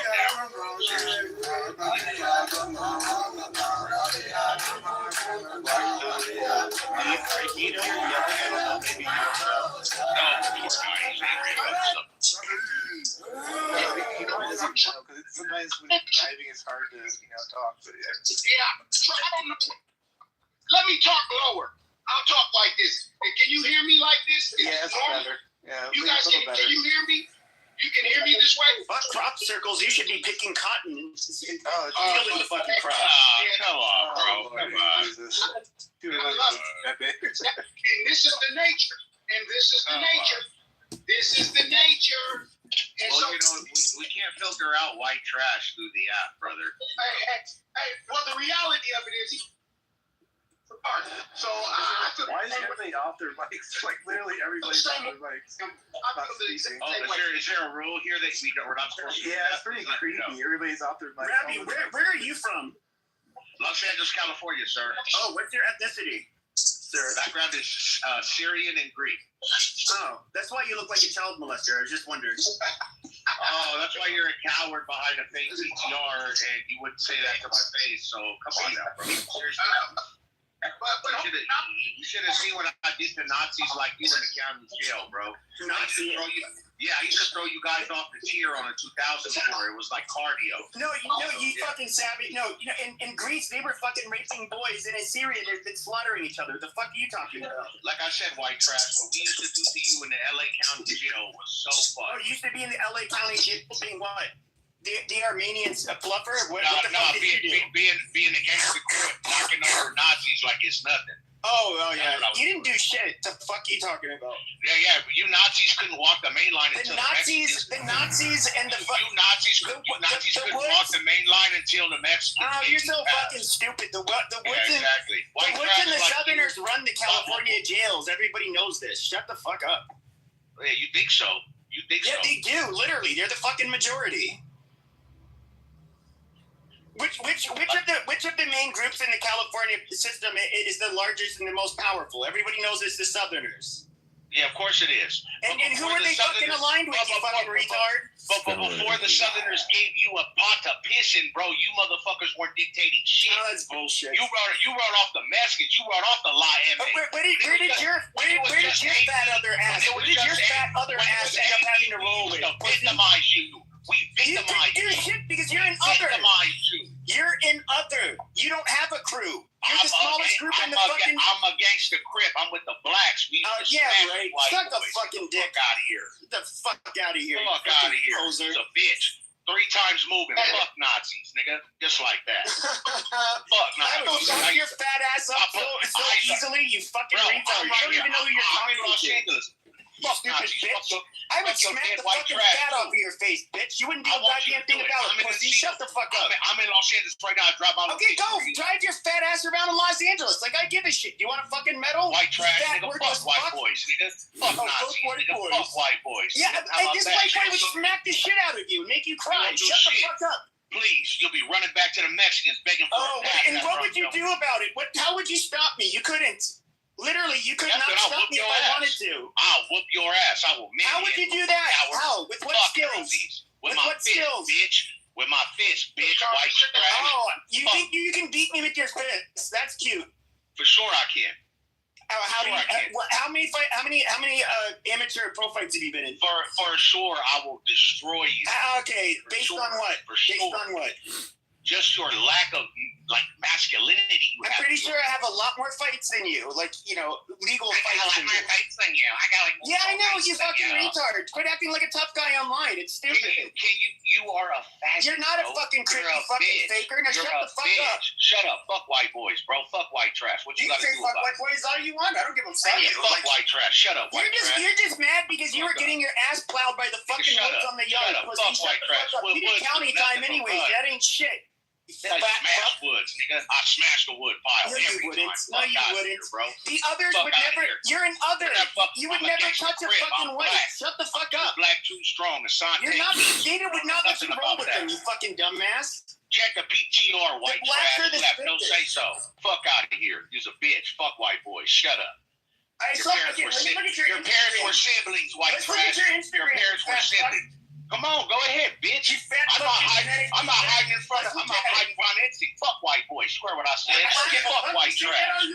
Yeah, nigga. Fuck Nazis. Nigga, Hitler was a faggot just like you. Shut the fuck up, bitch. Fuck the wood pile. Fuck NLR. Fuck BNI. Fuck all of that. I'm all Aryan killer. That's what I am, bro. Remember No, you're not. You fucking. all Aryan killer. All Aryan killer, bro. Dude, even the black and the northerners don't talk like that. You fucking fuck white boys. Nigga, fuck This white is how I know boys. you've never been to Can prison. the white girls be saved though? Can you Save the white girls. Can you save the white girls, please, Remy? Fuck Nazis. That's all I gotta say. And fuck the woods and fuck the wood pile. Fuck AB. Fuck all that bullshit. You couldn't even walk the main You line. would never say this in prison. I've been through. What the fuck you talking about? I've been in 3 fucking riots in the county behind them. What are you talking about? You got county time. Fuck out of here. Oh, you got county time, you fat fucking. I want to see you. I want to see you on a 2004 for 3 years. I want to see you in Wayside in the Gladiator School, bro. Please get the fuck out of here. You woods are base heads, all of you. All of you are in there for crystal and breaking into cars and dumb shit. Y'all are fucking wannabe black piece of shit. Fuck white boys. Fuck white boys. You heard what I said. Fuck white The trash. thick, beautiful, white, intelligent white girls do not claim any type of Nazi Rabbit. We do not claim them. Rabbit, we do not claim them. That nigga Peppy claims it, so fuck Peppy. I'm an Aryan killer. Yeah, I'm fuck with white you. boys. I'm with you. Fuck that nigga. Tell him just like that. Right here. I'm right here.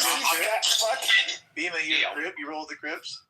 Dang. I roll with Rabby. Wow. Fuck this nigga.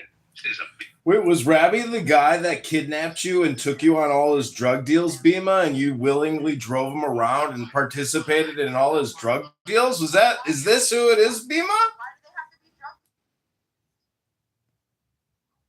Damn, who's the right trash? So how does a little Syrian wigger like you end up and why do you want to be black so bad? I'm just curious. too black, too strong, bro. That's why. Oh, okay. Yeah, but you're not black. Literally, it's not in your DNA. You fucking poser. It's pathetic. Like, why would you hate? No, I understand. If I was a dirty Rabbi, let's be honest. How long do you think Pepe would last in the can? If Pepe went to federal prison, how long would he make it? you want to hang out with black people and act like you're a gangster and all that stuff? stuff. Take it back. But you know that it's funny though, because you do know that you would never disrespect any Southerner or white that in the fucking county jail or prison. You would never do that. I didn't talk about a Southerner. I'm talking about you coward ass white trash. You're gonna tell me the AB, they're pussies, they would let your fat ass talk shit to them? You know they wouldn't. The ABs couldn't even walk the main line until they. Oh, you're so fucking stupid. Get the fuck out of here, bro. Y'all were always. They literally controlled the fucking state system for decades, you moron. You just back in the day, you just had some racist ass white CEOs bring you in drugs. That was it. No control, nothing on New York. Until you clicked up with that. I'm not an AB, and I'm not a fucking, and I'm not a skinhead. So I don't know what the fuck you're talking about me. Shut the fuck up, then, bitch. No, you can shut the fuck up. I'll smack that goddamn beard off your face, you fat fucking sand nigger. Shut the fuck up. Learn how to speak English like a white man. White trash, look at you, motherfucker. You have to act like a fucking hood rat. And you're white, you fucking fat fuck. Worthless fat fuck. My vernacular can go from the corner to the corner store to the metropolitan of Central. Oh, so in other words, you're a faker. In other words, you're a faker. In other words, you fake it. That's what you do. I'm versatile, motherfucker. You're versatile. You're versatile. Yes, sir. You know, your father speaks like this. Why do you have to sound versatile? Wallah, kisumikul yakbar, wallah. Yeah, I don't speak that garbage. Yeah, all that, nigga. Fuck white boys. No, fuck you, fat fuck. Fuck white trash, nigga. Just like us. You know what's really funny though is white trash was literally killing your fucking family in Syria. Literally, white boys, middle class white boys are going to Syria and putting bullets in the heads of people who look like you, only less well fed. Shut up, white trash. Shut up, fat ass. Shut up, Aryan bitch. Shut up. You're just a dartboard for black dick. That's all you are. Right around your buttholes. Like I said, fuck Nazis and fuck you. You fucking fart out clip. Every time you fart, you put chlamydia in the air. You got it in the ass so many times, dirty bitch. Every time we catch you, motherfucker, bro. That's why we whip your ass and we take the razor blades, we put it on the broomstick and shove it up your ass. That's what we do. Bullshit. You fucking sit on it voluntarily. Shut the fuck up. I was known for that. I was known for taking the phone with the little NLR. You don't move it, Chris. Hey, Fema, I want you to try to guess what we were talking about before we got here. White boys, bro. I victimize you, white trash. We were talking about aliens. Victimize you, white trash, bro. Shut up. You're a bitch, bro. You're not even a man. You can't even show me your face on your PTR. You aliens to prison. behind the ass, motherfucker. I have my face on here a million fucking times. The fuck are you talking about? Shut up, white trash. Shut up. But you got sunglasses on and all your fucking photos too. You fat fuck. I am who I am, and I'll give you a little. Yeah, and your fat will show you your face, bitch. You're hiding behind sunglasses. My face right there. If sunglasses means you're hiding your face, then maybe you should take a picture of sunglasses. Maybe if you weren't such an inbred white trash, you could see. You're so inbred. My parents are not inbred. They didn't give birth to somebody who grew up to be a fat fucking wigger. Yeah, amazing. You're white trash. Fat fucking wigger. That's all you are. No. Low class white trash from the fucking bottlenecks of the United States cannot get through London Heathrow. They don't let you in England. They wouldn't? Trash. No, they won't. Oh, okay. They will turn your ass. You know who they won't let in is apparently you're a criminal, so you probably wouldn't be allowed in. But I, on the other hand, can go in. Actually, I just came back because my flats in Central London broke, motherfucker. No, you didn't. Take a look at the Hey, PCR. did you guys, Pepe, Ravi, did you hear? I guess the 11th scientist that was part of that anti-gravity thing has been found dead. Yeah. Amazing. That's because this fat motherfucker sat on him. I'm telling you, man, those people, man, they had a hard job. Not like growing up in a trailer park with his mom and pops and siblings, white trash. Wait, so why do you think they're killing these scientists, though? Wait, Rabbi, there's a room you haven't heard about. It's called Chillism, and I would love for you to spend maybe a couple years in Chillism. I think you're really going to do great there in the Gladiator School. One thing I do know is I'm a American, and I'm proud of it. I'm proud of my country, proud of my president, proud of the world and the petrodollar, and I'm proud of my ignorant as it was. But I'm a man, stood on my own and he's talking about, oh, you're just with the blacks. You're fucking 3 men. What the fuck are you talking about? Robbie, were you born? You outnumbered 10 to 1. I was born in Boston, Massachusetts, and I grew up here in Los Angeles. Oh, you're from Boston. Amazing. That's where my family's from. That's cool. Oh, you are. So you're liberal white trash. Oh, liberal? I'm not liberal. Also, be sure to tell. First, I'm a Peckerwood, then I'm liberal. Oh my god. You got liberal Peckerwoods for sure. You got a shitload of liberal Peckerwoods. What are you talking about? Yeah, I know you got bullied. It's fine. What you think the surfers were in Venice Beach? They were no real right wingers. They were cowards. All you white boys were cowards. We're cowards? Oh, so you would go running. So wait, how old are you? How old are you, tough guy? Hey, tough guy, how old are you? Like what decade? Like what decade? I'll give it to the Northern Cali white boys. I think they're cousins. Are you like in your 40s? Are you in your 40s? That'd be some shit. I'm 41. Okay, so you're telling me that like the white boys and the South from Southie that you think they were pussies? Yeah, majority of them were not. They were not factors whatsoever. Oh. Not factors for decades. They were strung off drugs. That was their To downfall appeal the because big they were beautiful crystal bill, heads. also be sure to They tell came your for voters money. who They the had a top little 50 organization, recipients of but tax that shit went credits out the are. window when that crystal Many of came. the corps And have then, donated to then you you got to be more tied than with La 600 million. whatever the Sereno said. No, I'm talking about in Boston. I'm talking about in Boston. Southeast. Different. No, I don't say that about those white boys. Fuck no. Yeah, I don't think he would talk shit to those white boys. I wouldn't want to talk shit to those white boys. Why would I? What is an Irishman that I have no quarrel with him. I have no quarrel with an Irishman. Yeah, I don't like you. Even in Revere, some of those areas, I don't think you'd want to talk shit to them. I don't talk shit to a Catholic Protestant white boy. He's an American. God bless him. But you Nazi motherfucker. Oh, I'm a Catholic white boy, you dum dum. No, but you're a Nazi though. You're a neo-Nazi. Oh, how am I I'm a neo-Nazi? Wow. For sure you are. Oh, how? How do you know that?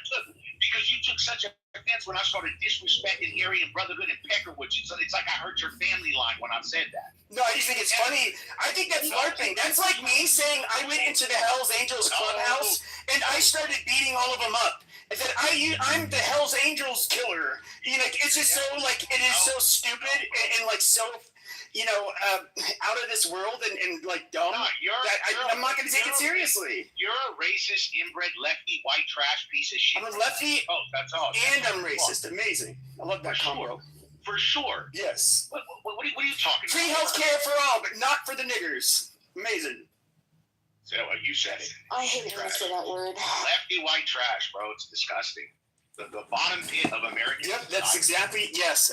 I gotta thank you, Rabbi, because usually I'm the only one here making fun of Pepe, and thank you for letting me take the day off. God bless you, Rabbi, and sorry to hear about all your trouble in prison, but I really appreciate all the great work you're doing here with Pepe.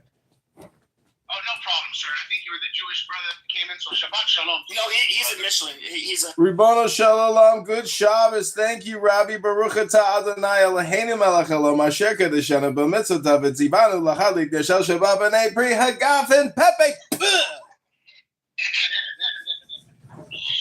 right, well, I got the pre-gotten some beastly for you if you want to pull up. How much is your grocery bill every time you go shopping?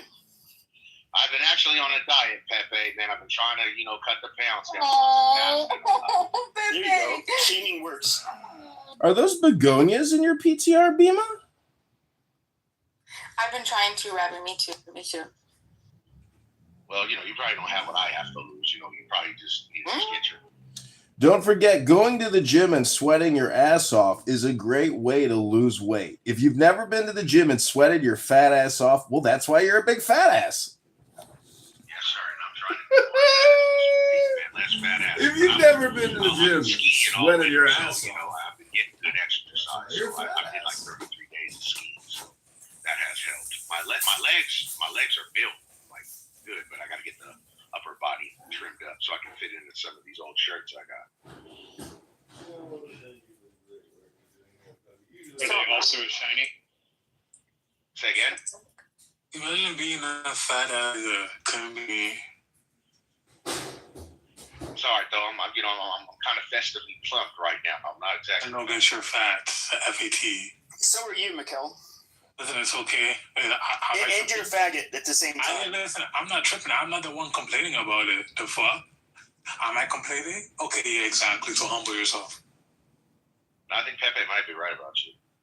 Listen, dude, I really don't give a fuck. I'm not here sitting on the app complaining about I'm overweight, bitch. You're fat, then you're fat. That's what you want to hear. You're fat, FAT, fat, overweight. Sure, yes, fat. yeah, I sure. Own it. Own it. Own it. Are you mad? Are you mad? Are you mad? Are you mad? So are you mad? You're my bitch. You're my bitch. Because it sounds like you're mad. Okay. Masculinity enough to say that. I'm not talking to you. I am not talking to you. I'm not talking to you. You need a blood test. You need a blood test. You need a full panel. Listen, and what you need is a bitch slap. Full panel blood work. And what you need is a bitch slap. Full panel blood work. I know you're That's really fine. That's really fine. Listen. I do need some blood work anyway. Are your genes methylate? That's a good idea. No, don't give me blood.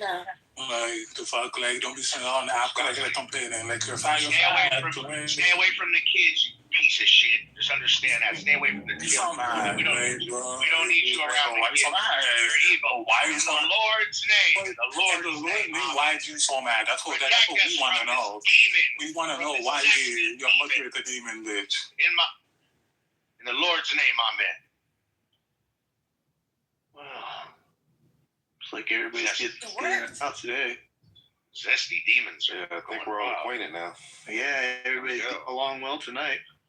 I do think Rabbi is correct. Like the only reason I wanted abortion was so black women would abort their babies, and I do think we should have large safety nets, just not for the blacks.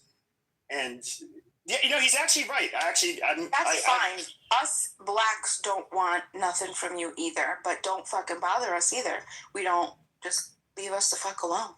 I want every black to vote. I wish every black voter would vote Republican in the next election. They'd have the party and they're under their fingertips in 2 years. I swear to God. It's starting to sound like we need to separate. White boys will still be stealing all of our music and style and trying to be cute. No, I mean everybody's got style in America, man. Of course, the white boys can't dance. Is there any white boy on this stage that can dance? Depends on the kind of dance. Any dance, just rhythm, period. They have rhythm, but if you're talking about like dancing to percussion in particular, as opposed to like just like a four beat per bar pattern or something like that. I'd be black. They like look what they do in Africa. Like you always see them using percussion drums in every one of these little tribes. Is dancing to it. Look at some of these old Soul Train videos of back in the day, bro. The 70s. It's crazy. When Tina Marie was performing when she first came up, you know how many like white girls and white boys was dancing? I'm telling you, just all depends. You just got to be in the right pot of seasoning, and it works out for everyone. I mean, come on. I mean, if we look at Europe, I mean, that they had big style with music. I mean, like ABBA, Queen, fucking, the Beatles, all that stuff, man. I mean, come on. You can't say white people can't dance when Jean-Claude Van Damme had a cameo dancing in Breaking. Come on. I mean, let's not forget that in John Travolta too, bro. I mean, come on. Are we going to forget Saturday Night Fever? I mean, come on. No, not Saturday. No, literally Van Damme in Breaking. I agree. I know the movie. I know it very well. You are right. You are 100% right about that, for sure.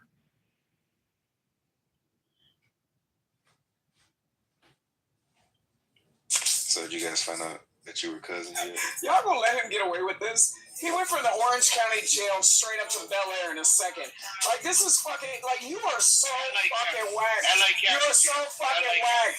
You're so fucking whack.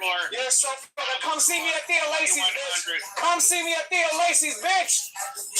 Who are you? I wasn't even arguing with you. Who are you? What's your name? Nice to meet you. Stop being so extra. You're a female. Be in a woman's place. Yo, they call me Big Adams. You don't want to fuck with me, bro.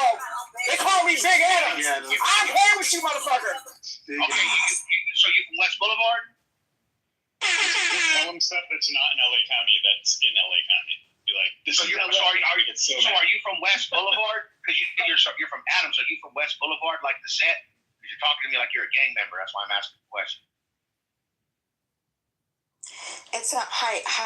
What is it called? Okay. High post. High post. It's not about. Listen, we don't need to be advancing anybody. Okay, but the point is that when you have rhythm, there is a particular place inside of the brain and the soul and the spirit. Okay, that allows you to connect deeply with earth and vibrations and rhythms. Okay, so it's ancient wisdom. Is that what I'm talking about? Okay, it's would deep. you say it's a spiritual thing? Yes, it is. Right, because the earth gives rhythm its structure, and then just by everything that we see, right? All of the, what is it called? I think you're overcomplicating it. Like black people. If you look at the most intricate drum patterns, look at the most intricate drum patterns. Like for example, if you listen to Latin American music, where like there's a level of what do you call it, syncopation that happens, that how they're I don't want to like go on about it, but if you listen to Latin American music, that's pretty much African drum pattern influence. If you look at a lot of things, it is. They just I think like it could be that it's just like it is even part of their DNA now. Is even for who knows. I mean, that's why when you talk about that kind of music, that's why I love old Brazilian music from like the 60s and 70s. I can't get enough of it. Like I have anthology and all that percussion that you're talking about. It did come from African customs for sure. Portuguese went all over Africa. Took what they found. Yeah, for sure. But I like how she was trying to describe it, though, man. She was really artistic with it. I like that. There's something deep, and about it.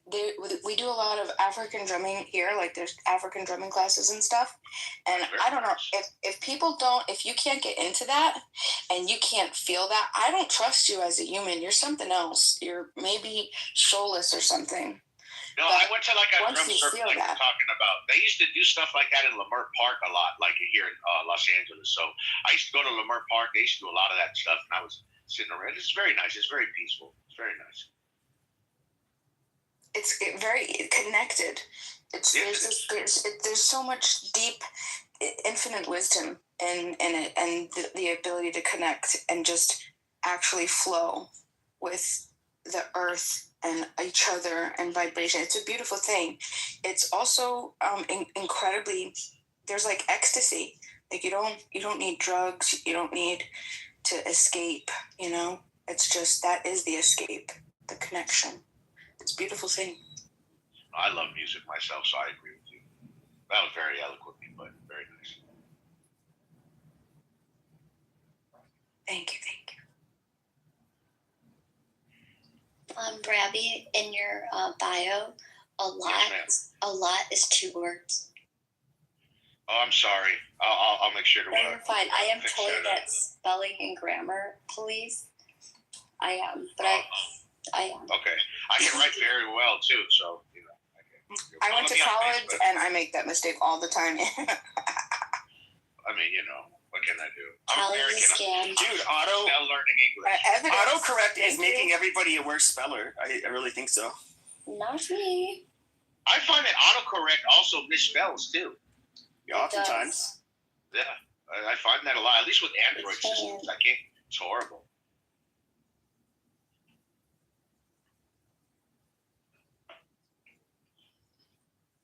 We're not bad spellers. The English were just elite. No, I know they are. Snarky people who tried to make it hard for everyone. No.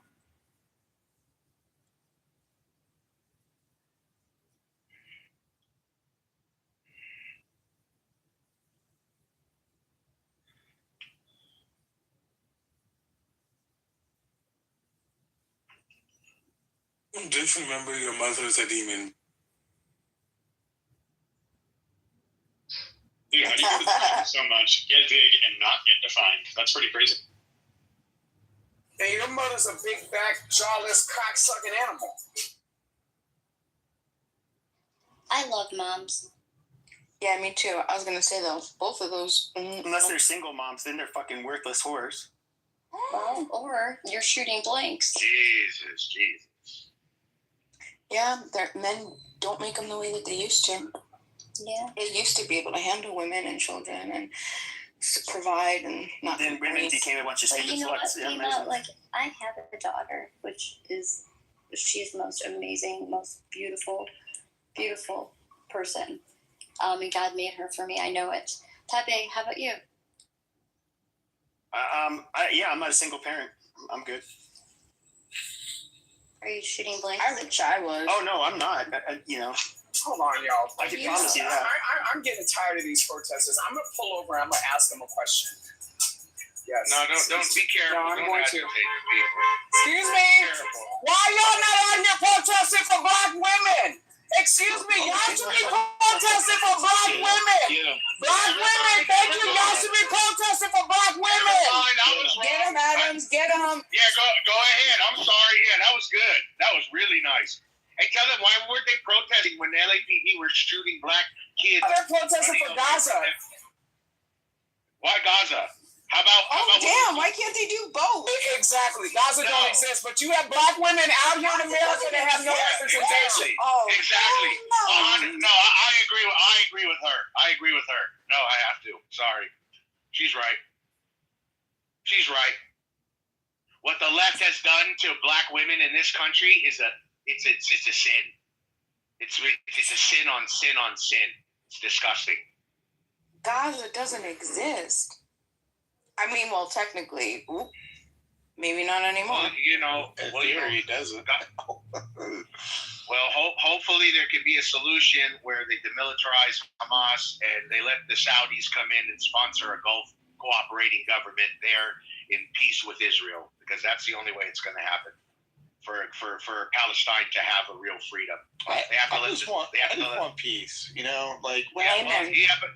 What happened to Bob Marley? One love, peace. We're all.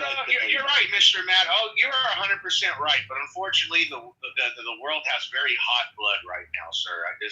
I agree, though. I agree. How about some Bob Marley? We need more.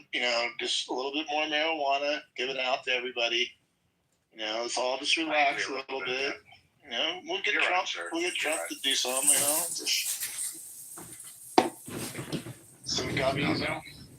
See, the truth is, even if Gavin Newsom becomes the president, the Democrats will force project, even though Newsom will go to war overseas, they will still project him as being the solution or the truth because it aids their feelings. What the Democrat Party believes in is a black tax. They want reparations for blacks in this country, and everyone else will have to pay it. And they are so delusional. They think it's in the trillions. There are other things. They believe in abortions at scale. They want more abortions. They want to fund abortions even more. They want abortion buses. They want abortions everywhere. They also want trans men dressing up as women everywhere. They want as many gay people as possible. They are so delusional, so psychotic, so sociologically deranged, and so backwards that there is no way after Donald Trump, America ever slides back into that type of mold. That mold is mentally ill, destructive to the country. It's suicidal to the country. And in many ways, there will be a cultural or a real Civil War revolution. If men dress up as women in the Marines, the Army, the Navy, the Air Force, there's going to be a catastrophe. There's going to be a cataclysm, because that type of behavior will be force projected onto the population. And we, in my opinion, I won't tolerate it. I'll never live in America. I'll leave the country if there's no resistance. But that type of mentally ill, deranged communication projection to the population, it's suicidal and it's retarded. Hello? No.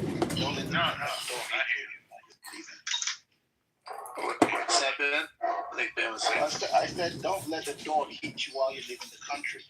and the Democrats. Well, let's hope he finds happiness and finds, a better America so he doesn't have to leave, How about that? Let's hope he could stay. I think it's I'm just trying to call out the hypocrisy that Democrats won't criticize international regime change when a Democrat does it, but they're more concerned about propaganda. All illegal aliens are great. They're great for society. Oh, the Republican capitalists, they love the illegal aliens. It's all a lie. It's all a lie and propaganda. The Democrats do it all day. Alistair, if they cared about the Latinos, right, they wouldn't use them as like voting slaves. That's what they do to them, right?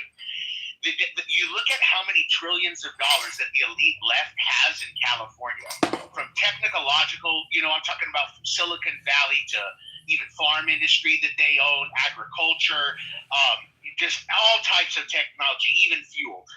They have trillions. That's why they bought up most of the elite properties in Hawaii to keep the property rates up, and keep the property high. They gentrify everything they touch. So at the same time, right? Have you been to Hawaii? It's all Japanese. Yeah, if they really love the Latinos, my thing is since this has been happening since the 80s, the Democratic Party could have put together a private funded workforce kind of community out in rural areas and start training these people and then have them on paperwork where everything they make they take taxes from, and you have a system of work to citizenship.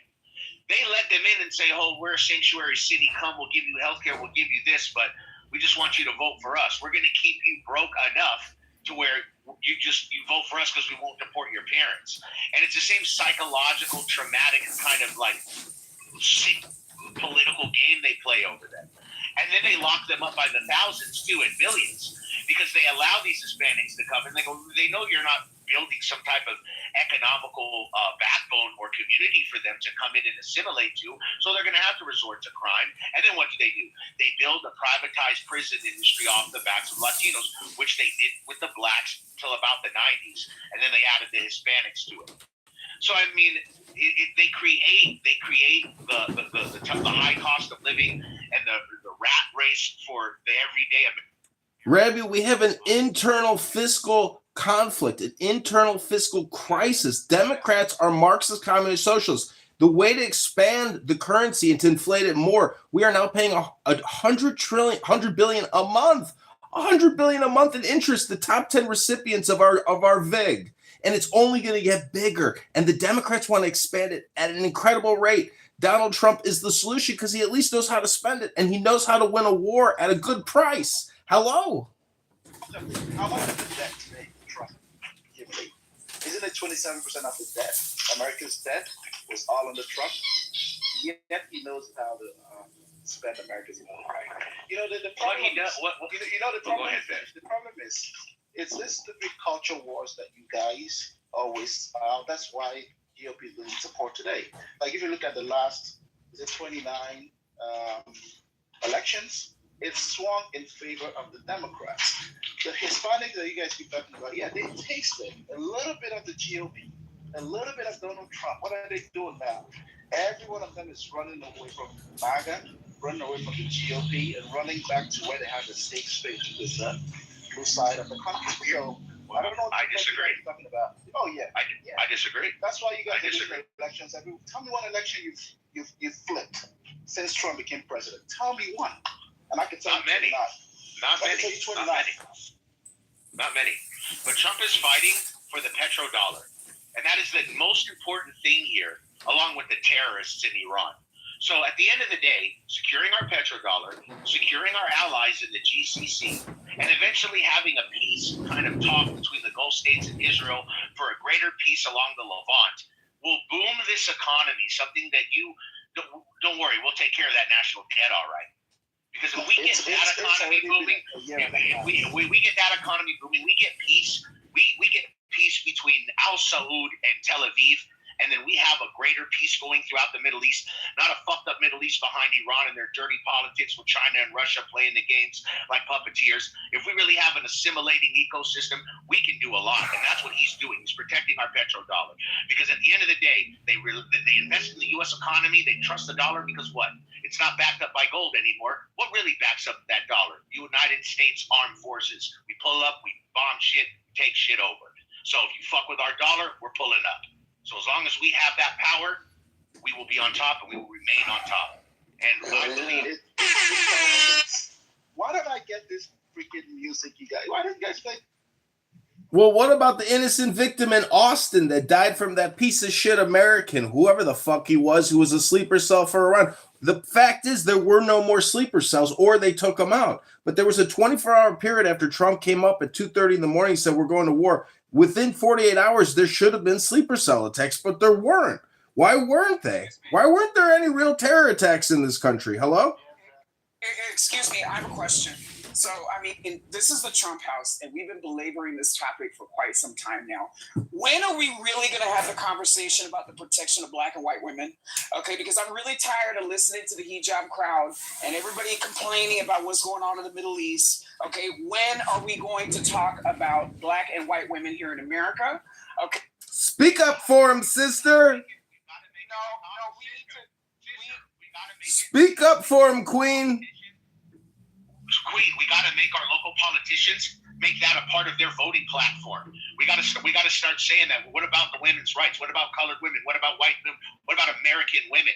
It has to become a ground movement, man. Colored women. Right, but y'all have to understand. But listen, y'all have been focused on halal. Dr. Adams, they already get $100 trillion in female reproductive care. How much is enough? All this reproductive care, it's not reproductive care, it's abortion murder care. It funds the doctors, not the patients. $1 billion a year in reproductive rights? $1 billion a month, I mean. To do with any women in hijab or any of the women of the Middle Eastern ilk. So I'm trying to understand, why are we continuing to belabor this topic in the Trump house? Like, what are we doing? Let's talk about these white women and black women, Dr. Adams. Preach, Queen. And his fake rubber breasts. Then listen to another 10 hours of y'all bitching and moaning. Blubber breasts? The man is an artist. He likes to role play, like you, Dr. Adams. We don't know that he likes to role play. He does. He's trans. He's just trying to figure it out. You're trans, right? Like, what's the story completely? So, big rubber titties, or what's going on there? All right, so check this out. So Kristi Noem's husband, while she was, serving as the Secretary of Homeland Security and deporting people, which she did a wonderful job deporting people. She spent $200 million on TV ads and was banging on an airplane. Her husband was at home, okay, at the same time as John Kitover. They may have been on the same website with the same fake rubber breasts. Don't dox me, Dr. Adams. We have an agreement. He was wearing fake rubber breasts, and he was on chat websites with transgender sex workers going by the name of Crystal, where he was asking for the sex workers to call him, are you guys ready for this, a trans bimbo slut. So apparently when he didn't pay one of the sex workers $25,000 fast enough, they ended up letting his business out. And that's how we know about him wearing those fake rubber breasts. Wasn't she also allegedly having an affair with Corey Lewandowski as well? Yeah, banging on the airplane, banging on the job, banging them out. She's actually in the canning business. She's in the Puerto Rican, Mexican, Ecuadorian, every and there is. But Operation Wetback was a failure, wasn't it, statistically? Because Obama supposedly got more numbers up. That's what they like to say, but I don't believe it. Alcatraz Island at this very moment is housing some of the most deadly, vicious, criminal, illegal alien intruders this country has ever experienced. And it's just beginning. And I think we should all pray to Donald Trump that he refocuses his eyes, his gaze, his one eye back into the country, into Chicago, into New York, into Miami, into Dallas, into Austin, into Seattle, into San Diego, and he redeploy and hire an additional 500,000 law enforcement to take out This alien invasion of over 20, 30 million illegal alien invaders, they don't belong here. Time to go. Edmund needs to go to the loony bin. I'm trying to understand what's wrong with Edmund. Why does he need to go to the loony bin, Pepe? Do I really have to answer that? Yes, you really do, because I'm trying to understand what is it about John Kitover and him. We have an agreement, Dr. Adams. My name is Alistair Crowley. Do not dox me. My name is Alistair, please. Hello? Why does Alice went into a padded room for doing the same? Alistair. Pronounce it correctly. Alistair. Recording people, hold on. Recording people going into the rooms with the same shtick over and over again, insulting the same people over and over again. Why do you feel like he needs to be in a padded room and you don't? Sure. So, I mean, I don't know if you've noticed, but, like, have you've seen pictures of like, him with his, like, 20, 30 phones, and he just spews nonsense all day and films to no... I've seen those pictures, and I'm trying to understand why more white women are not in his back channels. I mean, first and foremost. Don't you know that Jews started Hollywood? I'm in the pictures business. You guys are in the talking business. I'm in the recording business. You're in the talking business. Get back to work. Why do you feel like he should be in a padded room for doing the same thing over and over, expecting different results, being loud, bombastic, and being entertaining to some, not to all, but to some? I'm not understanding exactly how is his behavior much different to yours. Oh, mine's different. I mean, people actually invite me on stages, and I can talk to them. Well, people invited him on stage too. This isn't a just listening room. He had to. Not most rooms. Come on. Well, but wait a minute. You just said that you're. Dr. Adams, he's saying it's a popularity contest game. Don't you hear him? It's a popularity contest game, ladies and gentlemen. That's what the conversation's all about. With you. So you don't think that you're trolling insults people? I'm saying, but I can do it without trolling or insulting people. So what part of this trolling right now is being insulting to anybody? He's not using slurs. Ladies and gentlemen, this is what I call the Dr. Adams and PP special. This is a recurring... Hello? About what you witnessed on his live feed. Mm-hmm. Beamer. Wait. Which one? Boogergate, Fartgate, Shitgate? Which gate? Jackoff gate? Mr. Kitover, what you did on camera? Listen, my name is Alistair Crowley. Stop doxing me, and everybody in this room should know that there is a warning before you come in here that you will be recorded in this room and put on many YouTube accounts that you didn't agree to. But that's just the rules. Well, then you shouldn't be too upset to have your story told again, since it's recorded and for everybody to hear themselves. So, one day, Alistair Crowley,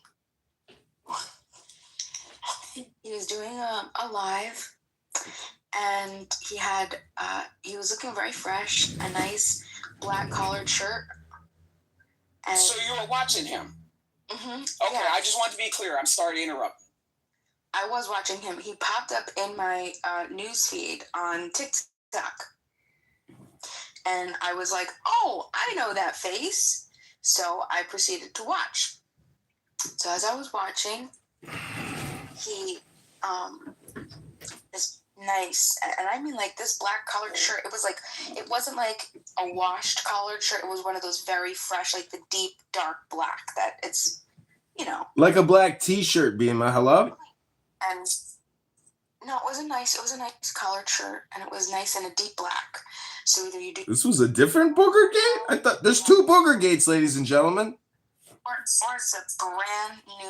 a brand new shirt, which I would think it was a brand new shirt. Anyway, he proceeded to pick his nose with his right hand, and then he pulled a special something out, and then he wiped it on his left pec.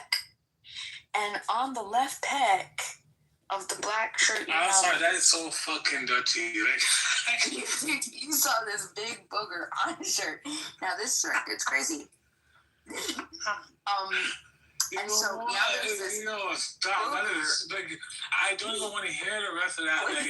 That's just so nasty. That's so nasty. You have damn nerve to be calling anybody dirty. You're fat as hell. I can't imagine anything more dirty. You're the one that wants but you're fat as hell. That's just you're fat as hell. The darker, the skin between your eyes are darker than your face. You're fat as hell. You cannot see me. What are you talking about? You are fat as hell. We know what you look like. We know what you look like. We can hear the sleep apnea in your voice, fat ass. We can hear the sleep apnea in your voice. Let this black woman finish speaking. Go ahead, B-Mon. Go ahead, B-Mon. So I refer to everybody. If you could just see my PTR, I was able to grab the moment. Yeah, I'm not looking at that. I was able to grab the moment. Oh, pick the winner. Pick the winner. Pick a big winner. Holy shit. And slinky whites on her shirt. This is where the shirt gets interesting.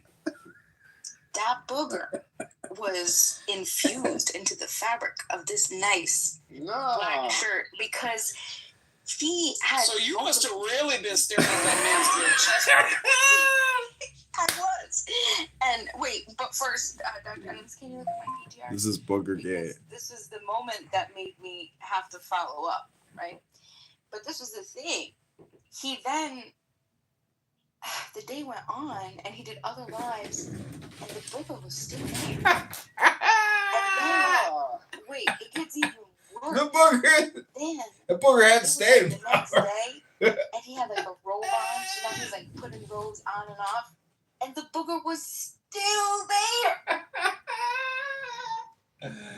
Some boogers live on forever. I'm sorry, this nigga's a. That was a powerful booger. No, the man was scratching his that mustache. booger had strength. The man was scratching his mustache. I don't see booger in that PTR. Now, see, Bima, now you're just making shit up. The man was clearly scratching his mustache, and you can see because his fingernail isn't properly in his nostril. Like, what the fuck is it? Have you ever had a booger just sitting up out of your nose? I just want to say that booger had strength. That booger had staying power. That was a powerful booger. A profound booger. I only pick winners. What if you were scratching the side of your leg and somebody said you were scratching your pussy and you're not clean? How would that make you feel? Like, this is a wild accusation. Like, y'all need to stop. The man is weird, but to say that he's dirty based on that PTR, like, this is weird. I appreciate the attempt to maybe sort of bond with John Kitover, but you got to. I want to thank you, Dr. Adams, for coming to my defense in Boogergate. I'm appointing you chief counsel on the campaign to elect John Kitover to Chicago mayor. Thank you, Dr. Adams. You are now my chief counsel. I'm showing you a photo, right? It was difficult because it's a video. Let me remind you that You're showing a photo of a man scratching his mustache. Right, because you can only capture. Moderators, I object. This is hearsay. Show the evidence. Moderators, please. I object. I object. I object. Moderators, I object to this. This is all hearsay. Strike from the record and silence the prosecutor. Moderators.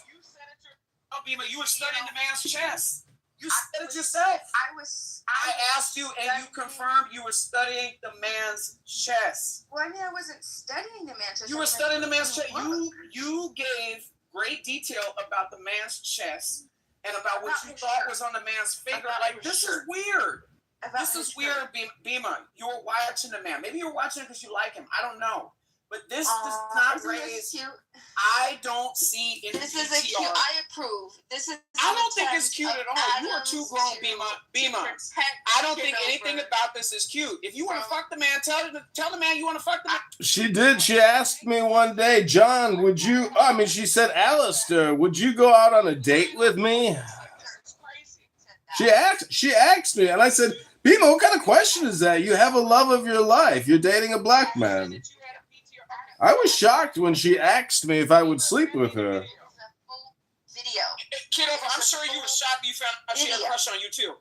I was shocked because she says she loves her boyfriend so much, but yet she made a pass at me and tried to, say she wanted to sleep with me. Then her and She-Wolf came in my room, and guess what She-Wolf said? She said her mother raped her. And then they reported my room and they banned all my accounts. She's a fucking snake. A fucking snake. Bima is no fucking bee. This bitch is a fucking snake, a communist, a socialist. She's nothing but a goddamn Democrat hustler, posting a strong Republican, picking his nose. Shame on you, fatty. Drug delivering mule, slave to the robbers. The victims are not innocent. The criminals are innocent. You side with criminals, Bima, not the victims. Side with the victims, not the criminals. Take Boogergate down. Alas, he didn't see. Bima, you were watching the man. You were studying the man. You went out of your way to go and see the man's broadcast. The fact is that it was a fact. Bima, you have no evidence. You have evidence that you taking pictures. It's true, I was only tickling my nose, scratching it. I'd never picked. There was no booger. There was no booger. Bima, you are taking... I deny this prolific booger, this clinger honor booger that stayed on my shirt all day and then I put a bathrobe over it. That is hearsay. Show the proof of the booger. We want to see the booger. There was no booger. I was merely tickling my nose, scratching it. I wasn't picking for a booger and there was no booger. Show the booger or it's all just gossip and hearsay. Strike it from the record. That I know I have prolific boogers, but this was not that day. How dare you, Bima? Why are you questioning this man about underwear? Yeah, why do you What wear is going shit-stained on? underwear on camera? That shit is not okay. Yeah, that's a little strange, though, Adams. Don't you think? Again, show the evidence of the shit-stained underpants. Let's see the evidence. Show the evidence. There was no shit stain. Those were clean Hanes. Clean Hanes underpants. How dare you, Matt Cool? Accuse me of shit-stained underpants because Jazzy likes to carry around pictures of me doing yoga. How dare you? Gossip and slander. Defamation of character. Defamation. A man is entitled to scratch his nose when it tickles. There was no booger. I picked no booger. There was no carry-on clinger booger. You are full of shit, Bima, as usual.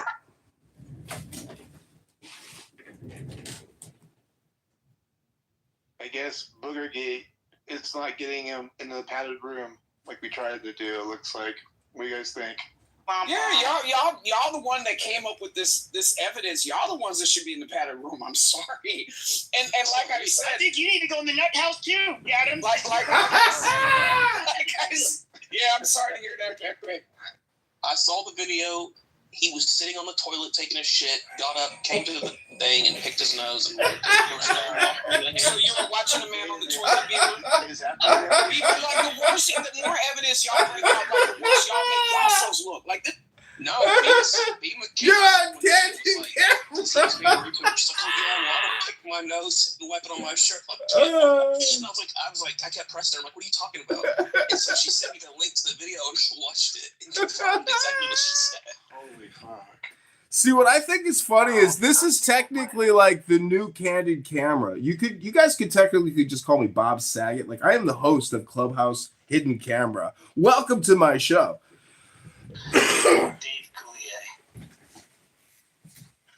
Well, I'm looking, these 11 scientists, so they miraculously, some of them were shot dead in their homes or just disappeared completely with like everything left in their house, perfect, no packing, like purses, phones, everything. Like they were just like sucked up into space by some beam of light. It's crazy. I wish I could learn how to do that. If I'm sick of having to go to truck stops and find fucking women that probably nobody are looking for anyways. Pepe, you're into lot lizards? Oh yeah, yeah. This is gonna get dark. But there's mine shafts all around the fucking country. There's maps for them. They're not going to find them. So who here is interested? Is anybody here speculating that the United States is going to invade Cuba and do a day of pigs, but we'll call it like the day of elephants? Because I have a striking suspicion that we are about to topple the government in Cuba once and for all.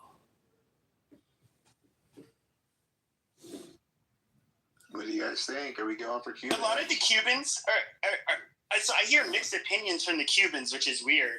So like a lot of the Cubans, obviously they're against communism and they hate the current I don't know if you'd call them government, but they also, a very common claim though is that the best of Cuba is already left, and so what you're gonna get is like a huge underclass of people that are, you know,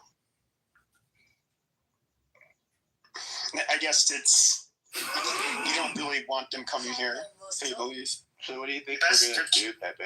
Do you think I think they'll be easy. I think they'll be pretty easy to choke off, like financially. So I don't think we're gonna do anything like militarily, right? Like there's no sense. I don't think so. Yeah.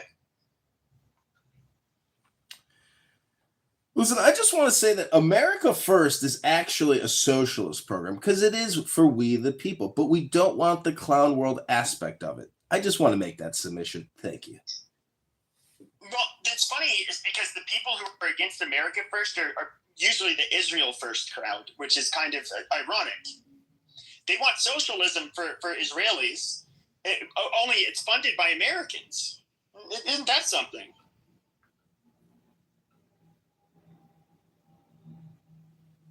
The President of the United States.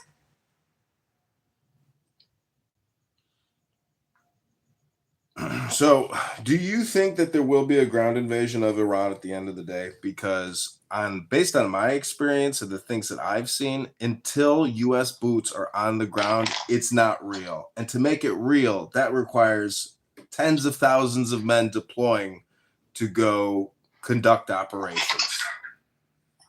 But it's a highly unpopular war, and Trump's approval ratings have fucking absolutely tanked. I just don't see it happening. Well, you don't see a lot of things happening. You probably didn't see Maduro getting scooped up in the middle of the night by a griffin and flying him to Manhattan for justice. You probably didn't see that one, did you?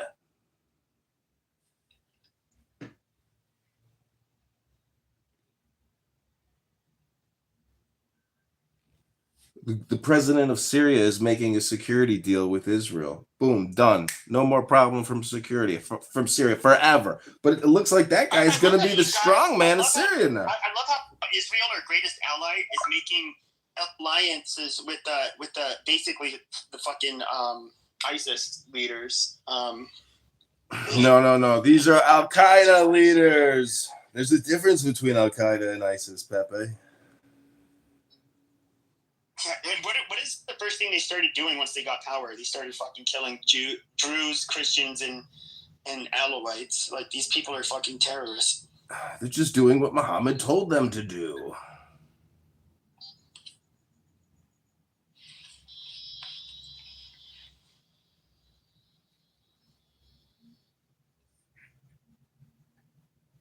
But at the end of the day, our glorious president has won so much already that I can't believe there's even more winning to do. I'm actually, in many ways, a little terrified that I've supported Donald Trump this long because everybody I meet, no matter where I'm at, seems to hate Donald Trump. But that makes me think, you know what? Maybe I was right all along. How much do you think that the hate is justified, and how much do you think is just complete, unsupported, bandwagon appeal? Hate. He's the all or nothing catch-all for people's complete lack of enlightenment. He's the opposite of people's non-enlightenment. You see what I'm saying? Like, that's why the Jesus meme is so funny, because this is what I can't understand about people that hate him, especially in the psychedelic community. They fail to see the divinity that is within Donald Trump. And they fail to see the concept that there's... Divinity? Oh, yeah. God, No. It's not stupid. It's philosophy. You're stupid.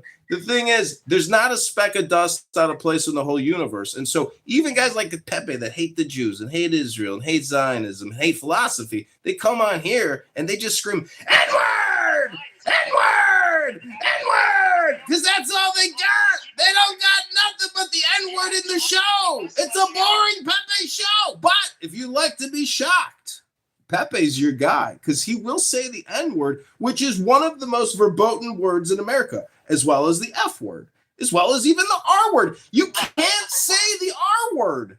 That's so ridiculous. Anyways, I hope I'm articulating because I want to get into the ejaculating. And what I'm trying to tell you is there's not a speck of dust out of place in the whole universe. If you have that reframe, even in your own personal life, it'll resolve a lot of, memories that might be a little traumatic. Hello? What was that big word you used, John, for Bolton? It is Bolton.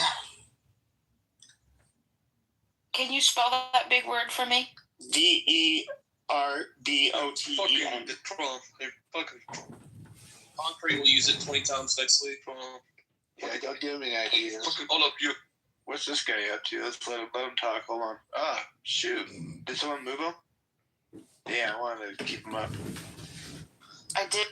He didn't look right. People keep talking about the fact that I got no children, and all I want to say is Danny, Jewish Danny on here, very annoying girl. If her and I have a kid, we will create a Super Saiyan annoying person. This could be the Messiah we're looking for. If you've seen the movie Dune, you got to understand genetic engineering and all this eugenics, it's real, meaning that the elite understand and practice genetic organization.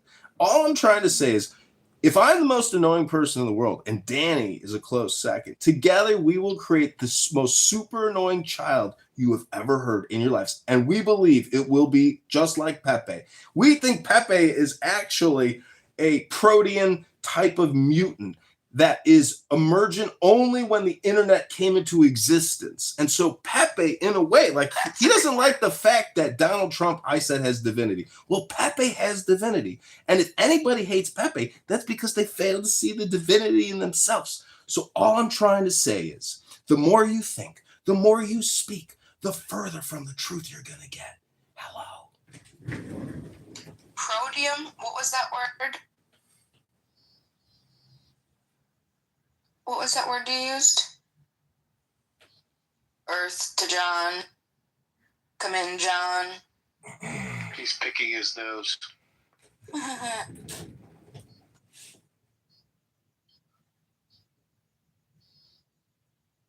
By the way, I don't know the word. What does diabolical mean? I hear that all the time. Like evil. Like a very. I only hear diabolical when it's used to describe like a plan or a plot. Generally, it's like a diabolical plan. In other words, like an evil plan. Exactly. Like, if you believe that the Zionists, blew up 3 skyscrapers on 9/11 and Shel Silverstein was involved, that would be diabolical, wouldn't it? Diabolical. Motherfuckers diabolical. Articulating, ejaculating, articulating and ejaculating. Diabolical, motherfucker. So have you heard the term Jewish lightning? What's that? It's when you burn your own house down and say that struck by lightning, so you can get your insurance money. It's a Jewish thing to do. Okay. All right. So I want to go back to what Vima asked about the hatred that people may have for one person. So I'm just going to run through a couple things, and you tell me what human being on planet Earth has been impeached twice, had a Russian collusion that did not turn out correctly, had 2 assassination attempts, had 34 counts against him in the New York court, and went there every day. Who robbed out the porn star while his wife was giving birth? Pepe, hold on, Pep. I would never interrupt you, bro.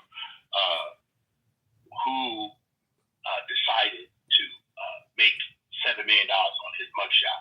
I don't know how many people in the world ever done that on their mugshot. And how many of us would even survive any of these things to go through the J6 committee that they tried to tear them down, and to come back and win every swing state, to swing the popular vote, and to beat not only Hillary Clinton, also Harris, the whole Democratic regime, tell me one person that.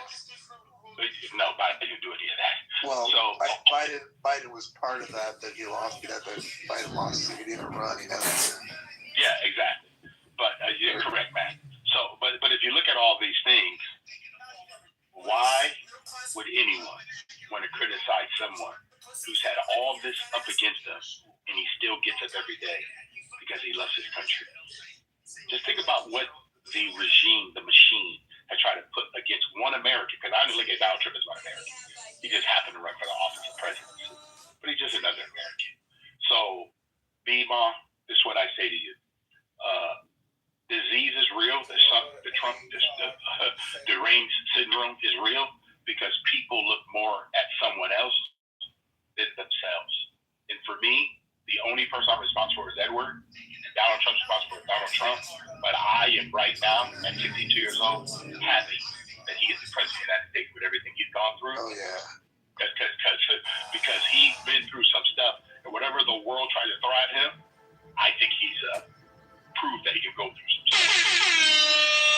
I land there. Thank you, Edward. Bima, what say you, if anything? You silenced the great Bima, Edward. I just think in relationships, we should have. I definitely think that there's unwarranted hatred for Trump. I think a lot of it is blind. A lot of it's bandwagon appeal. But I have to be honest, I see that with every presidency that I've ever been alive to see and witness. It might be more so with him, but I don't know if it's just because of the connectivity and the measure by which we can keep track and then spread information now versus yesteryear. So, I mean, I don't know, but I don't trust anybody who says any president is overall just been bad or good, right? It's just, you got to remember that they're inheriting an entire issue, an entire system, and they're working off of what's already been in place to try to improve it. And I think that there are ultimately some good things that every president could be. Net positive or negative, I don't know. I wouldn't be the one to tell you that, but I don't ever trust anybody that says ultimately. You want the federal government completely removed, right? Kaput. Yes. I want it deregulated. I want it like massively limited. Like if I can't get, post-conventional cognitive moral development, what? IB, highest level of emotional maturity, I would say, can we do like a far libertarian sort of like Bima, employment at the federal government is down 40% already. Do you want the president to not have as much power to take us to war? So you would bring power back to literally the states to start with, right? You want more than that, obviously, but that's where you want power to reside, right? Obviously, back in the hands of more the local government, of your local government. So that's difficult too, because then when we say local government, we're saying there's going to be a level, but ultimately, I think there should be like a start at least. I know you want more than that. You want to go way further. I get that, but right. You would take that in a heartbeat tomorrow morning. You would take that, right? Yeah. Oh yeah, definitely. As in the federal government is to protect the local, well, not the local, but the states from over-regulating themselves, right? So the federal, we want to keep it deregulated, innovative, creativity, loving, forward-moving society. What would America look like, real quick? Edward, I know you want to jump in bigly on this one, but almost again. What would the government, what would the United States look like if we were to do that, you think? Like, do you think it would be anarchy? Like, I'm just going to say the word. Or would we be able to govern ourselves in a micro version of ourselves in that way? What do you think? Where would we go? What would it look like? I don't even know. Well, one thing, I don't think that we would be a superpower anymore. I think that that would, because of all the other potential competition for other currencies and with everything that we'd be able to grow, I don't think we would have that power. But I do think that we would be extremely successful. I think that we could potentially be, I see like significant lower rates of homelessness and everything. If we could deregulate, allow people to make direct contracts, decide for themselves, get rid of all of the competition inhibitors, allow for, real true commerce. Free market, like that'd be massive, but you have to know that you're going to have to go with those ebbs and flows, right? Government tries to keep us up all the time, despite, some failures. We're going to have to take the failures as they come, but the failures are going to be just as great as the next high. Right. Edward's chomping at the bit. I think he's going to like this one. Go for it, Edward. Yeah. So, Bima, and I do agree with you. We actually have the only constitution that supports limited government, right? So, if I say to you, I'm 62 and I've gotten to govern my own life locally. So, and I know that I live in the state of California, but I do everything to make sure that they do not infringe upon my rights, right? And unfortunately, if you ask the average person that comes on these platforms, who is their local mayor, who is their local sheriff? Do they even know their government? Do they even know what's happening in their own state? Most of them couldn't tell you. But they can tell you what's happening in the Strait of Hormuz and what's going on with the regimes overseas, which is kind of interesting to me because I'm very focused on, like you said, I don't think that you need to do anything other than we, the people, need to take our rightful place within the actual documents we have. It says we hold these truths to be self-evident. I ask a lot of Americans almost every week, what truth do you hold these self-evident? And you know what a lot of them do to me, B-Mom? What are you talking about? Some of them never even read the document. They don't even know what the Constitution says. Our Bill of Rights, the Declaration of Independence. They don't know it. So it's very hard to govern the people who don't even know the foundation of the country. That's the hard part. So we think that central government, and the reason why we have a bloated bureaucracy is because the people that's even running for all these offices know that it's a big. What do you want to say to the next person? Okay, it's the only place within 4 years you can go to become a billionaire. There's just so many back channels, so many things, and they're just living off of the public dole. And this is the hardest thing. What you just said. Can we shrink it? Yes. But we the people have to get some courage to really do this. And I don't just, Edward's observation at 62, I don't believe America can have the stomach to break this whole thing. Yeah, I don't think they have it. I don't think we have the stomach. I think we're afraid to really hold ourselves accountable, and then our elected officials too. Like people say, oh, can you term limits? No, you just need to vote the people out every time. You know they're not doing their job. No, I land there. That's a good point. Would you follow the Constitution at all in your world at all? That's a good question, Edward. Yeah, that's actually my biggest claim. The Constitution is not legitimate in my view because it's only legitimate for the people who were there to sign it. That was their contract. They contracted and they had the opportunity to say, this is what we want for this society, right? New generations that gain the ability to participate in society, we don't get to opt in or out of what we decide, right, that is going to be beneficial or harmful to us. We've just inherited the system that somebody else signed off on us, for us. And so ultimately, I think that there would just be a couple small, I love the Constitution, but I think that there should be some small caveats that would allow for more privatization, a lot more, significant more, a lot more competition, a lot more free market. And, because it's not that I don't like a lot of the things that the government is trying to do. It's just that was never intended for the government to do. That was intended for us to do. How they organize and get our tax dollars together to pass something. The reason they did that, then I believe truly is because it was beneficial, because we didn't have the technology to connect and network the way that we do today. But we have that now. There's no excuse. We have an amazing ability to connect and network and to take control and to opt in and out with seconds. We spend 7 to 8 hours a day scrolling social media, our kids do anyway, and then God knows how much adults do. I mean, like, look at us right now.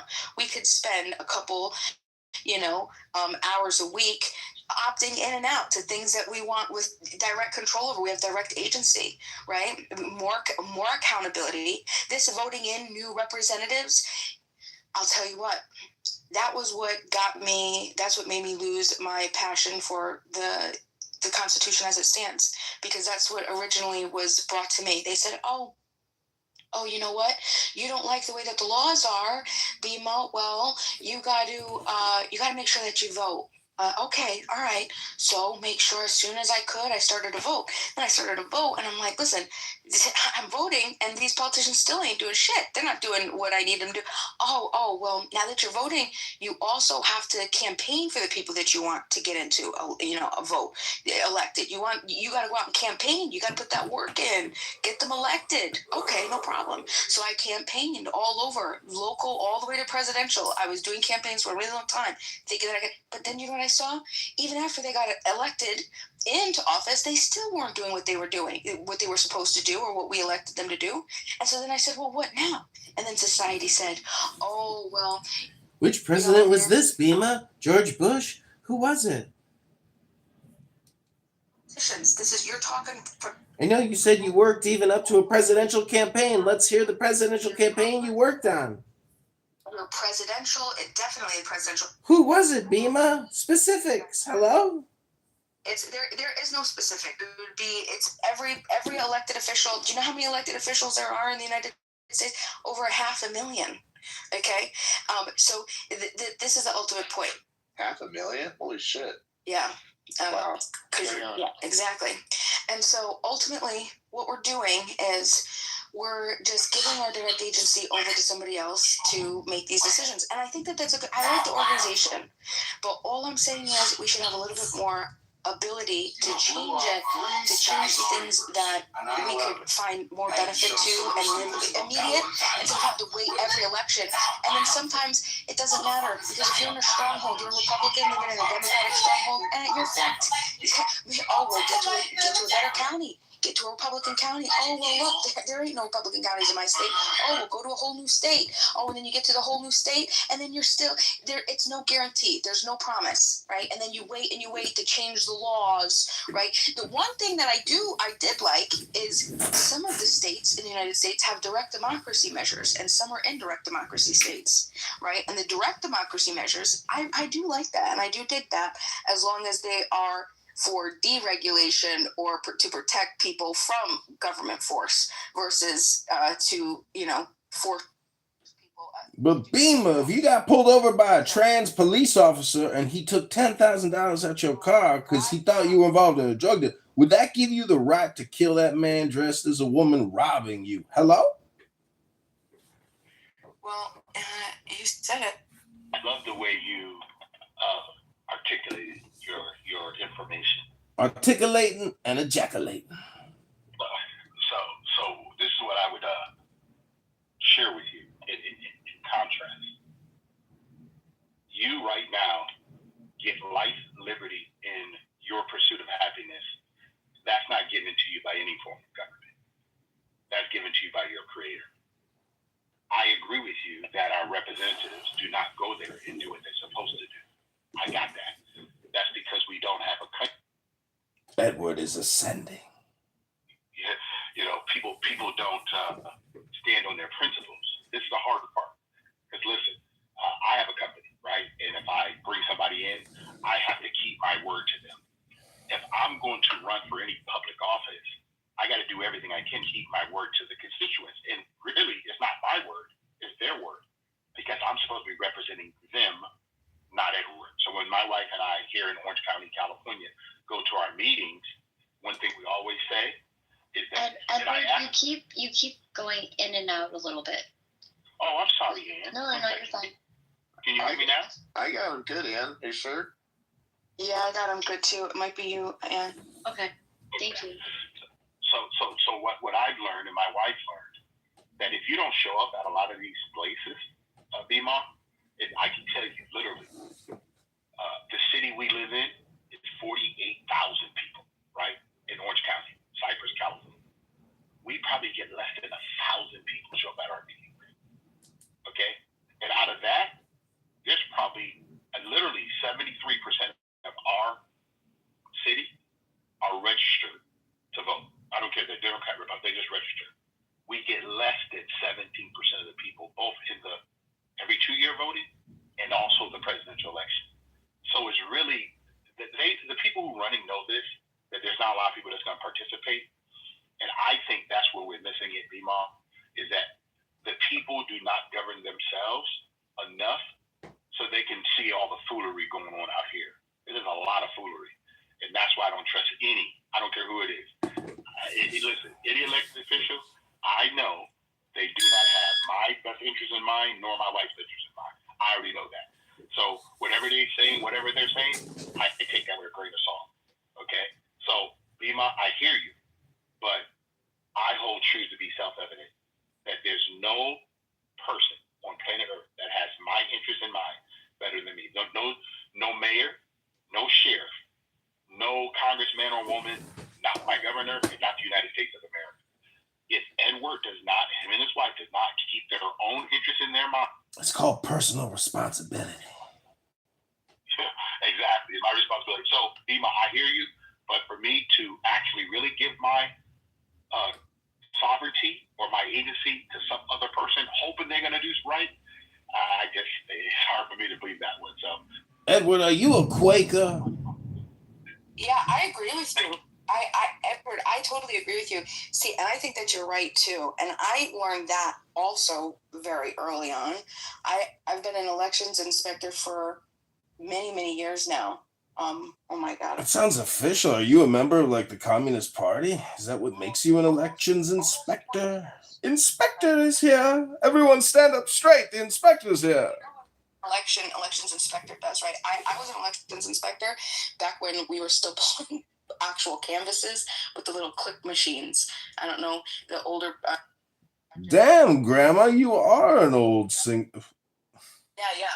And so, my point is I was shocked back then when I would pull canvas for a city of 60 to 70,000 people with only 1,000 people showing up to vote in a local election. That's insane to me.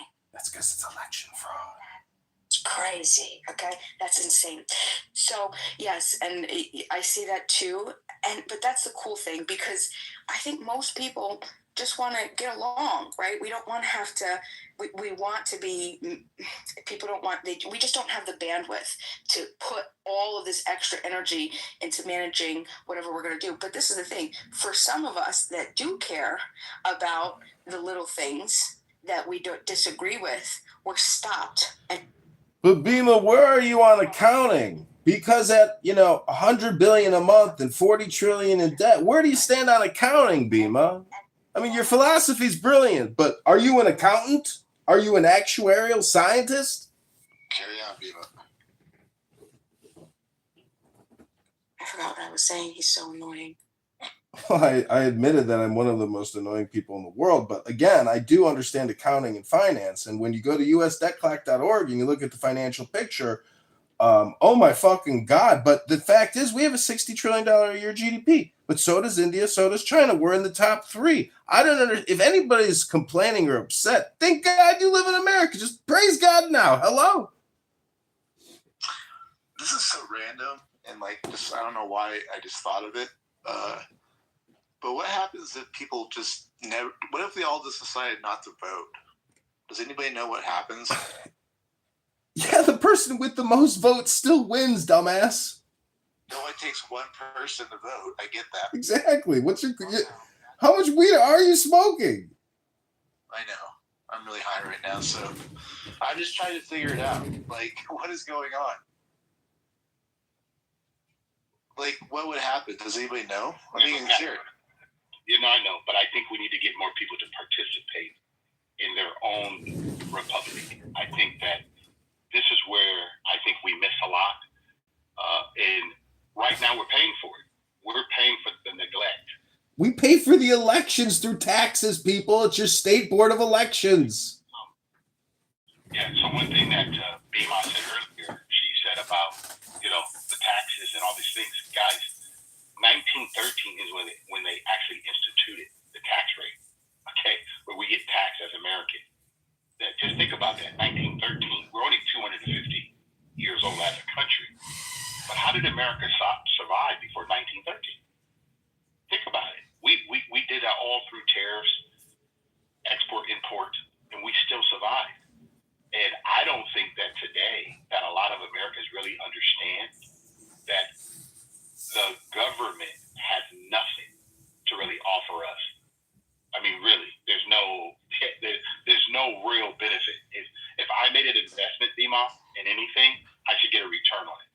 And right now, if I have a representative say they're representing me and we give them our tax dollars, how do I know that I get it back in return? Now, in Orange County, I can tell you that a lot of the tax dollars do go to our schools. We have great schools. I also know that we have great roads out here. Our trees, everything are taken care of, because we do have people in our city that we know personally, my wife and I, that are there because they care about the city of Cypress, okay? They care about our parks and recreation. They want to make sure that the sidewalks are balanced, everything. This, to me, is people who live in the same community versus people just going for power. And Bima, you know this. I'm around some of these people. They're just there for power. They don't care about nothing else. They just want to keep climbing the ladder, make as much money, meet as many networking people as they can, and get as many free meals and go on golf courses. That's all. So for me, it's really hard because the average American today, and correct me if I'm wrong, everyone, the average American today is uninformed about how it's supposed to really work. Yeah, I agree with you. I definitely agree with you. Especially with, I definitely agree. I worry though, is it a worry? Because over the years, especially in the 20th century, we built such massive piles of legislation. We taught, trained, and indoctrinated the growing generations to think that government's supposed to solve the problem. And they forget that government's only supposed to protect us so we can solve the problems. And it's so interesting when we look at the left and the right. The left and the right have such positives and such cons. And I'm always forced to just side with the political right, even though I know that there are things that need to be done that the political left are saying, just because I know that it's not the government's job, And I wish that we just had a better opportunity to do that, or to teach people that it is up to us to build these solutions and to resolve this ourselves. But at the same time, we need legislation out of the way so we have the ability to do that. That's why I liked one thing Trump has made me very proud about is I always mention this. It's his promise to eliminate 10 pieces of legislation for every one he passed. That was the promise he made to himself. In January, he said at the Economic Forum, and then I'm not sure if he mentioned it again during the State of the Union, but I think he said it both times where he said, I'm averaging, over 125 pieces of legislation that I'm removing, right? And this is the thing. A lot of Democrats are frustrated because they see how so much funding is being pulled from so many aspects of society. And that's the way it's supposed to be, though. And it's not to say, right, Democrats process it as, oh, you don't care. You don't care about education. You don't care about health care. You don't care about the thing is no, we care about it.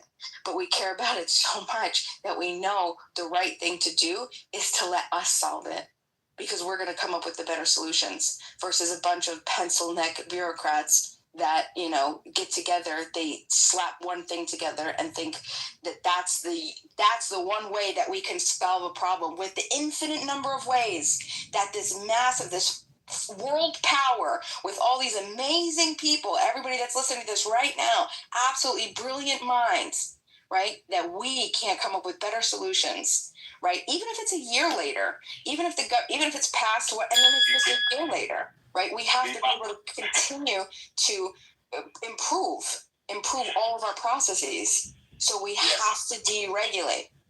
Yeah, Vima, you gave him a bigger neck than I would have. You said a pencil neck. I don't think they have a neck. I feel that from Mark Levin. Yeah, I know, but it's pretty crazy because these people have literally, what are they actually doing? They're just pushing paper in this legislation that they keep passing, like you said. Most people don't even know it. They don't even understand it. We got so many legislators that the average American cannot even understand. Listen, there's 81,000 pages to the U.S. tax code. 81,000. Why? That's what I mean by you get people who really have zero value trying to explain to people how each state should operate, but not how only each state. Because this is my understanding. I'm going to land on this guy. We have 350 independent Americans. We have 50 independent states. And we have 435 people in the House and 100 in the Senate. I do not know why they don't leave us alone. Just leave us alone. Period. Let us decide, because I personally believe that we can, my wife and I, we can invest our money better. We can take care of ourselves better. Just leave us alone, because I've learned already that no form of government can spend our money better than we can as the American people. And I really believe that if we did not have all this stuff over our head. Edward, that's where the Libertarian Party is trying to liberate America. It's in the name, Edward. Join the Libertarians. Do you ever do that, Edward? I can't go that far. I'm a Republican. To the Republic for which we stand. I still believe I'm personally responsible for the outcome of my life. Then what is it about a Republican form of government which you think is the optimal form of government? Please enlighten us, Dr. Edward. What truth do I hold self-evident, right? I don't think a lot of people hold their truth to be self-evident. That my life, my liberty, and my pursuit of whatever I want to pursue is up to Edward. I say this a lot, guys. Am I willing to work for the outcome I seek in life? Whatever it is. Am I willing to put the work in? Am I willing to do it? I tell my children all the time, you got to decide, are you willing to work for the outcome that you seek? And I personally believe today that a lot of Americans have excuses and they want to go to some central area to see if they can help. And that's just crazy. Okay, I'm sorry. There's no one. My dad used to say this all the time. Okay, my dad was born in 1919. My grandpa was born late 1800. And they both said all this. Life comes out of a parachute. The person who's going to be your biggest problem every day is the one you see in the mirror. Yeah, you're so amazing to have around, Edward.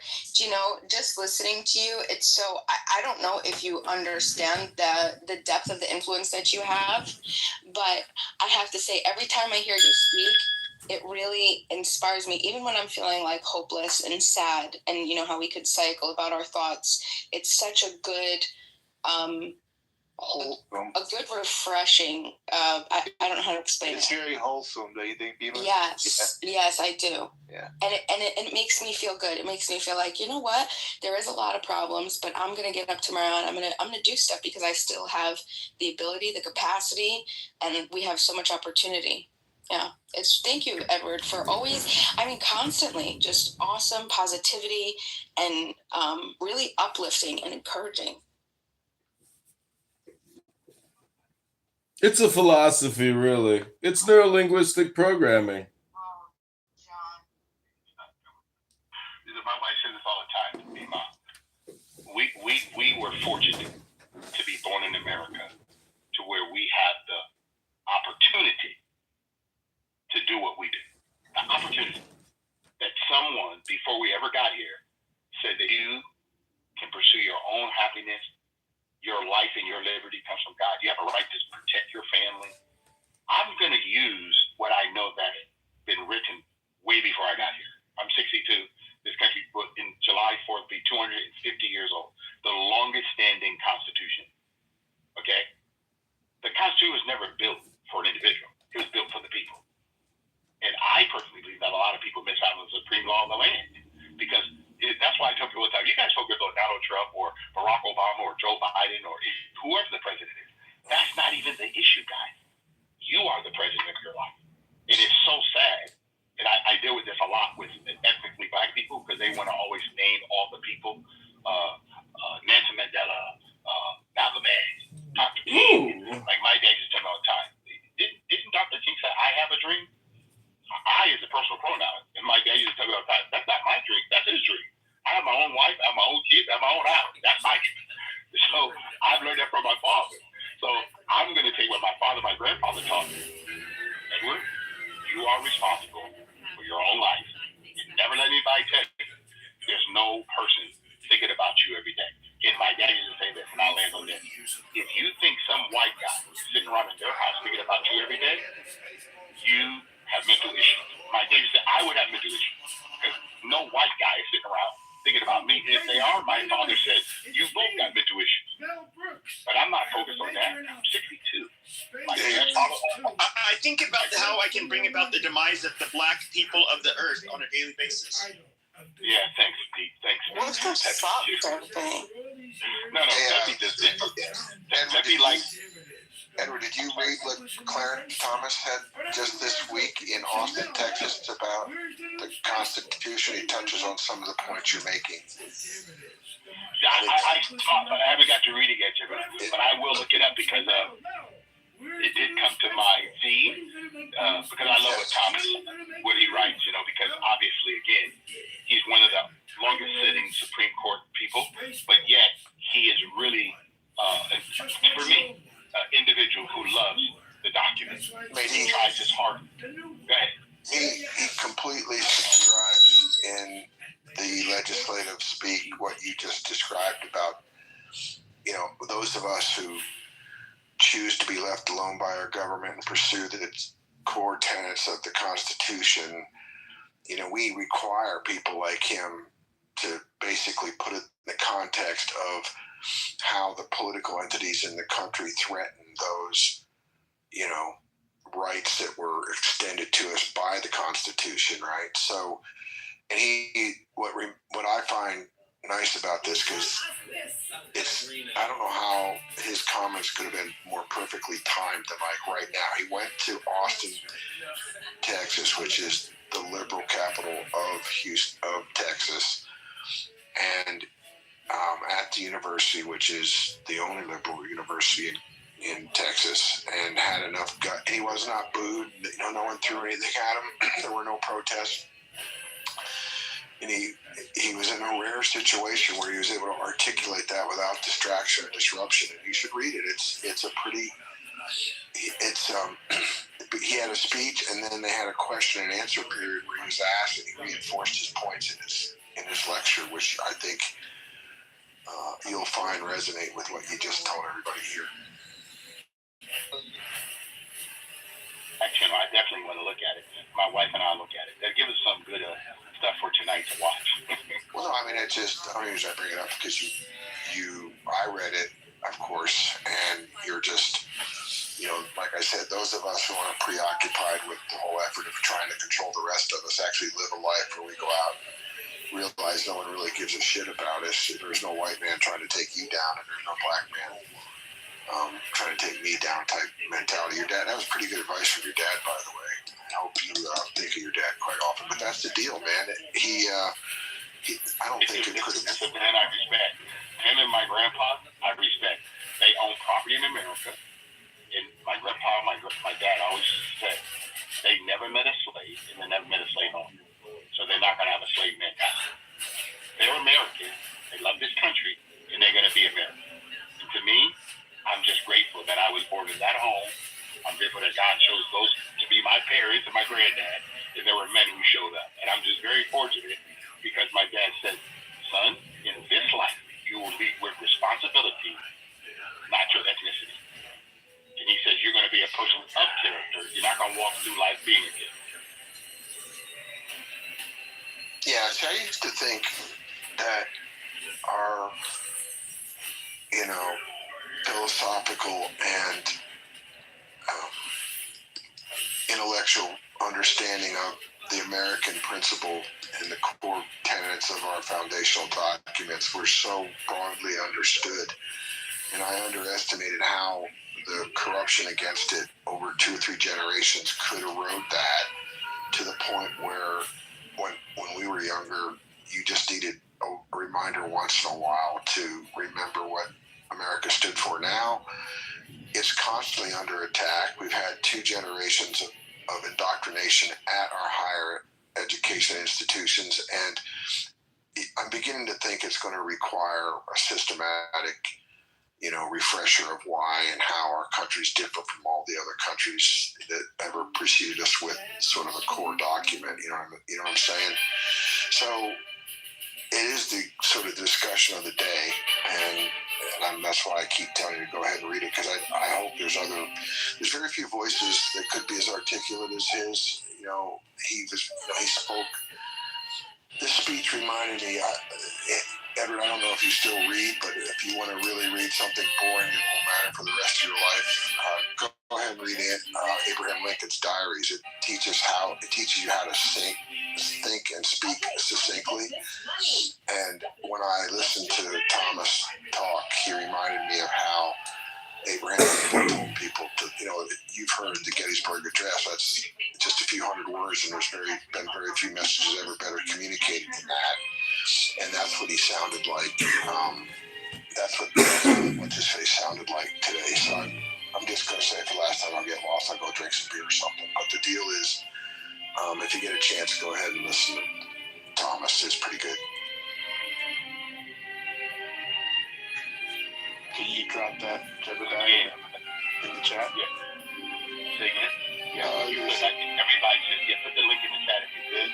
But the most important thing I want to say, and this is the part of your house that I like, is when we can actually hear each other and actually really come up with some good content of what it really means to be free and to be an American. And see, freedom is responsibility of self. And that's the hardest thing for all of us to think about. We talk about government as if though they have some magic wand. They do not. Very unfortunate. Like I tell my children, they don't solve problems in the world. Okay? We create problems. And all the problems that most of us have today, either they're self-inflicted or some government entity decides to make a law to say that you can and cannot do this. Okay? So now we have to navigate all this stuff because someone thought that, hey, this is a good deal. Like we always say, who would have ever thought that the people that's most affected by law would think that people want someone to defund the police? Now, the people that's already having the most difficulty, right? It's just great. And all of a sudden, you're going to say, we're going to send social workers into the community where people are getting murdered and assaulted at the highest clip. Does anybody think that any of this stuff does not make sense? A lot of stuff sounds great on paper, but you still need people to be responsible to whatever they're doing. And the 2 words I do not hear often on Clubhouse is responsibility and accountability of oneself. I think that might be asking too much, Edward. I always, I love everything you have to say. I'm going to push back a little bit. Just get a little bit of flair for a second. The defund the police situation. So I'm very passionate about police and how we perceive them in the United States. I think a lot of people see them as the people who are like, oh, how could we defund police? We have crimes. We need people, a nice organization to combat and keep track of holding criminals accountable. We need this institution. I don't think that that's what defund the police is saying.